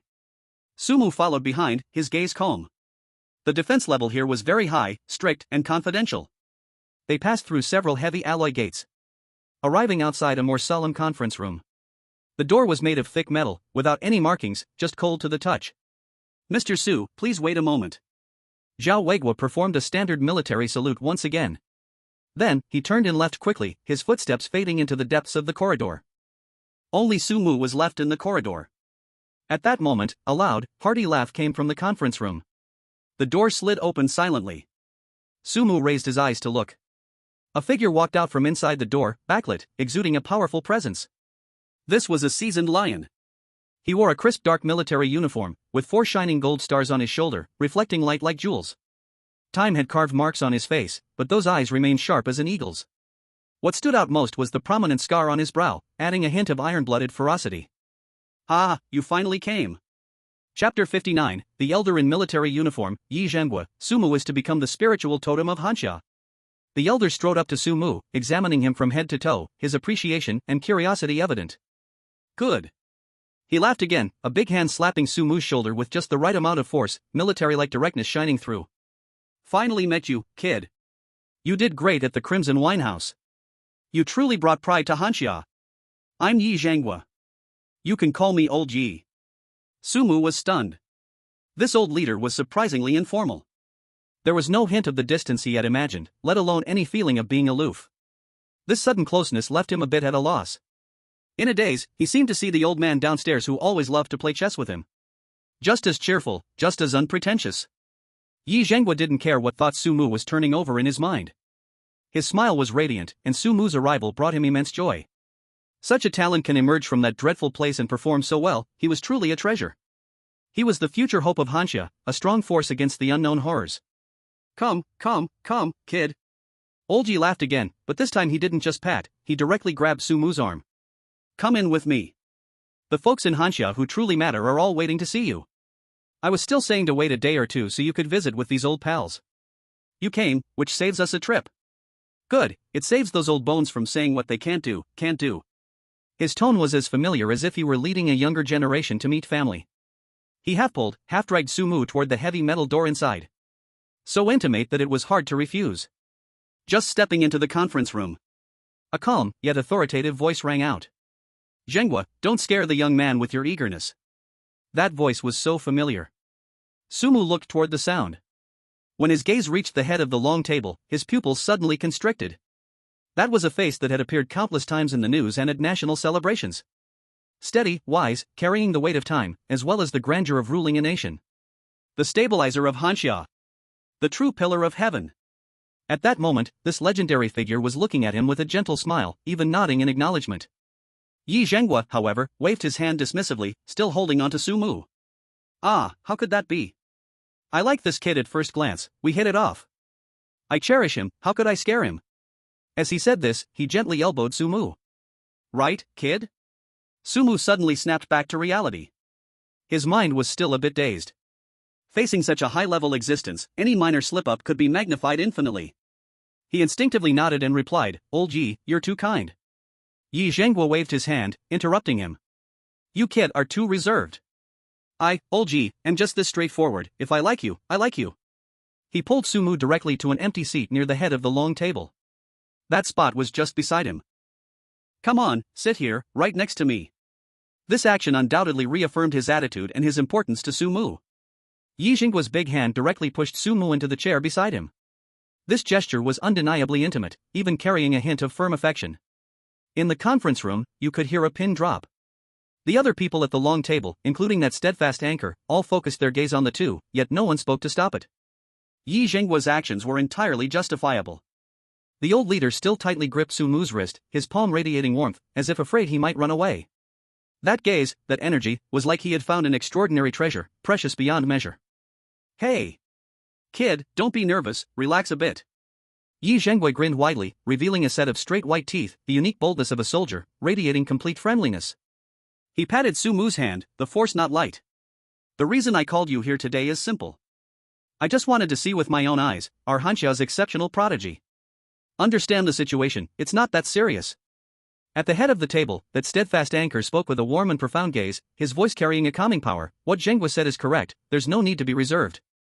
Today, let's just chat like friends. His pace was slow, yet every word was clear. In this Scarlet Wine Hotel instance, you played a monumental role. Many other countries had players entering the same instance, but their outcomes were far from ideal. Most of their players perished inside. The corresponding punishments have already begun to show in those countries, with frequent disasters and heavy losses.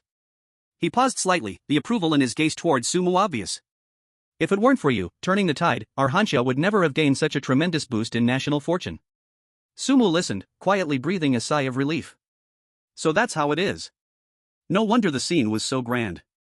However, the gazes from these high-ranking leaders made him a bit uncomfortable. After all, being watched so closely by a group of significant figures who control the fate of the country would put pressure on anyone, even those with a strong mental quality. But he could feel that beneath those gazes, there was no hostility, only curiosity, importance, and hope. A heavy stone in Sumu's heart was completely set free at that moment. When facing those terrifying and strange instances, the high-ranking leaders of Hanxia were standing with him. He steadied his thoughts and looked towards that steadfast anchor, sincerely responding, "Leaders, you flatter me. I was just lucky, along with some clever tactics, managing to succeed. What matters is that Hanxia can gain national fortune and enter an era of universal cultivation, and that is the most important. To contribute a little in this matter is my honor." The leader at the head nodded in satisfaction, the smile in his eyes deepening. Not arrogant, not impetuous, very good. Keep it up. Beside, Yi Zhenghua looked at Sumu with growing fondness. It was evident that the old leader had a good eye for his soldiers, growing fonder the more he looked. He laughed heartily, again patting Sumu's arm, but this time his tone became much more serious. "Su kid.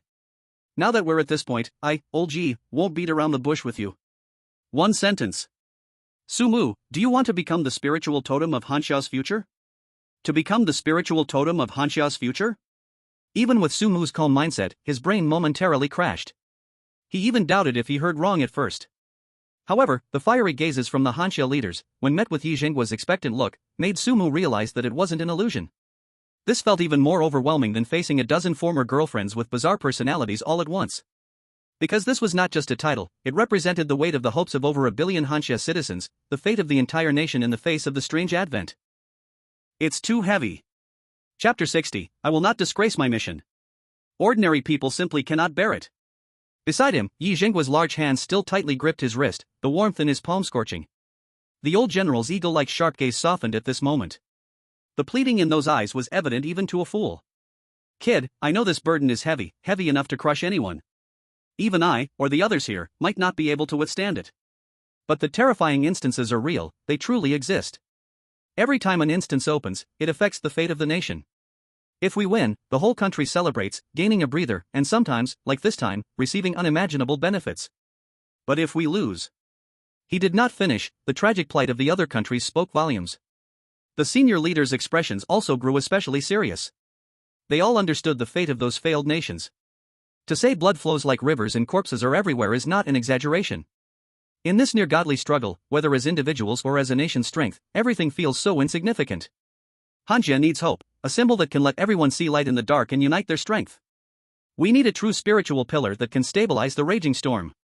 He suddenly stared at Sumu. Just now, you cleared the Crimson Tavern instance with an SSS rating. In the hearts of countless Hanxia viewers, among those preparatory players about to step into the terrifying instance, even in the hearts of us old folks nearing our end. Kid, you've already left an indelible mark. No one is more suitable than you. Yi Jingguo's tone softened a bit. This iron-blooded general, feared by enemy nations on the battlefield, slightly lowered his head. Of course, we have no right to force you. To speak from the heart, with your current achievements and potential, we old men are not even qualified to face you with any coercive demands. All I hope for is... I hope you, for the sake of this land of Hanxia, for the sake of over 1 billion compatriots, for us old fellows who still want to fight for this country. Consider it. Give Hanxia, and give us old men, a chance. Yi Jingguo's hands, thick and calloused, tightly held Sumu's hands. At the same time, the other senior leaders present also turned their gaze toward Sumu. Without exception, their faces and eyes were filled with hope. Hoping Sumu would accept this request. This respect, this trust that nearly entrusted the nation's fate to one person, completely dispelled the last bit of doubt and hesitation in Sumu's heart. What is there to hesitate about? He wasn't a savior, but at this moment, he was unwavering. The sincerity in those elderly eyes, this land he loved deeply, made it impossible for him to refuse. Sumu took a deep breath, slowly yet forcefully nodded his head. I am willing. As soon as the words left his mouth, joy instantly flooded Yi Jingguo's weathered face. Even the usually steady anchor at the top, along with all the other senior leaders, stood stunned at this moment. They had prepared countless responses, anticipating various reactions Sumu might have. Hesitation, refusal, bargaining, the worst outcome being a direct rejection. Even the long-standing preparations had been made. But they never expected Sumu would agree so decisively. Kid, are you sure? Yi Jingguo's voice trembled, swallowing hard. Seeing the old general's excited demeanor, Sumu felt a stirring in his heart and solemnly repeated, Old Yi, all leaders, I said, I am willing. Really? Really? Good. Good kid. Confirmed. It was really confirmed. Yi Jingguo suddenly slapped his thigh, his face flushed with excitement. Ha ha ha ha ha ha. He threw his arms around Sumu's shoulders. A big hand slapped down hard, with incredible force. If it weren't for Sumu's body being enhanced by a strange power, making him a shadow envoy, he would probably see red and swollen fingers after going home to shower. Good boy. You're really something. No wonder old Yi has his eye on you. You have responsibility. You have guts. Ha ha ha. It feels so good. Today is truly wonderful. The old general's hearty laughter completely dispelled the heavy atmosphere from before. Yi Jingguo's thunderous laughter echoed in the conference room. The other high-ranking officials, who had been on edge, finally relaxed completely at this moment. They exchanged glances, their eyes revealing relief, followed by excitement. National fortune, national fortune. Heaven bless Hanxia, heaven bless Hanxia. With Sumu, Hanxia's morale will surely soar. Our success rate in completing instances will likely improve greatly, at least we won't see timid players who sell their country for glory anymore. Yes, as long as we can stabilize, we will surely find the ultimate method to counter that strange instance. Just then. Seated at the head of the table, the elderly man with an aura as deep as the ocean, calm and unshaken, slowly raised his hand. This tiny movement instantly silenced the conference room. Even Yijingwa, who had just been unable to contain his excitement, immediately composed himself and straightened his back. Everyone's eyes gathered sharply on the head of the table. Sumu instinctively held his breath, feeling his heart thump nervously a few times. The natural and formless presence of the head of the table made him feel an unprecedented seriousness. The head's calm gaze swept over the entire room before finally settling on the person in charge of publicity and public opinion. Old Li. From now on, use all resources, cooperate with the leaders of major cities, and activate the highest level of publicity plan. I want every corner of Huanxia, every person, to know Sumu's name and what he has done in the Scarlet Tavern instance within the shortest time possible. It must be fast, wide, and deeply resonate with people. It is essential to firmly establish Sumu's image before the next terrifying instance arrives. Old Li, who was called out, immediately stood up straight and responded. Guaranteed to complete the task. Other relevant department leaders also stood up in unison, saying, guaranteed to complete the task. The head of the table nodded in satisfaction and turned his gaze back to Sumu. This time, there was a gentler look in those calm eyes. Little guy. The burden is heavy, the pressure is great, we all know that. But, Old Ji, Old Chen, and I. We all believe in you. The head of the table spoke gently, with the care of an elder towards a younger person. He slightly gestured to his left and right. On the left was Yijingwa, who had been holding Sumu's hand the whole time. On the right was the middle-aged man who had been silent and composed throughout. In the next instance, continue maintaining the momentum of this time. Huanxia needs your victory. I also look forward to your performance, reaching new heights. Meeting the head's gaze, Sumu stood at attention and said solemnly. Sumu will not disgrace the mission. Chapter 61 Xin Bing. Hearing Su Bai's response, the head slightly nodded, he was very satisfied. To his left, Yijingwa smiled widely, patting Sumu's shoulder firmly, lifting his chin at Sumu. Good boy, that's it. Just keep this energy, we old folks will back you up. On the right, the usually silent Shen also rarely moved the corner of his mouth, a sign of his recognition of Sumu. The head glanced at the time, it was nearly the end, that's settled. The relevant departments will quickly implement it. Yijingwa immediately added, jovially saying. Alright, that's it for today. Kid, come on, I'll take you home. Saying this, he didn't wait for Sumu's reaction, wrapping his arm around Sumu's shoulder and heading out. The head looked at his hasty demeanor. Helplessly shaking his head, he reminded Yijingwa's back, take it easy, don't ruin the much-awaited light of Hansha.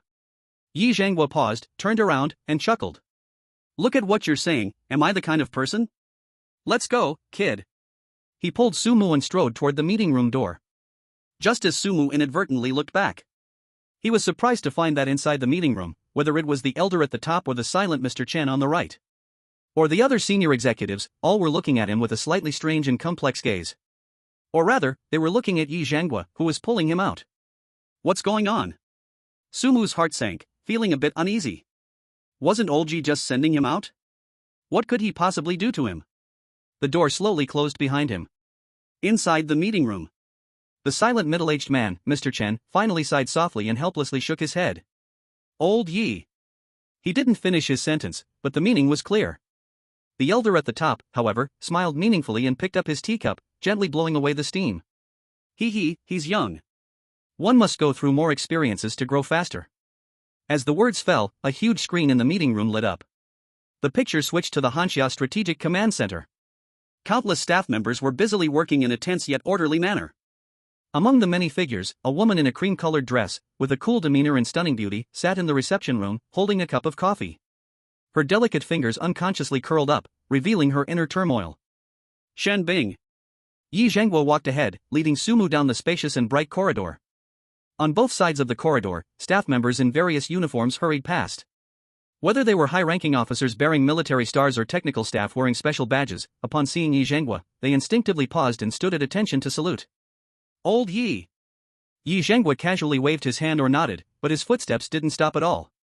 And those who saluted him, after their gaze passed over Yi Zhengguo, almost without exception, fell on Sumu beside him.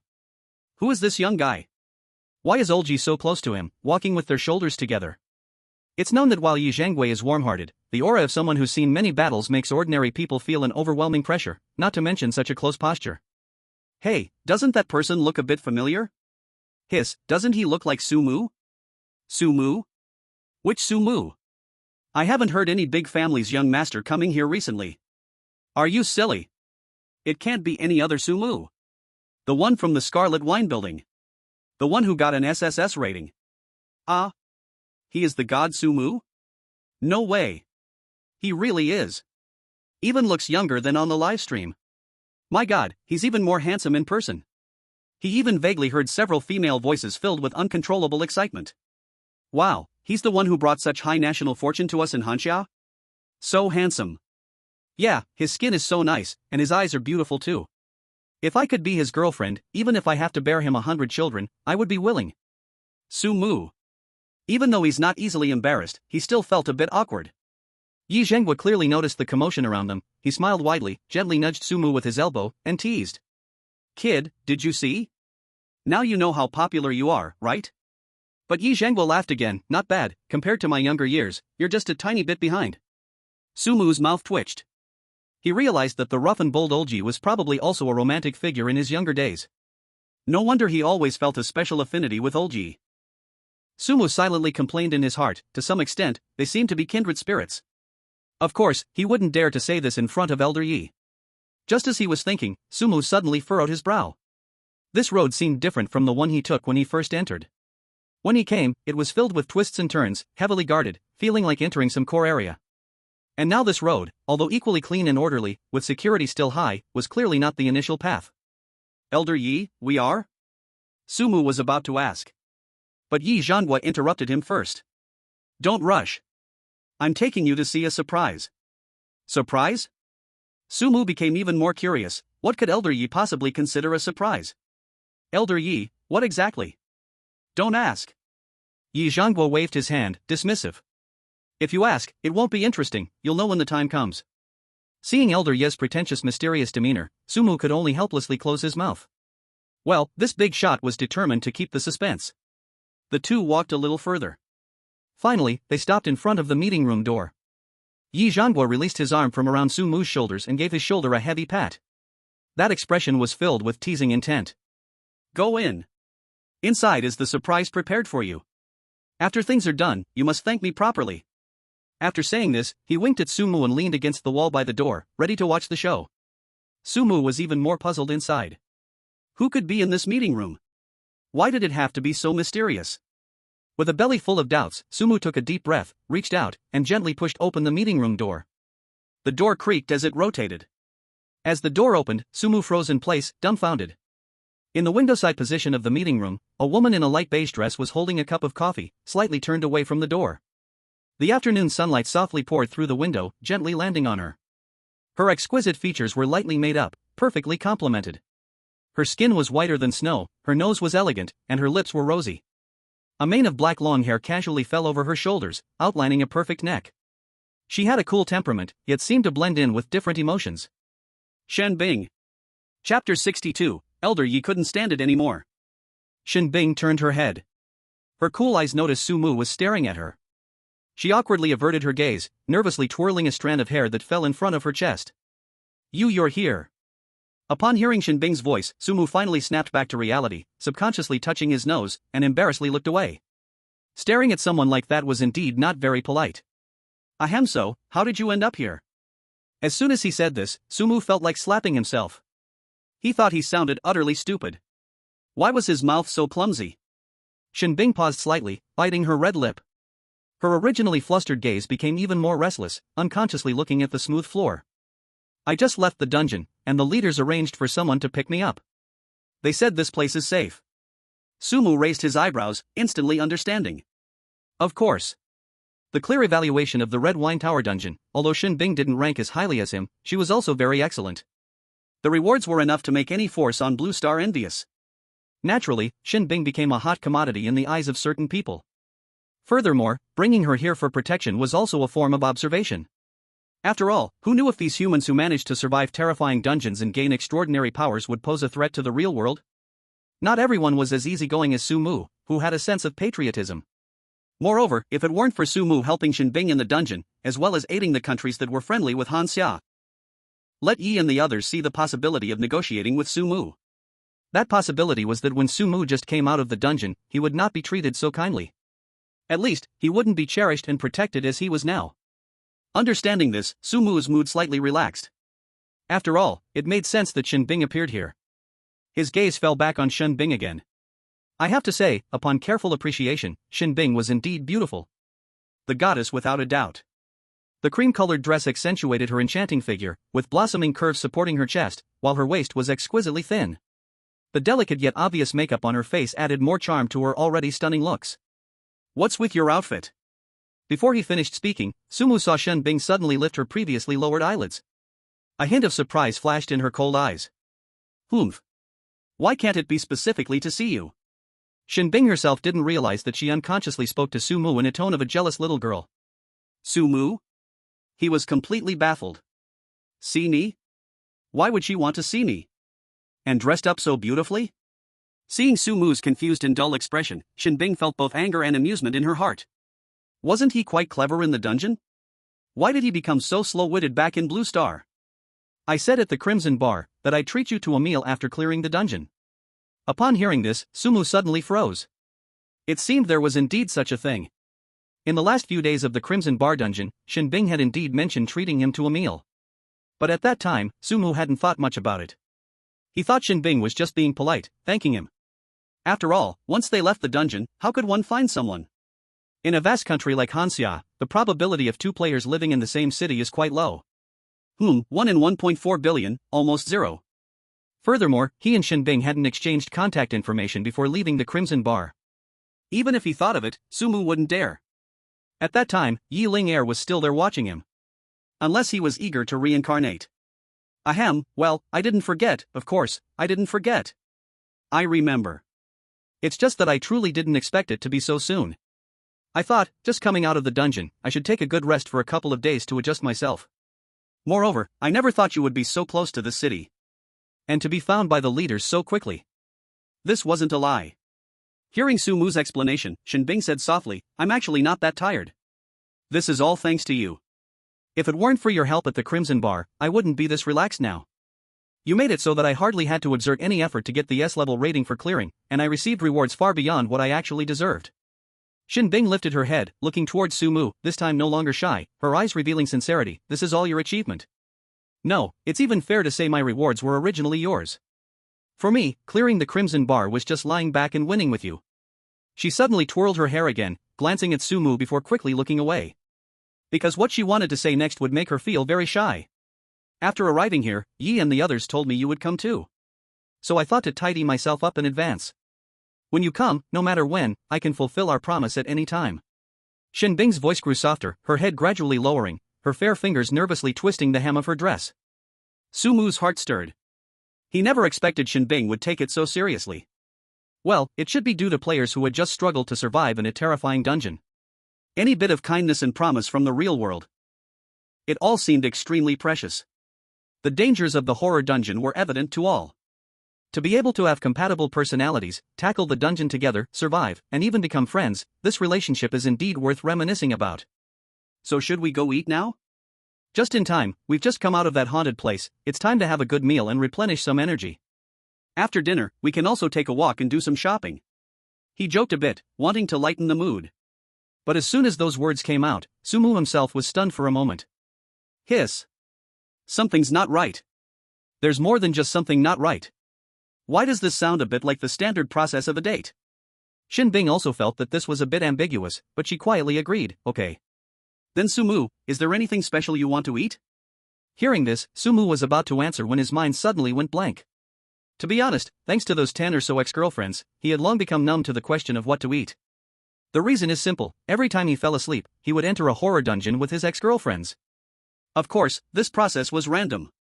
Sumu couldn't control it himself. And because the time they met in dreams was so limited, his ex-girlfriends wanted to give him everything, hoping to make him like them a little more. Even in dining, they spared no effort, serving him everything from exotic delicacies, Western food, Japanese cuisine, to French desserts. The food had almost given Sumu allergies. It seems there's nothing special I want to eat. Sumu also felt that this answer was disrespectful, so he threw the question back, what do you want to eat? But Shen Bing felt a sudden jolt in her heart. She was calm but also very sensitive. Did he misunderstand Sumu's meaning? Is he testing me? Testing if I did my homework in advance? Did I prepare for this meal? Oh no. While I was busy focusing on my outfit, anticipating going out to eat with him, I didn't even think about where to eat, what to eat. Her face, which was already flushed, now reddened to the point of almost bleeding. Her fingers unconsciously twisted the hem of her dress. Shen Bing? Let me think. What to do? What to do? Just when Shin Bing was spinning in circles. Bang! The reception room's door was pushed open. The sudden noise instantly shifted Su Mu and Shin Bing's attention. It also eased Shin Bing's nervousness considerably. In strode Yi Zhanghua, his steps vigorous, scanning between the two. Then, with a tone full of disappointment, he directed his gaze at the confused Su Mu's face. Old Yi? After entering, Yi Zhanghua first shook his head helplessly. Woodhead. Su Mu was filled with questions. Woodhead? Who is Old Yi talking about? Is it Shin Bing? At this moment, Yi Zhanghua walked up to Shin Bing, this iron-blooded general on the battlefield, now smiling warmly, appearing approachable. Little Shin, this kid Su Mu isn't the brightest. But for dinner, I can give you a suggestion. Shin Bing and Su Mu exchanged glances. Could it be that Old Yi has a better choice? Or a recommendation? Yi Zhanghua smiled mysteriously, then replied, Little Shin, why don't you bring Su Mu back to your home and cook him a meal? Ha! Su Mu and Shin Bing spoke in unison. Both were dumbfounded. Wait, Old Yi? Yi Zhanghua pressed on while the iron was hot. You see, what you had at Scarlet Tavern was pretty good. It's really hard to find a restaurant outside that serves food better than what you had at Scarlet Tavern. This was quite a polite way to put it. When they were at Scarlet Tavern, Su Mu and Shin Bing's meals were not mere food for filling their stomachs. That was a complete feast of exotic delicacies. Everything from Chinese, Western, Japanese, to French cuisine, they changed it up 3 meals a day. Just the Chinese food alone, they had nearly eaten through all the signature dishes of the 8 major cuisines of Hanxia. The viewers outside the screen were practically drooling. So Yi Zhenghua's suggestion was indeed just right. Ahem, look here, you have all gone through trials and hardships together in the dungeon, and come back intact from conquering Scarlet Winehouse. In our troops, this is called camaraderie. It's already a bond of life and death. In fact, it can even surpass family ties and love. You can completely describe it as a family without blood relations. Yi Zhenghua continued to elaborate.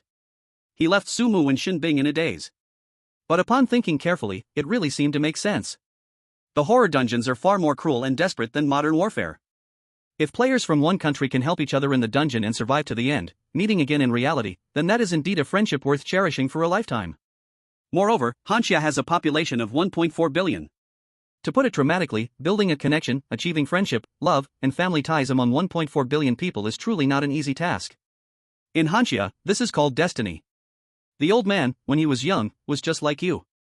He had many life and death friendships with comrades. Back then, our conditions were tough, not to mention treating someone to a meal, even giving someone a cigarette was already pretty good. But my favorite was inviting comrades to my home, to sit, eat, drink a little, share joy and sorrows, and vent our dissatisfaction. Those days were so comfortable. Of course, I'm just making a suggestion. I simply hope you two young people, who are fighting for Hanxia's glory, can cherish this hard-earned friendship. Yi Zhenghua appealed to reason and emotion. And Shin Bing was clearly moved. For no other reason, camaraderie, yes, that was it. She just wanted to see Su Mu as a comrade, to thank him. So, Su Mu, would you like to come to my home as a guest? After speaking, she cautiously glanced at Su Mu. Su Mu actually wanted to refuse, because being alone in a room with a girl, he didn't mind, but Shin Bing was a girl after all. If people started talking, it wouldn't be good. But following that, there came Yi Zhenghua's sudden glare. Su Mu swallowed down the words of refusal. Ahem, sure, I'd love to. Just right, I had a bad stomach when I was young and couldn't eat those unsanitary things from outside restaurants. But Yi Zhenghua suddenly smiled and patted Su Mu's shoulder, then let Shin Bing cook your food a bit softer. So you won't hurt your teeth. It should be softer food. If it's too hard, wouldn't it be undercooked? Su Mu responded dumbly. He didn't understand why Old Yi reacted this way. Shin Bing, however, caught Yi Zhengua's teasing, her cheeks turning slightly red. But seeing Su Mu not catching on, she quietly suppressed her feelings. Not to mention, this kind of subtle flirtation that the parties involved couldn't even detect was really intoxicating. No wonder so many classmates used to love reading romance novels. But at this point, Yi Zhengua's worried heart finally relaxed a lot.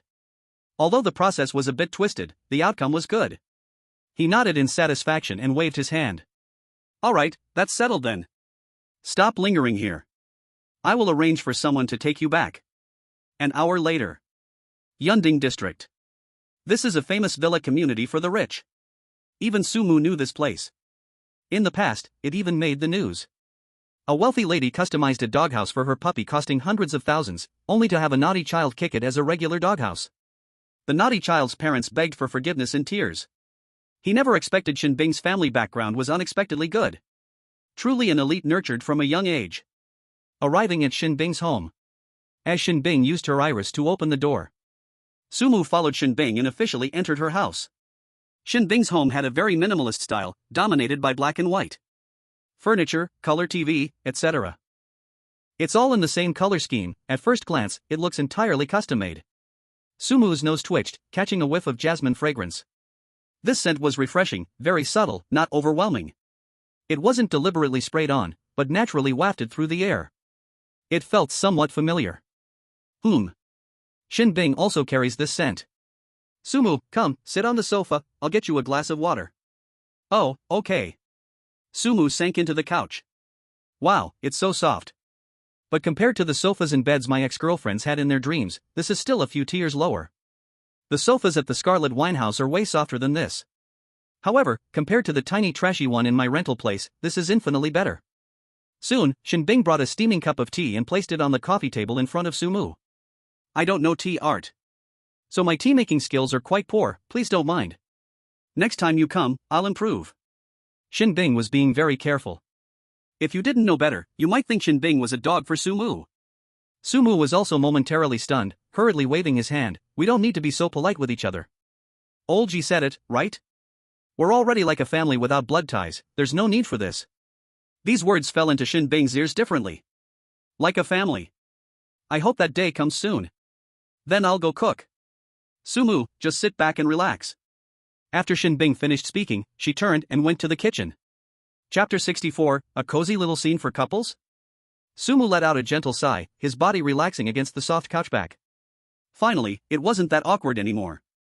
He picked up the cup and took a sip of just right temperature water. Everything seemed so normal, warm, almost perfect. Only his breathing filled the living room. At the same time, he could hear sounds from the kitchen, the gentle clinks of pots and pans, and the flowing water. In just a few minutes, through the frosted glass door of the kitchen, Shinbing's voice came through. Sumu? The sound was distorted slightly through the glass. What's up? Sumu put down the cup and sat up a bit straighter, responding. There are some broccoli and tomatoes on the bottom shelf of the fridge, could you help me get them? Sure, no problem. Sumu didn't think much and immediately got up. Then he walked to the fridge, found the ingredients, and headed to the kitchen.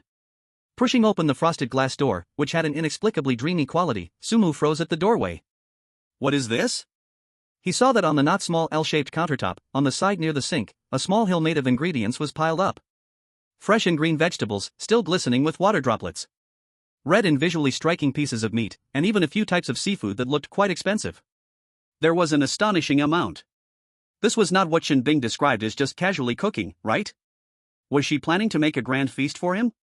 A twitch in the corner of Sumu's eye betrayed his surprise. Shinbing, with her back to him, was tied with a simple beige apron at her waist, outlining her delicate figure.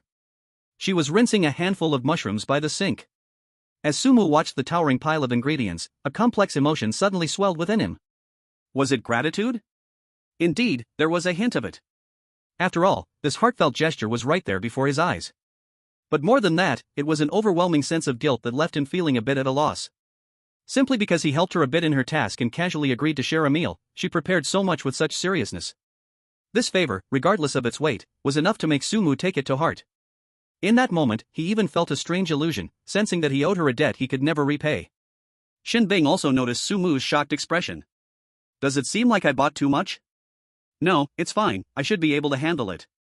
You should just sit outside and wait, there's a lot of smoke here, but it'll be done soon. She forced herself to stay calm and urged on. She didn't want Sumu to see her slightly flustered appearance right now. Sumu looked at her slightly flushed cheeks, and his heart became even more chaotic. How could he sit outside at ease, letting a girl fluster around just to entertain him? With so many dishes, how long do you plan to keep this up by yourself? Sumu said as he took a couple of steps forward. Let me help you, 2 people can finish it faster. Shinbing looked up abruptly, her clear, cold eyes clearly reflecting her astonishment. She seemed completely unprepared for Sumu to make such a suggestion. Before she could organize her thoughts on whether to politely refuse or accept with grace, Sumu had already naturally walked to the other side of the sink, skillfully rolling up his shirt sleeves, revealing his well-defined, strong forearms. He picked up a bunch of spinach from the basket that hadn't been handled yet, turned on the tap, and began washing it.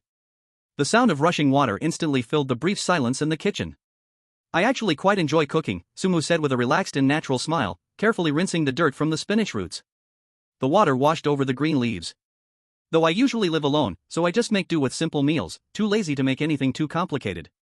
But sometimes, when the mood strikes, I'll experiment with some new dishes. Because while dreaming, sometimes it's necessary to satisfy the emotional needs of former girlfriends." Shinbing stood beside him, a bit dazed as she watched Sumu's focused profile. Picking vegetables, washing, and draining, his movements were smooth and natural. He was no beginner in the kitchen, on the contrary, he was an experienced cook. Did he really love cooking at home? What did his dishes taste like? She felt a little curious to have a taste. This side of Sumu, stripped of the cold hardness and ruthless decisiveness from the dungeon, added a charm that was hard to resist. This was completely different from the calm strategist, cold and indifferent, that she met in the Scarlet Winehouse. Which one of them was the real him? Just as she was lost in thought, Sumu had already handed over a large bunch of washed spinach, water droplets rolling off the green leaves. "This is washed, where should I put it?" he turned his head and asked. Shinbing instinctively reached out to take it. Her fingertips inevitably brushed against his cool hand. That delicate, slightly damp feeling turned into a weak current, instantly spreading through her body along her fingertips. Shinbing's heart skipped a beat, and then it began to race uncontrollably. Shame rushed up her cheeks again, more intense than ever, making her feel as if her face was about to catch fire. In a panic, she reached out with her other hand, awkwardly taking the still dripping spinach, her fingertips turning pale from the effort, and even trembling slightly from nervousness. Put it over here, in this draining basket is fine," her voice was clearly trembling.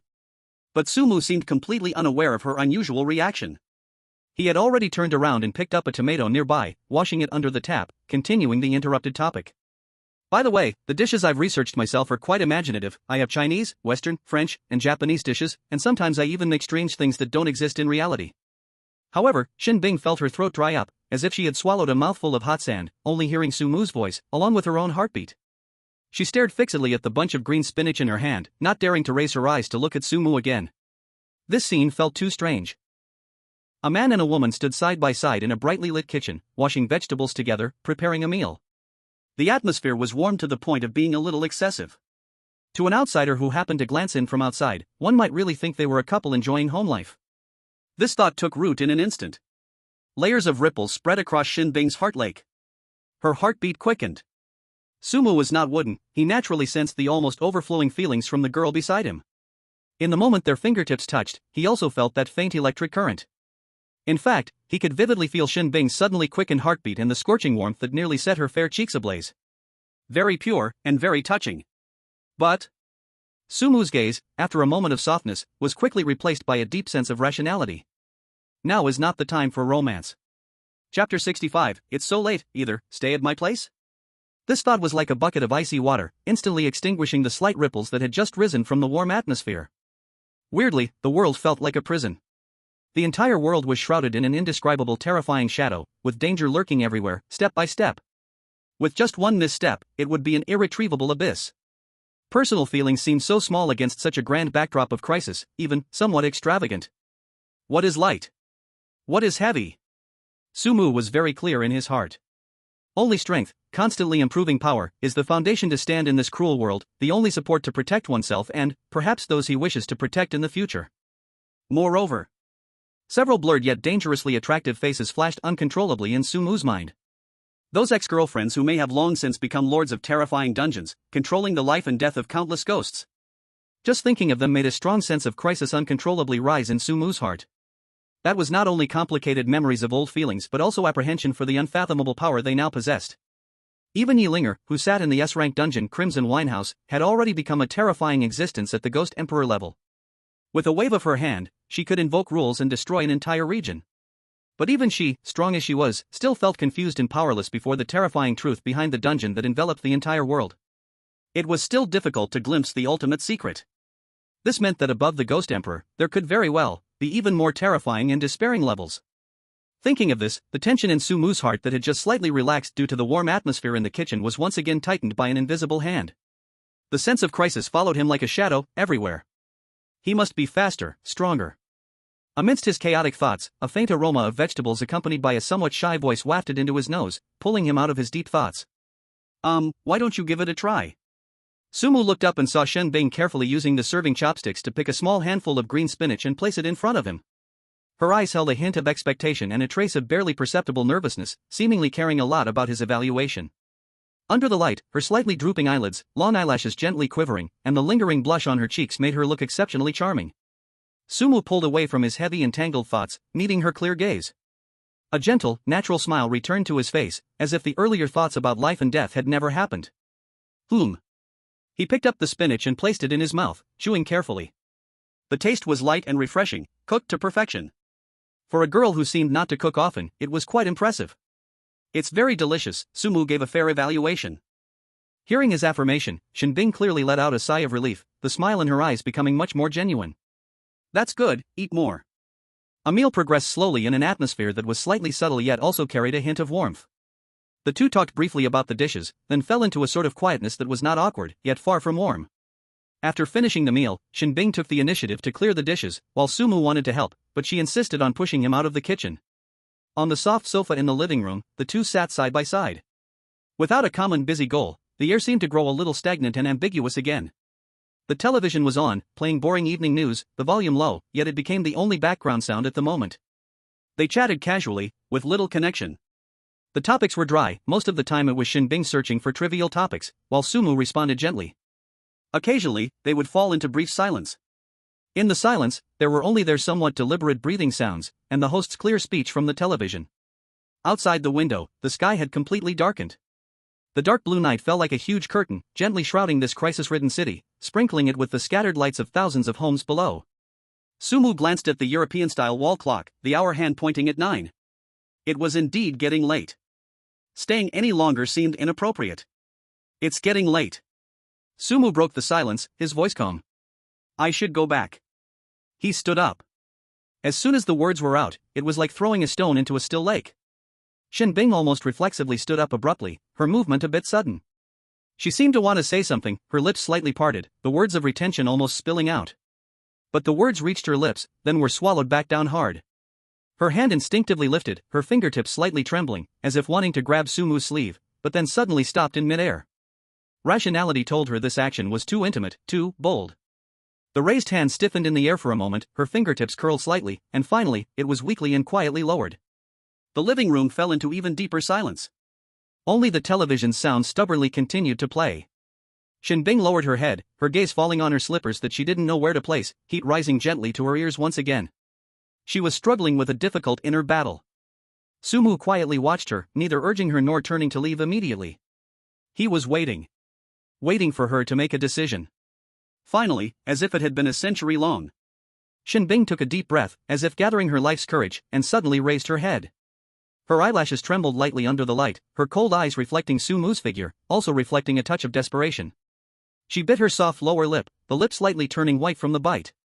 Her voice was low like a mosquito, carrying a barely detectable tremor, yet it clearly reached Sumu's ears. Your home is pretty far from here, right? Her voice paused as if giving herself one last moment to buffer. Now, it's so late. How about? Her gaze tightly locked onto Sumu, full of desperate courage and hope. You stay here tonight? This sudden invitation was like thunder from a clear sky, exploding in Sumu's ears.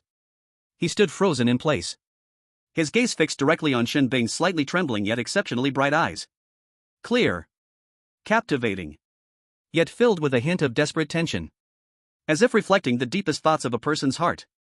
Sumu's eyes were deep, revealing no joy or anger, as if he was contemplating something extremely important. When he looked at her like that, Shen Bing only felt her cheeks were instantly ignited, hot and frightening. Her heart pounded like a drum, thump thump, resounding. She hurriedly waved her hand, her voice carrying a hint of panic. Where are you thinking to go? She suddenly turned around, as if wanting to hide her burning face. Her delicate, fair fingers pointed somewhat incoherently to the two closed doors nearby. I just think, your house is too far from here, it's inconvenient to go back. And now, it's so late, the road isn't safe. My home just happens to have 2 empty guest rooms, very clean. You can sleep in one, and I'll sleep in my own room. It's very, very normal. She hurriedly explained, and by the end, her voice grew smaller and smaller. As if fearing he wouldn't believe her, she emphasized with force. You mustn't think too much. I just mentioned it casually. Listening to her somewhat stuttering explanation, a faint glimmer of amusement flashed in Sumu's eyes. He pretended to suddenly understand, nodding along, stretching his voice. Oh. So that's how it is. His expression was serious, as if he truly accepted her explanation.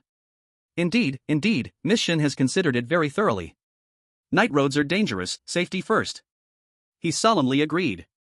However, the topic suddenly took a sharp turn. But Sumu tilted his head slightly, his deep, starry eyes filled with a hint of playfulness, staring directly at the girl in front of him who had her back turned to him, her ears reddening. I just seem to have said nothing, right? What are you explaining? You. Shinbing suddenly turned around, both embarrassed and angry. This guy. It was intentional. He definitely did it on purpose. Blocked by Sumu's light words, she felt her cheeks, ear roots, and even her neck burn all over. Angry and anxious, she couldn't find words to refute. She bit her lower lip hard, leaving shallow tooth marks. Finally, like a little girl whose secret had been poked through, she abruptly turned around, facing away from Sumu, and stomped her foot hard. The floor let out a slight thud. Humph. Then hurry and leave. Her voice clearly carried frustration and embarrassment. Don't ever think that I would keep you. All right. Sumu's response was crisp and decisive, without a trace of hesitation. As if the topic of him staying were never mentioned at all. He even nodded seriously. Since that's the case, then I won't disturb you. Oh, right. It was as if he suddenly remembered something. These 2 plates of leftovers looked pretty good, throwing them away would be a waste. As he spoke, Sumu took out 2 clean plastic bags from who knows where. His movements were astonishingly swift. Before Shinbing could react from her stomping frustration, he had already swiftly packed the 2 plates of carefully prepared dishes, the bright green spinach and another plate of stir-fry, into the plastic bags, tying them up neatly. Holding 1 bag in each hand. Thank you for the hospitality, the food was delicious. He waved the bag at Shinbing, who still had her back turned, his tone relaxed. Then, he turned and strode confidently towards the door. Open the door. Step outside. Close the door. Bang! The crisp sound of the door shutting made the living room's silence even more pronounced. Shinbing remained in her position with her back to the door, slightly stomping her feet, as if she had been frozen in place. It took several seconds. Only then did she stiffly turn around bit by bit, looking at the empty doorway, and the slightly messy dining table left from the packing. This guy. A few dark lines slowly appeared on Shinbing's smooth, plump forehead. He just left like that? And he even packed the leftovers to take away? What a blockhead. A wooden fool. So clueless. Shinbing couldn't help but curse in her heart. But as she cursed, the corners of her tightly pressed lips uncontrollably, quietly began to curve into a very slight, faint arc. That arc carried a hint of helplessness, a hint of amusement. There was a trace of, even she herself didn't realize, a sense of relief. But she looked down at the tip of her slippers and gently kicked at the air. If he had really casually agreed just now to stay here today. Perhaps. Even if she might feel a flicker of joy in her heart. Ultimately, deep down inside, there would still be a sense of loss, right? At least, such an ending now wasn't too bad. Click. In the worn-out neighborhood. Accompanied by a faint sound of a locking door. In the small room, any possible prying eyes from outside were completely shut out. Sumu stood in his somewhat empty living room, the familiar cold air rushing towards him. Completely different from the earlier excitement and a hint of flirtation in the air. Here, it was only him. And he looked down at the 2 plastic bags he was holding. The carefully cooked dishes by Shinbing still carried a bit of warmth. He walked expressionlessly to the kitchen. Opening the refrigerator door, cold white light poured out. He casually stuffed in the 2 plastic bags containing the leftovers of the heartfelt dinner. There was not a trace of hesitation in his movements. As if they were just 2 ordinary bags of food, and not a vessel possibly representing some kind of trial, some kind of feeling. He shut the refrigerator door. Turning around, he walked towards the bathroom. Not pausing for a moment. The sound of rushing water soon echoed in the bathroom, accompanied by the rising steam. The scalding water washed over his body, as if it was cleansing away the fatigue and dust of the day, as well as the somewhat complicated atmosphere at Shinbing's home. 10 minutes later. Sumu stepped out wearing loose home clothes, wiping his wet hair. His eyes were clear, the previous fatigue had vanished completely. He didn't go to the bedroom but walked directly to the center of the living room. He stood still. Thoughts subtly stirred. A light blue screen quietly unfolded before his eyes, rippling like water waves, filled with a beauty intertwined with technology and mystery. Personal information panel. Familiar interface. His consciousness acted like the most precise mouse, swiftly clicking on the backpack section. A dazzling array of items, materials, and tools lay quietly in the virtual grid. But Su Mu's goal was incredibly clear. His consciousness precisely locked onto a grid emitting a dim glow. Heart-binding ghost fruit seed. Quality, SSS grade, perfect. Type, special plant seed. Effect, after planting, it takes 30 days to mature, and can yield 100 heart-binding ghost fruits. Heart-binding ghost fruit, each when consumed by ordinary people, they can directly obtain the indifferent status and corresponding basic strength. When consumed by ghost artisans and above, it can increase 10,000 points of eerie power. No side effects, no consumption limit, theoretically. Notes, a perfect gift from a high-difficulty dungeon, its value surpasses your imagination. That's it. Su Mu's eyes slightly sharpened. A flash of light. A completely jet-black seed, roughly the size of a fingernail, with countless tiny scarlet veins slowly flowing across its surface, faintly emitting a sinister aura, quietly appeared in his palm. Heart-binding ghost fruit. One of the rewards for perfectly clearing an SSS-level dungeon. 1 month. 30 days. For a rapidly changing situation, this is indeed a long growth period. But its return is equally breathtaking. 100 fruits. A full 100 fruits. What does that mean? It's enough to let 100 ordinary people, who couldn't even fight a chicken, step into the sky, directly promoted to indifference-level existence. Although it's just the lowest level indifference, that is also an extraordinary starting point. More importantly, for those with ghost artisan strength or above, 1 fruit equals 10,000 points of eerie power. 10,000 points. No discounts. That's almost equivalent to the entire fortune of some low-level ghost artisans. Moreover, the note said, no side effects, no consumption limit, theoretically. What does this mean? Su Mu's heartbeat couldn't help but quicken a few beats. The value of this thing? Absolutely immeasurable. Not a moment's hesitation. Su Mu turned around and started searching in the corner of the balcony. There were some miscellaneous items piled up, along with a few empty flower pots left by the previous landlord. Soon, he found a ceramic flower pot that looked relatively clean, neither big nor small. Inside, there was some dry old soil. Su Mu did not mind, and directly summoned the thin yet pure eerie power within him. The eerie power seeped into the soil, instantly purifying any possible impurities and insect eggs. At the same time, the soil became slightly damp, filled with a strange vitality. After finishing all this, he held the dark seed that glowed with a red sheen carefully. Gently, as if handling a rare treasure. He carefully buried this seed, which was tied to the future, into the soil nourished by eerie power. Then, he covered it with a thin layer of soil. Everything was quiet and silent. Su Mu stood up and brushed the dirt off his hands. His gaze fell on that ordinary flower pot, yet his eyes became incomparably deep. A month later. Here, a power capable of shaking the current structure will be born. And this is just one of his many hidden cards. Chapter 67, Yi Jinghua visits. The eerie descends into the real world. In just 2 short days, Hanxia seemed to have transformed into another world. The changes were earth-shattering. From the electronic screens of skyscrapers in bustling cities to the old televisions at the entrances of small-town shops. The official media's front-page headlines, whispers on the streets. One name successfully spread everywhere.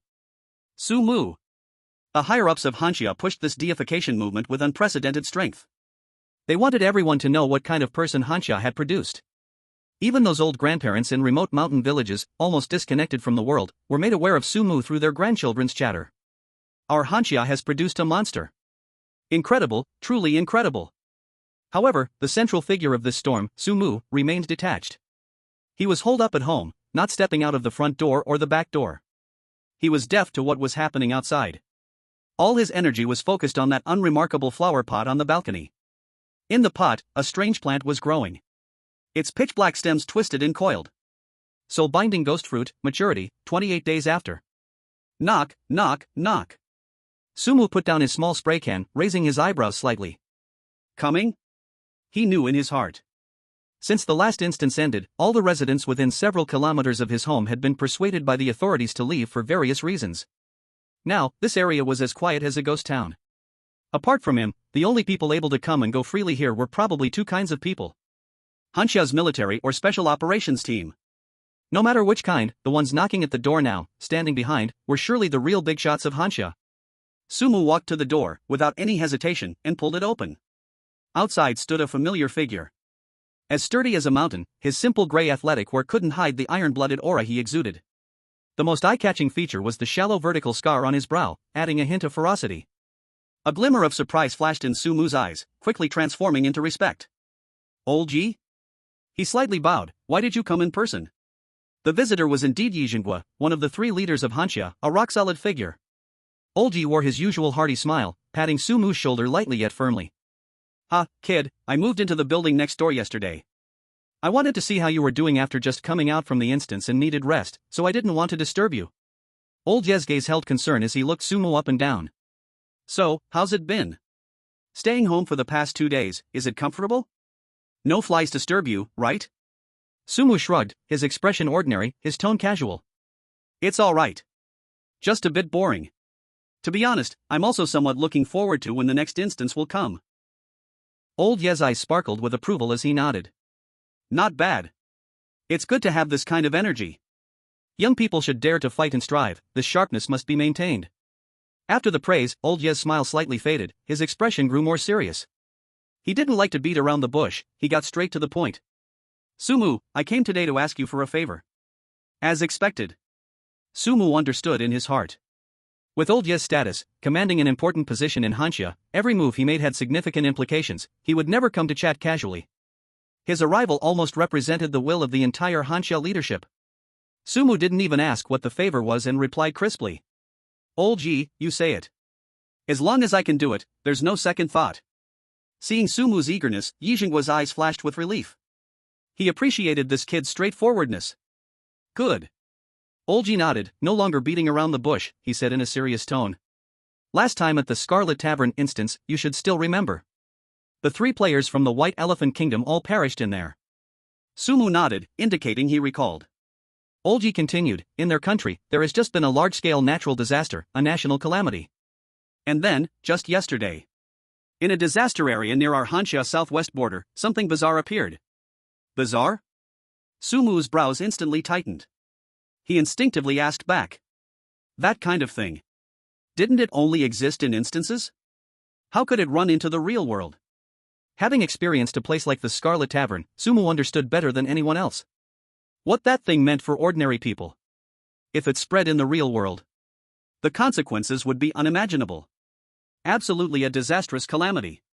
Old Ye's serious face instantly turned grim. It even bore a trace of uncontrollable anger. He took a deep breath, his voice squeezed out from between his teeth. According to our latest intel, those bastards from the White Elephant Kingdom. Old Ji couldn't help but curse, his fists clenched, veins bulging on the back of his hands.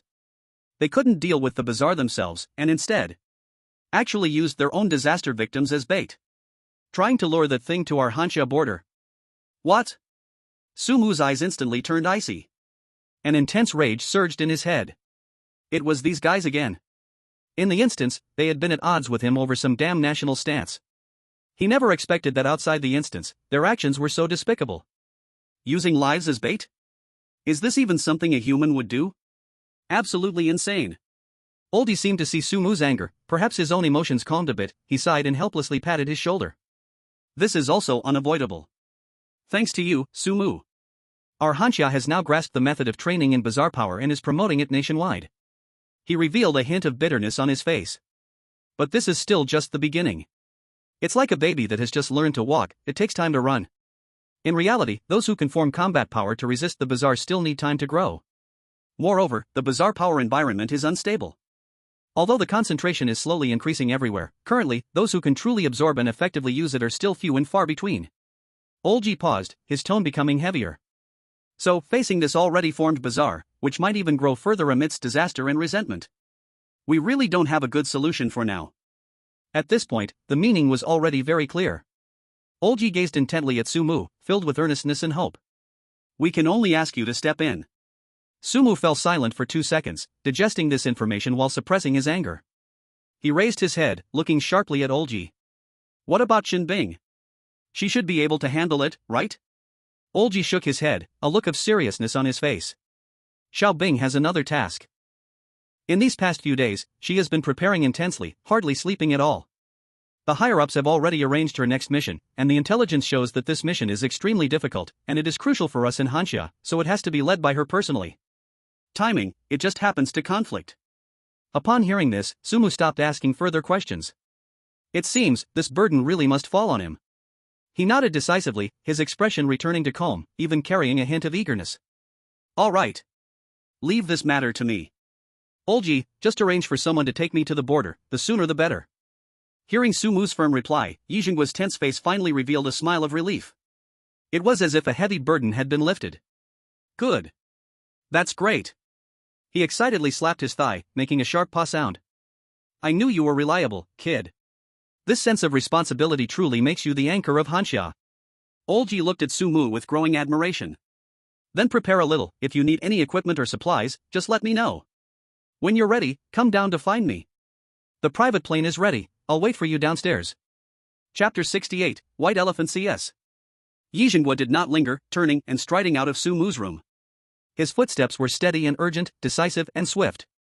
In the room, quietness returned. Sumu stood in place, watching Olji leave. Beneath his calm expression lay turbulent thoughts.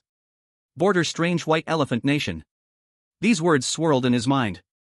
After a moment, he took a deep breath, his gaze sharpening. With a thought, a virtual interface visible only to him unfolded before his eyes. Player inventory. The space was not large, but the items stored were all extraordinary. His eyes scanned, finally settling on 2 items. A tome exuding a dim glow, Book of the Devouring Moon. And a strangely shaped weapon, the Bone Blade of the Devouring Moon. Book of the Devouring Moon. This thing requires specific conditions and time for cultivation. Distant water cannot quench immediate thirst. His gaze naturally landed on that weapon. Bone Blade of the Devouring Moon. This item could be used directly. Just right, heading to the border to face those creatures, not having a suitable weapon would be a problem. It's decided then. Sumu whispered and focused his mind. Do you want to use Bone Blade of the Devouring Moon? Yes. Room. In the next second, Sumu felt a slight weight at his waist. He looked down. A short blade, entirely an eerie bone-white color, had already quietly hung at his left side. The blade was not long, only about the length of his forearm, with smooth yet fierce lines. Strangely, even though it was made of bone, it glinted with a metallic coldness. Even more chilling was that strands of black eerie energy, like little living lightning bolts, coiled around the blade and hilt, flowing slowly. A cold, violent pressure, as if it might devour someone, emanated from the center of the blade, quietly spreading. Even the surrounding air seemed to have grown a bit colder because of it. Sumu could even feel a slight stinging sensation on his skin, like needles pricking. Such strong ferocity. Instead of being startled, he felt delighted, reaching out to grasp the hilt. It felt cold to the touch, yet strangely perfectly fit his palm, as if this blade was meant to be wielded by him. Very good. With this blade, his confidence was boosted even more. Sumu no longer hesitated, straightened his clothing, ensured nothing was amiss, and turned to head downstairs. Downstairs, in the living room, Yijingguo was pacing back and forth with his hands behind his back, anxiously. Seeing Sumu's figure, his eyes brightened, and he quickly came over. However, when his gaze fell on the eerie, ominous bone blade at Sumu's waist, his pupils still shrank sharply. This kid. A ripple of surprise rose in Yijingguo's heart. Indeed, Sumu's gains in the Crimson Wine Tower instance far exceeded what was publicly revealed. There is much more to come. This weapon is certainly not an ordinary item. However, he is also a seasoned individual, and this little surprise was quickly suppressed. Now is not the time to explore these matters. He regained his serious expression and said in a deep voice. Ready? Sumu nodded. Yes. Good. Yijingguo patted him on the shoulder, his tone serious and concerned. The situation at the border is complex, the dangers are unknown and strange, be extremely careful without intelligence. If you run into trouble, or need any support, contact us immediately. There isn't much I can do for you. But the military and special operations team are on standby at all times. Sumu nodded again, responding. Understood, Yi Lao. All necessary instructions had been given. The two no longer spoke. The military helicopter's rotor blades began to spin, producing a tremendous roar, whipping up a frenzy of wind. Several armed soldiers stood solemnly nearby. Sumu did not hesitate. Under Yijingguo's watchful gaze, he bent down and boarded the helicopter. The cabin door closed. The helicopter slowly ascended, then turned direction, racing southwest, quickly disappearing into the sky. Yijingguo stood still, looking up in the direction the helicopter vanished, his gaze lingering for a long time. He stood with his hands clasped behind his back, a heaviness lingering between his brows that was hard to dissolve. Child, this time, I entrust it to you. Hope everything goes smoothly. Meanwhile, on the southwestern borderline where Hanya meets the White Elephant country. On the desolate Gobi Desert, several White Elephant military off-road vehicles were driving, kicking up clouds of dust. The speed was slow, as if intentionally controlling something. Behind the vehicles, a horrifying scene unfolded. Dozens of sallow, ragged women and children were bound together by rough ropes around their wrists. The other end of the ropes was tied to the back of the off-road vehicle. They were forced to stumble along behind the vehicles, many already exhausted, collapsing to the ground. But the vehicle never stopped. The fallen were dragged along, leaving horrifying trails of blood on the stone and gravel-covered ground. Heart-wrenching cries and desperate pleas rang out continually. Yet the soldiers in the White Elephant vehicles remained deaf to it all, some even let out cruel laughter. Further down the ground, scattered, now indistinct chunks of meat could be seen, along with several shapeless forms, already devoid of life. Those were the predecessors they had intentionally loosened and abandoned here. In the passenger seat of the leading off-road vehicle, a man resembling a White Elephant officer raised a pair of binoculars, continuously observing the rear. A cold smirk curled at the corners of his mouth. "Commander, we're nearly there," a soldier beside him reminded. The officer lowered the binoculars, licking his cracked lips, his eyes flickering with excitement and menace. 5 more kilometers, and we will reach Hanya's border patrol area." He glanced back at the bait being dragged, now barely clinging to life, and then turned his gaze further back. At the edge of his vision, about 2 kilometers away, a dozen twisted, bloated shadows, exuding a dense ominous aura, were shambling along slowly, following behind. They had no fixed form, like a monster made up of countless grievances and flesh. These were the horrors and oddities birthed from the disaster zone of the White Elephant country, which they had nurtured and lured along the way. They were attracted by the bloody scent produced by the dragged vehicles, greedily feasting on the incomplete corpses tossed aside at the right time by the soldiers. He. The officer let out a low, chilling laugh. "Just like fishing, isn't it?" he said to the nearby soldier, his tone filled with malice. "Use us useless disaster victims as bait. Bring these big guys from hell." He stuck out his tongue, licking his lips again, his eyes shining with a crazy light. "To lure the people of Huanxia into their homes. Let them also taste this flavor of despair." Chapter 69, Divine Soldiers Descend. Near the temporary outpost on the southwest border of Huanxia. On the desolate Gobi Desert, the wind and sand whirled, hitting people's faces with a rough pain. 2 young Huanxia soldiers were supporting an old couple, who walked unsteadily, as they struggled toward the retreat point behind. "Children, don't worry about us." The old man, being carried, gasped for breath, his cloudy eyes filled with guilt and anxiety. "We are old bones, we can't walk anymore, you should go quickly, don't let us hold you back." The old lady trembled in agreement, her voice tinged with tears. "Yes, it's our fault. The military's evacuation notice was issued long ago, we were too slow.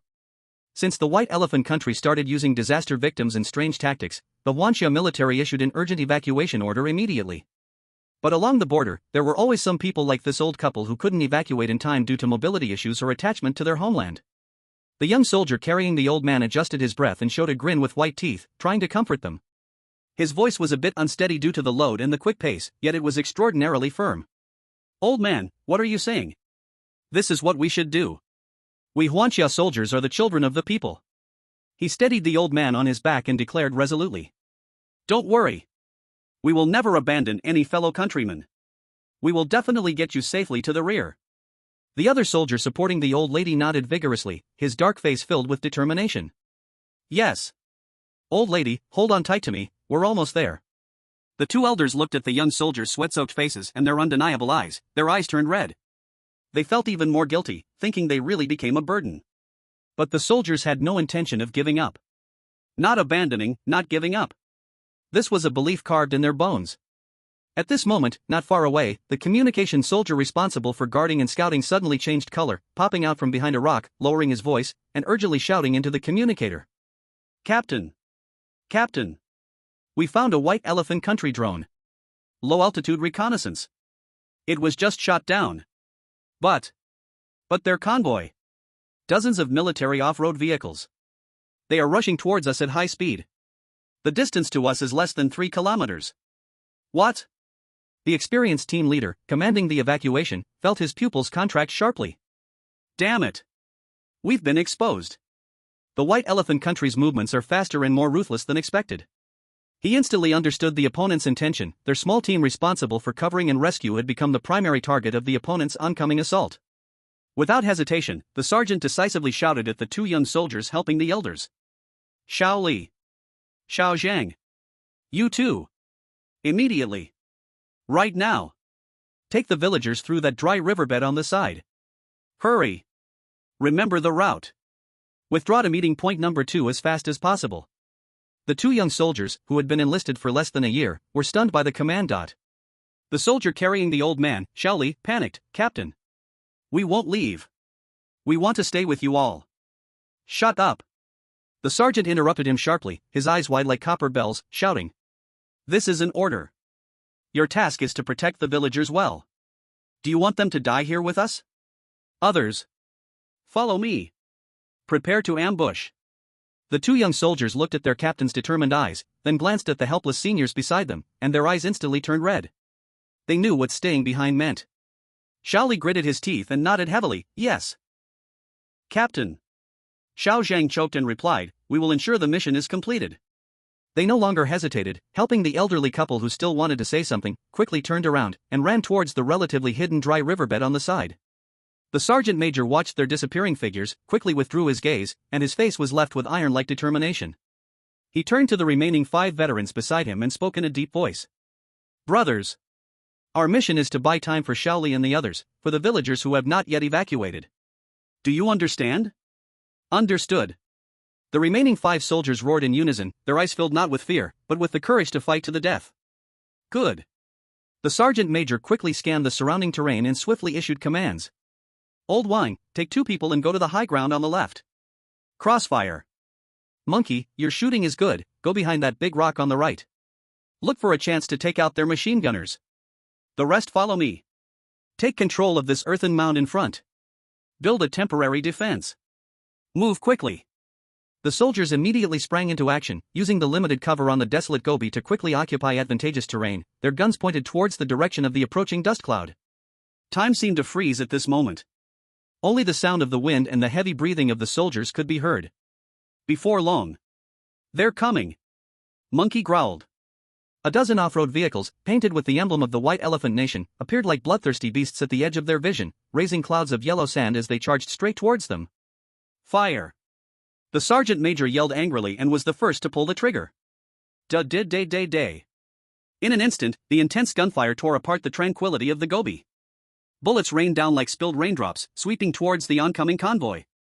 The first few off-road vehicles were hit, sparking and shattering their windows. But the enemy had obviously been well prepared, maintaining their speed, and the machine guns on top began to fire wildly. Puff puff puff. Bullets struck the cover in front of the soldiers, sending fragments of stone and sand flying. The soldiers of Hangxia utilized the advantageous terrain to strike back accurately, and White Elephant's soldiers continuously fell, screaming from being hit. However, the enemy had the advantage in numbers and firepower. The dozen vehicles spread out, forming a fan shape, continuously compressing their defensive space. What was more terrifying was... Captain, look, what is that? A soldier's voice trembled with uncontrollable fear, pointing towards the back of the White Elephant Nation's convoy. The sergeant major struggled to lean forward to look, just one glance made all the blood in his body feel like it was freezing. Behind the rolling dust, about 2 kilometers away. Dozens, no. Countless, black twisted shadows, radiating an ominous and bloody aura, were floating towards them. Eerie. It was the eerie presence drawn by the White Elephant Nation. They were attracted by the previous scent of blood, and now drawn by the sounds of fierce gunfire and fresh blood. This group of beasts from the White Elephant Nation.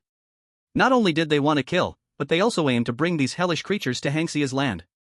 It's over. Caught in a pincer attack. Human strength has its limits, facing these terrifying beings beyond comprehension. Despair instantly flooded every soldier on the battlefield. They clutching their triggers tightly, firing their last bullets at the enemy, but their faces were already ghostly pale. At that moment. Buzz buzz buzz. A unique roaring engine sound, growing louder from afar, tore through the chaotic gunfire and eerie growls. Everyone, including the attacking soldiers of the White Elephant Nation, instinctively looked up. In the sky, a helicopter painted with the Hangxia army emblem descended rapidly like a divine weapon. The cannon beneath the fuselage roared first. Boom! Boom! Boom! A series of explosive flashes precisely struck several off-road vehicles of the White Elephant Nation. The violent explosions sent the vehicles, along with the soldiers inside, flying. Before the soldiers of the White Elephant Nation could react, the side door of the helicopter suddenly slid open. A nimble figure, without any hesitation, leapt down from dozens of meters in the air. The figure traced a neat arc in the sky. Bang! A muffled sound. The figure landed heavily but with incredible steadiness on the Gobi Desert just a short distance in front of the position. As the smoke cleared away, it revealed a young figure dressed in black combat gear, with a uniquely shaped bone dagger radiating a chilling cold hanging at his waist. He slowly raised his head, his cold gaze sweeping across the battlefield. It was none other than Sumu. Chapter 70, Sumu, the Dragon Soul of Huxia. Rain, reinforcements? A young soldier trembled, hardly daring to believe his eyes. It's reinforcements. It really is our reinforcements. Is it him? The monkey, crouching behind a large stone on the right, widened his eyes in shock, almost dropping his gun. That face. There's no mistaking it. Absolutely no mistake. The monkey trembled with excitement, suddenly turning to scream at the sergeant. Captain! It's Sumu! It's really Sumu! Dragon Soul of Huxia! Sumu? Hearing the monkey's nearly breaking voice, the sergeant and several other surviving soldiers trembled with shock. It really is Sumu? The legendary figure who had recently been wildly publicized in military communications and external news for his extraordinary feats in the Scarlet Tavern dungeon? Dragon Soul of Huxia, the hope for the future? In the past 2 days, Sumu's name and deeds had already spread throughout Huxia's military. They never dreamed that this legendary hero, who existed only in battle reports and promotional videos, would appear before them in this way, like a divine soldier descending on this desolate battlefield. Appearing at the moment when they were on the brink of total destruction. It really is Sumu. Oh my! Am I dreaming? Whoa, we are saved. We are saved. Little Lee and the others, and the villagers, they are all saved. Indescribable excitement and joy instantly washed away their fear of death. Several tough men suddenly had red eyes, and some couldn't help but choke with emotion. This was not just seeing reinforcements, it was seeing the embodiment of faith and hope. Sumu's gaze calmly scanned the makeshift dirt barricade, falling on the faces mixed with smoke, exhaustion, yet reignited with fierce light. He slightly nodded. His voice was not loud, even a bit unclear, but it had a strange penetrating quality that clearly reached every soldier's ear. You've worked hard. Now, leave it to me. These simple 2 sentences instantly soothed all their fears and unease. A sense of security. An unprecedented sense of security enveloped them. It felt as if as long as this man stood here, the sky would not fall. However, not everyone felt this excitement. Those soldiers of the White Elephant Country who had miraculously survived under the fire from the helicopter also noticed this uninvited guest who suddenly appeared and spoiled their good deed. An officer from the White Elephant Country, indicated by his shoulder insignia to be a lieutenant, wiped the blood off his face. Sumu just stood quietly in place. He didn't even raise his eyelids. Buzz. Just as the bullet was about to reach his body, a thin layer of red mist, like a gossamer, instantly swirled around him. Clang clang clang. Clang clang clang. The dense bullets collided with the red mist, making a crisp sound, then, without exception, were deflected, deformed, and finally fell helplessly to the sandy ground. It was as if they had hit an indestructible invisible force field. What's going on? What the hell is this? The soldiers of the White Elephant Kingdom who opened fire had their eyes almost popping out, their expressions frozen in an instant. Using air to block bullets? Is this some kind of movie? It's even more exaggerated than the movies from our White Elephant Kingdom. Impossible. Absolutely impossible. The White Elephant Kingdom officer's face changed drastically, horror and rage instantly filling his chest. He would not believe it. RPG. Give me an RPG. He snatched the RPG rocket launcher from the nearby soldier who was stunned, almost pressing it against his shoulder, and viciously pulled the trigger at Sumu. Die. Monster. Whoosh. The rocket, trailing an orange-red tail flame, whistled towards Sumu with death. Looking at the rapidly approaching rocket, Sumu finally made a move. He slowly raised his eyelids, his cold gaze landing on the rocket. His thin lips parted slightly, letting out a few chilling syllables. Tie-in reverse style. The moment his voice fell, he casually waved his right hand forward. The next second, an astonishing scene unfolded that left everyone dumbfounded, one that they would never forget in their lives. The RPG rocket, carrying immense kinetic energy and explosive power, changed its trajectory at an angle completely defying the laws of physics, just under a foot away from Sumu's face. No. It wasn't a deviation. It was a reflection. It actually returned at a speed faster than its approach, heading back the way it came. No. The cruel smile on the White Elephant Kingdom officer's face had not yet faded. Reflected in his pupils was the rapidly enlarging rocket flying toward him. He could only let out a short, desperate scream. Boom! The deafening explosion rang out. The scorching fire and shockwave instantly engulfed him and the two soldiers around him. Chunks of flesh and weapon parts were scattered into the sky like garbage. The White Elephant Kingdom officer was dead. This shocking, miraculous scene completely shattered the last trace of resistance in the remaining White Elephant Kingdom soldiers. Fire! Fire! Cover Sumu! Sergeant Han Xiao was the first to react from the shock, shouting hoarsely, while aiming and firing fiercely at the remaining enemies. Take them down! The monkey and other soldiers also regained their senses, their eyes red, transforming their pent-up anger and rekindled hope into deadly bullets, crazily sweeping toward the enemies.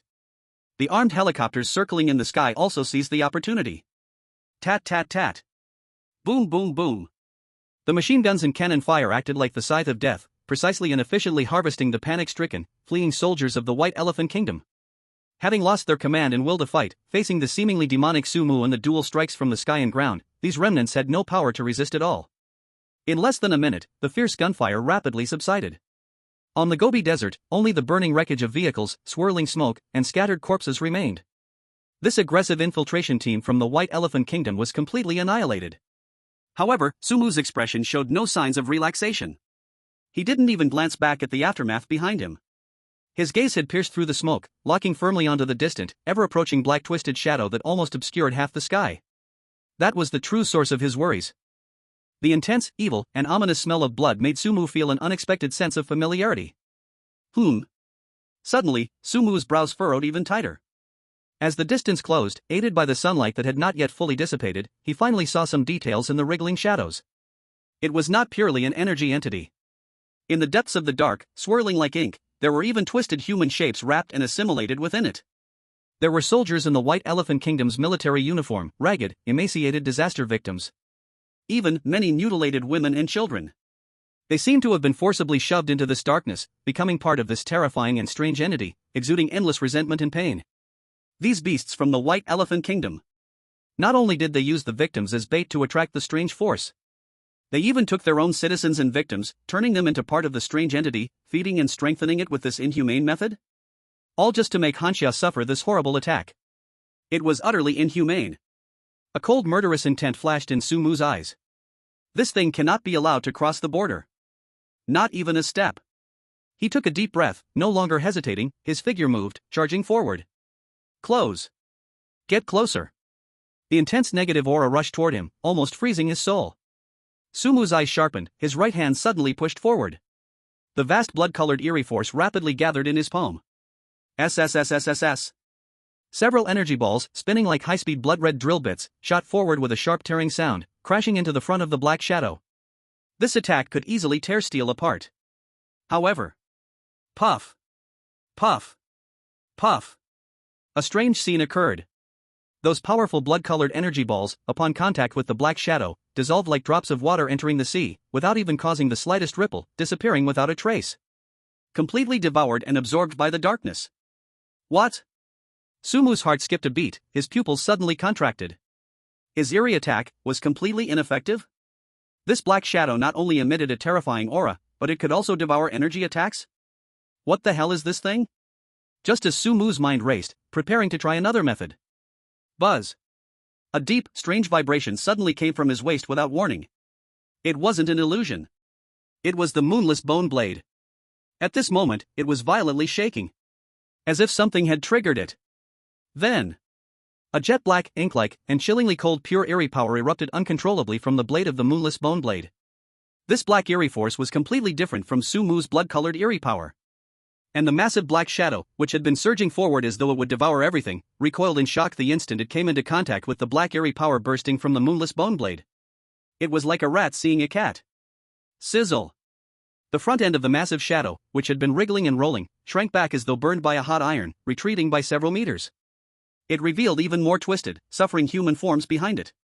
The moonless bone blade could actually restrain this terrifying shadow entity. This discovery made Sumu's spirits lift. No more hesitation. Clang. With the clear sound of the blade, he abruptly drew the moonless bone blade from his waist. A chilling, deathly stillness spread out instantly, freezing the very air around him.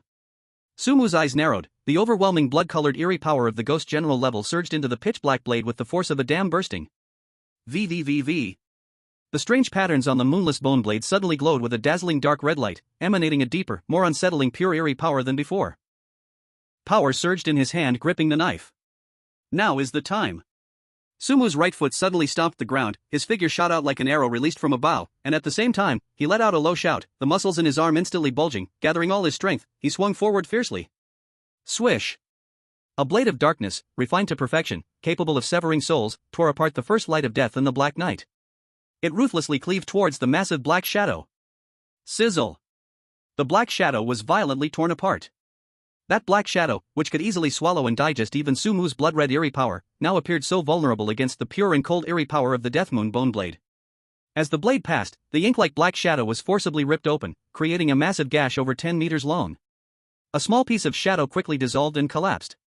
And behind the dissipated darkness, for souls, forcibly assimilated and distorted beyond recognition, were revealed. All of them were people from the White Elephant Nation. A piercingly tragic wail suddenly erupted from the mouths of those exposed souls. Their twisted faces were filled with endless pain and relief. Under the corrosion of the remaining power of the dark blade, these souls rapidly became transparent, dim, and finally, like bubbles, with a puff, transformed into specks of black light, completely dissipating between heaven and earth. Together with their imprisoned resentment and despair, they returned to nothingness. At the same time, a cold notification sound echoed clearly in Sumu's mind. Death Moon Bone Blade, level 1-4 out of 100. Slain 4 eerie soul units, gained 4 experience points. So that's it. Sumu watched the scene, a glimmer of brilliance flashing in his eyes, and he instantly understood. He finally realized why this thing could absorb energy attacks and why it was suppressed by the Death Moon Bone Blade. This was not a pure energy body or a physical existence at all. This was a collection of souls formed by countless resentful spirits, remnants, and extreme negative emotions forcibly aggregated together.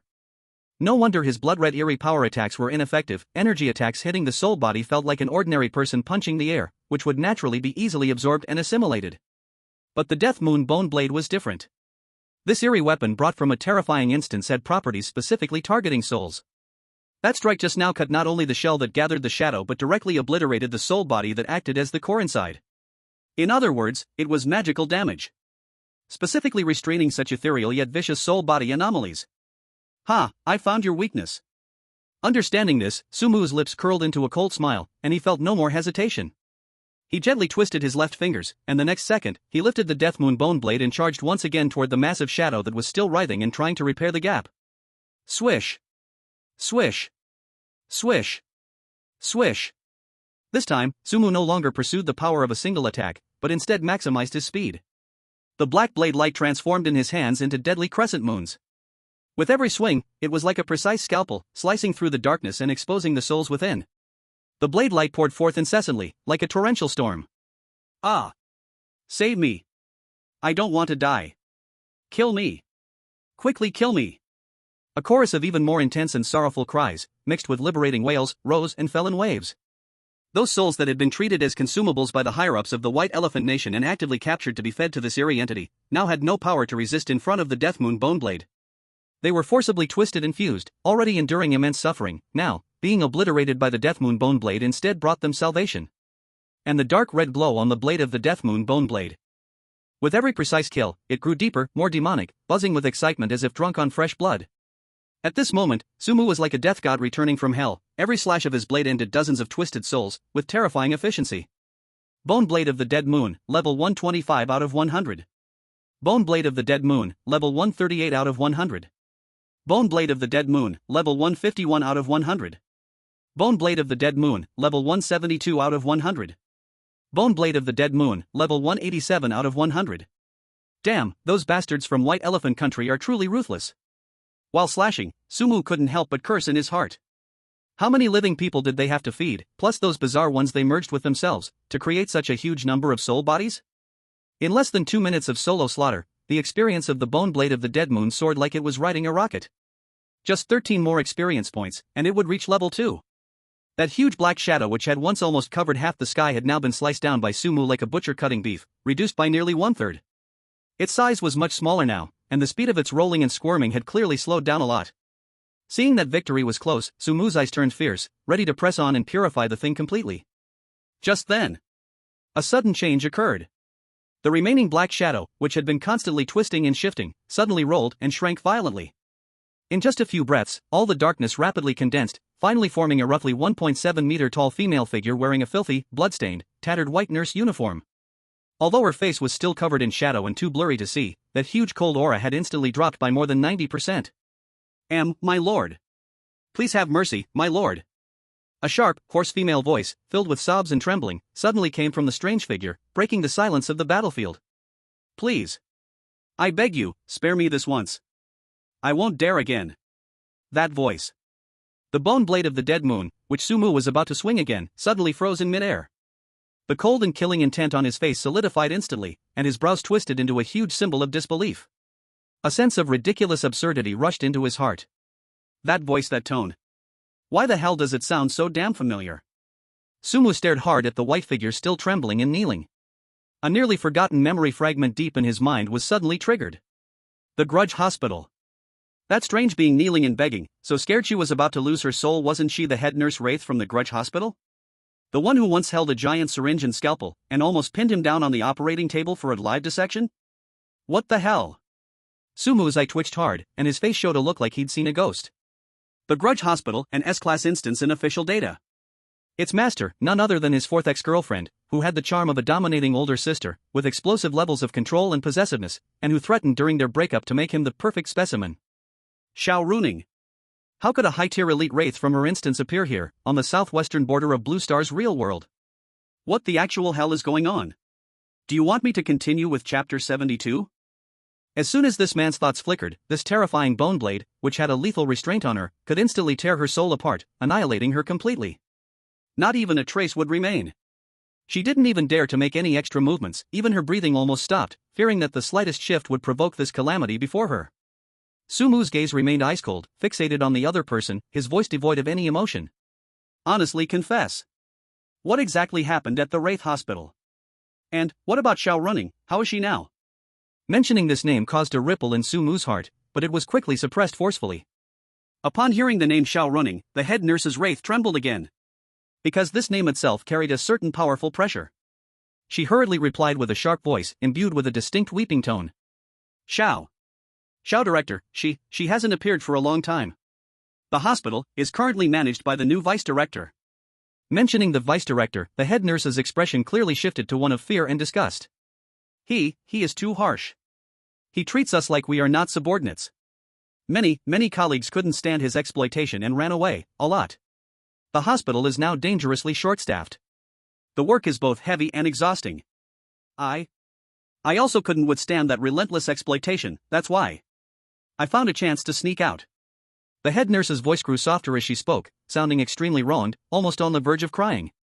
Who knew that by accident I would, inexplicably end up in this ghostly place? Everywhere there is the aura of living people. I was terrified. She secretly glanced at Sumu and quickly lowered her head again. I didn't expect that. I would run into you here, Mr. Su. In her limited understanding, Sumu was indeed someone closely connected to Director Xiao. Sumu's brows instantly furrowed even tighter. He sharply captured the key information, his eyes turning stern. Do you mean that you are the only one who escaped? No other wraiths from the hospital came along with you? This was not a trivial matter. If an entire batch of strange entities escaped, then it would be a huge problem. No. Absolutely not. Just me. The head nurse's wraith immediately nodded like a chick pecking at rice, frantic to assure Sumu, nearly shaking her head off. I don't know exactly what happened. It just felt like I was pushed by something, everything went dark, then bright again, and I was here. She seemed to remember her previous experiences, her soul uncontrollably trembling again, her voice laced with fear. Just after I regained my senses, I hadn't figured out the situation yet when those strangely dressed people surrounded me. Then they kept throwing those bloody people at me. I had just escaped from the hospital, I was drained, and being in this place with so much young energy made me uncomfortable. I couldn't control myself, so I instinctively devoured. Her voice was filled with a strong sense of grievance and a need to justify herself. Mr. Su, you have to believe me. It was really not on purpose. It was them. They shoved it to me. They even said something about nourishing, something about sacrificing. I worked overtime every day at the hospital, exhausted like a dog, and my salary was pitifully low. do you think it's easy for me? Who would want to escape and still do such dirty, tiring work? Listening to the head nurse Wraith's jumbled but clear expression of grievance, Sumu's gaze flickered slightly. He stared at the terrified head nurse, who looked like she was about to fall apart, and remained silent for a few seconds. Ultimately, the killing intent in his eyes slowly receded like a tide. With a flip of his wrist, a light sound rang out, and the moonlit bone blade was sheathed back into his waist sheath. Seeing this scene, the head nurse of the vengeful spirit was almost brought to tears of joy, nearly collapsing on the spot. Those fools from the White Elephant Country have brought their own doom upon themselves. They have no one to blame but themselves. Your debt. Sumu paused, his tone still icy. I can choose not to kill you. In fact, I can report to the higher-ups to ensure your soul survives. As soon as these words were spoken, the eyes of the head nurse vengeful spirit instantly lit up. But Sumu suddenly shifted his tone, a chill even more fearsome than before instantly tightening around the head nurse's neck. You listen carefully. Sumu said each word deliberately. From now on, if you dare to harm any living person in Hanxia's territory, even if you cause a single hair to fall from their head. He extended a finger, the tip swirling with a faint red blood-like sinister energy, emitting a heart-pounding wave. I guarantee you will know what it means to have your soul scatter, your spirit fly, your bones crushed, and your ashes dispersing. The head nurse vengeful spirit dared not utter a single word against this. Now, even if she had to wash the feet of the Hanxia people, she would be grateful. Just surviving in this strange world that made her feel extremely uncomfortable and dangerous was a tremendous blessing. Moreover, the person in front of her was the director's person.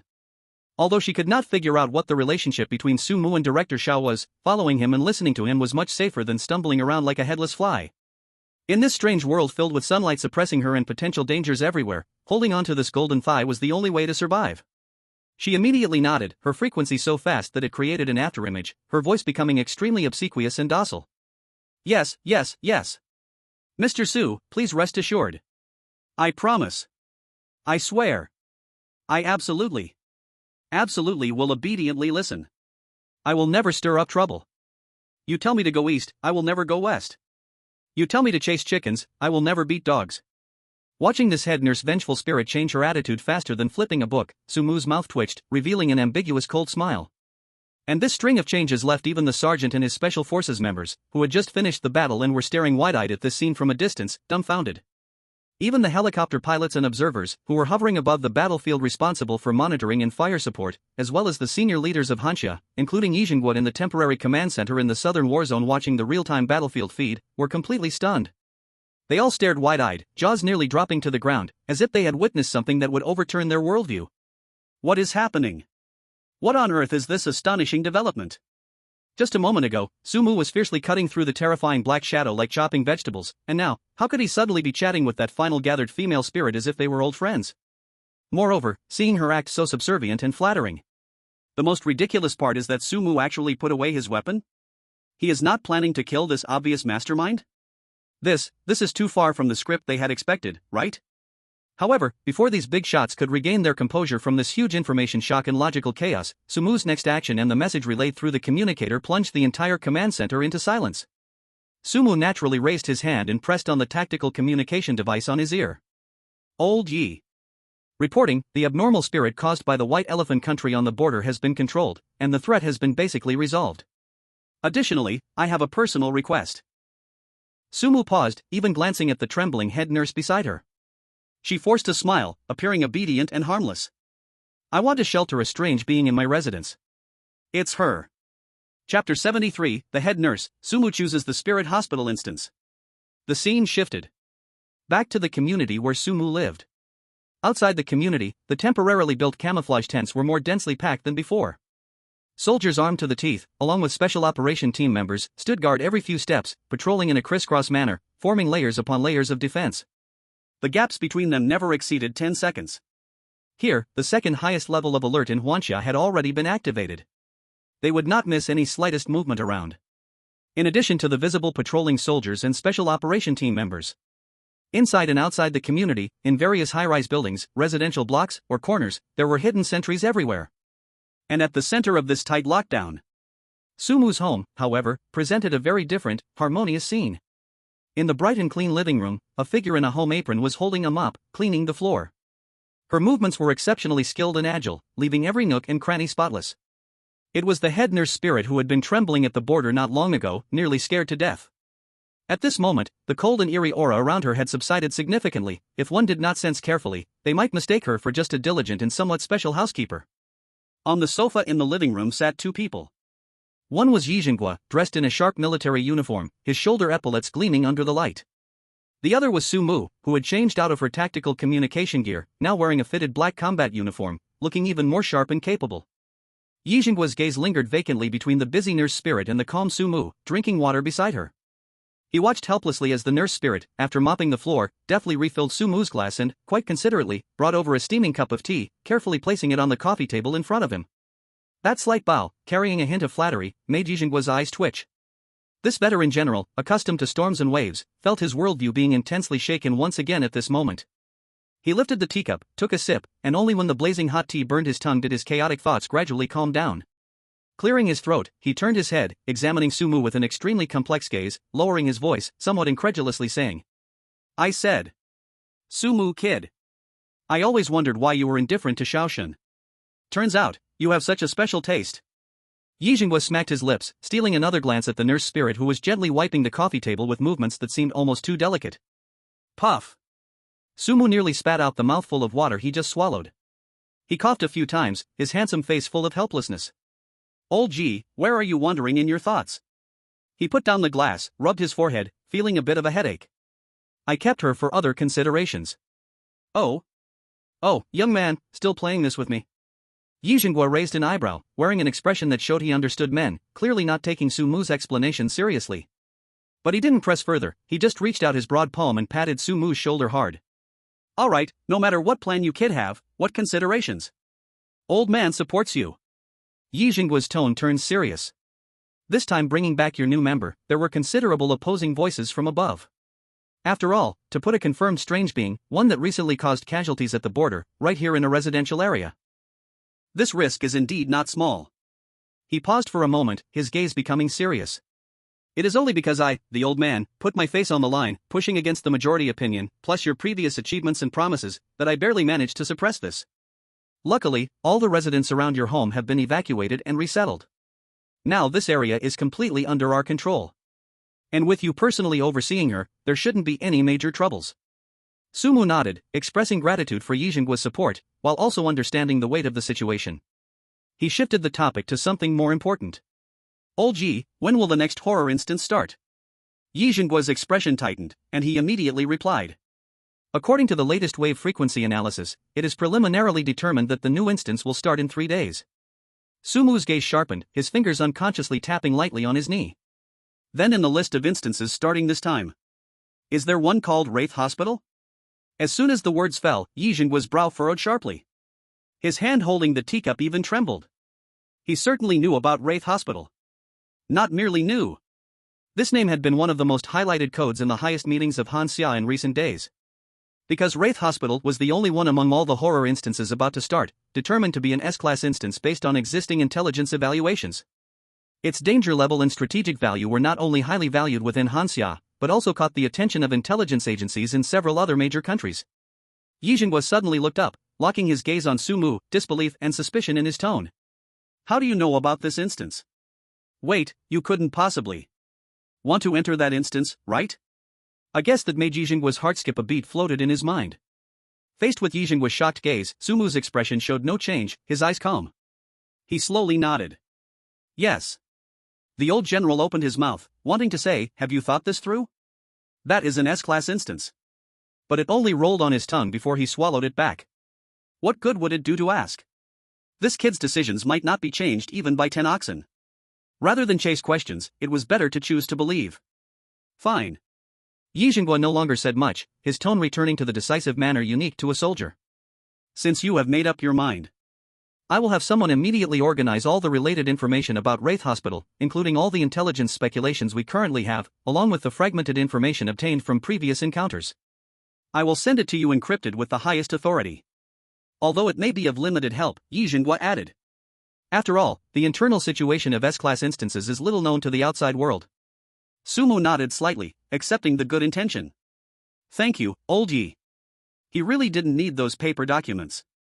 After all, no matter how detailed the official intelligence is, how can it compare to his personal experiences every night? Yi Jinghua and the others would not know and could not imagine. For Sumu, the so-called horror instance was more like his deep midnight tea parties with old girlfriends. Wraith Hospital?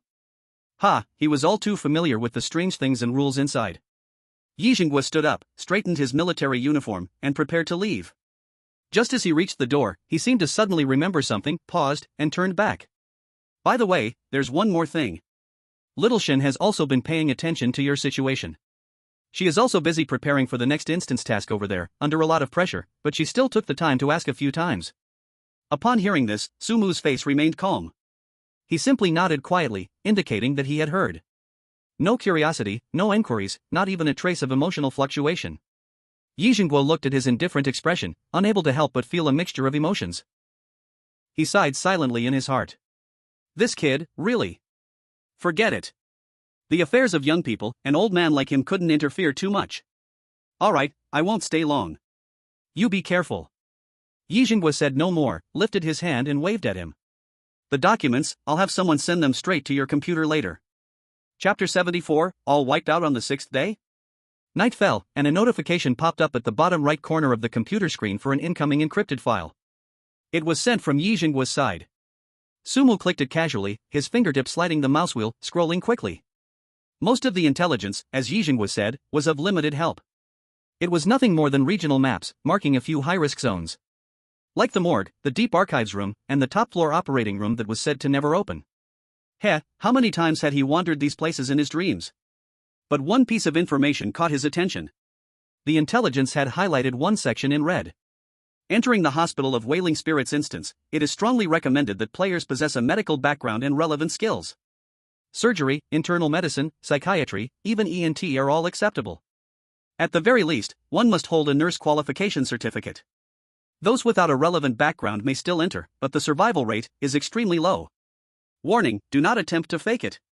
There was once a player who tried to sneak by, claiming to be a surgeon, and ended up being assigned as the lead operator.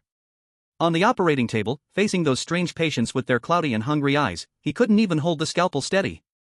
The tip of the knife trembled like a fallen leaf in autumn wind, let alone making a precise cut into the flesh. Those patients surrounding the table lost patience instantly, screeching in bizarre voices, the smiles on their faces twisted and cruel. The next second, several icy arms reached out. Amid a chaotic mess of tearing and screams, that poor guy was dissected on the spot. They grinned, like seasoned butchers, skillfully detaching his unqualified, trembling hands and attaching them to their own empty wrists. They even flexed them a few times, as if testing their new grip. They took his useless eyes, full of fear, and carefully embedded them into the hollow sockets of a companion's face. Even his still-beating heart was dug out by a bony hand and handed over to a strange figure with a gaping chest wound, urgently in need of parts. Every part of yours could become the consumable they desperately need. In that place, useless trash wasn't even worthy of becoming full fertilizer. Sumu frowned slightly, almost imperceptibly. Interesting. He continued reading down. Then, his gaze froze on the last record, his pupils suddenly contracting. Record No, Top Secret 007. Instance name, Hospital of Wailing Spirits. Rating, S. Currently known highest clearance progress, Day 6. Final number of surviving players, 0. 0? Not a single survivor? That was a bit different from what he'd experienced in his dreams. Although the dream was extremely dangerous, testing the edge of death each time, at least. Him in the dream, in theory, had a chance to survive till the end. Supplemental information in the intelligence. Many batches of players had entered, some possessing real medical skills, even real-life chief physicians. Some players performed excellently early on, blending into the hospital system, disguising their identities, gaining trust from certain NPCs, even becoming key personnel in departments. However, all documented attempts to clear the instance failed collectively on the evening of Day 6, marked as mission failure and declared dead. Cause of death unknown, process unknown, suspected to be wiped out instantly by a force beyond the instance rules. Mass death on the 6th day? There was something fishy about this.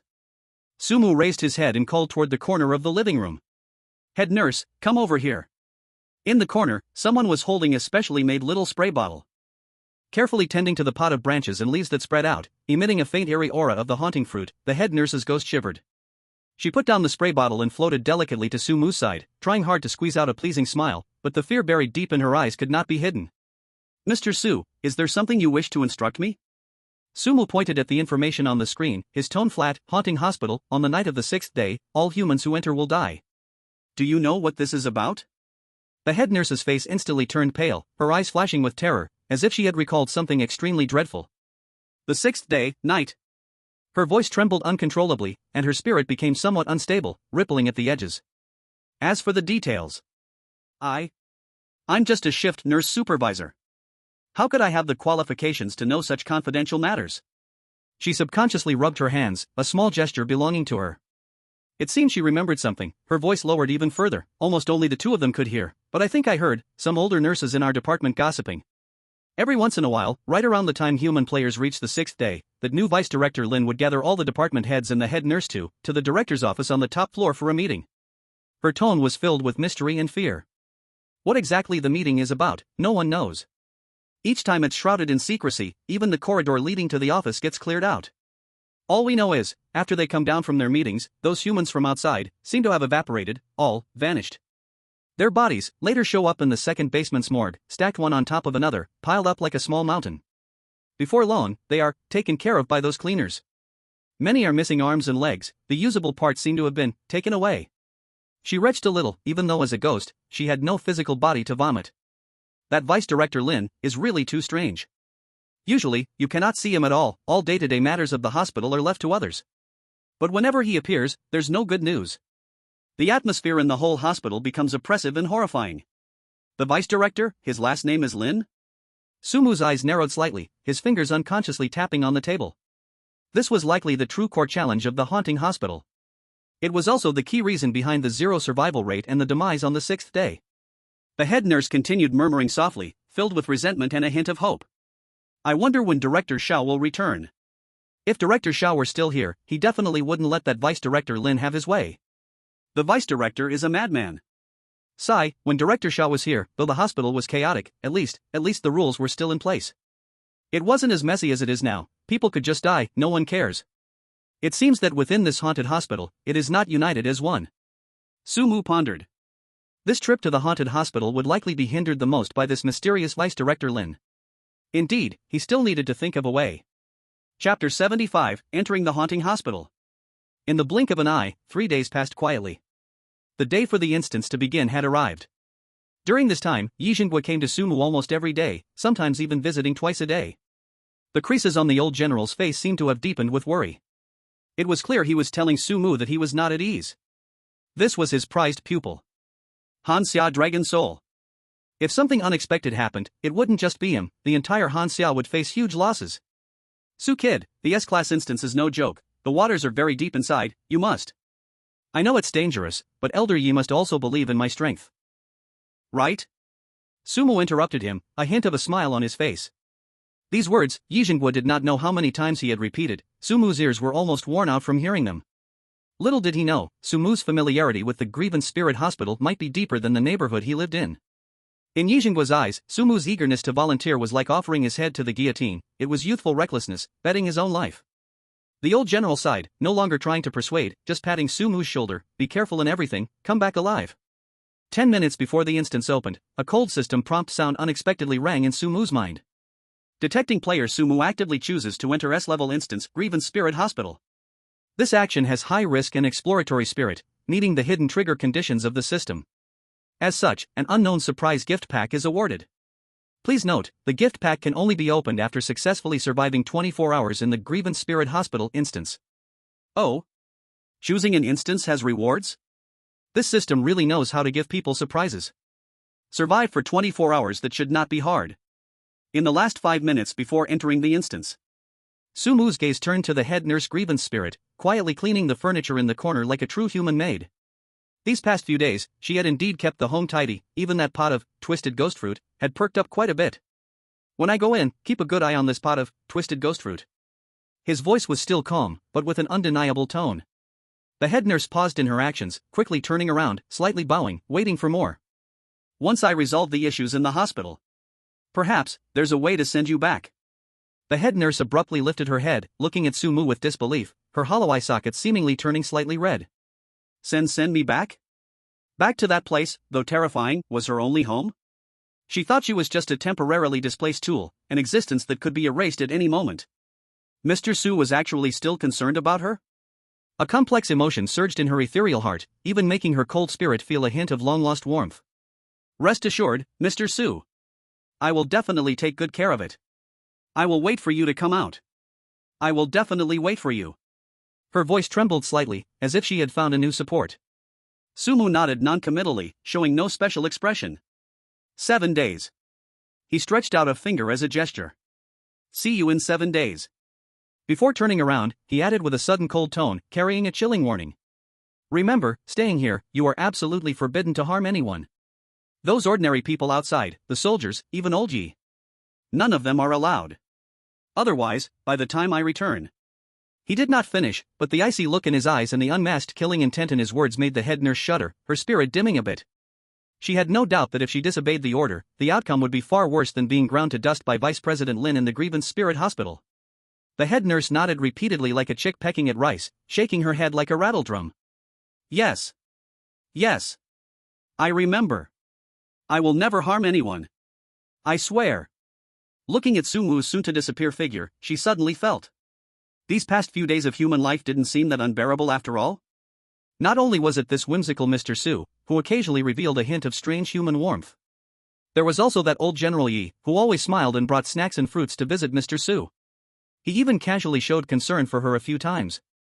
For example, asking how she was adapting, if she was comfortable. Compared to the endless work in the Grievance Spirit Hospital, this place seemed more like a home? The Instance Grievance Spirit Hospital is about to open. Countdown for transmission. 10, 9, 8, 3, 2, 1. Transmission begins. Sumu's figure instantly became blurry in place, transforming into specks of light and vanishing. In the living room, only the nurse's vengeful spirit remained, along with a pot in the corner, its branches gently swaying, exuding an ominous aura of the accursed heartfruit. After a brief moment of dizziness, Sumu's vision gradually cleared. A strong, pungent smell of disinfectant mingled with a hint of bloody decay rushed into his nose.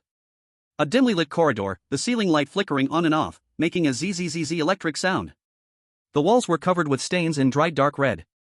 Indeed, it is here. Vengeful Spirit Hospital. It was almost identical to the scenes that appeared in his countless nightmares. A cold, lifeless place, filled with despair and madness. Several patients in shabby hospital gowns, with pale faces and hollow eyes, wandered aimlessly in the corridor, their movements stiff, like puppets on strings.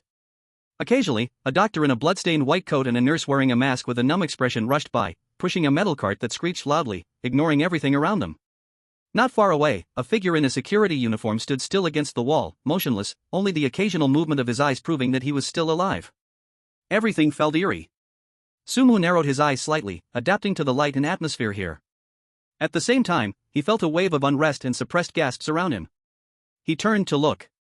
Sure enough, there were others who had been transmitted along with him. About 20 or 30 people, their skin colors varied, and their clothes were diverse, clearly from different countries and regions. At this moment, most of these individuals had expressions filled with terror, confusion, and disbelief. It seemed that not everyone was as prepared as he was for this place. Welcome players to S-Class Horror Dungeon, Vengeful Spirit Hospital. Number of participants in this dungeon, 31 people. Mission objective, survive for 7 days. Warning, death in the dungeon means real death, please act with caution. Chapter 76, Initial Use of Skill Replication. Sumu applies for surgery. At that moment, a slightly bulky figure walked out from behind a shut iron door at the end of the corridor. He had a sizable belly, hands clasped behind his back, striding towards the crowd, his gaze sweeping over the faces filled with fear or confusion. Ahem. He cleared his throat.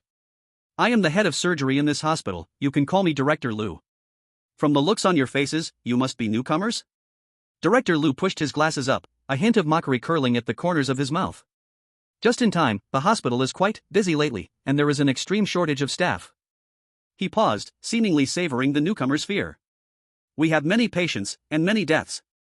Therefore, we urgently need to replenish fresh blood. Those words sent chills down the spine. I will give you 1 hour. Director Liu extended a finger and waved it in the air. Within this hour, you must find a job in the hospital, any department, any position is fine.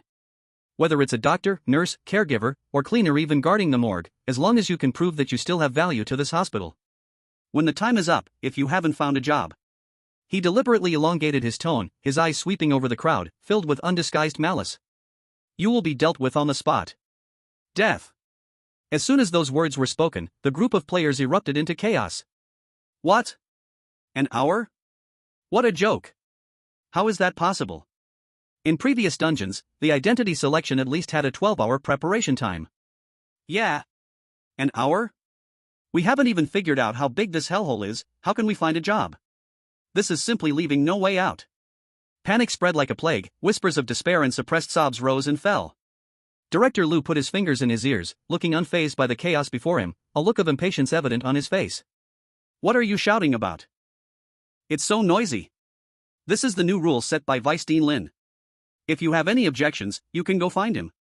The crowd, which had just been noisy, instantly quieted down quite a bit, staring at each other, their faces filled with despair and helplessness. But there were also a few people, about 3 or 4, who, although their expressions were equally serious, did not lose their composure like the others.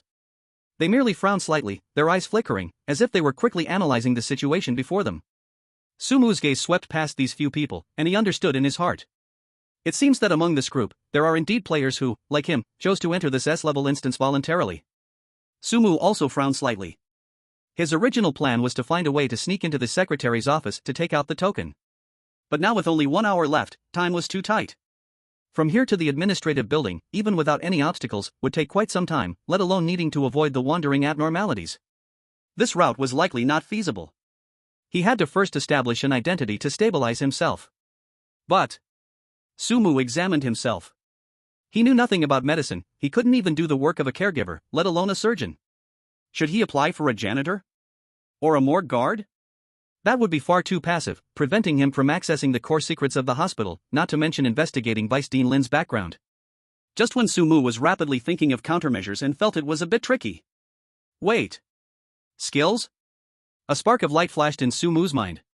Technique duplication. His talent skill, said to be able to duplicate and analyze any ability deemed abnormal. So, is medical skill considered a skill? Especially in this vengeful spirit hospital, the skills of these doctors probably have abnormal attributes, right? It's worth a try. As thoughts raced through his mind, Sumu immediately locked the target of technique duplication on Director Liu not far away. Detecting replicable skills? Analyzing. In the next second, a stream of information flooded into his mind. Replicable skill list. Mastery of surgery LV.7, proficient in various surgical procedures, extremely high proficiency.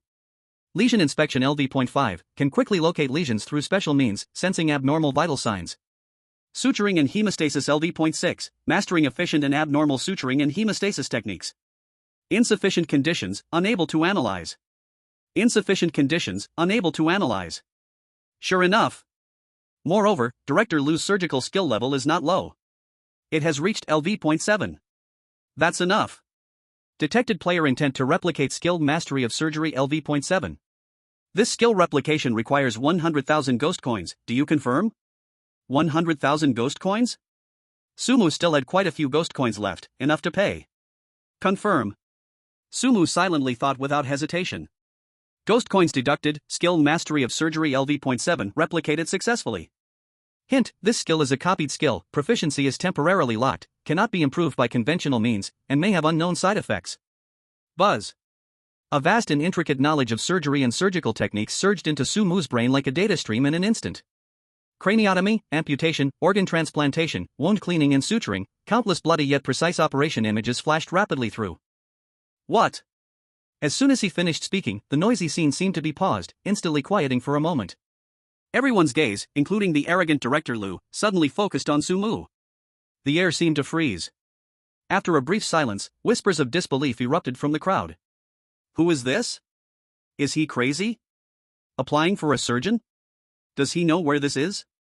Surgery. That's one of the departments with the highest death rates. I heard not many who enter survive the first night shift.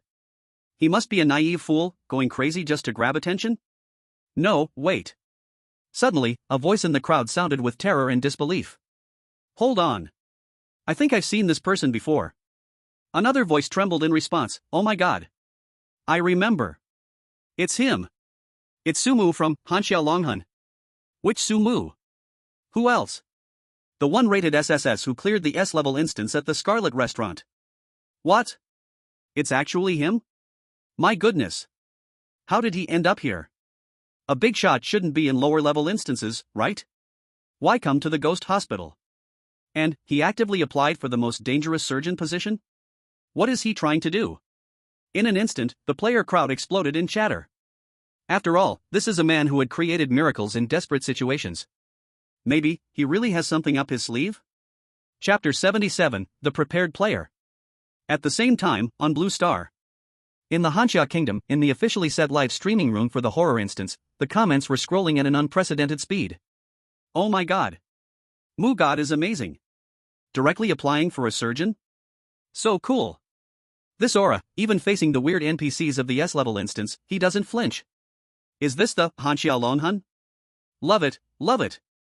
Countless praises and exclamations flooded the screen, representing the excited feelings of the Hanxia audience at that moment. But soon, worried voices began to emerge. Wait. A surgeon? Isn't that one of the most dangerous positions in this instance? Yeah. This instance requires a real medical background, otherwise the survival rate is extremely low. Mu-God, does he know medicine? It doesn't seem to have been mentioned. Oh no. Is he trying to show off? This is an S-level instance, he can't mess around. Still, many Hanxia people broke into a cold sweat for Sumu. Meanwhile, in the live streaming rooms of several countries that have never gotten along with Hanxia, even suffering greatly after the last Scarlet Restaurant instance due to national luck being damaged, the scene was different. This is hilarious, Hanxia's dragon soul? I think it's a foolish donkey. A surgeon? Does he think this is just a game? Without professional skills, stepping in means becoming a fresh corpse. Really, ignorance is fearless.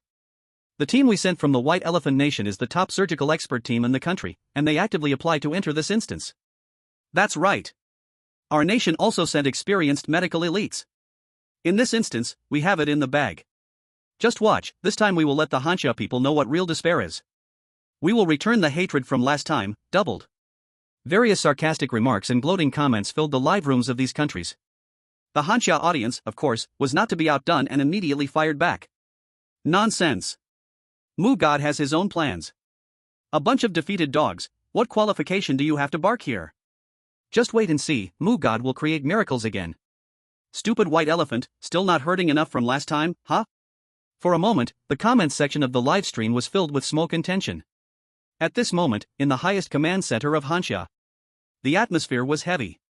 All the high-ranking officials' eyes were fixed tightly on the central screen, on that tall figure walking into the surgical area of the Ghost Hospital. Ghost Hospital, this is currently the only ongoing S-level horror instance in the world. Its importance goes without saying. What's more crucial is that the player inside is Sumu, the one who cleared the Scarlet Restaurant instance with an SSS rating by his own effort. Brought immense fortune to Hanxia, hailed as the dragon soul of Hanxia, the man. His every move not only stirs the hearts of billions in Hanxia, but he is also the focus of attention worldwide. Nonsense. Yijingwa slammed the table suddenly, making a loud bang that startled the nearby clerical staff. He stared at the screen, veins popping on his forehead. What is going on? A surgeon? He is just an ordinary college graduate who has hardly touched a stethoscope. What does he know about surgery? The old general was genuinely anxious and even swore. They, the high-ranking officials, had long studied Sumu's profile countless times, from elementary school to university, clear and obvious, with no connection to medicine at all. Yi Lao, calm down, calm down. A middle-aged man in military uniform quickly advised. That kid. Another bespectacled government official frowned tightly, pushing his glasses. Isn't he a bit too impulsive? Yeah, having cleared an S-level dungeon once, he might be a bit overconfident, and that's not a good thing. Wraith Hospital is an S-level dungeon, there's no room for luck and impulse. If something goes wrong, the hard-won advantage of Hanxia could vanish in an instant, even falling behind other countries. In the command center, discussions were ongoing. Many senior officials expressed their concerns and confusion about Sumu's choice, even showing hints of disappointment. At that moment, the elderly man who had been silent, sitting in the first seat with an ocean-deep gaze, slowly raised his hand. The noisy discussions came to an abrupt halt. Everyone's eyes focused on the elder. Please, do not be agitated. The elder's voice was calm, yet it carried a reassuring weight like a mountain that would not fall. I have observed this young man, Sumu. He is never one to act without reason.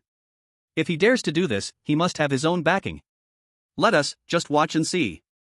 After the elder spoke, he fell silent, his gaze returning to the screen, his deep eyes carrying a hint of expectation. Yijingwa took a deep breath, forcefully suppressing his impatience. But his tightly clenched fists revealed his inner tension. Su kid. Please don't get into any trouble. The scene shifted back to the eerie and strange Wraith Hospital. Upon facing Su Mu's request to apply as a surgeon, Director Lu was initially stunned, seemingly not expecting anyone to dare choose this delicacy. Then, a sinister grin spread across his plump face as he pushed up his greasy glasses. Oh? A surgeon? He looked Sumu up and down, his eyes like a butcher gazing at meat on the chopping block. Courage is commendable. All right, I approve. However, Director Liu's tone suddenly turned cold. I must remind you that we do not keep idle hands in surgery, nor do we welcome those who deceive. If you are just trying to sneak in without any real skills. He suddenly leaned close to Sumu, almost touching Sumu's ear, speaking in a sinister whisper that only the two could hear. Your ending will be very interesting. The malice and bloodlust in his tone seemed to solidify. However, Sumu's face showed no excess expression, and he didn't even lift his eyelids. He simply nodded calmly, seemingly having not heard the threat at all. Thank you, Director. After saying that, he ignored Director Liu, turned, and walked straight towards the deep corridor, heading for the iron door-marked surgical area. His back appeared exceptionally steady, even calm, under the dim, flickering lights. Leaving behind a group of players in the hall who exchanged glances, each harboring different thoughts. After a brief silence, the suppressed discussions began again. Did he really go? Oh my god, Dragon Soul of Hansha. Does he really know medicine, or is he looking for death? Surgery. I heard no doctors or nurses there are normal. Didn't we say that players who applied for surgery in the past? Did he not survive even the first surgery? Does he have any special tools or skills? Who knows the thoughts of a big shot, we can't guess. No matter what, let's find a safer job to survive. Being a cleaner is fine. Panic and confusion again enveloped everyone, but Sumu's actions undoubtedly cast a giant stone in their hearts, stirring up ripples, making them aware of the urgency of time. After all, they only had 1 hour to find a job. Chapter 78, Mysterious Female Player? Deputy Secretary. In the hall, after a brief silence, the remaining players erupted into even stronger chaos. What are you waiting for? Look for a job. Can't go into surgery, but there must be other options. Cleaner. I want to be a cleaner. No one can steal it from me. Panic spread rapidly. Amid this chaos, in a corner, several figures appeared unusually calm. At the forefront was a tall, blonde, blue-eyed white man, dressed in a custom suit that looked quite expensive, standing out in this grim environment, but his gaze was sharp as a knife. His name was James, from a country known for being ugly. Next to him stood a dark-faced man from an island nation, a cold-eyed woman from a pickled cabbage country, and a dark-skinned, taciturn strongman from the white elephant nation. These four were different from the other randomly selected players. They had actively chosen to enter the haunted hospital. And they came prepared. The island man stared intensely at the direction Sumu had disappeared, his teeth chattering. Mr. James, that man from Hansha. How dare he choose surgery? The pickled cabbage woman's eyes sparkled with resentment. Oomph, what a fool. Perfect, saves us the trouble of taking action ourselves. Last time in the Scarlet Winehouse instance, the elite players sent by their 3 nations were wiped out by Sumu alone. They not only lost face but also led to frequent natural disasters at home, causing their national fortunes to decline drastically. This blood feud was something they thought about constantly, craving revenge. This time entering the haunted hospital, their biggest target was Sumu. Shut up. James didn't even turn to look at the two, his gaze still fixed on the empty corridor entrance. Before obtaining the guild master identity, do not cause unnecessary trouble. From now on, pretend you didn't see that man from Hansha. The hospital positions, from highest to lowest, were director, secretary, deputy secretary, guild master, financial director, department heads, and chief nurse. Below that were the doctors of various departments and nurses. They had studied this carefully. As long as they secured the guild master position, they could basically relax in the haunted hospital. James's lips curled into a cold smile as he turned his face, his blue eyes sweeping over the 3 beside him. This time, the higher-ups only want results. If anyone's personal grudges delay the progress of the instance. James's tone turned playful, laced with a hint of cruelty. I wouldn't mind cleaning up our own people first. As his words fell, the island man, the pickled cabbage woman, and the usually silent strongman from the white elephant nation all trembled slightly, unable to control their bodies. Color instantly drained from their faces, their eyes filled with dread. Others might not know, but they were all too aware of James's terror. This man was not only powerful and ruthless, but more importantly, the ugly country had bestowed upon him a bizarre, mysterious tool to ensure nothing went wrong with this S-level instance. That tool reportedly could make the target suffer unimaginable pain and then vanish without a trace. Yes. Mr. James. We understand. The 3 quickly bowed their heads, no longer daring to voice any dissent. James nodded in satisfaction, adjusting his collar. Let's go, time to apply for jobs. He stepped forward first. He walked towards Director Liu. The three immediately followed him. Director Liu, James said confidently and calmly. We need job positions. Director Liu raised his greasy face, seeing these obviously different people, his impatience lessened slightly. Oh? What kind of work do you want to do? James smiled slightly. I am a doctor of clinical medicine, skilled in internal medicine diagnosis and treatment. The man from the island immediately added, an anesthesiologist. The woman from the pickled cabbage country also said, a nursing expert with years of experience in intensive care. The strong man from the white elephant country said in a deep voice, a pharmacist. Before they entered, the four already had quite rich medical resumes. Moreover, having undergone special training and learning specifically related to the Spirit Hospital, they mastered very proficient professional skills. However, no one chose surgery like Subai. That place was the most dangerous. Director Liu pushed up his glasses and carefully scrutinized them, seemingly quite satisfied. Not bad, all are talents urgently needed by the hospital. Internal medicine, anesthesiology, intensive care unit, pharmacy, you can report to your departments. Thank you, Director. James politely expressed his gratitude, then led the three of them calmly towards their respective departments. Watching James and the others so easily secure their professional jobs, the remaining ordinary players, who were still hesitant or hoping for scraps, could no longer sit still. Does Director Liu's hospital need toilet cleaners? Director Liu, I can do anything. Mopping. Washing dishes. Moving corpses. I can do all of it. The players surrounded Director Liu. Surprisingly, the seemingly terrifying NPC did not get angry but instead answered slowly. The cleaning department still needs manpower, responsible for cleaning blood and garbage on each floor. The kitchen also needs help, for food preparation and cooking. The morgue is just short a few night watchmen, otherwise it gets too noisy at night. Director Liu listed the positions one by one. Each position sounded simple, but clearly had normal needs.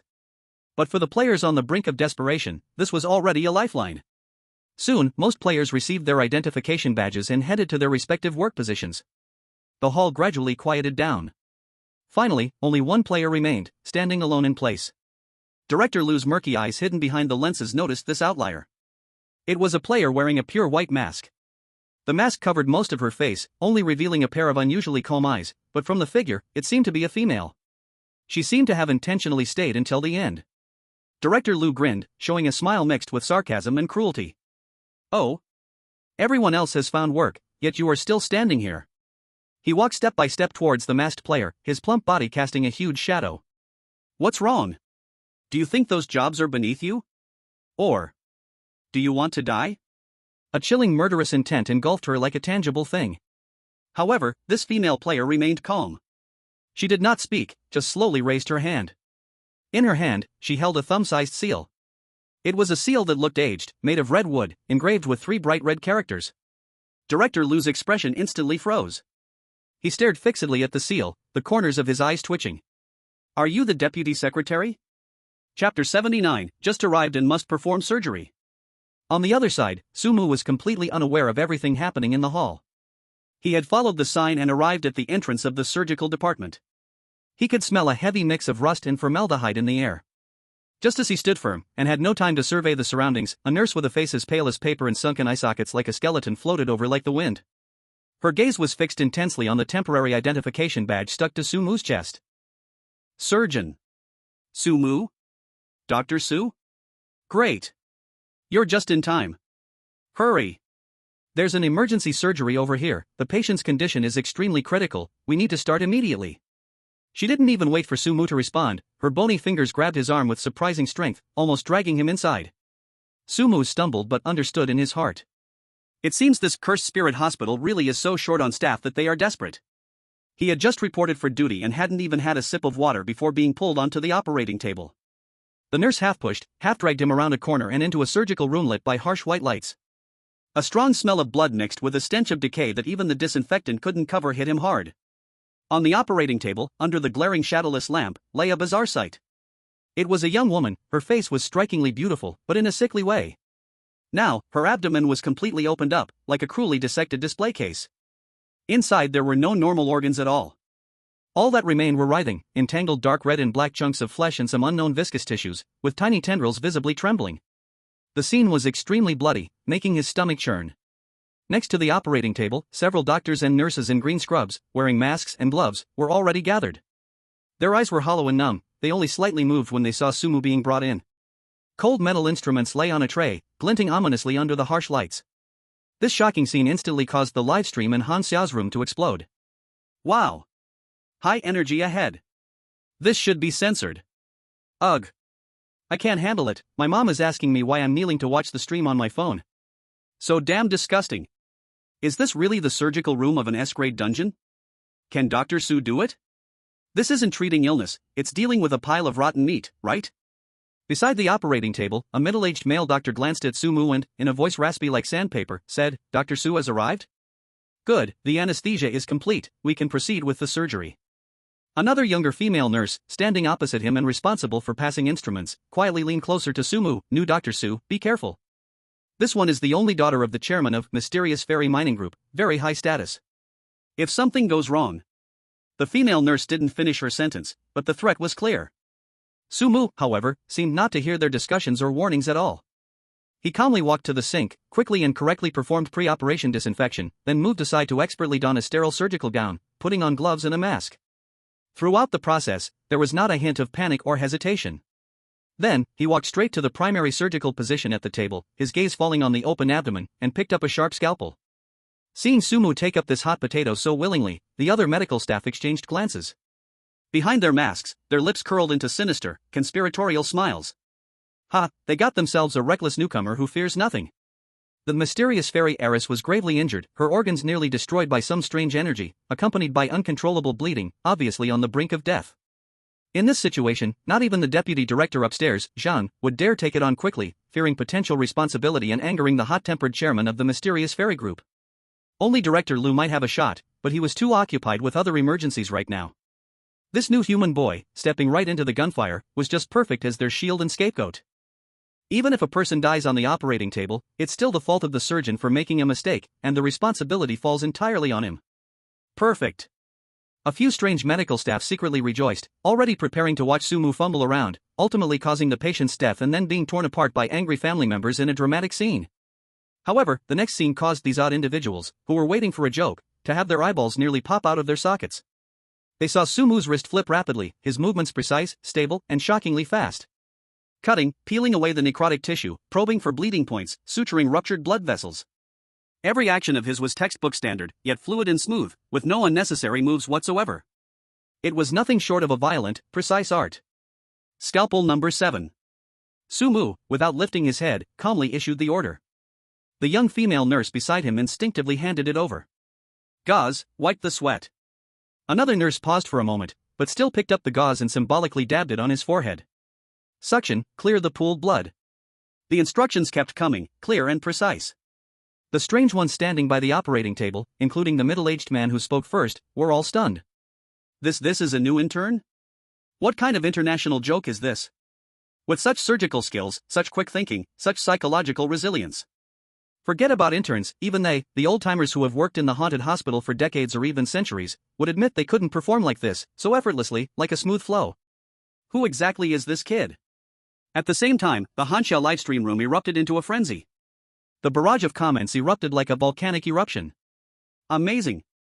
Voice cracking, Su God really can perform surgery. And he's so amazing. Holy crap. Even though I don't understand anything, I am deeply shocked. His movements are so cool. Steady. So steady. This technique is a feast for the eyes. Better than the top experts I've seen in medical documentaries. Don't act like a fool in the front, but honestly, Su God's moves are really awesome. Did he graduate from medical school? Who still dares to say Su God is just lucky? This is real skill. Meanwhile, in the live stream rooms of countries like Ugly Nation and Island Country, a few voices of doubt and slander began to emerge. It's all a show. It must be fake. How could humans perform surgery on a strange being? He's just lucky. That strange being didn't resist. Immediately, the Hanxia viewers reacted, flooding the screen with even more aggressive comments. Jealous. Just pure jealousy. Is it so hard to admit someone else is excellent? The useless players from your own country don't even dare to choose surgery, yet when our Su God shows his power, you guys get all flustered? Are you mad? If you don't understand, just shut up and watch. This is the strength of our Hanxia Dragon Soul. Just watch, Su God is sure to lead the whole field. Hanxia Command Center. On the large screen, the footage of Sumu's surgery was clearly playing.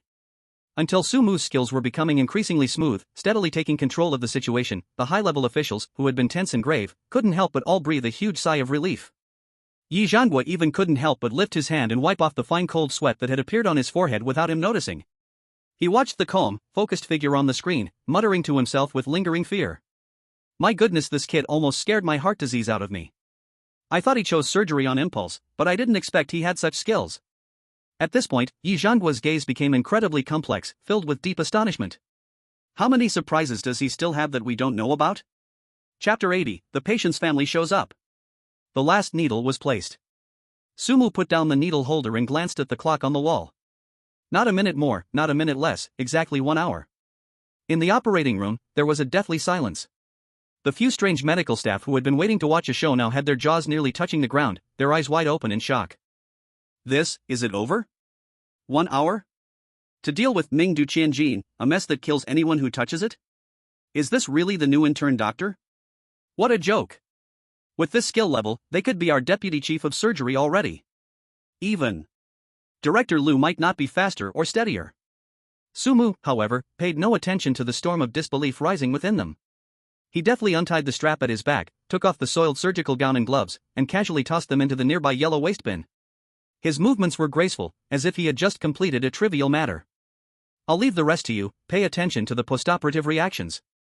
His voice remained calm, showing no signs of fatigue or pride. After speaking, he walked out of the operating room without looking back, leaving behind a group still bewildered and disoriented in the wind. Following the signs, Sumu soon found the surgical outpatient department. Inside was empty, with only a few rows of cold metal chairs. He casually chose a spot towards the back, leaning back comfortably, even propping up one leg, his toes lightly tapping the ground. Though surgery sounded fraught with danger, and a moment's negligence could get one torn apart by a vicious entity, leading to instant death. Sumu had spent a long time in Yuanling Hospital with Xiao Runing, so he was very clear about it. In fact, surgery was one of the few departments where it was relatively easy to slack off. After all, not every strange entity required major surgery with guts and knives. Most of the time, it was probably just about sitting here waiting for patients, dealing with minor injuries and pains. Compared to other positions that required constant patrolling, checking rooms, and possibly getting involved in internal faction struggles within entities, this place felt like paradise. Moreover, Sumu glanced at the corridor signage beside the outpatient room, pointing to the administrative building. This was just a hallway away from his true target, the office with the sign that read, Secretary. What a perfect opportunity, slacking off and spying at the same time. Once it was time to clock out, he could smoothly sneak over and take a look. Perfect. Just as he was happily planning, the old wooden door of the outpatient room creaked open. A male entity, with a dark complexion and a strong smell of damp earth, limping as he walked, entered. He held a wrinkled registration slip in his hand, looking around in confusion. When his gaze landed on Sumu, who was leisurely sitting in the doctor's position, he clearly froze for a moment. Human? Doctor? The male entity's murky eyes flashed with a trace of astonishment and doubt. He furrowed his brows tightly, seemingly thinking he had stumbled into the wrong place due to his old eyes. He even stepped back, looking up intently at the rusty sign on the door. Surgical outpatient, that's right. Damn. What awful luck. The male entity muttered a curse under his breath, spitting in disgust before turning to leave, seemingly preferring to queue again than let a human treat him. Sumu watched his hurried departure, a knowing and helpless smile curving at the corners of his mouth. As expected. Not only do strange doctors not welcome human players, but even strange patients do not trust human doctors from the bottom of their hearts.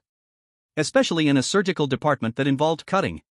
This was good, it meant no one would disturb him, making it wonderfully peaceful. However, his smile hadn't even lasted 3 seconds. Ding. System task issued. Task, successfully treat and manage 10 patients in the surgical outpatient department. Current progress, 0/10. Note, failure to complete the task will trigger an unknown punishment. Sumu's smile instantly froze, and the corner of his mouth even twitched. What the hell? There's such a forced mission? Is the system out to get me? You want to make sure I can't slack off, huh? While he was angrily cursing the system for being unreasonable, the door opened again. This time, a male entity wearing a baggy hospital gown walked in. The pale-faced woman looked like paper, clutching her abdomen, appearing to be in great pain. Her eyes were dazed, as if suffering intensely. Sumu took a deep breath, forcing down his desire to complain, instantly putting on a warm and friendly professional smile. This patient. Just as he was about to speak, preparing to showcase his superb medical skills. The woman raised her eyes and clearly saw his face. In the next second, she looked like she had seen a ghost, immediately turning around and running out. Her speed was nimble, completely unlike a patient clutching her belly, much more agile than the limping man just now. Sumu's hand, which was reaching out to say hello, awkwardly froze in midair. Not good. Really not good. The patient didn't trust him, this human doctor, at all. Especially in surgery. Who would dare to let a different tribe, especially such a young-looking human, cut into their body and treat their wounds? If it was internal medicine or a casual psychology consultation, he could still use his words to persuade them to get closer. But surgery is a skill that requires real technique. Trust is the most important. Now this was troublesome. With 10 patient quotas, when would he ever complete them? Did he have to go out into the streets to catch some strange beings for treatment? Sumu was feeling a headache when he caught sight of a familiar figure floating over from his peripheral vision. It was the young female nurse from the operating room who had been responsible for passing instruments. She walked up to Sumu's desk and stopped. "Dr. Su." Her voice had no ups and downs, but in her hollow eyes, there was an unprecedented hint of sympathy and pity. As if she was looking at a guy who was about to have a really bad time. "The family member of the patient from the earlier surgery has come, specifically asking for you." The nurse's tone was flat, but the content made Sumu's heart drop suddenly.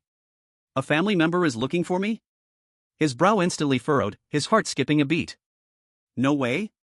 The surgery went smoothly, and the follow-up was clearly explained. Did a complication arise post-surgery? Or did that young lady die directly? He clearly remembered that the nurse had said, the chairman of the underworld mining group is not an easy character. If they come looking for trouble. An ominous premonition quickly spread in his heart. At that moment, there was no time for Sumu to think deeply. Suddenly, a chaotic and heavy sound of footsteps echoed in the corridor, getting closer, accompanied by a rough, angry shout that seemed about to blow the ceiling off. "Who is Sumu? Where is the human Dr. Sumu who operated on my daughter? Get out here!" The voice sounded like thunder, echoing throughout the entire surgical area. Chapter 81, The Skilled Doctor Revives. Sumu gently exhaled a breath of foul air, his face showing no sign of panic. Instead, he appeared calm and relaxed. What was meant to come would come, there was no escaping it. He straightened the non-existent wrinkles of his white lab coat collar and stepped out. As soon as he stepped out the door, a strong, fierce aura rushed at him. In the center of the hallway stood a nearly 2-meter-tall, bulky man, wearing a black satin tang suit. His face was filled with excess flesh, his eyes fierce, with a gold chain that could tie up a dog hanging around his neck, and several shiny gem rings on his fingers, making it clear he was not a good person. Behind him stood a row of more than a dozen bodyguard-like figures dressed in black suits and wearing sunglasses, each expressionless, exuding a chilling aura that warned people to stay away. This display was even more intimidating than when the hospital security gathered earlier. The doctors and nurses who had originally been watching were now all retreating like they had seen a plague, either shrinking back to their departments or pressing against the wall to keep their distance. Even the hospital security guards who had just been pointing at Sumu wished they could stuff themselves into the wall cracks, fearing they'd get caught up in this terrifying display. The entire surgical corridor was silent, the atmosphere oppressive to the extreme. The strong man's gaze swept over Sumu, slowly taking off his frog glasses, revealing a pair of bloodshot eyes. Are you Sumu?" His voice was deep, carrying an intensified sense of pressure. A fragile human, he could shred apart in an instant. Yet Sumu seemed oblivious to this pressure, casually slipping his hands into the pockets of his white coat, slightly lifting his chin, his tone flat. "In the hospital, please call me Dr. Su." As soon as these words left his mouth, the entire corridor seemed to be hit by the mute button. Those who had gathered to watch from afar were petrified, one by one, filled with disbelief. Is this guy crazy? Does he have a death wish? How dare he talk to this man who clearly came for revenge like this? Even the imposing strong man was momentarily stunned, seemingly not expecting such a response. His brows furrowed slightly as he stared at Sumu, as if re-evaluating this seemingly fragile human before him. Meanwhile, at Blue Star. In the official live broadcast room of Hanxia, the bullet comments exploded. "Wow! This act by God Su is a full score for me. But isn't it too dangerous? It's over, he's gone too far. If he had just backed down from the start, maybe there would have been a chance. The opponent is a dungeon boss. Don't be impulsive." At the Hanxia Command Center, Yi Jingwat and other high-ranking officials had their hearts in their throats, staring intently at the screen, palms slick with cold sweat. Who would have thought, just as everyone thought blood would be spilled at that moment? The fierce look on the strong man's face suddenly melted away like ice and snow, replaced by an almost fawning smile. He stepped forward suddenly, tightly grasping the hand that Sumu had still left in his pocket, shaking it vigorously. "Hey! Dr. Su! Divine doctor! Truly a divine doctor! His voice was still loud, but his tone was filled with excitement and gratitude. You are truly a miracle worker, like Hua Tua back from the dead. I heard from the nurse about my daughter's situation, it was critical. She was hanging on by a thread. If it weren't for you stepping in, my daughter she. This dramatic reversal left the surrounding watchers dumbfounded. Each pair of eyes wide as saucers, jaws dropped to the floor, completely at a loss. What was once a tense standoff suddenly turned into a moment of deep gratitude. Even some players, hiding in the dark, who had prepared to watch Sumu make a fool of himself were now utterly confused, questioning if they had entered some kind of illusion dungeon. The strong man wiped non-existent sweat from his forehead, his tone filled with lingering fear and relief. Dr. Su, I can't thank you enough. My name is Zhao Shanhe, chairman of Ningdu Mining. This is my daughter, Zhao Qianshan. He patted his barrel-like chest with a lingering fear. Ah, it's all my fault. A few days ago, I had a fallout with my arch-nemesis, and accidentally dragged Shanshan into it, leaving her hit by that insidious, corrupting bone heart curse, becoming what she was just now. Those bastards. When I'm free, I'll make sure to crush them to pieces. If it weren't for your decisive action and superb medical skills, my precious daughter today the consequences would be unthinkable. As he spoke of this, he became agitated, saliva flying. I had also sought out that so-called deputy director Zhang. That old guy kept stalling, saying the situation was complicated and needed observation. Observation my ass. I think he's just afraid to take responsibility, or simply doesn't have the ability. Damn. He spat forcefully. A pile of useless fools. Not a single one could be depended on at a critical moment. Compared to you, that Zhang isn't even fit to carry your shoes. It's simply night and day. Zhao Shanhe gave Sumu 2 thumbs up, his face full of admiration. As he spoke, Zhao Shanhe suddenly pulled back all expressions, his face turning incredibly solemn. He deeply bowed to Sumu, with great respect. 90-degree bow. Dr. Su. Great gratitude is unspoken.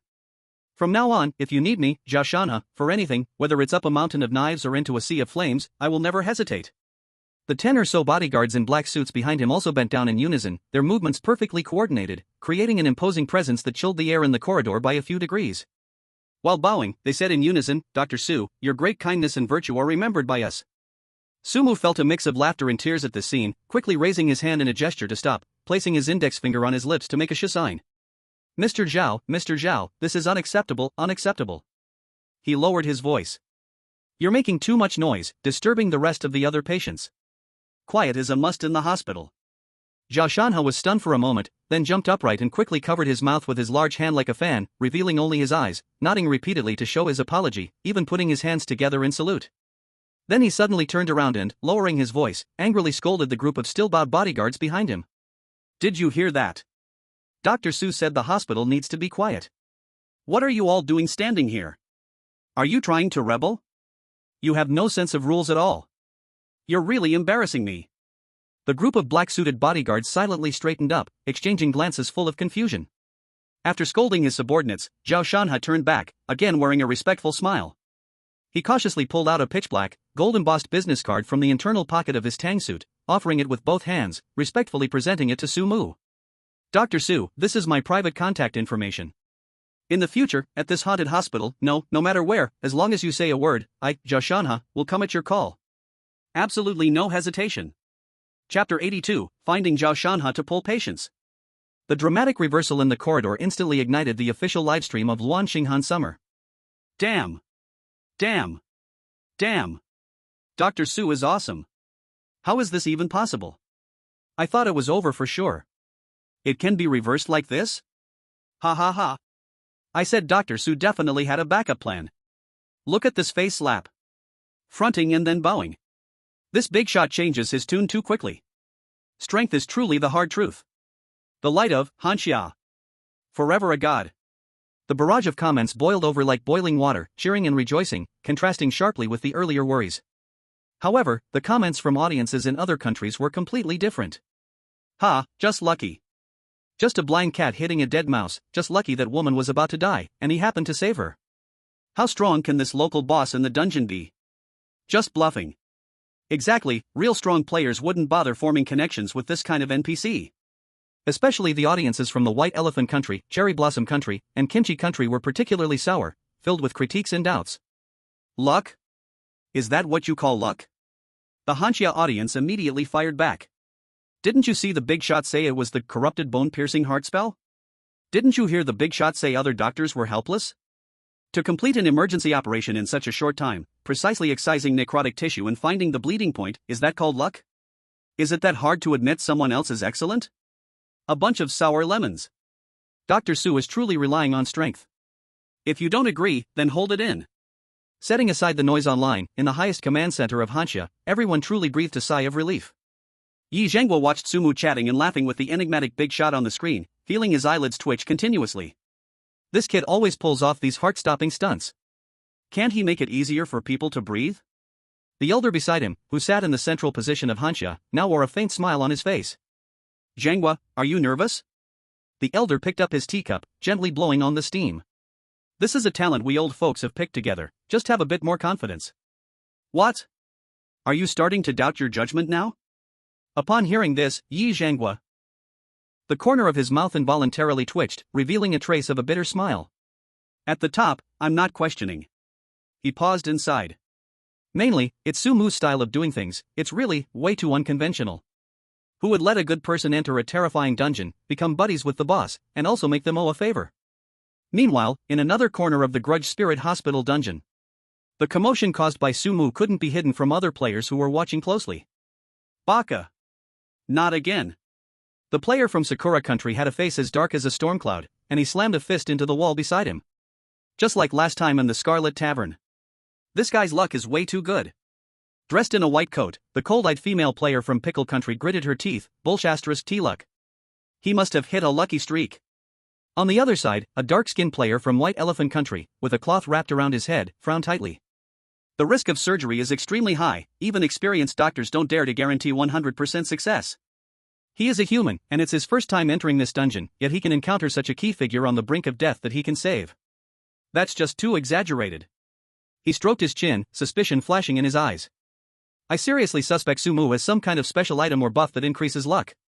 Only James, the rookie king from Ugly Country, known for his great potential, appeared exceptionally calm at this moment. He curled his lips into a cold smile, watching Su Mu's image on the screen. Luck? No, this precisely indicates that he doesn't rely just on luck. To seize that slight glimmer of hope and desperation and have the ability to turn it into an advantage, this guy is a real opponent. He disdainfully glanced over at a few allies beside him who looked indignant. Put away your ridiculous contempt and jealousy. Before we achieve our final goal and obtain that guild identity, no one is allowed to act rashly and alarm the enemy. Understood? James's tone was unquestionable, carrying a powerful pressure. The players from Sakura Country, Pickle Country, and White Elephant Country felt unwilling, but they knew the importance of James's strength and plans, so they suppressed their displeasure and responded softly. In the corridor of the surgical outpatient department, the appearance of Zhao Shanha and his respectful attitude towards Su Mu made those strange players who originally wanted to watch the fun or have ill intentions completely extinguished. Some players with slightly weaker abilities even had the thought of taking advantage of the situation to cling to Su Mu's leg. After all, if someone could treat such an obviously formidable figure so courteously, Su Mu must be extraordinary. But when they saw the dozens of fierce-looking bodyguards in black suits behind Zhao Shanha, the thoughts that had just emerged were instantly snuffed out. What a joke! Zhao Shanha was being polite to Su Mu, that was to repay a favor. Who do they think they are? If they approached, wouldn't they be seen by those bodyguards as having bad intentions and be torn apart on the spot? Moreover, looking at Su Mu's carefree demeanor, he might not even be willing to acknowledge them. What if they upset this big shot for no reason? That would really be counterproductive. Forget it, they should find another opportunity. Everyone had different thoughts but wisely chose to keep their distance. Over here, Su Mu looked at Zhao Shanha's eager face and remembered something that needed his help. Mr. Zhao, since you say so. Su Mu pondered for a moment. I really have a small favor to ask of you. Zhao Shanha's eyes lit up immediately upon hearing this, his large hand slapping against his chest loudly. Dr. Su, just give the order. Don't mention a small favor, even if you want my life, I wouldn't frown. Without even questioning what Su Mu needed help with, he directly took it upon himself. This generosity made Su Mu regard him with a higher appreciation. Su Mu's expression became significantly more serious. Looking at Zhao Shanha, he said seriously. It's like this, Director Zhao, could you trouble you to help me bring some patients over? What? Zhao Shanha's bold expression instantly froze, his eyes widened, he dug in his ears, doubting whether he had misheard. Bring patients? Divine Doctor, you still need to bring patients? Aren't you able to attract a crowd with just a call? Sumu looked at his bewildered expression and sighed helplessly, pointing at himself. There's nothing I can do, Director Zhao. Who told me I'm a human? Those bizarre patients, when they see me, they run off. How could they dare to let me treat them? His system task still needed 10 more patients to complete. Chapter 83, Task Completed. Reward, Weird Affinity plus 10%. Zhao Shanhao was stunned at first, then quickly reacted, his face showing a look of sudden understanding. Oh. So that's what this is.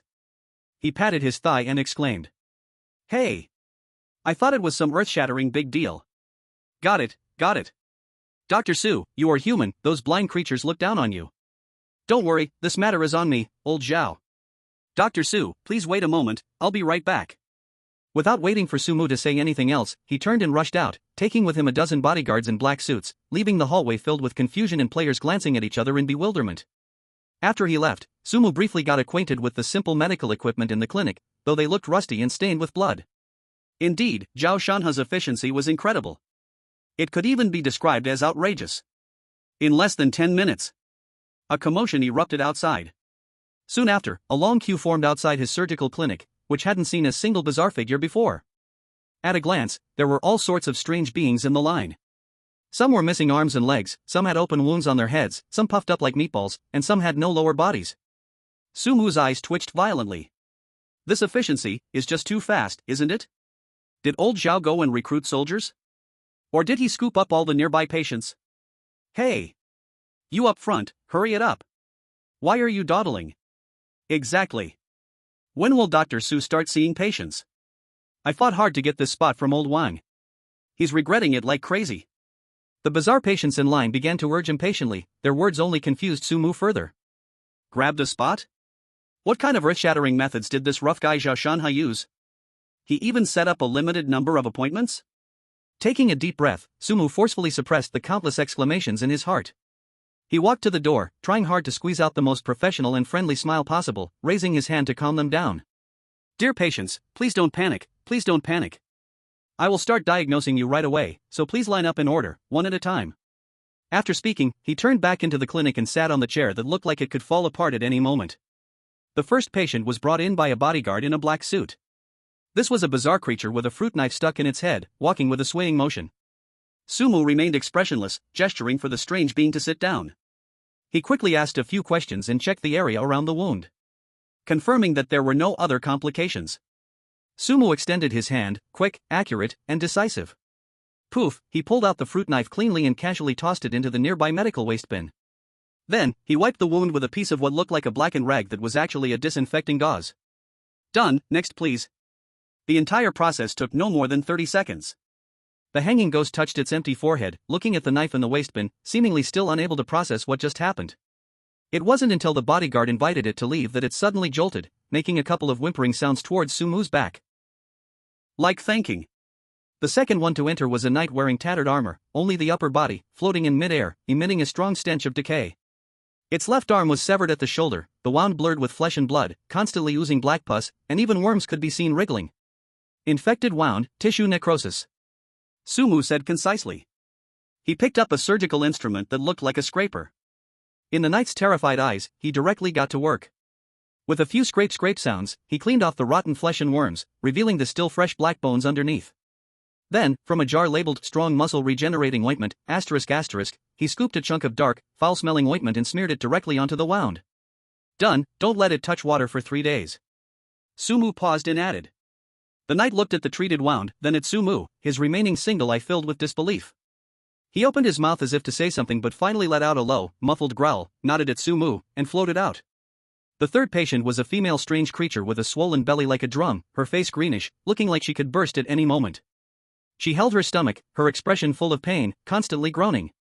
Sumu didn't let her sit down, but instead, he walked around her, extending a finger to lightly point at her belly a few times. A faint, imperceptible glow seemed to flicker at the tip of his finger. Energy accumulation, blocking the flow of the soul pulse. Sumu made the diagnosis. Then, he brought his fingers together like a blade and made a swift slash in the air toward the female strange creature's belly. There was no wound, no blood, but the strange creature's swollen belly visibly deflated at an incredible speed, and her face regained a bit of color, though still pale. Burp. The female strange creature let out a burp filled with densing energy. She stroked her now flat stomach with a look of relief, and her eyes, as she looked at Sumu, were filled with shock and gratitude. Thank you, Dr. Su. She croaked her thanks and then walked away with light steps. The next patients had all sorts of strange and bizarre injuries, broken bones, dislocated internal organs, those burned by cursed energy. Sumu handled each of them with incredibly fast speed and precise technique. For a moment, the clinic was filled with sounds of strange creatures expressing awe and gratitude. Wow! Is it really fixed? Way faster than Dr. Wang next door. Hiss, this human doctor really knows his stuff. No wonder Boss Zhao values him so much. The one who could pull Zhao's daughter back from the brink of death, truly a divine doctor. Dr. Su. From now on, I'll trust you. Soon, Sumu heard the long-awaited system prompt sound.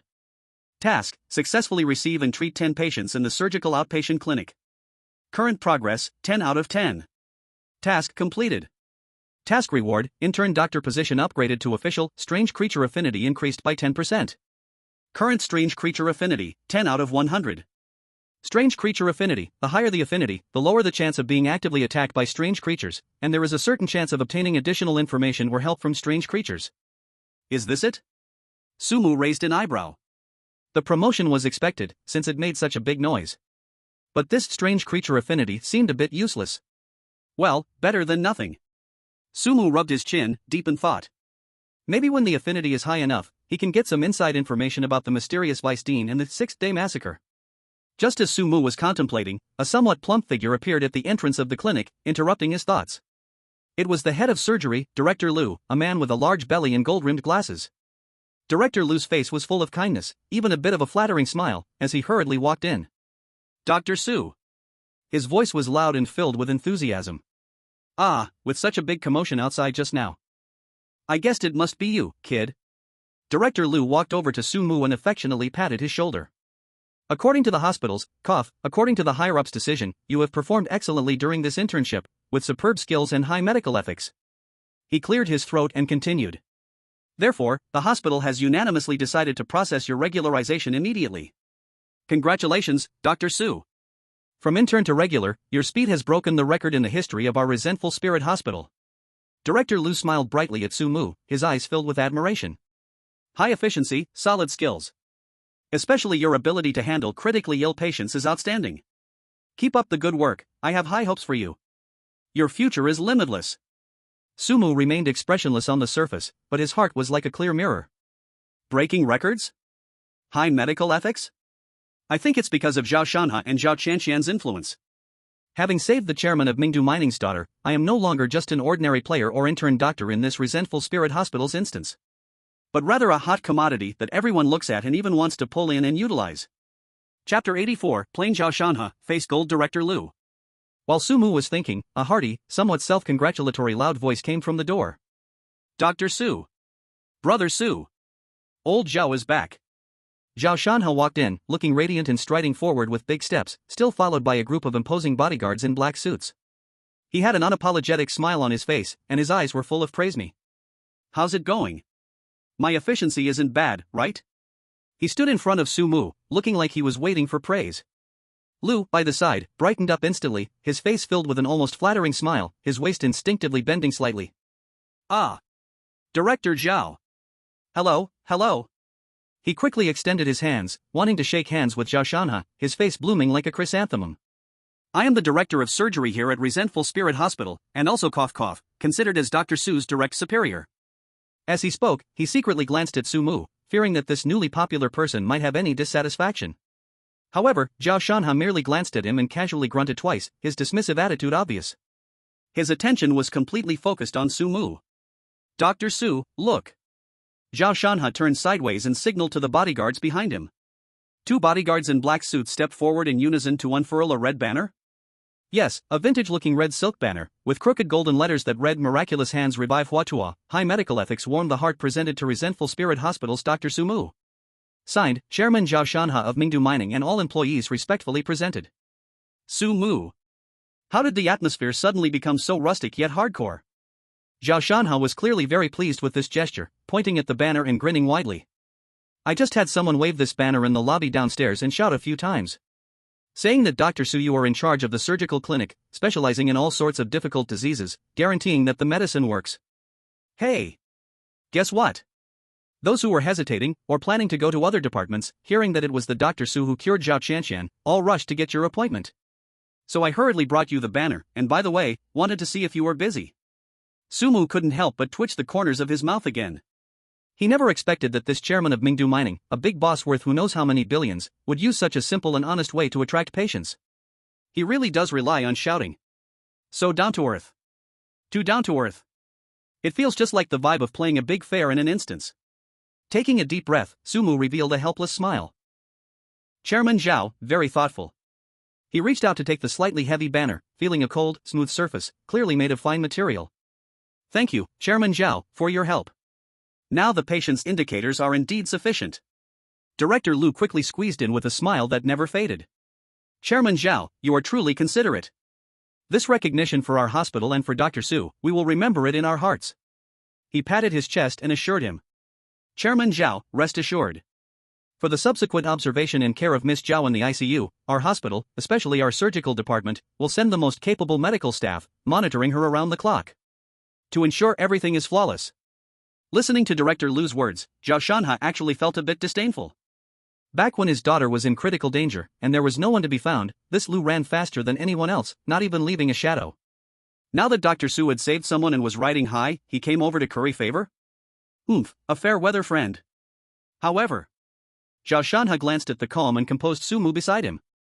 This old fellow is, after all, Dr. Su's direct superior. If he went too far, what if he made things difficult for Dr. Su in the future? Though for Zhao Shanha, crushing such a surgical director was no harder than crushing an ant. But he didn't want to cause trouble for Dr. Su or let her face exclusion in the hospital because of him. Having made it to the chairman position in such a ruthless place, Zhao Shanha understood these social niceties well enough. Thinking of this, Zhao Shanha's expression softened a bit, but he still showed no warmth. Director Lu was also well versed in such matters. Seeing Zhao Shanha's reaction, how could he not understand? His eyes turned, and he quickly found a way out. By the way, Chairman Zhao, and Dr. Su. He suddenly slapped his thigh as if he just remembered something important. About this afternoon, the matter of Deputy Director Zhang leaving his post in the emergency room. I have learned the details. This is simply outrageous. Gross negligence. Director Lu said angrily, as if he were the one most heartbroken. If it weren't for Dr. Su stepping up in a crisis, the consequences would have been unimaginable. If anything happened to Miss Zhao, Zhang Dahai would have to bear the blame. Chairman Zhao, rest assured. When we turn back, no. I will go now. I will go and criticize him severely. Surely, he will learn a deep lesson. As he spoke, he was observing Zhao Shanha's expression. Zhao Shanha couldn't be bothered to watch his pretentious display, directly waving his hand to interrupt his performance. Enough, no more empty words. His tone was firm, carrying the authority of someone in a high position. I have one thing to say. Zhao Shanha looked at Director Lu, his gaze sharp. For all subsequent treatment and health assessments of my daughter Zhao Qianqian, I only recognize Dr. Su. Anyone else, no matter who, will not do, understand? Hearing this, Director Lu's heart sank, but he quickly felt overjoyed and nodded eagerly. Understood. Understood. Chairman Zhao, rest assured. He was like one receiving a holy decree, repeatedly assuring him. Of course. Absolutely. In the future, all of Miss Zhao's situations will be reported to Dr. Su at the first opportunity. Everything will be based on Dr. Su's diagnostic opinions. This was like a great blessing dropped from the sky. As long as he clung to Dr. Su, it was equivalent to clinging to Chairman Zhao. Seeing that he had reprimanded where necessary, given orders where required, Zhao Shanha felt it was enough. He turned around, his face instantly switching back to the warmth and respect he showed in front of Sumu. Dr. Su, I won't disturb your work any longer. He rubbed his hands, his tone even carrying a hint of careful flattery. I must go see that girl Qianqian in the ICU. If you need anything here.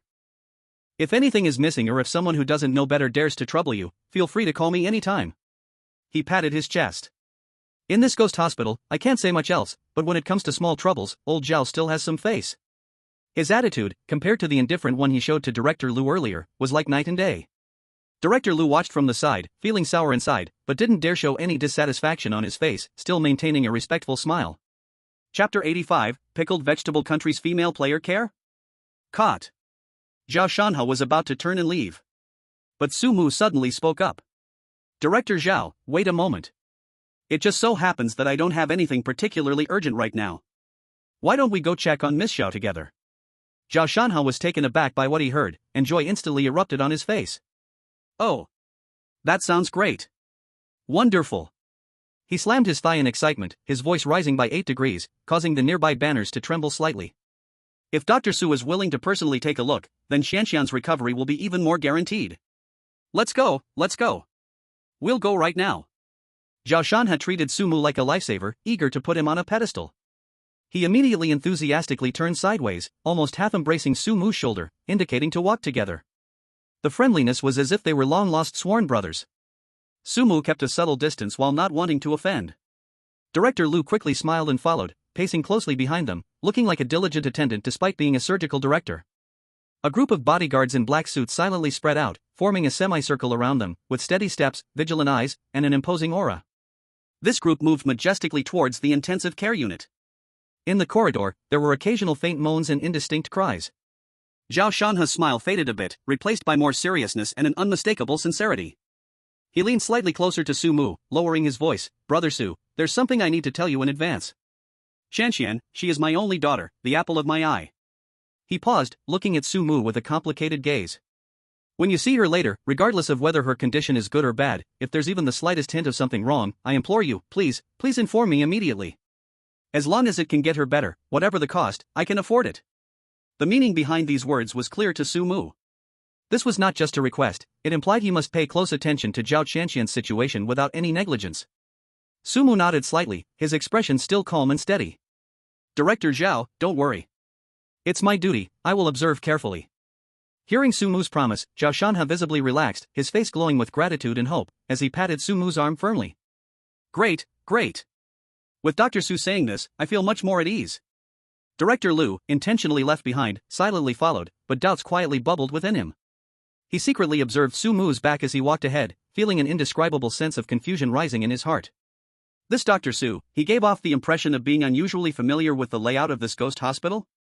It was clearly his first day reporting, and he had just completed his orientation procedures. It's known that the internal structure of the ghost hospital is notoriously twisted, with a spatial layout that completely defies human architectural logic, filled with dead ends and traps. A first-time visitor, without someone familiar to guide them, would absolutely feel lost like a headless chicken. This is completely the opposite of the human world's pursuit of symmetrical and harmonious, practical architectural beauty. However, as Su Mu walked, it felt as easy as a stroll in his own backyard, his steps steady, and when he needed to turn or choose a different path, there seemed to be little hesitation or observation, appearing very natural. Director Lu would bet his position as the chief surgeon that he had absolutely, definitely, 100% never seen Su Mu's face in the hospital before. Could it be his own illusion? He furrowed his brows in secret. Perhaps he was just subconsciously mimicking Zhao Dong's steps, as Zhao Dong was a regular here. Director Lu gently shook his head, casting this inappropriate thought out of his mind. What's the use of thinking about these pointless things now? The most important thing right now is to find a way to firmly hold on to Zhao Shanha's thick and sturdy golden thigh. That way, his evaluation and promotion would be much smoother. Whether Su Mu is familiar with the hospital has nothing to do with him, the director. As long as he can take good care of Zhao Dong, that is better than anything else. They turned a corner, where the smell of medicine grew stronger. The heavy double doors to the intensive care unit, stained with dark red spots, appeared before the group. A few numb-looking, vacant-eyed medical staff stood at the door, their white coats smeared with various suspicious stains. Zhao Shanha took a deep breath, worry on his face, just about to push the door open. At that moment, Su Mu's gaze suddenly sharpened, fixed on a figure beside him pushing a medical cart, preparing to turn and leave through a side passage.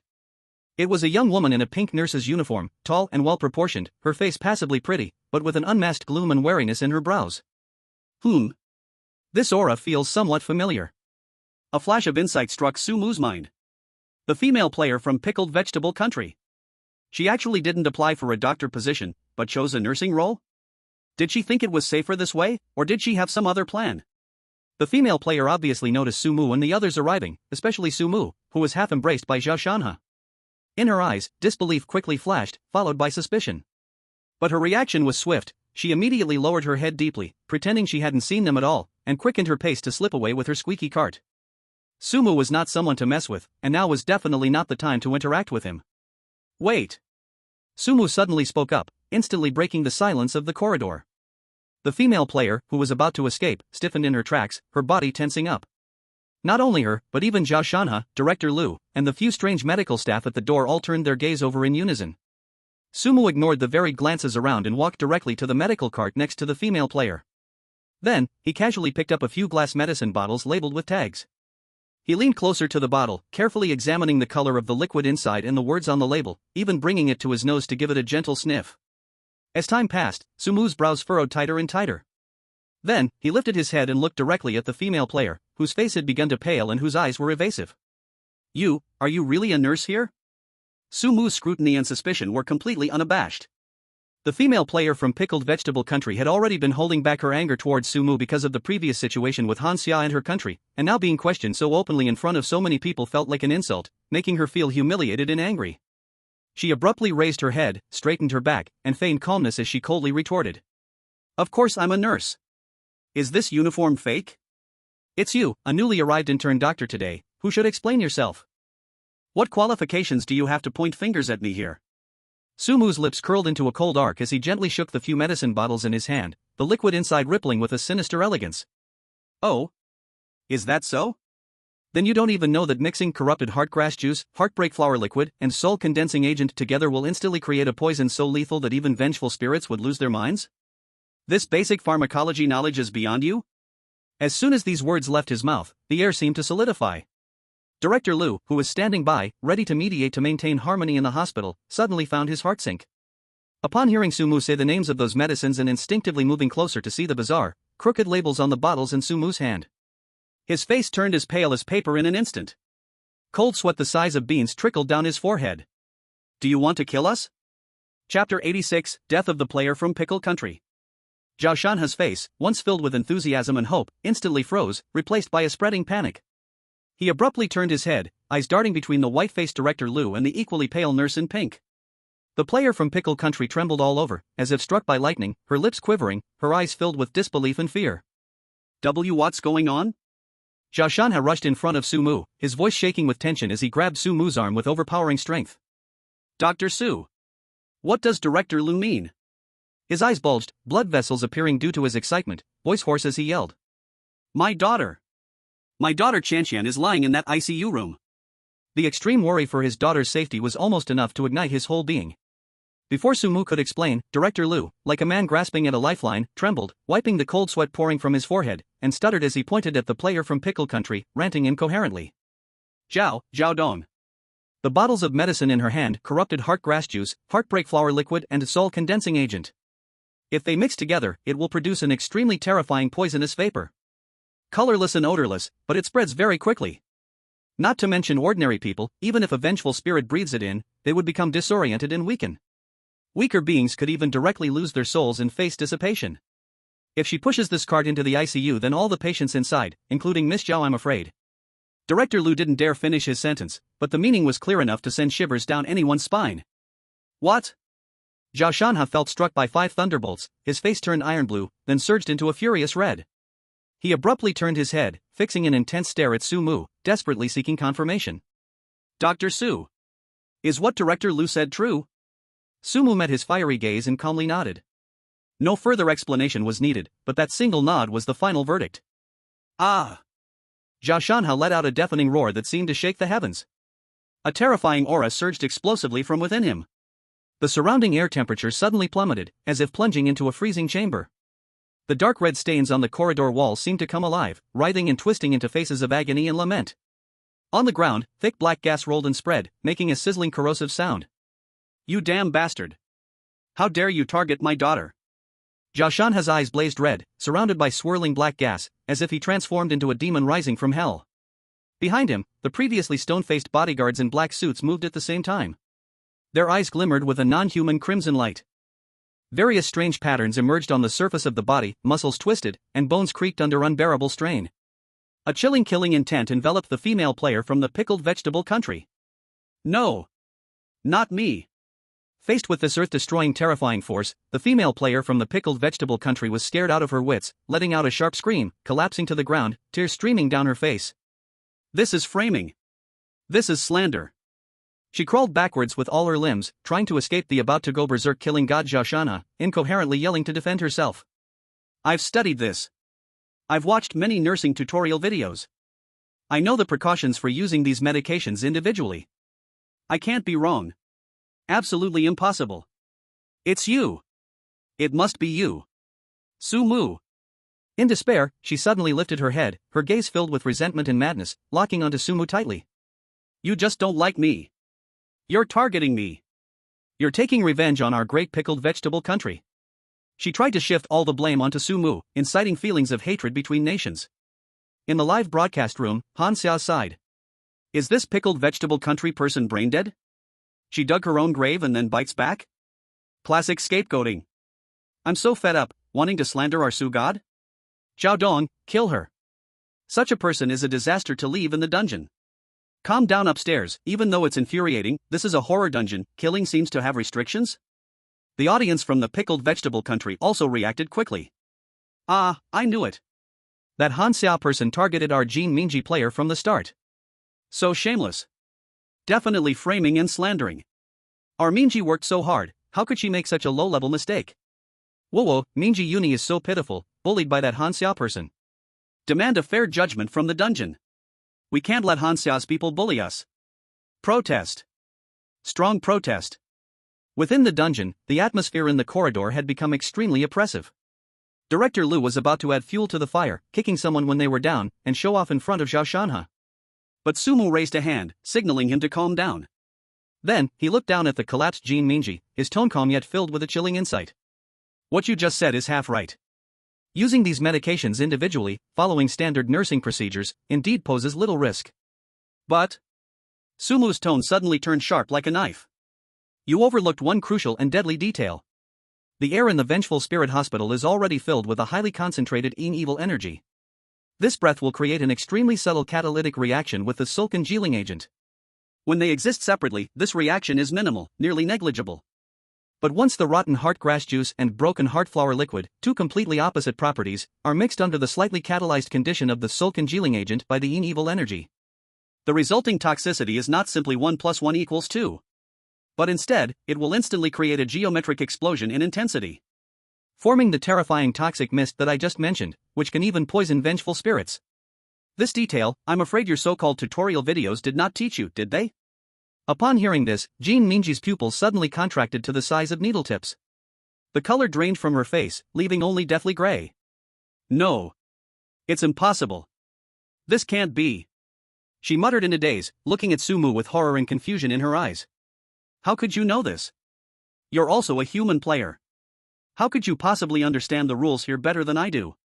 At this moment, Director Lu looked at Sumu with full admiration.